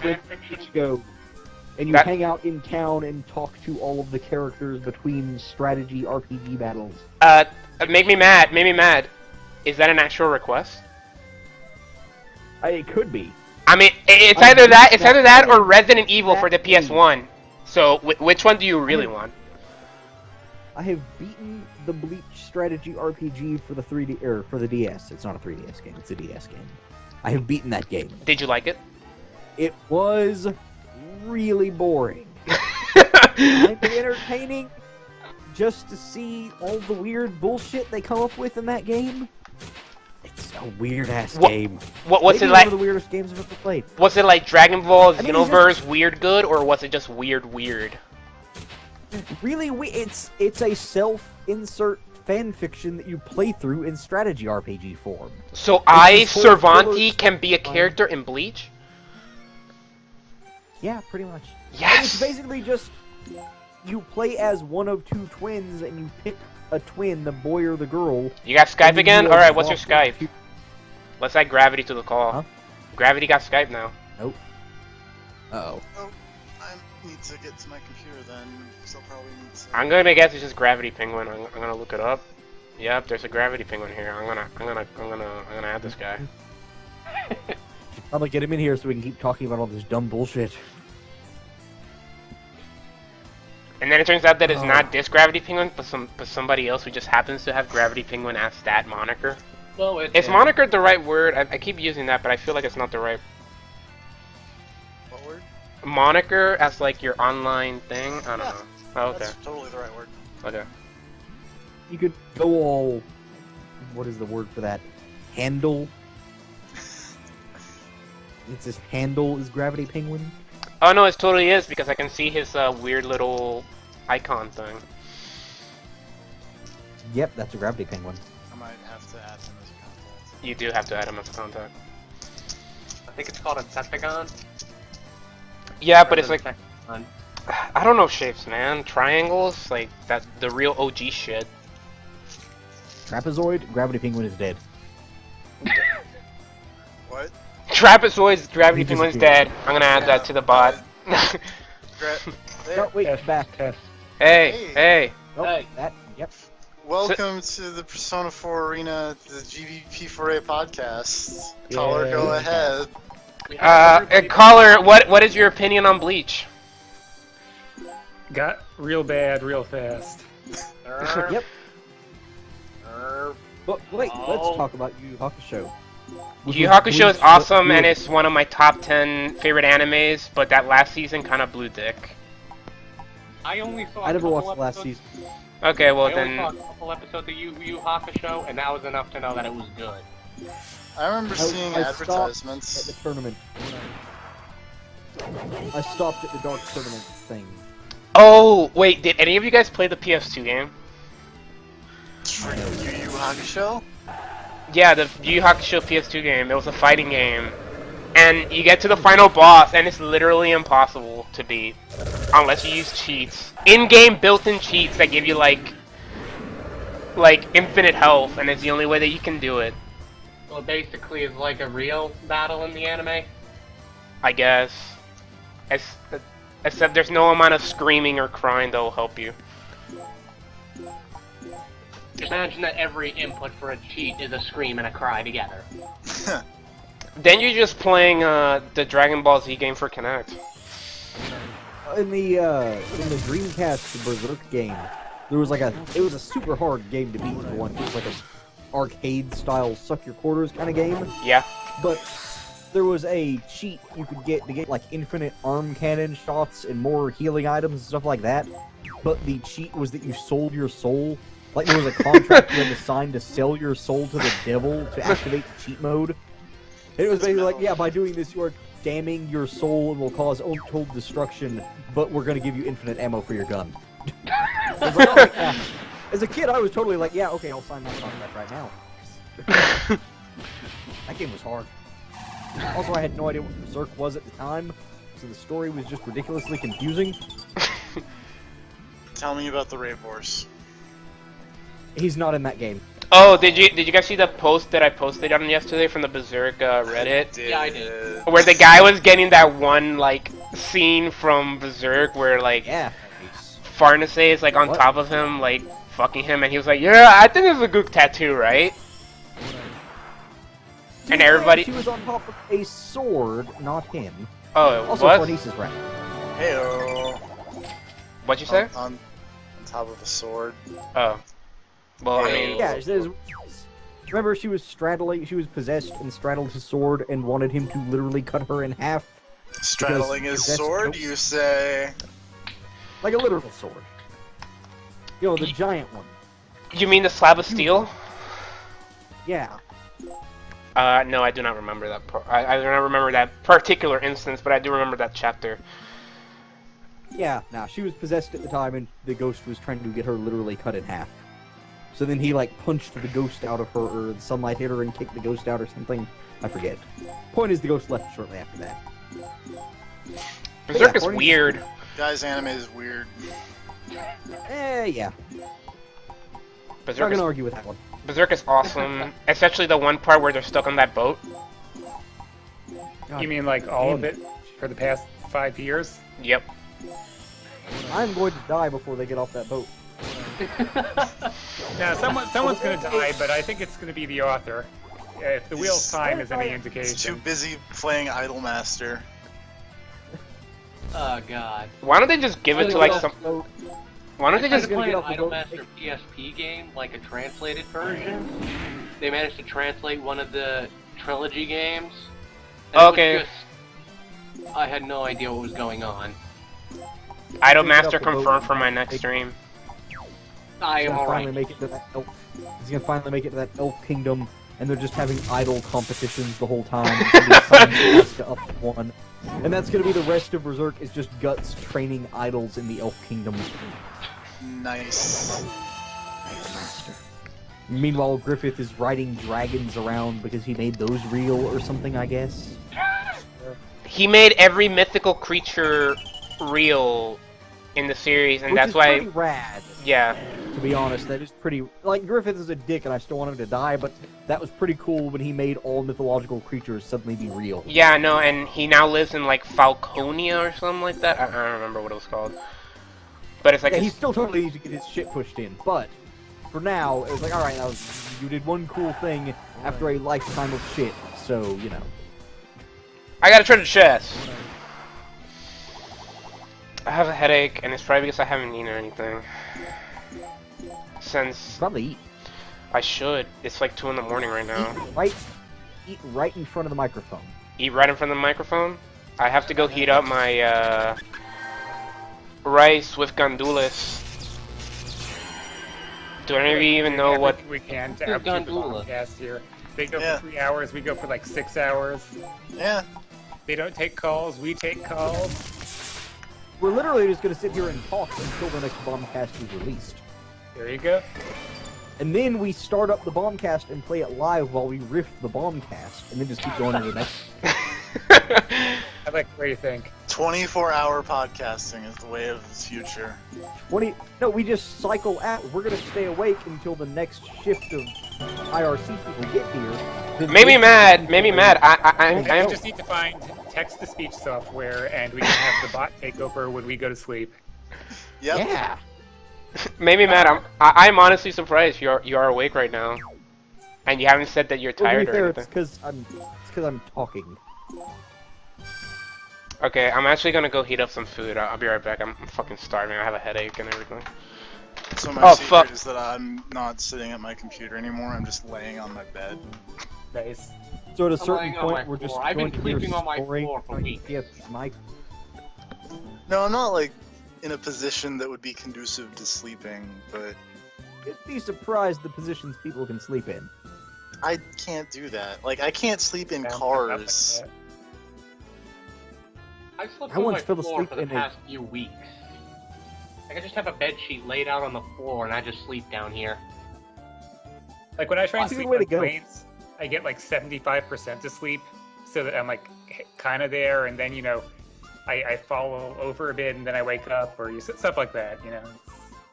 It's a bad show. I once fell asleep in a toy box that was full and had one of those Alien Queen action figures in there with all the spikes, the tail. I just fell asleep in there. On top of all that, like Megazords and Legos were all piled up in there. Just passed out right on top. It was actually surprisingly comfortable. Woke up with Legos all embedded in my back, but it was worth it. Acupuncture. All right. Yeah, like, sorta.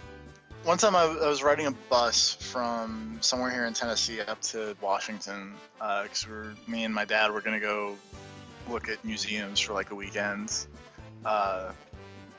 and I could not sleep on the bus to save my life. So I'm sitting, like, looking out the window of the bus, and it's super foggy in, like, Northern Virginia, and I'm just listening to the Alan Wake soundtrack, and realizing that I've made poor life decisions. Well, so at some point we need to do this podcast thing with you, Neil, going on in the background. I'm down.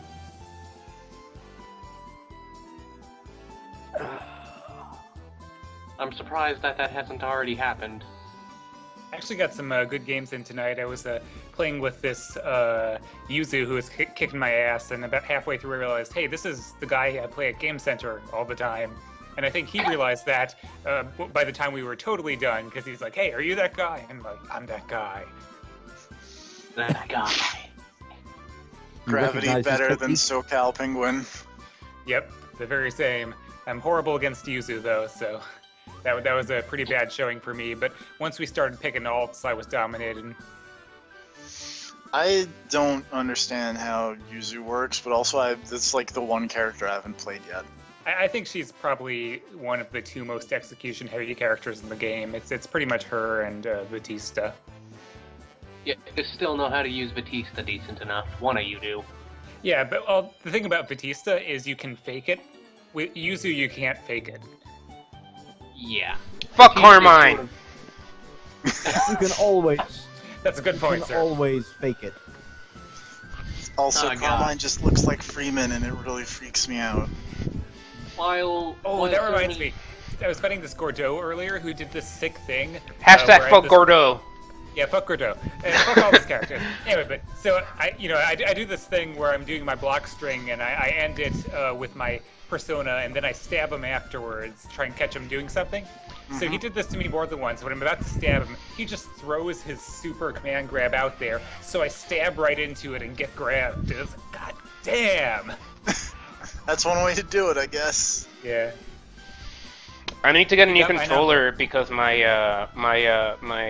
Street Fighter Cross Tekken controller, I noticed sometimes when I push back, it doesn't push back anymore, especially when I'm holding down, and I think it's busted. And I opened it up and it is busted. Also, I'm gonna put up a GIF up here because I'm about to eat and I don't want to play and eat. Right now I'm just reading some Toriko. Let's see. Oh dear God. Right now the main characters are trying to steal a Monkey King's balls. I want to steal Monkey King's balls. Man, I've been playing Okami on the side, right? That game is still super good. It is. But like, I'm so good at it that it's really fucking easy. I still have played maybe an hour and 45 minutes of Okami. You should play Okami. TFP doesn't like Zelda games thing. But it's like a super... It's not even like an actual Zelda game. It's a lot like a Zelda game. I've liked it more than most Zelda games for the hour and 45 minutes that I've played, but it's just... I don't know, it's not one thing... It's not something that I just get into, I guess. I love this Mr. Mind gift. It's like what I think about Under Night in Birth. You can read my review on thegiantbomb.com. Stop plugging your /theFakePsychic. I read your review. Yeah. I read it too. Yay. Yay. I think I recommend I don't know. It was definitely well written, and obviously I enjoyed the game more than you do. But oh well. I mean, he's basically saying your opinion's shit.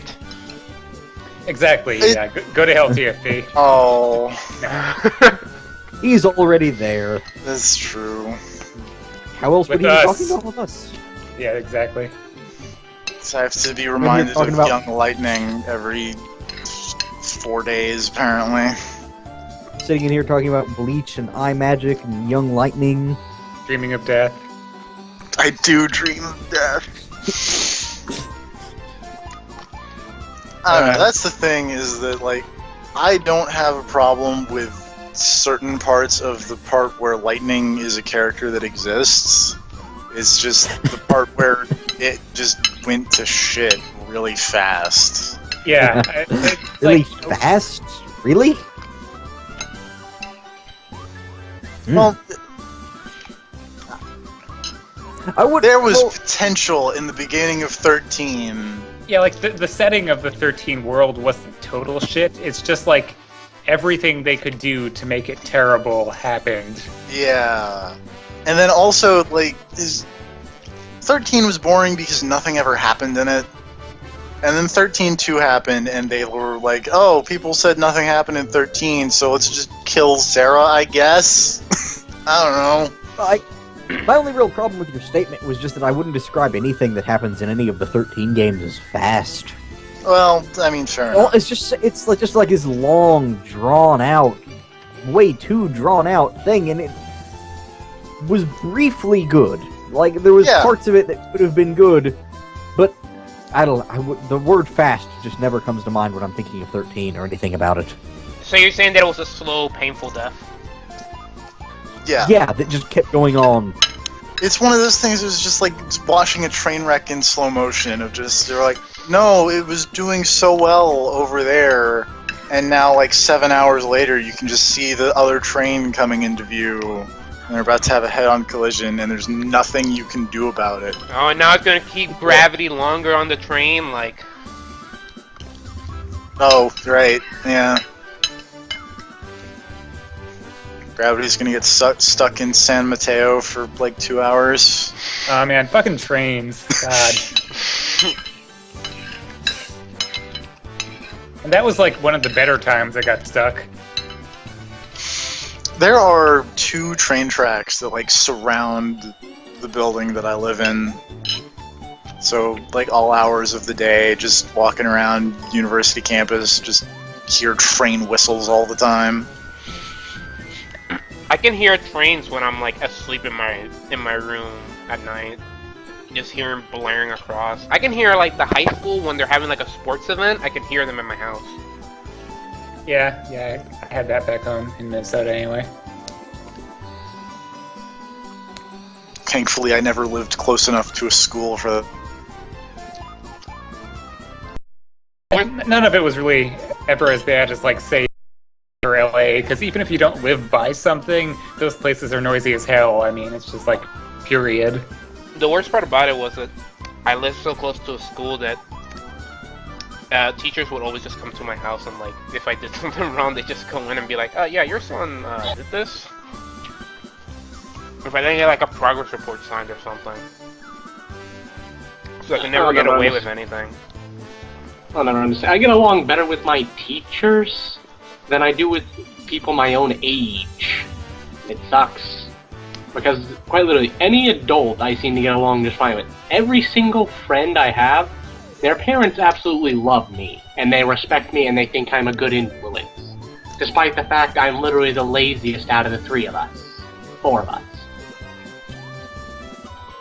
Even the smartest kids in school, for whatever reason, come to me for tutoring. And again, I'm the guy who waits till literally the last minute to do a 5-page essay. Every college student does that. Yeah, I think that's pretty common. I did. No, but it's the fact I can write 8 pages within literally an hour. Oh, really? That's better than I can do, yeah. Did any of you guys have senior projects? I will have to do one. Oh my god! You mean like, what's the senior project are you talking about? Like high school or college? High school. Or what? Oh, yeah, I didn't have to do one in high senior school. project? Yeah, we had those in high school. I did my senior project. My senior project. I had to write a paper, and I had to make a product, which was all I did was like a survey, and I just bullshitted the survey. Like, it was just me like 20 times. Nice. And I did it all in the span of a week.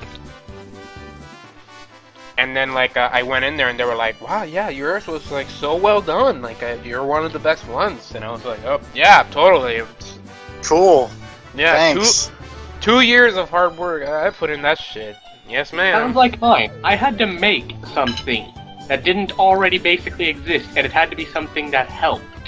As in, it helped society. Do you know what I did? I made a tutorial on how to use a computer.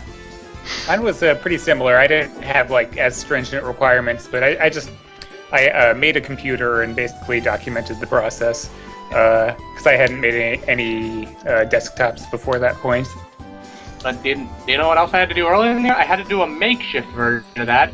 I didn't have to make the final product, but I did have to, I did have to make like a makeshift product. Do you know what my idea was? Cookies in a can. Nice. Basically, I decided, you know what? When cookies are in those little plastic packages, they get banged around, they get easily broken. But if they're in a can, just the right size so that they aren't banging around against each other, so they Pringles? stay fresh. Pringles. Basically, I kept, because I had to actually make the thing, basically, I kept a can with cookies in it, with the lid on, in the, in basically the office where all the stuff was for literally 2 months. Go back in, take the cookies, they're still fresh. Did you invent the can witch? Was it you?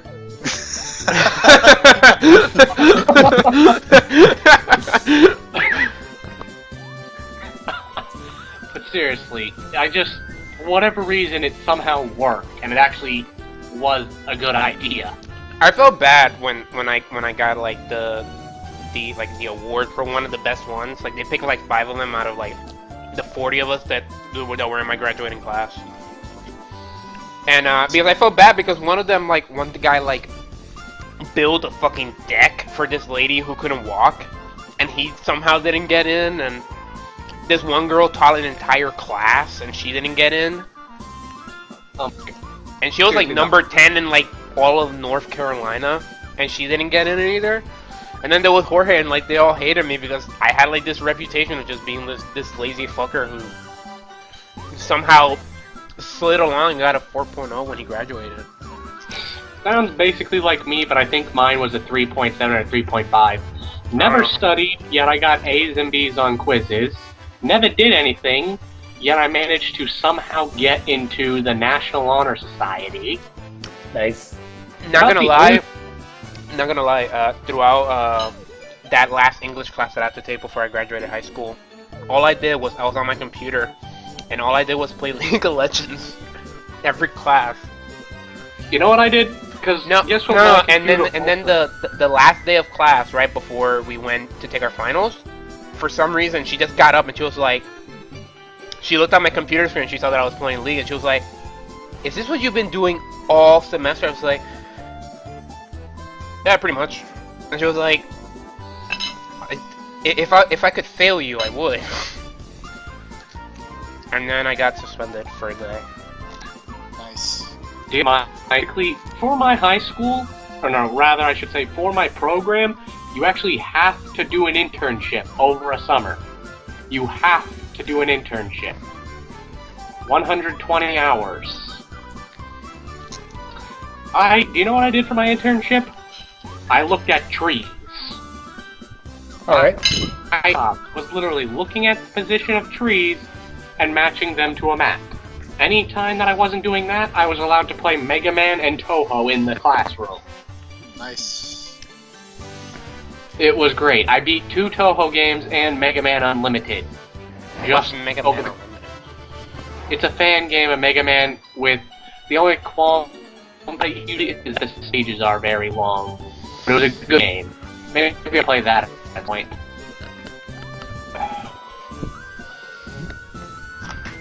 I don't know, that just makes me think of a history teacher I had in high school who came into class one day wearing a pair of thick sunglasses with his face all bandaged up and like a bloody lip and cut nose and all kinds of other shit wrong with him. Apparently he was mowing his lawn and saw a branch ahead of him and just figured he was probably short enough to just keep going on his riding lawnmower. He just ran face first at like 20 miles an hour on a riding lawnmower into a branch and knocked the shit out of himself. I He didn't just know comes into that. school the next day all bandaged up, wrapped up, glasses on his face. Whatever. I didn't know that riding lawnmowers could get that fast. Oh no, Honestly, when you say He was a strange history teacher. I think he might have modified his riding lawnmower a bit. I'm imagining these illegal racing leagues, lawnmowers. That exists. By night. I wouldn't be don't surprised. want to alarm you, but I have seen that happen. Oh, they have Yeah, cheese that's wheel not- rolling competitions where you take a cheese wheel and you just roll it down a hill and then you fucking chase it down the hill to try to catch it. That's the thing that happens, and like people fucking like trip and like break their fucking neck and shit. Why would you roll a perfectly good wheel of cheese across the ground? Because that's the fucking competition. That's what you do. But you eat cheese. No, you roll it down a hill and then you chase it to try to catch it. That's what you do. No. Yes, that's why the competition exists. It wouldn't be a thing if. Meat Go makes to. it taste that much sweeter. Yeah, with like I dirt love and how many shit. traditions we have, which are basically just fuck starving people. Pretty much. No, like you can go to like fucking Amazon and go to like cheese wheels and like read the reviews, and I promise you one of them will be I rolled this down a hill and it wasn't good or some shit. I don't know. I've seen them. I need to resync my controller with my computer. The history teacher story reminds me. What is the strangest experience you have ever had in a hospital? In a hospital? Yeah, like just related to a hospital. This one time I went to a hospital because I was having like tar black poop, and I had to get a finger. Bad. Yeah, and Bad. yeah, and apparently like I had like the doctor was like, okay, the first thing he said was like, okay, roll over, I'm gonna stick my fingers up your butt, and I was like, okay, and then he did that, and he was like, okay, well, you probably have fucking some disease or stomach cancer, so if it continues for like another week, you have either one of those two. Bye. And I was like, okay. And the strangest thing that ever happened to me, I have my fingers. Doctors were flown in to figure out what was wrong with me. What was wrong with you? They never figured out. Basically, it started out as a little rash, then it turned into hives over my entire body. Then those hives suddenly got targets around them. Then suddenly everywhere that it started turned black and blue. Everywhere. My muscles were being eaten. They flew in doctors to figure out what was wrong with me, and they never did. They never figured out. You're still being eaten? What? You're still being eaten? No. Luckily it stopped after 5 years in a row of happening for 1 week at Fiesta time. It always happened at Fiesta time. So, one time in class, it was like end of the day, ancient history, 4th block, whatever. I was just sitting, minding my own business, taking notes, and then like the next thing I know, I'm on the floor because I apparently just blacked out randomly in the middle of class and scared the ever-living daylights out of people. So they had to call down to the front office, and I had to get in a wheelchair because I just straight up could not stand up without support. And I went to the hospital for that, and they ran a CAT scan and stuff to see what happened, and they didn't figure out what happened for that either. God, I am a strange. My strangest hospital experience was getting both of my large toenails torn out with a pair of pliers. Ow. Why? Because they grew weird and were like cutting into the sides of my foot. So they had to remove the toenail to let it grow back in correctly. Are you sure that was a hospital? That seems like a mafia punishment, no, that's the maybe? Thing. They gave me... No, that's the thing. They numbed my foot first by giving me shots in each big toe. Ow. Like, in each side, they took a needle, and then in each side of my big toe gave me a shot to numb it out. Which, by the way, hurts a lot. Have you ever had... They take a little pair of scissors, cut down the sides of the big toenail, grab it, and then just wrench the thing out. But by that point, you can't feel it. So you're just sitting there watching somebody yank your toenail out, and you're like, yeah, it feels kind of weird. Like, you can feel a little bit of pressure, but that's it. And then a few months later, toenails grow back in, perfectly fine. Everything works out. Yay. But you know what they did when my toe got split open? I don't want to know. They glued it back together. They just glued it back together. Yeah, I hear glue is surprisingly effective. Yeah, they basically took a purple glue and basically rubbed it over the wound. Who's doing that right now? TFP. TFP's in pain. You would, let me point this. The experiences I've said are about 1/10 of what has happened to me in my life, which I've inherited from my dad. The most awesome man I will ever know. I had... On tequila. I got bit... drunk on... Oh, Kyo, sorry. No, Kyo, go. He got drunk on tequila, kissed a hillbilly's girlfriend, proceeded to steal the beer of every hillbilly in the bar over with their truck. He punches into the radiator of the truck, through the grill and metal, and then proceeds to continue knocking them out before he's choked out by his own coworker and thrown in the back of a truck. Does your dad have nanomachines? Is this the plot of Deliverance? And then he proceeds to rise back up, jump out of the truck, and start to beat people up again. When he gets home, he's still drunk, and my mom at this point has just left the house until he goes back to sleep. He throws a fridge across the house. Well, Show, into the ceiling above a fan. Show, can I just stop you for a second and just say I'm glad that this story didn't go to proceeds to go home and beat the ever-living shit out of my mom. Because I was really scared that's where this story was gonna go. Oh hell no, no. Well, I mean, apparently she had already married the Hulk, so she was expected to And then my mom finally came home, and he's just yelling at her, and then proceeds to pass out and nosedives into the porcelain tub. My mom, thinking that he's out cold now, tries to walk out, only for him to rise back up, scream some more, and then nosedive back into the tub. Oh, by the way, he also stabbed himself with a knife numerous times and broke 3 of them. He broke 3 knives by trying to stab himself with them. See, screaming, violent, drunk doesn't sound like awesome man whenever I think of awesome man. It's the things screaming, he did while drunk. At least he didn't punch the woman. I guess it's good to know that Rasputin is alive and well.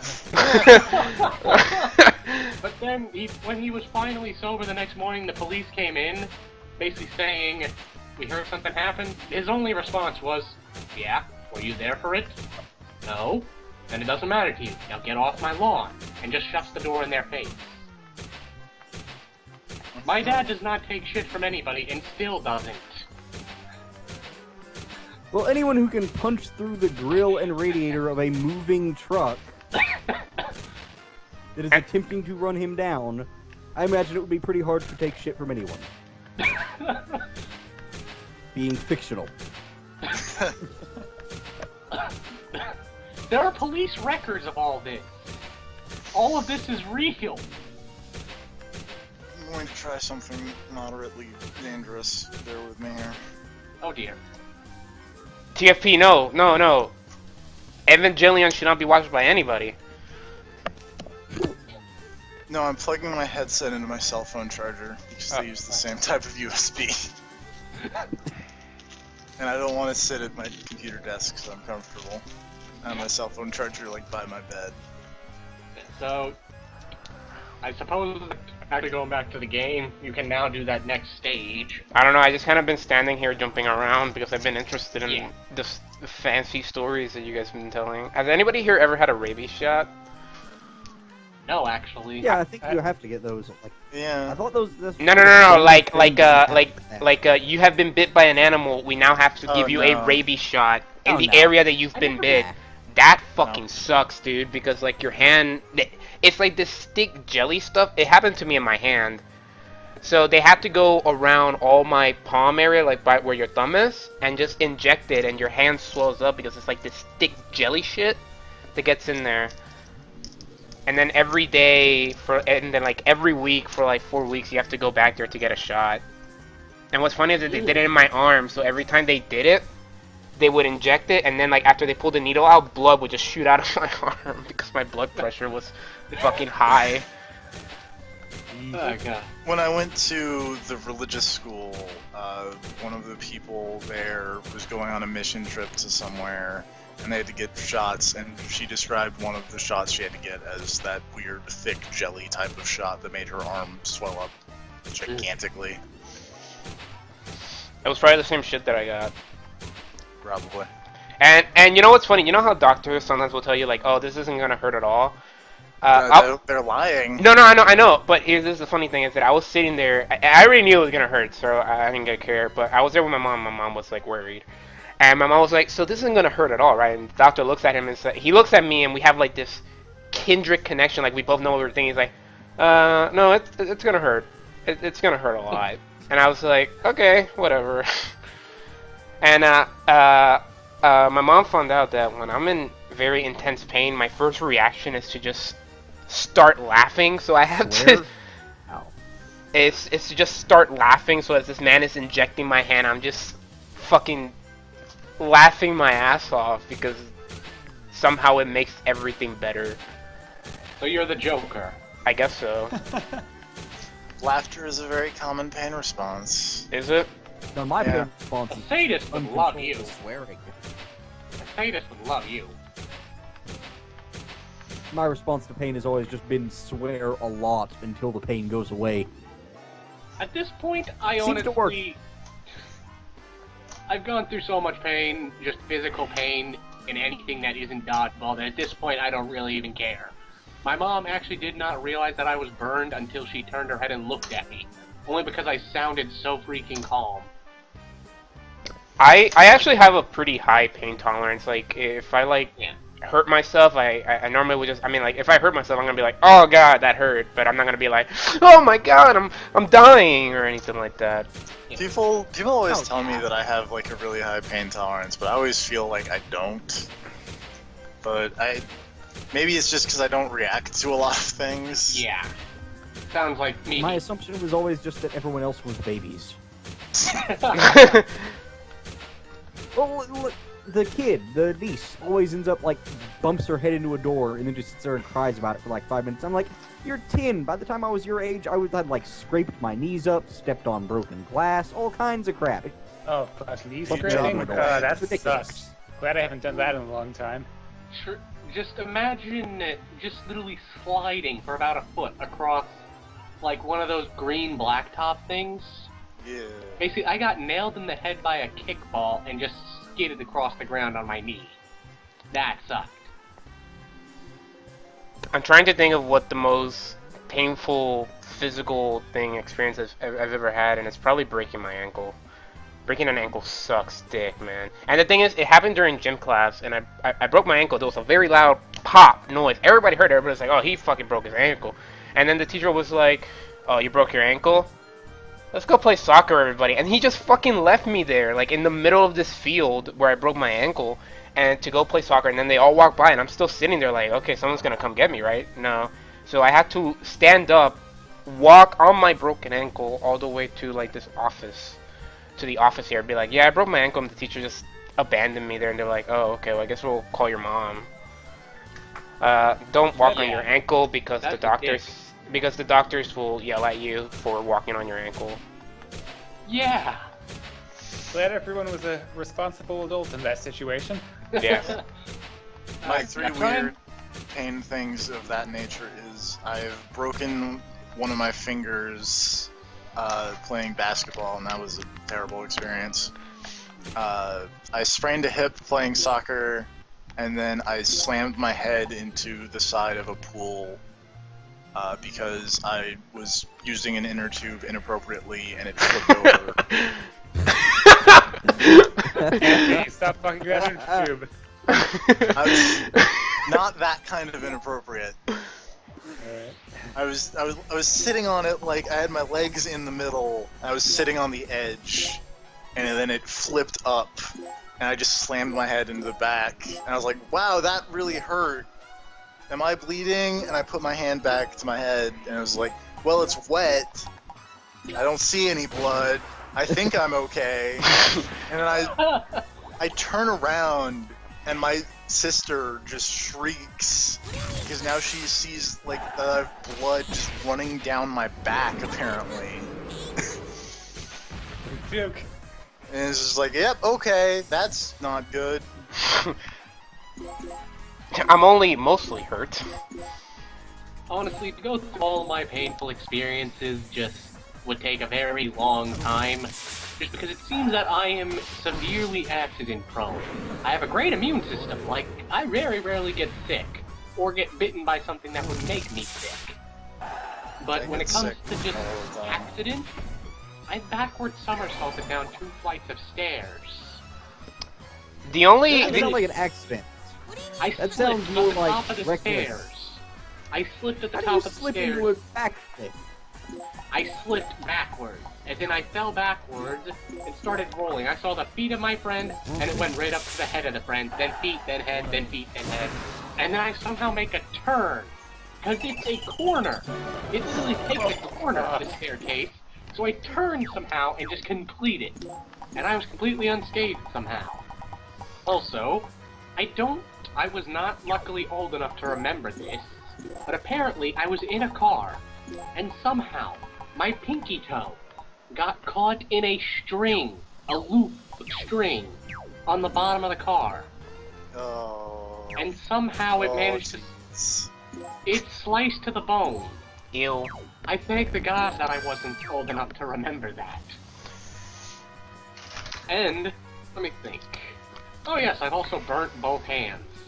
The first time, I was walking into the kitchen to get a pair of scissors, because I used to do origami a lot. I've always enjoyed paper crafts. But basically, I had to step over a fence, because we kept the dog in the kitchen. I slipped on his water bowl, slid my hand over an active oven grate, and then hit my hand into a pot on another active oven grate. The other hand was burned because of my own damn stupidity. Basically I put on gloves, took out a pan with a pot pie on it out of the oven, and put it on the counter. Took off the gloves and tried to poke my finger into the pot pie to see if it was cold. It was cold, so I tried to put it back in the oven. Without the glove on. Yep. But do you know what the worst part about it is? I am a very slow individual. I have the reaction timing of a sloth. So, however, at this one moment in time, everything went Matrix for a moment, and I thought to myself, oh no, the pot pie is gonna spill out on the ground, and it's gonna make a mess. I better pick up the pan to make sure it doesn't do that. So within a split second, I think this to myself and try to pick the pan back up as it's falling. And it still ends up spilling over the floor because I drop it again. And of course my mom's not in the house at the time, so I'm just here with this burning hand. I just decided, I just better get some Neosporin for this. That's my answer to most of the accidents that happen to me, because they tend to happen a lot. 90% of my physical accidents tend to be like, oh, I wasn't paying attention to where I was walking, so I slammed my foot into like the side of the door or something. I have a dent in my head because my sister's old boyfriend actually opened the door into my forehead. Did you kick his ass? Oh, one time I slammed a finger into a car door. Ow, Oh, God. That's happened to me too. Like My brother did that with a truck door, and actually managed to click the door closed with his thumb in the door. Ah! That's the thing that happened, was like, it was one of those like van sliding doors, and I was really young, so I had to like throw the door to get it to shut. So I threw the door, and then like my aunt, who was the person whose van it was like, hey, did you get the thing out of the back? I go, no. And so I put my hand in front of the door that I just like tried to slam shut, and it clicks closed with my hand in it, and it's just like, oh god. For me, I've basically been hurt in any sport I've played. Basketball, I've gotten nailed in the face with my glasses on.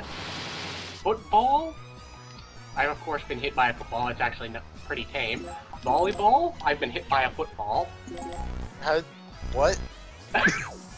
Somehow, football players beside us as we were playing managed to send a football right at my head. Nailed straight in the head. The only sport baseball, I was standing right behind a guy when he tried to swing the bat back. Pool, somebody hit my hand with a mallet. Why do you have a mallet while you're playing pool? I was trying to stop him from playing the game with a mallet. Trying to use my hand to stop him. It didn't work, as I painfully figured out. The only sport I have never been hurt in is dodgeball. You try to explain that to me. One time... Balls are soft.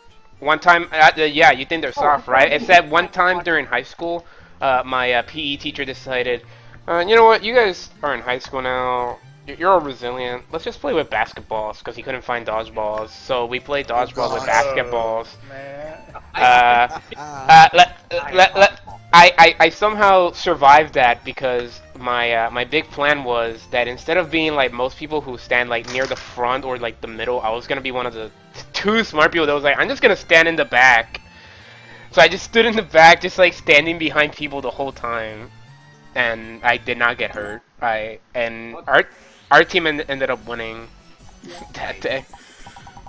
What sucked was that at the very end of a dodgeball game, somehow my dodging skills only work in dodgeball. Yeah, so I was basically dodging this entire team of like 15 people as they're throwing balls at my face. I'm just dodging the entire, and then the teacher suddenly blows the whistle and says, "Okay, people can pass the no passing line." I just threw a ball, they caught it, I immediately ran. But yes, and I think that's most of the painful experiences that have happened to me.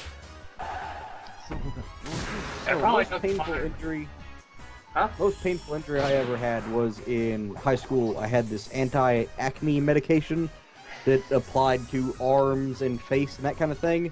And then we had a field day kind of thing where everybody was going to be outside all day doing stuff out on the football field or whatever. And I got like 2nd and 3rd degree sunburns. I've never had sunburn before. Oh, yeah, was it one of those like don't expose yourself to the sun medications? Yeah, I didn't realize it was one of those at the time, and then like by the end of that day, like from shoulder to wrist on both arms was just bright red and had blisters popping up. And if you touched my arm, the blisters would explode and spray water everywhere. Ew. That's not water. It was nasty. But, let me think. Oh yeah, there was one last experience. Basically, I was chasing after my friend. We were basically trying to head back to my house. I managed to slip on a turn on the sidewalk. And basically, my head managed to slam against the sidewalk, like the side of the sidewalk. And I managed to crack the sidewalk with my face. Ow. And I just got up and God damn it, dude. Why did you run? And by the way, I landed right on the edge of my glasses, so you know how they have, like, glasses and then they turn into your, like, those little sticks that go behind your ears? Yeah. One of those sticks was completely flattened, so it was parallel with my glasses. Oh god, I also had a large lump to the side of my eye. That sucks. Honestly, the 2 burns I had were not really painful so much as they were just annoying. That big burn on my hand that I got from going over the active oven grate, I let kids touch it. I don't like... I have one burn where I had an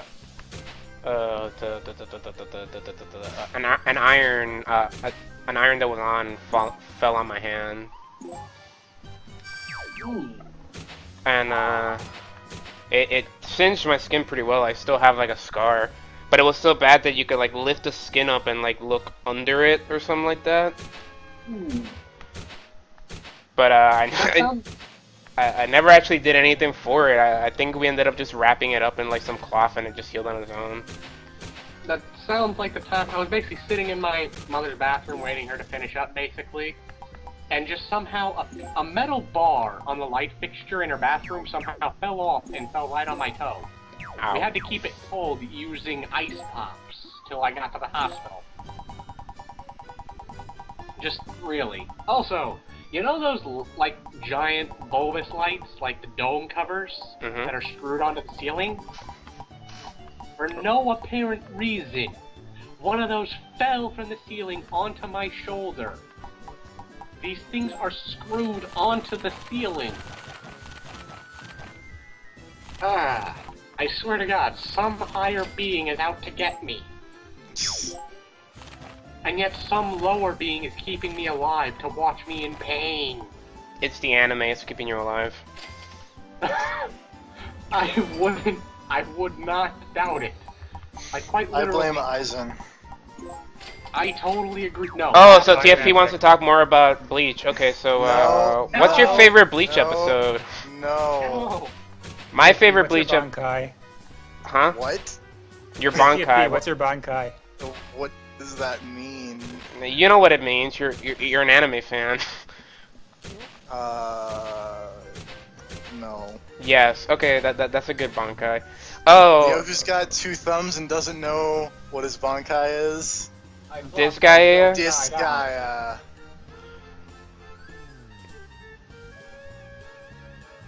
Okay, we can all start talking now. So I'm not sure if you were trying to like go down the chimney there, but it totally looks like you were. Go down the chimney? Yeah, when you were on top of the house, I kept looking at it. It looked like you were trying to use the chimney like a warp pipe. Oh no, I'm just. Seriously, you better. When I'm absorbing thought in video games, I just kind of like just bounce around. Yeah. Also, I love the fact that this guy, like, when he jumps, like, they didn't give him, like, a jumping animation for a sprite, so he just... Yeah, they never do that. He just sort of levitates in the air. He jumps like Samurai Jack. Rip Samurai Jack. Do you remember the Jump Good episode? Wasn't that the last one? No. The Jump Good episode, where Samurai Jack learned to jump good, and it isn't even jumping, they just start to levitate into the air. Like, you literally just see a bunch of monkeys start to levitate into the air, calling it jumping. Well, it's the future, so it can be anything, really. Oh, this is just from training. Samurai Jack does the same thing, just from physically training. And you literally just see rise into the air. Eye magic. Sonic Boom. He's just pausing and double jumping again. It's like how T-Hawk jumps in like the Street Fighter games. He just flies momentarily. Oh fuck! Hold up. It's like a vertical version of how Chaos and Gordeau run. My entire segment is just GBP4A, the podcast.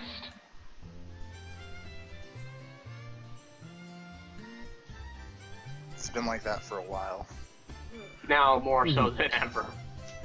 Before, there was at least something going on in the background. Besides, sort of jumping about.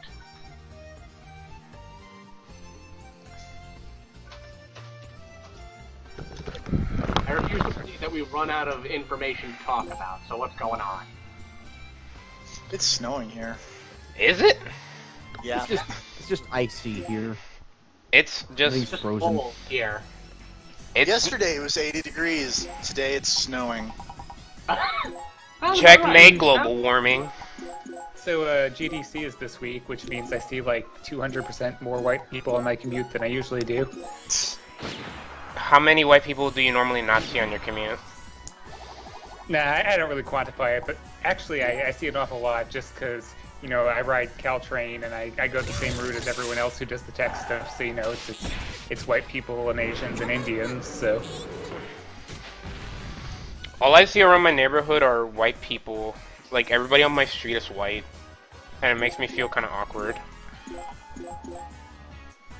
Because we're like the only Hispanic family here, and we don't talk to anybody, and our neighbors don't talk to us. Yeah, that would be awkward. Yeah, full disclosure, I am super white, so it doesn't exactly bother me to be in that kind of environment, but it's an observation. I am Irish, It Italian, bothers German, me to and be in Jewish. any kind of environment. Okay, yeah, well, aside from that, you know, people, you know, are I'm people, just socially awkward to begin with, so, like, I'm white, family's white, all the neighbors are white, none of us talk to each other. We haven't said hi, haven't introduced ourselves. Nobody I'm talks to socially anybody. awkward for a reason. I think there's a guy like a block and a half away who sometimes comes out on the porch with his shirt off. Aside from that, nobody talks to anybody. Honestly, the most social I'm we've gotten is every now and then we wave. I'm socially yeah, awkward. that seems pretty normal these days. I mean, I mean, don't if I'm particularly know my neighbors well or anything. If I'm like driving down the road, like out of my neighborhood or whatever, and I see like one of them driving back, I'll wave back to them, you know, and smile and stuff like that. But I don't know any of my neighbors. I think the only time I talked to one of my neighbors was because we needed to know where our property line ended, because we didn't know, we just moved in. So I was just like, hey, yeah, what's your house and what isn't ours? And they were like, oh yeah, that's ours. And I was like, okay, bye. And that's all the interaction I have with them. Besides that, they look at us weird. They called the cops on us one time because I went into our house and I was just like in shorts and stuff, and I was wearing like a hoodie, and they thought that I was like breaking into my own house. So Nice. they called the cops and they were like, yeah, there's somebody in there, and they were like, do you live here? I'm like, yeah. It's like, okay. I'm like, okay, let me just call my mom. And my mom had to come and like settle everything out because they didn't believe me. Somebody called the cops on me just because I was pacing outside of my sister's house. Like, literally, they just called the cops. Pacing is relatively suspicious. People don't like pacing. Especially these days, people will find a reason to get nervous, and pacing makes people nervous. I know this because I pace a lot. In my entire life, I've been told to stop pacing because apparently it makes people nervous. I just like to walk while I talk. Kindred so people spirit. don't like. I like to walk because basically I have an entire dimension going on in my head. Walking helps me make that dimension grow. I have not forgotten a single idea I've come up with in all of my 13 years that I've had these ideas. I still remember the shit I came up with as a first grader. Because it just sort of evolved over time. A multiverse, and I somehow managed to make a story out of it. I have a story for why the old, like, first grader ideas are no longer relevant. Just Huh? What? What? And that's the Giant Bombcast. Yeah! Send your emails to bombcast@giantbomb.com. Do we have emails to read? Give me a second. Wait, we have an email address. It's the one that John used for the YouTube channel that's now abandoned, so don't worry about that YouTube channel anymore, but it's there. It's that email address. Follow us at twitter.com/GB_P4A. That account's dead until TFP decides for it not to be dead. Subscribe to this channel. Subscribe to the Fake Psychic, Gravity Penguin. Even though I don't think there's anything on his channel, but do it anyway. The show. What's your YouTube channel? Digi Game Day. Yeah, that one. Subscribe to that one. Follow the Twitch GB_P4A, the Fake Psychic. My channel, even though I don't do it because make me mad at shitty internet, so you can't watch there. Get that fixed. Make me mad. Trying. Emails, Office of the Provost and Vice President says scholarship opportunities. Audition for Acquire Scholarship. There you go. I have read my email more in the past month than I probably have in 3 years. And you know why? And I freaking have a Japanese figure, 2 of them coming in, and they've been held up due to the recent strike.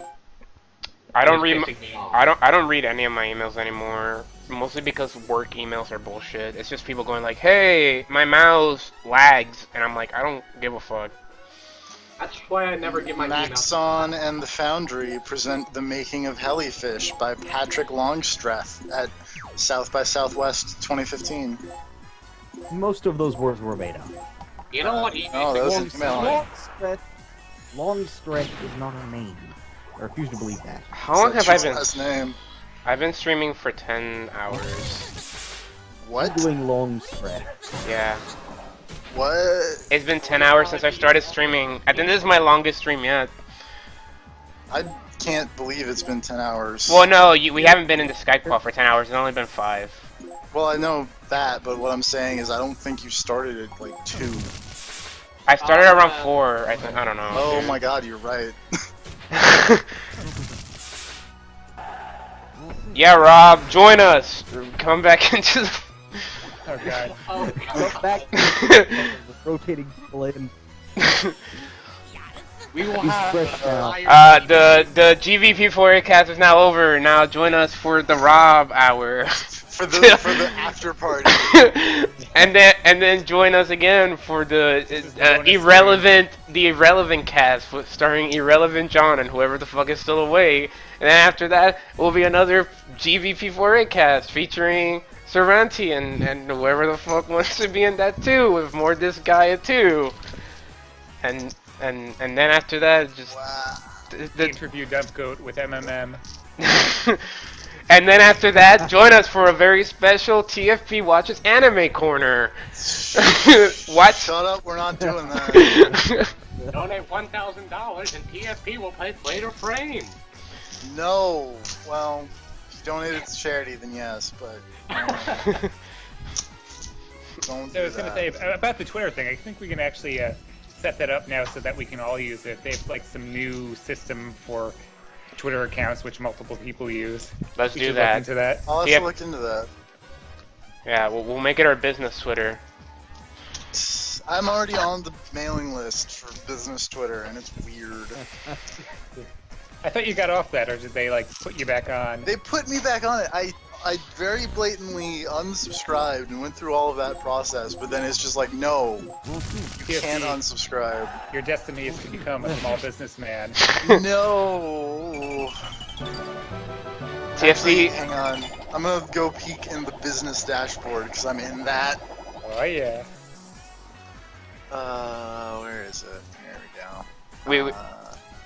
You know, this is gonna be a thing where we're gonna be like, yeah, let's actually do this a thing where we like make everything like a podcast, and then like we'll just forget about it,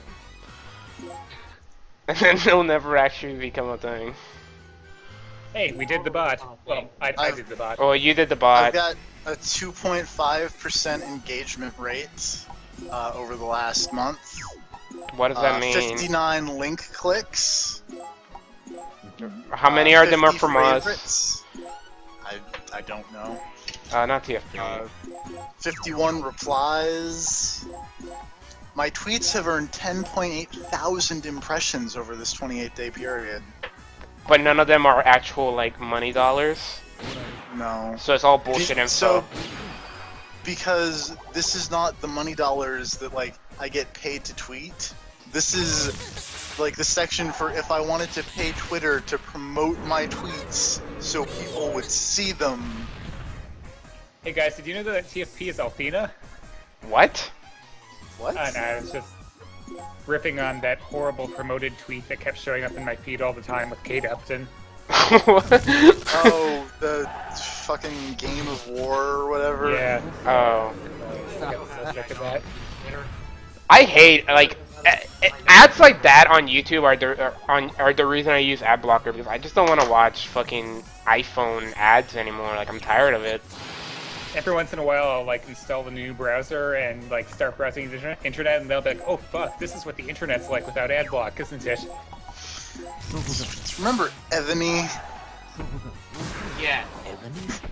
It was the original. Familiar. Yeah, that was the original. Oh, my brother! Lady with boobs. My brother played play that. our game. My brother used to play Ebony. League of Angels is worse than Ebony. Do you know why? Because it's They legal. will show up absolutely anywhere. You're on an anime site, they'll have an anime ad. You're on a porn site, they'll have a porn ad. You're on a hentai site, they'll have a hentai ad. They have an ad for everything. Why are you watching hentai show? Oh. It's okay. League of Angels is worse than Ebony. No, you can't dodge this question. We're already on it. You have to answer. I watch hentai because I'm a man. Now fuck off. Oh, okay. It's okay, show. It's okay, show. It's okay, show. I'm not ashamed. I currently owe my friend probably 20 gigs of hentai. Whoa! This is definitely too much. Whoa, too hot Yeah. for TV. Don't ask questions like that then. The P4A cast after dark. It is after dark. It really is after dark. It's like 3 a.m. Yeah, I was gonna say, you guys aren't in the West Coast. What time do you have right now, Gravity? It's midnight. Actually, no, it's midnight where you are right now, right? Yeah, 12:03 over here, so. Yeah. not nearly late enough for me to be complaining about it. Got 2 more hours before the StarCraft kicks in, and then I get to decide whether I want to get some sleep or be an idiot. So I don't have to go. I've already made my decision. Yeah, you guys have, haven't you? See, normally I would be against this, but I don't have to go to work tomorrow, so it's whatever. Nice. I have to go to an advising appointment in my class. I know what it's going to be about, so I'm thinking, because I have other things that I need to do for other classes, that it might be worth it just to say I'm not going to go to that class. That's the thing I love about college, is that if you don't want to go to a class, you're just like, oh, fuck it, I'm not going to go. I've got enough absences to burn in that class. Yeah, exactly. I know what this is going to be about. I know what you're going to say. I don't need to spend 2 hours hearing it. Grad school was especially nice because a lot of my classes had like basically just video recordings, so you could basically say, okay, I could go to the lecture, or I could not go to the lecture, like ever, and effectively, you know, get the same thing. The only reason I have to actually go to class is because they actually do attendance assignments. So I have to go to class one way or another. One of my classes this semester's like that. One time during one college class, I think it was like a Linux class or whatever. The teacher had forgotten to take attendance for me, so you were only allowed 4 absences in that class, but I had like by the end of the semester I had like 15 absences. Because I had 15 like in-day assignments that I didn't turn in, and he didn't realize it till the class was over, and he was like, just don't tell anybody about this and I won't get in trouble for it. And I'm pretty sure that I spent most of those 15 absences just in like a lounge playing Magic with people. Nice. There are people who play a lot of Magic here. Magic is like the college card game where like even people who aren't into card games will just see and they'll be like, oh fuck it, I'll buy cards.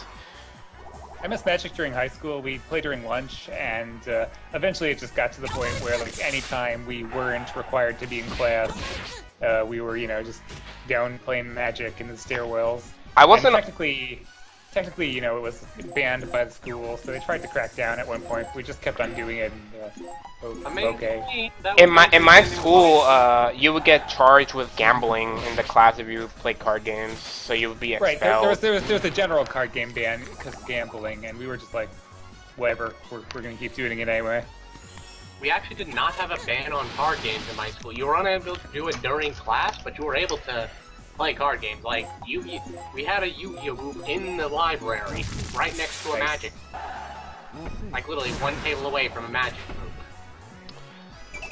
We didn't kill each other. The first semester, the first week that of my freshman year in high school, the principal came out and was like, okay, if you are during lunch class, we will allow you to use your phones and you can text or whatever and do whatever you want. And that lasted only for 1 week because they realized that the people in the lunchroom were just texting people who were in class. And then, so then like the teacher made an announcement, like, yeah, it turns out that was just a bad idea. We didn't think about that, so you're not allowed to do it at all. And everybody was like, what were you thinking? I don't know, it was dumb.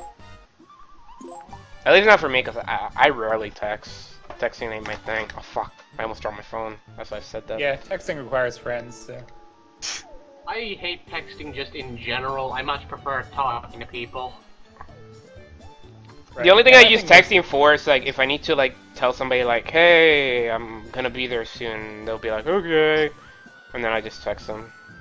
When texting was really big, like back before smartphones took off, and I guess texting is still a thing and all, but I just used AIM. I never really stopped using that, so. AIM, yeah. Never heard someone call it AIM. I never have you. I never have you. That's why it took me a while. I was like, it's an acronym for AOL Instant Messenger, so. Yeah, but everyone I knew just always called it AIM. Yeah, I guess I call it that sometimes too, but. How about ICQ? Anyone have ICQ? No. God, I don't even remember what my number was for that. Wait, does it even exist anymore? I don't know, actually. I don't know what ICQ is. There you go. It took me way longer to get the joke behind ICQ, like why it was called that, than it probably should have. What is it? I don't get it. ICQ. Oh. ICQ. Okay. Okay. I didn't get that. Well, now you know. Yep, now I know. Only took like 20 years. Yep. Made me mad. It's either passed out on his computer, or he's just really tired, so he's not speaking a lot. He just said something. I just spoke. Oh well, I'm sorry. Where it lives. Yeah, how are you feeling, sir? You've been streaming for 10 hours, basically. I have a headache, and I don't know why. It has nothing to do with streaming for 10 hours and like not eating for all that time. I ate something just now. I ate food. I'm still hungry though. I'm probably gonna get a bowl of cereal. Hey, sir, remember that time when we did the Ultimax tournament and I talked about how I didn't want to do fighting game commentary for like 8 hours again? And then you did it?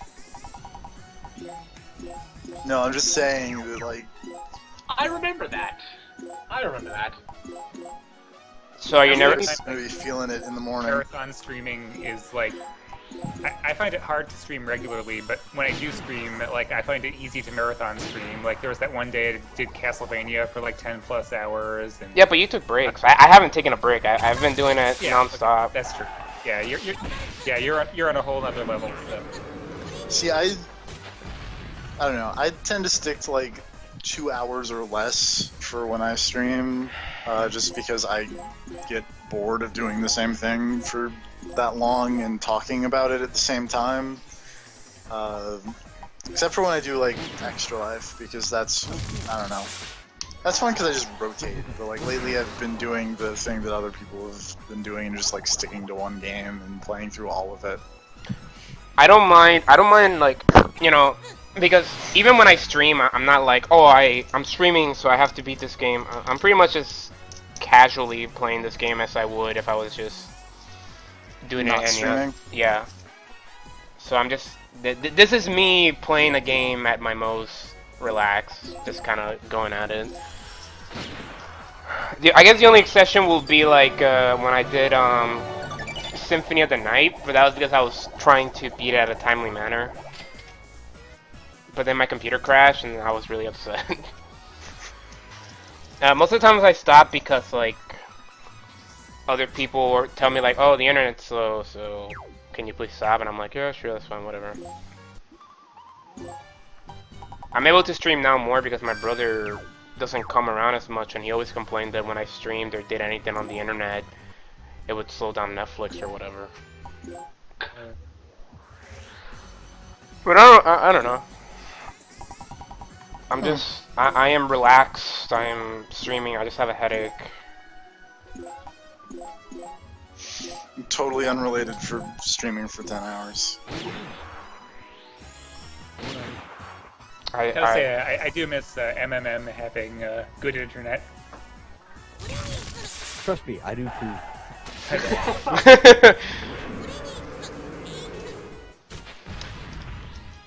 When did he stop having good internet? When he moved. He didn't have internet at all for a while. I think the first time he came by, you said you were at somebody else's house. Crazy ex-friend's house. I believe is what you said.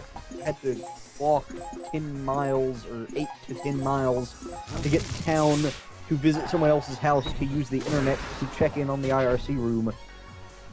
It still exists. Yeah, rural Texas, as it turns out, has really bad options for internet connections.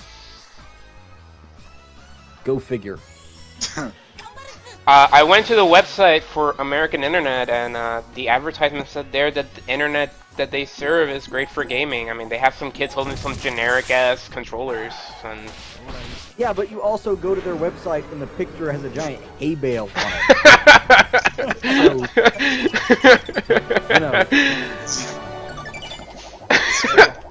The internet isn't a truck, it's a bale of hay. In this case. I mean, also to be fair, it's called American Internet or something like that, or America Internet. It's Internet America. Okay. Are you looking it up, Graf? No, but apparently I should. Yeah, look it up. It's pretty good. Oh, it's something else. But it works, at least, which is more than I can say for half the other crap around here. It doesn't have a bandwidth cap or anything like that, so I don't have to worry. Oh, granted, what kind of bandwidth cap would you have to worry about at 1 megabyte speed? That is indeed as advertised. Hey, Bale. Yeah. And what was it that like you said because you were in like a zone for some other internet thing I used to have. They have most popular plan, but they don't have best value. How do I know? They're behind on the times, Grab. They have not yet gotten to the best value level. Oh, I almost quit the game because I wasn't paying attention.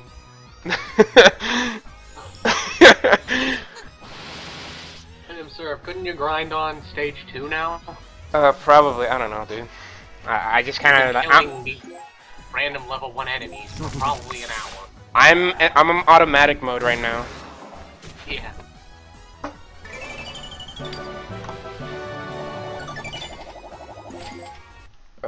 Also, all the best value thing just kind of reminded me that I needed to kill time in the Digital Media Center because I needed to wait for the secretary's office to open, and my class let out super early. So I check in with WWE Immortals. They've added Randy Orton snake skin reptile version, which is hilarious. Wait, I thought that was already in there. Well, it was already in there. Have... Yeah. Okay. But now there's also like weird hoodie cyborg Randy Orton. And also they gave Daniel Bryan like some superhero costume to go along with John Cena being Superman, literally. I think John Cena is the Flash in that game, actually. Like, he's super fast. So, I don't know. I don't think he's actually Superman. Now Daniel Bryan has a superhero outfit. John Cena is Jesus. I mean, he punched that boulder really well. Yeah. But he didn't punch the boulder, he just wrestled it. He grappled the boulder. He command through the boulder. Yeah.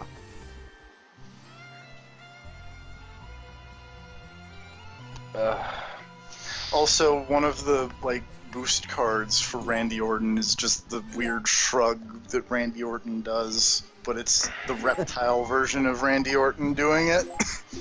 The only thing I can remember about that game is during the quick look or whatever, they had the one guy that had like the yes shirt and all he does is point up or whatever. Yep, that guy. Yeah, Brian. Is that his name? Yep. Yeah. You're just constantly doing the point. What's the point? Is there a way to make your wrestler person's theme song play during the match? No, it's all generic rock music. Damn it. Good. They should make that a thing. Like, if you bust out a super or something, your theme just starts playing. That would take just for John Cena's theme. That might be a level 3 thing. I haven't unlocked the level 3 supers for anyone, and also I don't know the theme music for any of the characters that I have as cards, so I wouldn't be able to tell you if it was or not. Or just make that just a generic card you can get, like power-up cards that are everyone's themes. So no matter who you're playing as, you can just have John Cena's theme kick in. Just every time you throw that card out, his theme song kicks in the background. He has a really good theme song. Like, I don't like it, but then again, I recognize it instantly, and it always makes me laugh. Yeah. So I can't say it's bad. I don't know if I like it. How much of that is two best friends just drilling that? It's that, and it's also the John Cena prank phone call thing from forever ago. It's so fucking good. That never gets old. Hey, that reminds me, totally off topic, but is the Skype app for Vita still a thing? What? if it still exists. I should figure out, because that would be a good way to use my 3 Vitas. Wait, what? There's a Skype app for Vita. I know because I've used it before. When I first came up with this dumb plan to get in on a Skype call, the first thing I googled was like, can you use a Vita as a microphone for your computer to do like a Skype call? Because I don't feel like digging out an actual microphone. And the first thing that popped up was Skype app for Vita, and then I just decided not to do that. I don't think you can do. I don't think you can do like this type of group call on a Vita though. I think that's only one-on-one stuff. Weird. So what kind of microphone did you end up getting? Just something that you found randomly? Yeah, it's like a headset microphone thing. Sounds really good. I think technically I should be playing Call of Duty while I'm talking to this microphone, but it sounds too good for people who play Call of Duty. There's not enough being able to hear the crying baby in the background. I am because it's nighttime. The crying baby is asleep. I am surprised. If this goes on much longer, you may hear neighing goat. Oh boy. I'm surprised that you were even able to join the call. I thought it was gonna be like you join and then you like say a few words and it's just like we just hear you crash every once in a while. I used to have that problem because I had a really bad USB wireless card for a computer that didn't have a regular one. So just randomly every like 5 minutes I would just lose all connection and then I'd gain it back.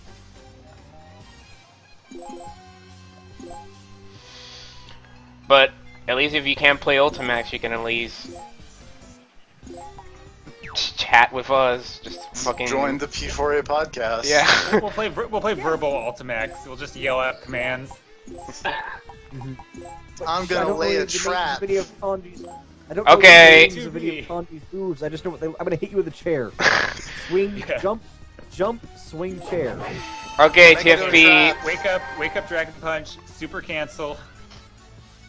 Delayed command grab. God punch. God punch. God punch. Swing chair. I God punch. Chair. Wait, sweep. God punch. God punch. Damn it. That's a God punch. SP God punch. Mash DP. Mash God punch. I think by God punch he means God fist. God punch. I don't know. God fist. Or God hand. Okay, whatever. It's 3 in the morning. Okay, god damn it. 3:30. 3:30 in the morning. This has lasted this long. You should totally go to complete this entire game in one stream somehow. I'll die before that happens, man. I have a really like just killer fucking headache. That totally has nothing to do with doing a 10-hour stream. No, it doesn't.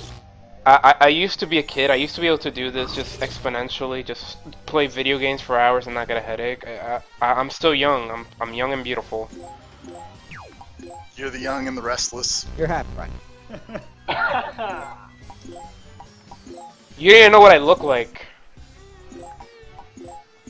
No, I was agreeing with the beautiful part. I'm not sure about the young part. I'm only 20 years old. Oh, yeah, well, definitely young. Young by name, young by age. I think I'm pretty much the designated old guy, and even I'm not that old. So I mean, stop being old, Gravity. How old are you? Make me mad. 25. You're 25? Wait. Yes. Are you sure? Wait. Story checks out. Yeah. Sitting here. It's 2:30 in the morning. I can't remember how old I am at the moment. Yeah, that's fine. That happens work out to the me. math in my head. Just earlier tonight, I gotta work out the math in my head. I guess before July, so yeah, 25. Yeah, earlier tonight I was like, wait, am I still 28 or am I 29? It's 29, isn't it? Shit. if it makes you, hey guys, I forget when my birthday is sometimes. Like last year I got a call, and it was my dad who was like, "Hey, happy birthday!" I was like, "Fuck, it's my birthday? Oh man, I didn't know that." It's probably easier to not forget that when your birthday is like a few days off from Christmas. See, I'm really easy to remember because my birthday is the last day of the month, so. My birthday is the second to last day of my birthday's on the 29th of March. Also, it's the same as Rob's, which is still really freaky. Yeah, I was gonna say the real reason that TFP is so young is because his birthday is on the 29th of February. What happens if your birthday? What happens if you're born on a leap year day? I believe that the customary thing is that you can just pick which one is your birthday for non-leap year days. Do you want to be February 28th or do you want to be March 1st?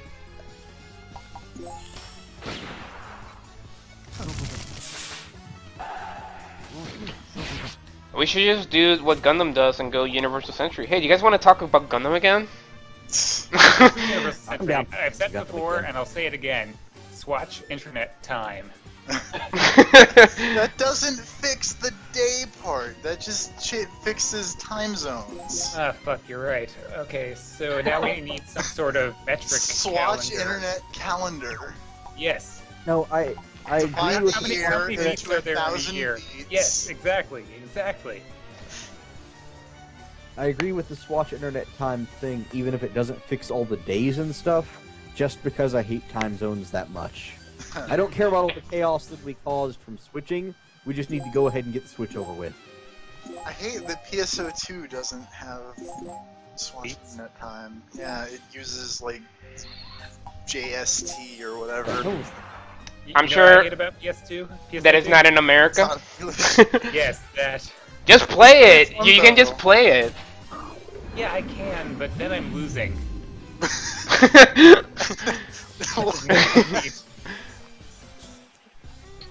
I admitted defeat long ago, and then I got PSO2, and I have a room with a jukebox that plays Yakuza music. The other thing is that at this point, I Sound think it's more pretty like the idea of PSO2 that I'm for. Then you the game's probably fine, but when I'm I like building it out way more than PSO1. I like to play it just when I'm fucking bored. Like if I have nothing else to do, I'm just I'll just play some PSO2. It's just a great time killer game. Also, I have a move that's just literally John Woo, because you just dive with twin machine guns in slow motion and then spin around, all while firing. You know, I think that random piece of chicken I found in the back of the fridge was not a good thing to eat, because I have a bit of a stomachache. Yeah. Alright, Narukami, did you just eat Nanako's science project? It might have been my mom's science project. I was wondering why there's grass on that. Did it? Grass, yeah, bitches.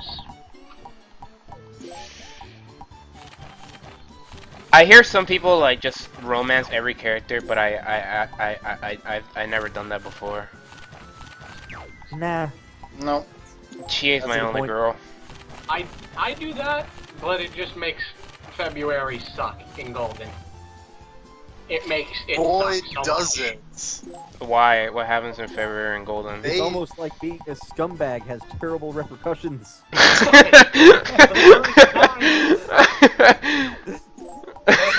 The original Persona 4 was, they made it really easy to be a scumbag, whereas in P3 it was really hard.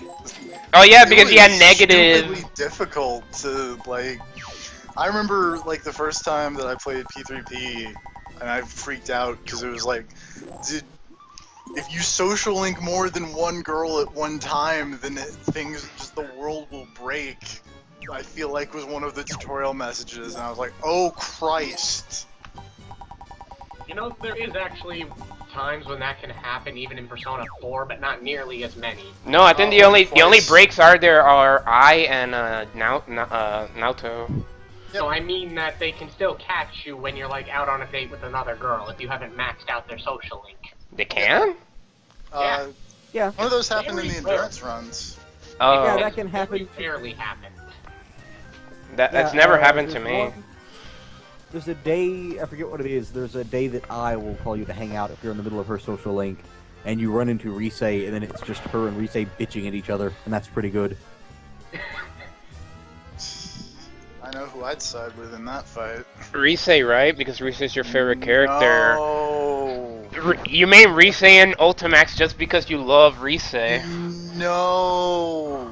I bet you have a Risei pinup in your room, right? I don't know. You have all Risei icons on your desktop. No. I bet you have a designated Risei folder on your computer. TFP is the idol master. God, no. So you're the reason we don't get our Berserk.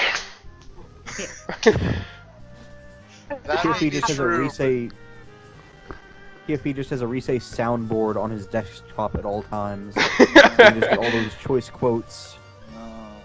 It's level up time. I fucking oh my god. When I first saw Risei's fucking Persona Digivolve in Ultimax, I couldn't believe it. Like I can't believe that actually happened.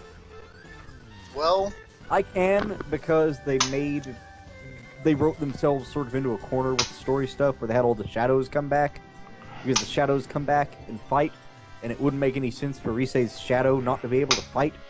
So then they've But Fuka's shadow doesn't fight, so like why does Risei's shadow have to fight? There's not a Fuka shadow. But there's an everybody else shadow, so why isn't there a Fuka shadow? Fuka's too pure for this disease-ridden world. I don't know. Because Fuka is basically the equivalent of Melty Blood Satsuki in that she, like, totally unimportant background character that no one cares about. That, pretty much. Hey, that's not true. Fuka in her social link makes the main character fucking new headphones or something like that, and they sound better than his regular headphones. And yeah, because she's like a Didn't Fuka like get 3 lines in Persona 4 Arena? What? The first one. Yeah. Yeah, she just shows up at the end. It's like, hey, I'm here. Remember She's somehow still an available voice pack. Remember me? Also, the Persona 3 cast was never cool enough to fight their own shadows anyways. That's true. Well, they kind of do. They fight their inner demons in their social links, and they get or not in their social link with 3 of them. I didn't, you know, and you go out looking for bitches with Akihiko and Junpei that one before you get Aigis, and I thought that was pretty funny. Hey, how about that Koromaru social link in P3P? I never played P3P, so I don't know. Yeah, basically, any female social link you can have, replace it with one of your male teammates. Also, you can have a romantic social link with Ken, and that's really weird. Ken and Akihiko will literally stare daggers at each other if you try to romance them at the same time. I kid you not. You have Ken is a sexy motherfucker. He does have the sexy lance. He does. He goes possessive with you against Akihiko. Because I am his precious One-chan, and he has to protect my purity. The worst part is that we would probably win the fight only because he has a long-ass spear, and apparently he can wield it like a pro, and Akihiko has his fists. Excuse me, but fists are the best weapons ever created by man. I don't think man created fists. You don't know that. Were you there? Were you there in year 1? No. Also, strictly speaking, Ken is obviously the weakest of all of the Persona characters because he has to have backup dog help during Ultimax. Whatever, dog is rad. No, I'm saying he needs the rad dog to back him up just to make it a fair fight against all the other characters. He's clearly a pushover. Because he no longer has Shota power on his side. Also, isn't Koromaru like a really old dog? Koromaru is super old. Yeah, like. He's not making it to Persona 5 Arena, that's for sure. No, not at all. Do you Remember guys think Ken was a Nazi? What? Remember that time everybody thought Koromaru was Mitsuru's coat? I remember that. Oh my god. I can't believe I've never heard that before. That was the thing back in Persona 4 Arena 1, was that people thought Mitsuru's coat was made out of Koromaru. Why? Because it's white fur. Oh man. Maybe that's why they put him with Ken, just to prove that they didn't. That it wasn't. So why does Koromaru need a shadow? Because shadow dogs are awesome. Shut up. Because they needed at least one decently good character in P3 in the cast, besides Aegis.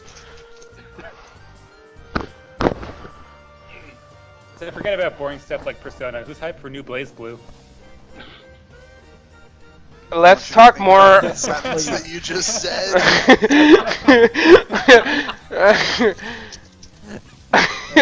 Just think long and hard about it. Even channeled by inner Rob. Yeah. Long and hard. I gotta say, I'm more excited about it than I originally was, just because of how disappointing Altmax has been. But that's basically the only reason. But you have Unio, so you don't have to buy it. Yeah, true. Unless you wanna, unless you wanna really support Blaze Blue and buy like four copies of Extended. Are you gonna buy it? I'll buy one at most. Lost Memories or whatever. What? The second X-Blaze game. Oh no, I haven't even bought the first X-Blaze. Were you thinking about buying the first X-Blaze game? Nah. TFP, Don't you want to know the rich fiction of Blaze Blue?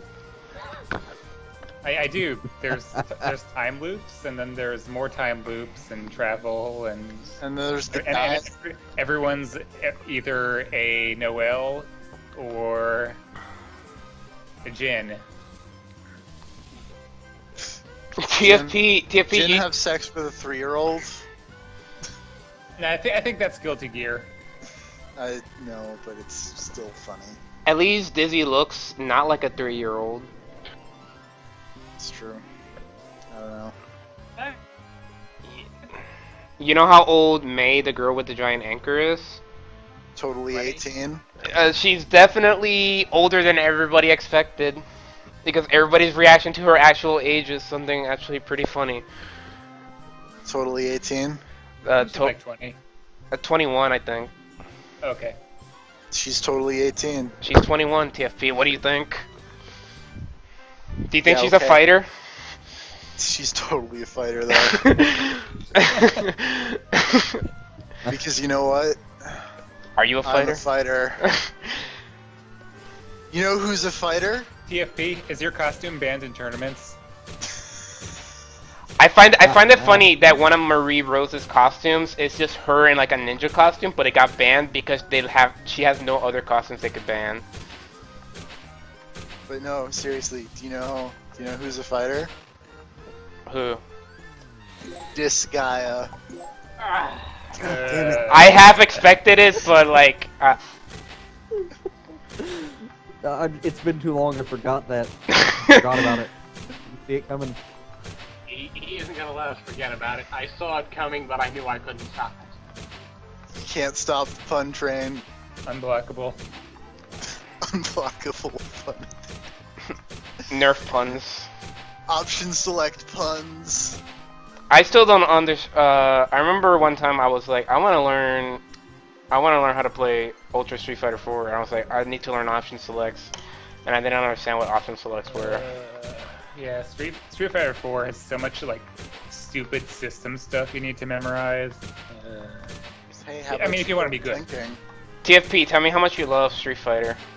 Oh, just so much. All of the unique characters. Nano machines. Totally not rip-offs of JoJo characters.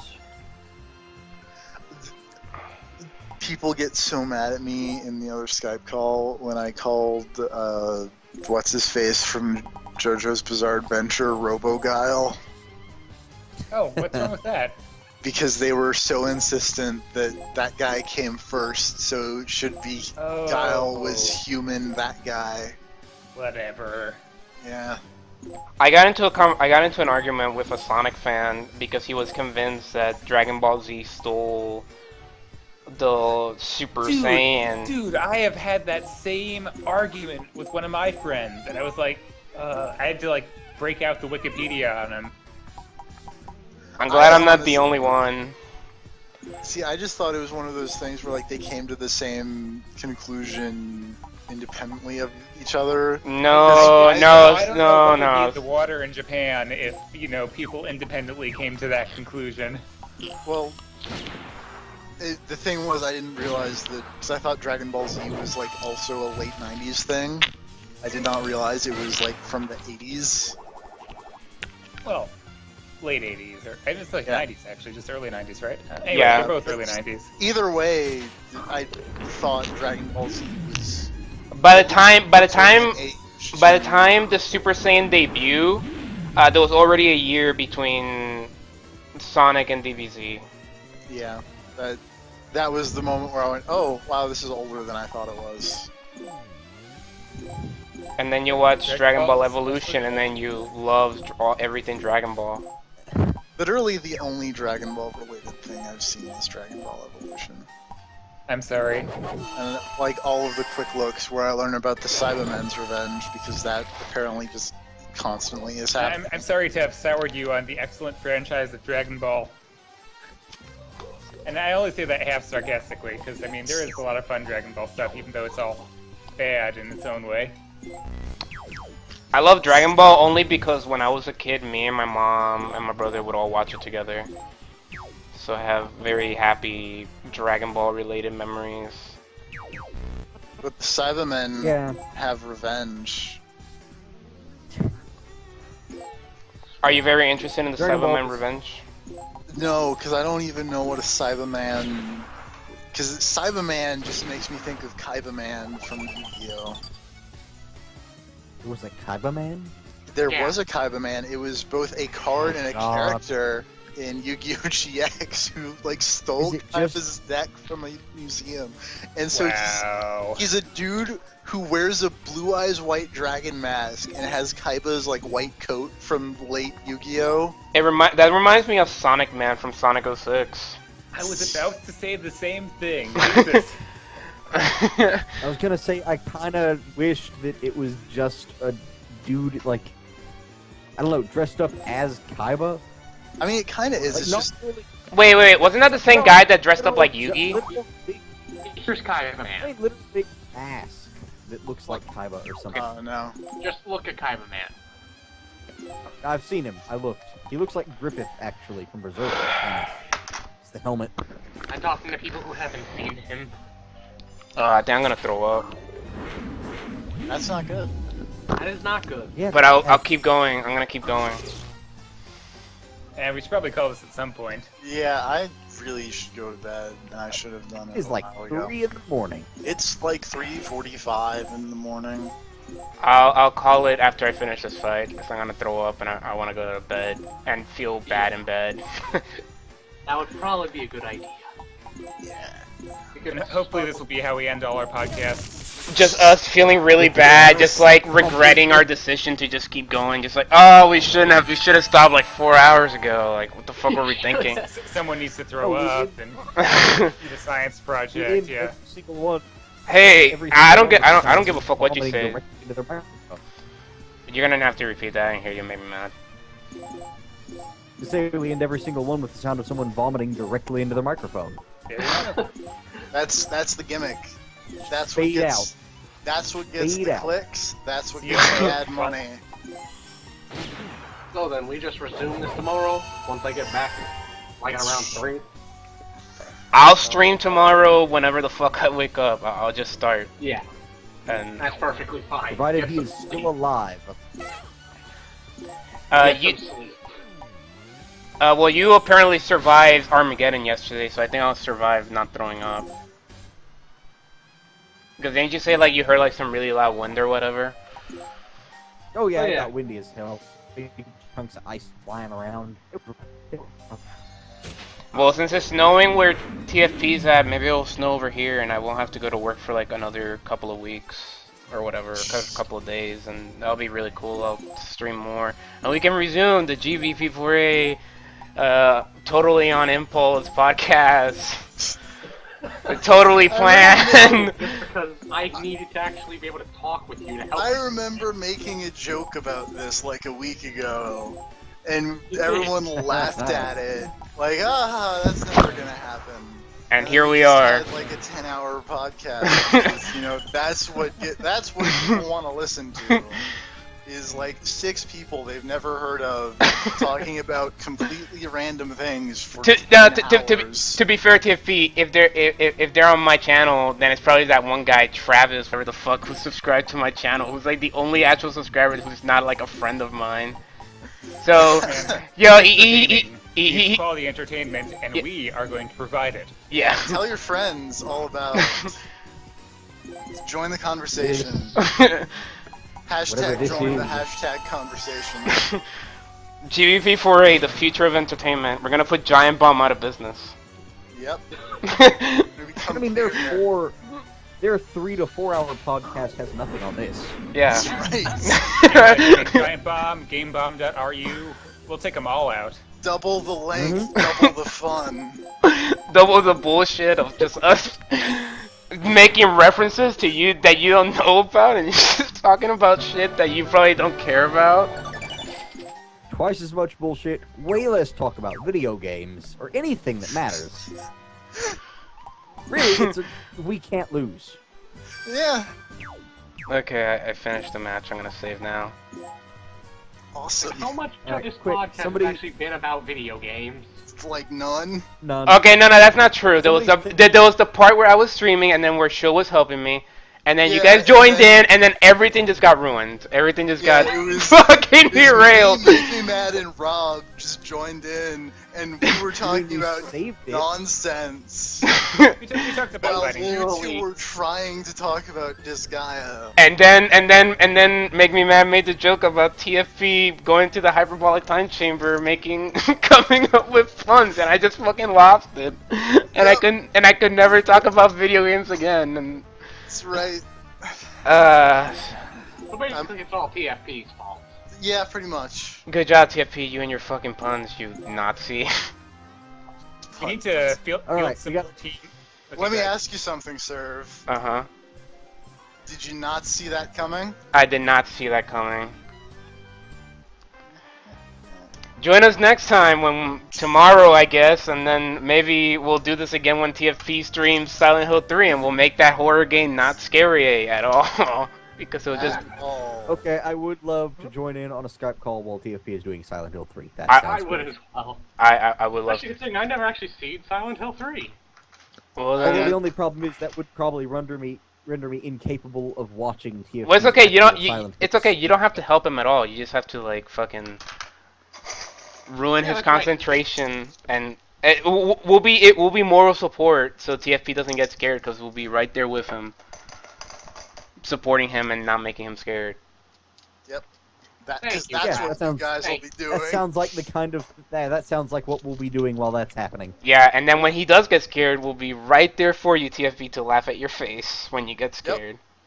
Yep. Alright. Your digital face, at least. Yeah. It's basically just a podcast for MMM. He hasn't been able to watch the stream, have you? Oh no, I haven't been watching while I've been talking. To be fair, it's just grinding in Disgaea. It's the least interesting thing I could possibly watch. Yeah, no, I understand that much. Even more uninteresting than watching my Final Fantasy, my tactics grinding bullshit. The tactics grinding I could at least understand.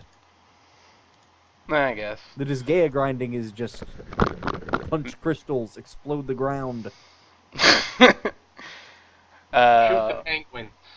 Well, I guess that's gonna call it for the stream. So everybody say goodbye. Bye. Ciao. Bye. Okay, stop streaming. Go take a nap, This was a disaster.